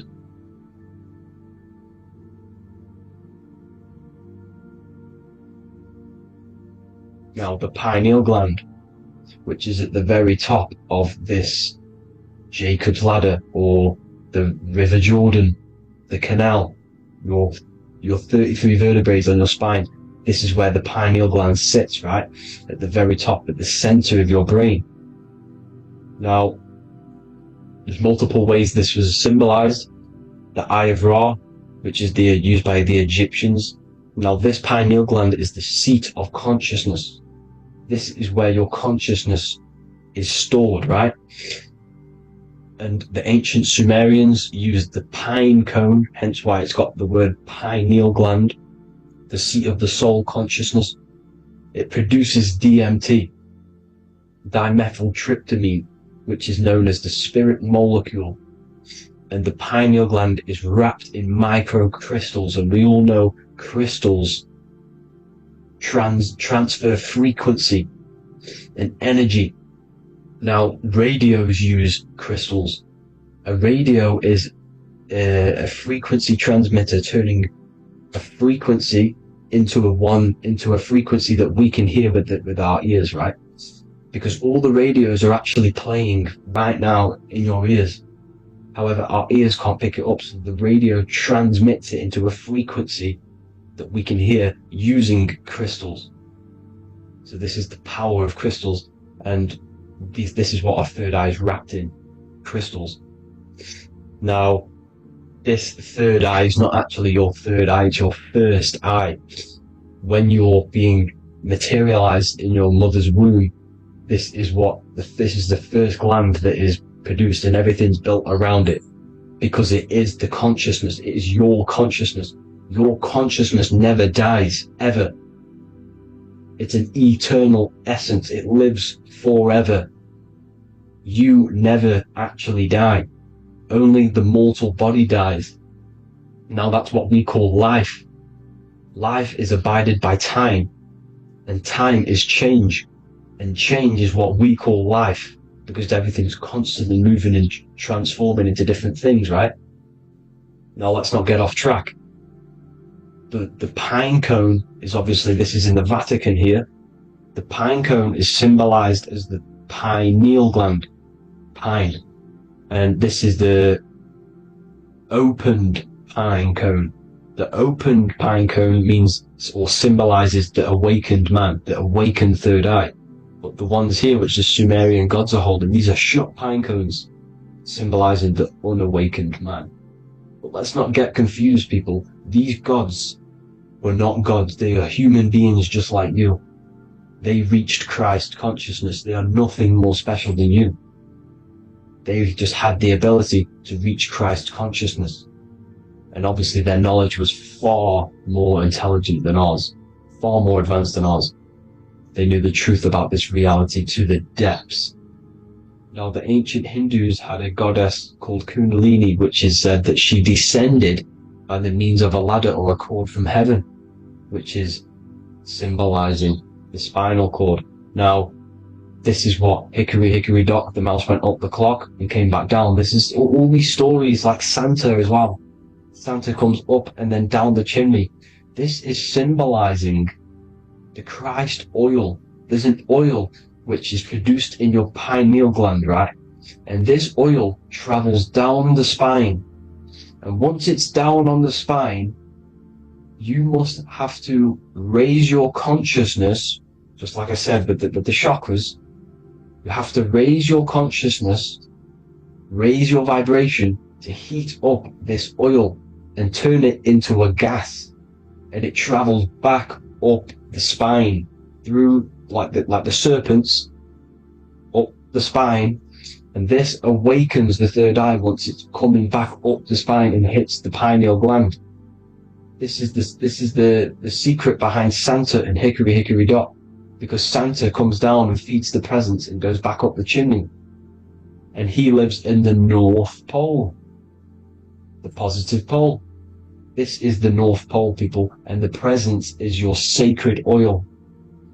This oil, your physical body, is the furnace. It's the spiritual furnace, which you have to heat up this oil by raising your frequency and turning it into a gas to rise up this chamber, the River Jordan, to your third eye, right?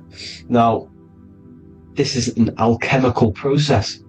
Your body is the alchemical furnace. It says in the Bible, if therefore thine eye be single, thy whole body shall be filled with light. I shouldn't have cut that out, but that's what it says. The light of the body is thine eye. If therefore thine eye be single, thy eye shall be filled, their body shall be filled with light. This is symbolizing the pineal gland, enlightening the body, the spiritual body, filled with light. Now, as I said, they want you kept down here, which is the root chakra, which is your animal nature, which is obviously mind, matter over mind. This is the symbol of Saturn, right? As you say, we're built of body, mind, and spirit, the Holy Trinity. That is the sun, moon, and earth. The sun's your soul, solar. Moon is your mind. Earth, which is the cross, which is your physical body, the 5 elements, right? So body, mind, and spirit. So the Saturn symbol is actually made out of the cross on top, which is the earth, and the moon on the bottom, which is symbolizing matter over mind, because earth is physical matter. You don't want to be matter over mind. You need to be mind over matter. See, they want you identifying as your physical body. They don't want you to realize you're an eternal consciousness. You're an eternal essence of consciousness which never dies. They want you trapped in your animal nature. And this is why the Baphomet has a goat head, because it's symbolizing your animal nature, which is evil. Not evil, but you're more likely to do evil things, right?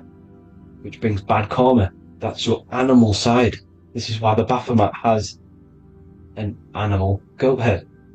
As you can see here, he's got the Kundalini energy here. So when you see the inverted cross, the cross is your body, as you can see here. The inverted cross means your chakra's downwards, down here. Your head's down here. Your mind is down here. But your mind needs to be up here, which is the upwards cross, which is Christ consciousness. And as we all know, 7 colors of the rainbow, 7 planets, 7 chakras. Red light is low frequency and long range.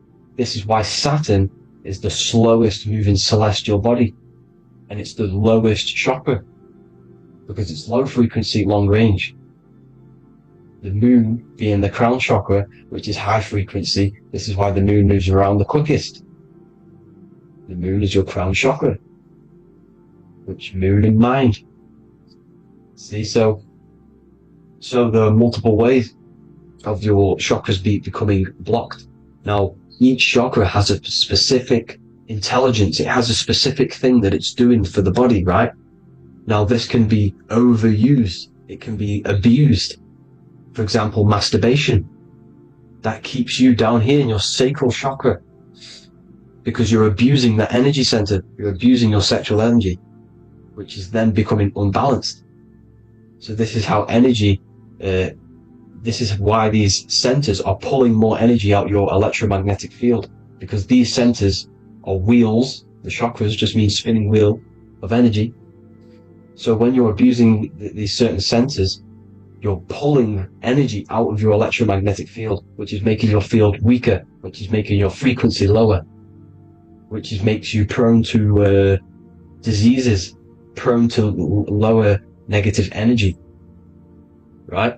So you need to align these chakras. You need to unbalance them. And as you can see here, you can screenshot these to see how they're blocked. I'm not going to go over each one because it'll take me forever, but have a little read yourself. This is why they're blocked. Now, the ancients used to say Aum when they meditated. Now, these are the 7 vowels. There's not 5 vowels, there's actually 7. Now, when they say Aum, they're aligning all their chakras by saying this when meditated. This is where the Aum originated from. Now, emotion is energy in motion. So if you're feeling a certain way, that's the energy you've put in motion. It's a reflection. We live in a mirror reality. Everything's mirrored. Everything's mirrored. As within, so without, as above, so below. Everything's a reflection of some sort. So whatever you're feeling, you're doing something wrong. It's telling you you're doing something wrong from the root cause. Because your energies are the effect. You're feeling the effect of something you've caused. The law of cause and effect. Nothing escapes it. Now, the Jehovah's Witness believe that exactly 144,000 faithful Christians go to heaven or be resurrected, right? This is not true. This is symbolic. 144,000 go to heaven. Now, the petals on the chakras, this is the root chakra, this is the crown chakra. Now, if you add up the first 5 chakras, the petals, add up the petals on the first 5 chakras, you get 48. And then you get to the third eye, which has 2 petals. 48 times 2 equals 96. 96 plus 48, which you got from here, equals 144. The last chakra has 1,000 petals. Times 144 times 1,000, you get 144,000. This is a frequency. This frequency is the frequency of the ascension up your chakras. This frequency is a high frequency which turns that oil into gas, which rises up the spine, activating your third eye. Right?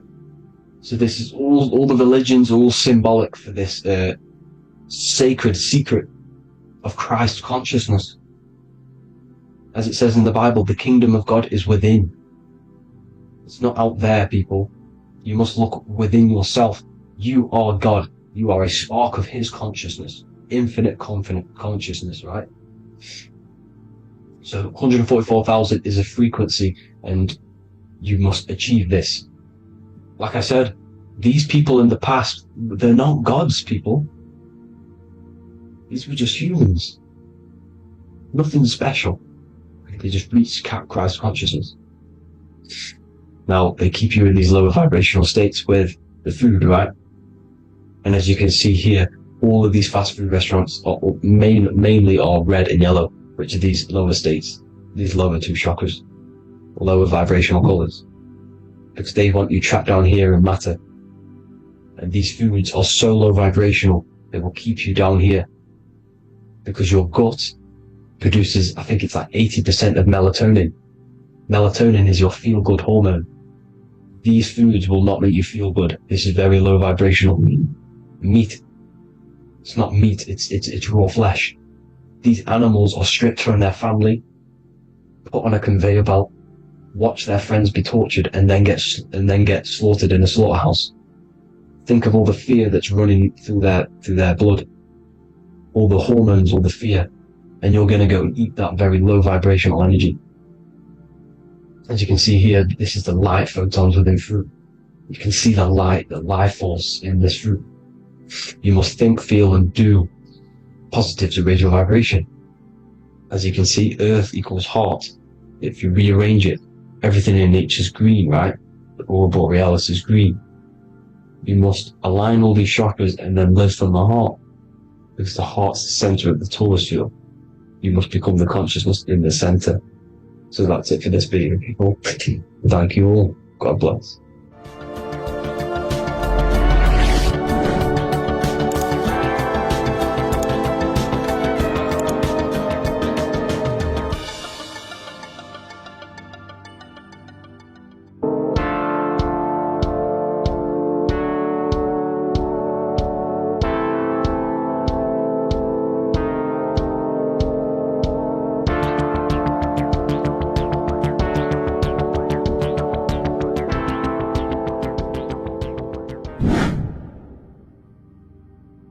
What's good, people? We're back with another video.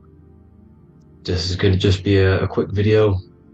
Manifestation, magic, bending reality. So let's jump straight into this. So you have a conscious and a subconscious part of your mind. The conscious is what you're conscious of, what you're actually doing, where you can choose or not. However, the subconscious is the part of your brain which is automatic. So all of the systems in your body, like the digestive system, your heartbeat, these are automatically being ran. And you do not have to tell these systems to do anything. You do not have to consciously tell your heart to beat. It's automatically doing it. And this is what the subconscious mind is controlling. It's like the dark aspect of your brain or your mind. It is the way bigger aspect of your mind. Okay, it controls all the systems in your body. Okay, and this is where all of your programs are. So when you're in it, from your childhood, what you've learned in school, all of these things are being kept in your subconscious. Maybe traumas and stuff like that. So the subconscious is the female aspect, and the conscious is the male aspect, because the male is all about action and doing, and the female is more about creation, creativity, intuition. So you have a right and a left hemisphere of your brain, and these are obviously male and female. The right side of your brain is your female. It's to do with creativity, imagination, intuition, insight. Okay, and this is one of the most important sides of the brain. This side of the brain is the most attacked by the elites, whatever you want to call them. This side is one of the most important, because obviously your intuition is a massive part of reality. And if you don't have intuition, then you lose track of the things around you. You can't consciously feel if things are wrong or right. They don't want you to have intuition or creativity or imagination.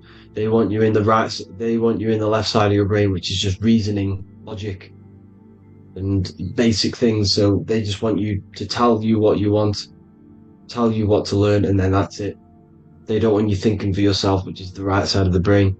So whatever the conscious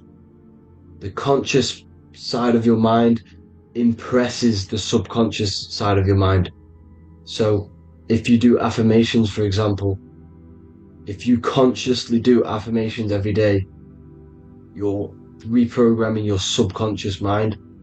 You're impressing a vibration and a word into your subconscious mind, and therefore it will reprogram it. So the male and female aspect are symbolized by the Star of David as well. The male being the upside triangle, the female being the downside, connected all in one, because we both have male and female energy. So every thoughts are electric, which is the male aspect. Emotions are magnetic, which is the female. Each thought creates a wave of vibration. in all directions. So think of it like a water drop in a pool, but it going out in every single direction. It's not just flat. And these thoughts have a certain frequency, well, has a certain vibration. That vibration has a certain frequency. And this affects your aura. Every thought, every emotion directly impacts your aura and the strength of your aura. So if you're angry all the time, your aura in the astral plane will look red. However, if you're happy, it'll be more like blue and green. So it's very important. Your electromagnetic field is created out of your emotions and thoughts. And that affects reality. Because you're 60% water. And frequency and vibration create certain patterns and has a certain effect on water. We'll get into that after this slide. So each thought that people are thinking around you, you are actually subconsciously picking up these thoughts because it's emitting this vibration in all directions. So this is why you can pick up thoughts of other people on the odd occasion. However, when you're more in tune with your intuition, your right side of your brain, you can start to pick up on vibrations, thoughts, and other people's auras. You can pick up on the energy once your third eye is open, and you know whether you should be in that environment or not. This is what we call an atmosphere. When we go into a room and you can feel the tension if someone's been arguing, for example.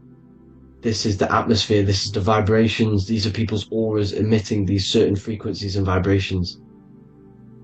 Okay? So our aura is contained of multiple layers. Obviously we have the physical body. This is the electromagnetic layer. However, you have the different planes of existence, the spirit, mental, astral, etheric, and then physical. The physical is the lowest plane of existence. And the physical plane is a product of all of the planes above. So the mental impresses on the astral impresses into the etheric, and then the etheric creates the physical object. So the mind is the root cause of reality. The mind is the cause of everything. Your consciousness is pure cause. There's no effect. Everything you see in this reality is the effect. Everything that you experience is the effect, because the root cause was the mind. The decisions you made you experience that certain experience. And that decision was created on the mental plane. And this is just pure thoughts. And thoughts are things. If it exists in your mind, it is a thing. It's a certain frequency. So if you have a certain level of thoughts, if you're thinking positive, for example, you're going to have a strong aura, you're going to have a higher vibration, and that attracts like. Like attracts like when it comes to thoughts and vibrations and electromagnetism. So if you're thinking positive all the time, speaking positive, doing positive, you're then creating a higher vibration, and that's going to attract people on that similar frequency to you.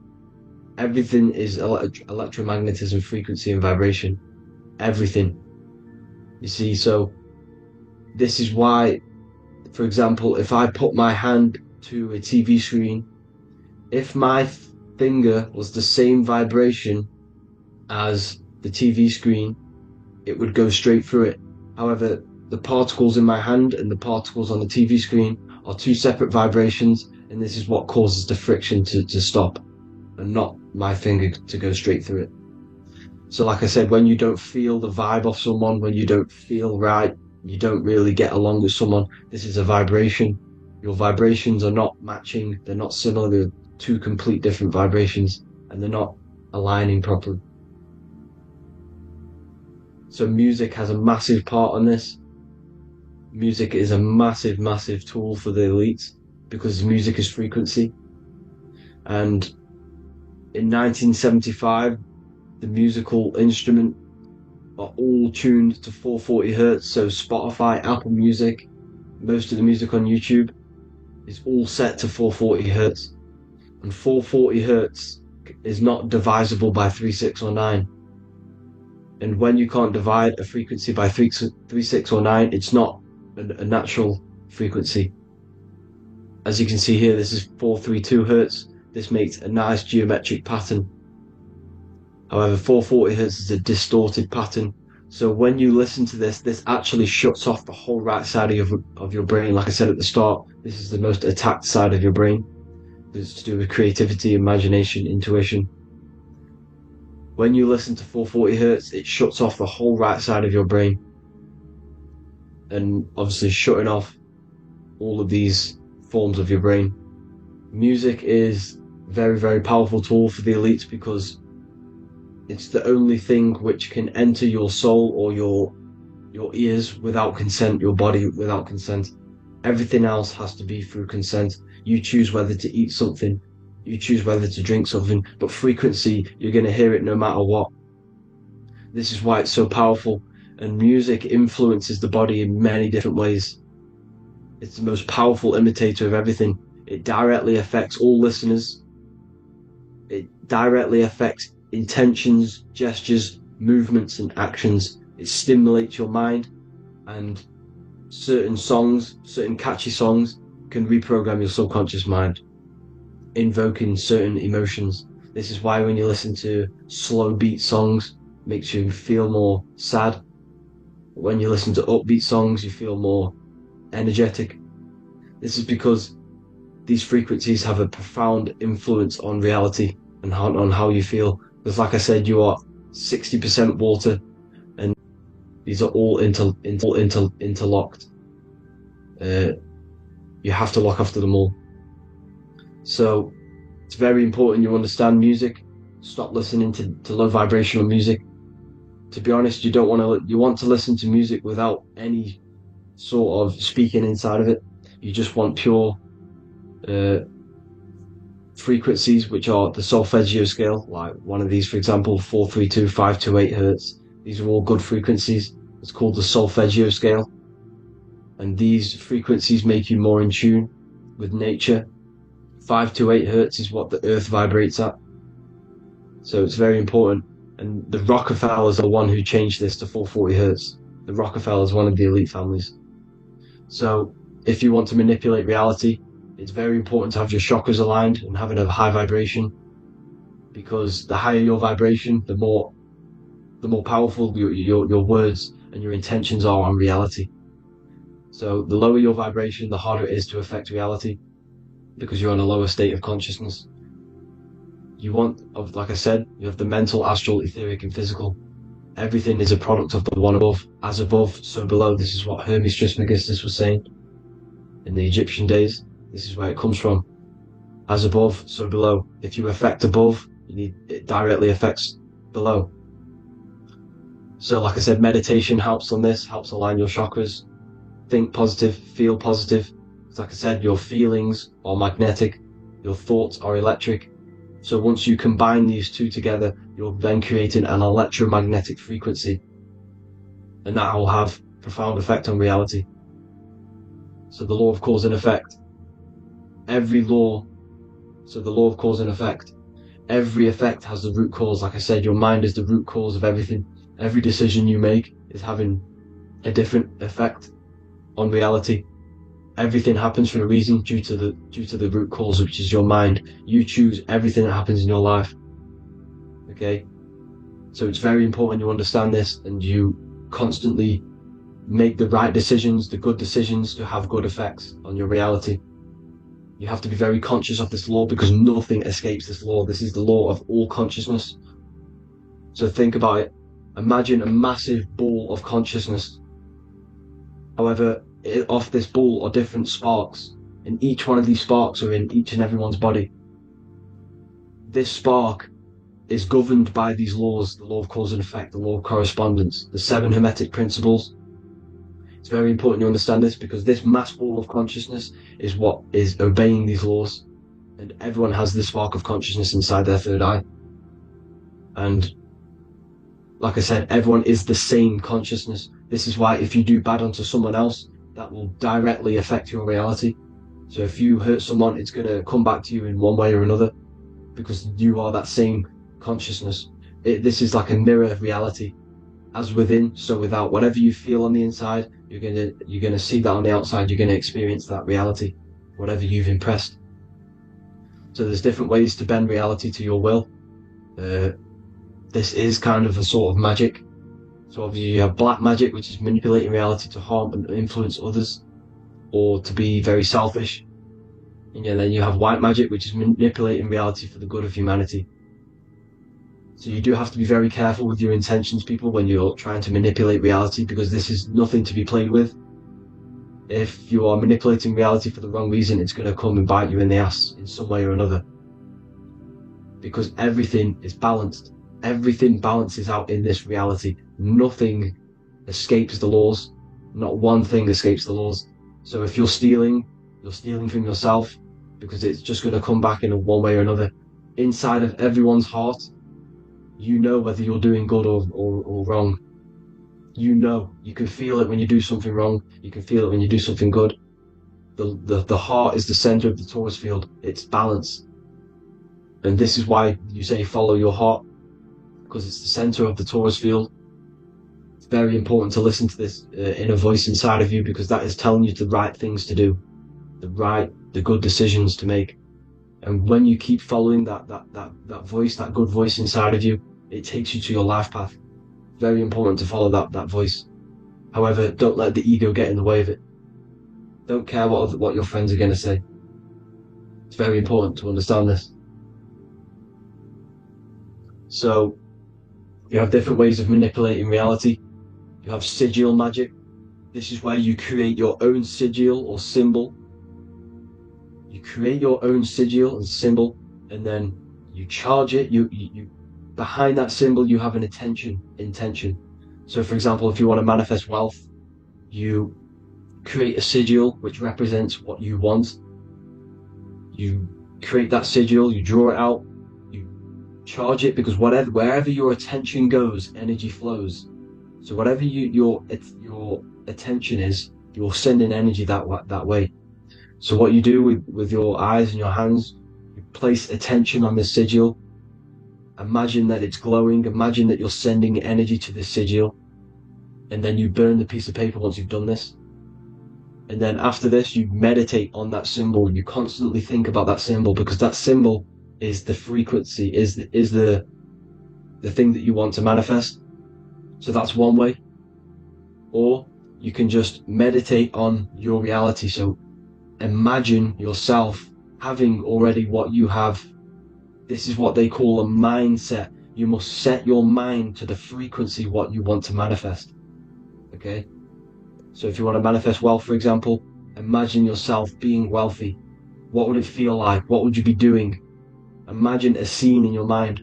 Constantly do this, and you're putting out that frequency. Like I said, you must think, because the thoughts are electric, and then you must feel, which is magnetic. Together, this creates an electromagnetic frequency, and this is how you attract things to you. You will attract the certain people to come in your life to bend reality to your will.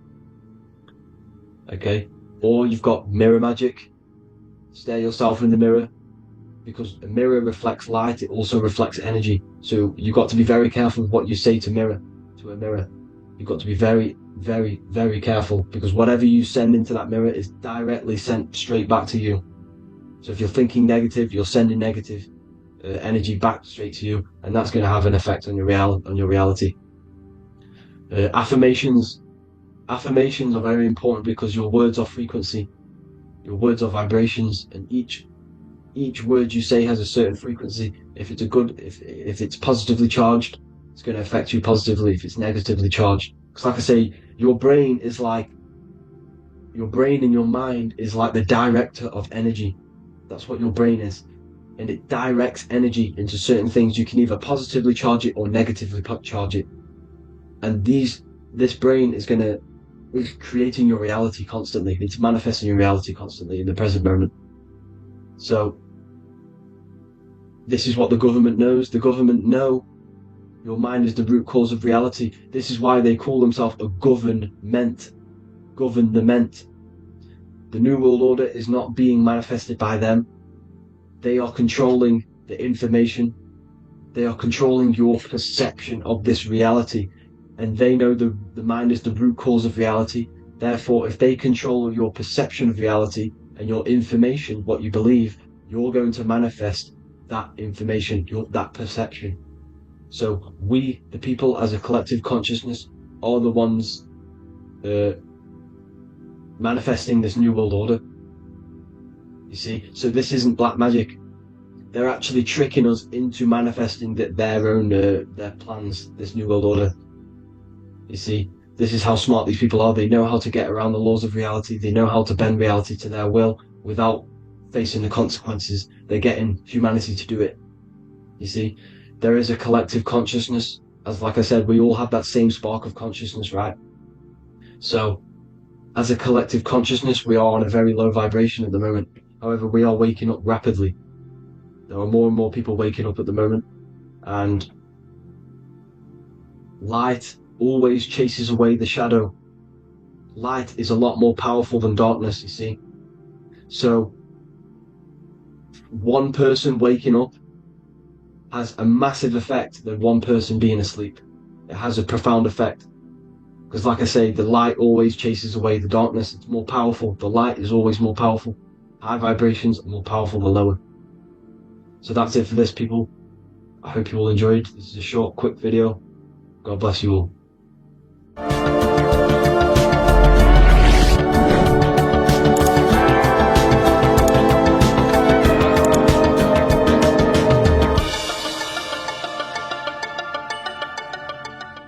Greetings everyone, it's Revival of Wisdom.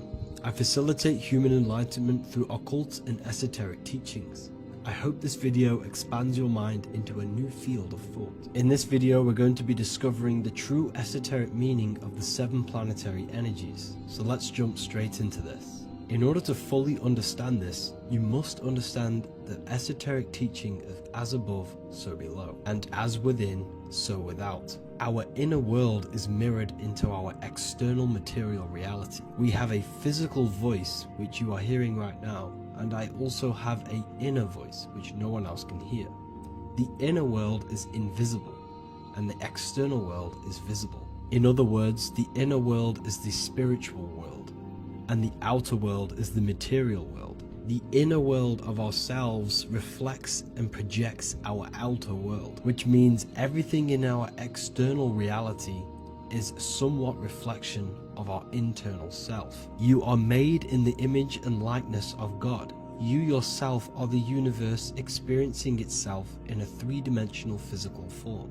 The Newtonian science has programmed you to believe that you are a physical being inside of a physical universe. They did this to limit your mind to only believing there is a physical universe and that you are separate from the universe or God. But you yourself are the divine essence of the universe, experiencing itself in a physical plane, which means everything you see is inside of you, including the stars, the planets, and the elements. As above, so below. As within, so without. An example of this is the 4 physical elements: fire, earth, water, and air. In the external world, these are physical elements. In our internal world, they represent the 4 bodies of consciousness. We have 4 different bodies. We have a material body, we have a spiritual body, an emotional body, and a mental body. The mind is not made out of the same substance as the body. The emotions is not made out of the same substance of the mind and the body. These bodies exist in 4 different dimensions, 4 layers of consciousness. With that being said, the 4 physical elements are inside of us. The earth is our material physical body. Fire represents our spiritual astral light body. Water represents our transformative and emotional body. Air represents the mental body, the communicative and thinking body. This is the teaching as above, so below. If that resonates with you and you can comprehend it, please leave a like and a subscribe to this channel to see more content. And feel free to leave a comment on any video suggestions. Okay, so now we've gone over the 4 physical elements and how they correspond with your inner world of consciousness. This is going to make it easier for you to understand what the planets actually are. The planets are a bit more in-depth and more detailed aspects of our consciousness. The 4 physical elements are generic, but the 7 planets go deeper. They are deeper aspects of ourselves. On a macrocosmic scale, the 7 planets rule the material realm. Every object, every animal, every plant, every stone, everything we see in this plane is governed and created under one of the 7 planets. I don't really like calling them planets. They are energies. They are spiritual forces that drive things into existence. An example of this is if we look at a tree. The roots of the tree are governed by Saturn. The stem of the tree is governed by the sun. The leaves of the tree are governed by the moon. Any offspring or fruit of the tree is governed by Jupiter. Any defense mechanisms of the tree is governed by Mars. The communication and networking of the tree is governed by Mercury. The smell and the look of the tree is governed by Venus. Everything we see in this material plane is governed by one of these specific energies. Everything material has a spiritual force that brings it into physical existence. This is the reason why we have 7 days of creation in the Bible. The 7 days of the week, all governed by the planetary energies. Monday is Moon Day for the moon. Mars governs Tuesday. Mercury is Wednesday. Jupiter is Thursday. Venus is Friday. Saturn is Saturn Day. And Sunday is for the sun. This is the reason why there are so many 7s in this physical plane. 7 days of the week, the 7 colors, the 7 chakras, the 7 diatonic musical notes, the 7 lamps on the Jewish candlestick, the G inside of the Masonic square and compass. G is the 7th letter. Now let's go a little bit deeper into every planetary energy. Saturn in the external material plane governs the foundational and enduring aspects of existence, such as roots of plants, the bones of our body, and even the insects that dwell beneath the ground. Saturn represents the dull, hard, and unyielding forces of life, symbolizing structure, limitation, and conditioning. Under Saturn's influence, things become rigid, bound by restrictions and boundaries. This is the reason why Saturn is known as Father Time, because Saturn rules anything that is a restriction and a limitation, which is time. The whole of this material plane is governed by time. You will be born and you will die. This explains why there is so much Saturn symbology in this material plane. Saturn is one of the most important planetary energies. You are a spiritual being in a physical body. Your light, your consciousness is bound to the physical body until you learn how to escape the physical body. The body is a limitation for our infinite minds and spiritual bodies. Our infinite mind is stuck in this material body, governed by Saturn's limitation of time, matter, and space. Now let's dive into what Saturn means to our consciousness within our internal world. We've gone over what Saturn means in the external world. What does it mean to our consciousness? Internally, Saturn embodies the conditioning within our consciousness.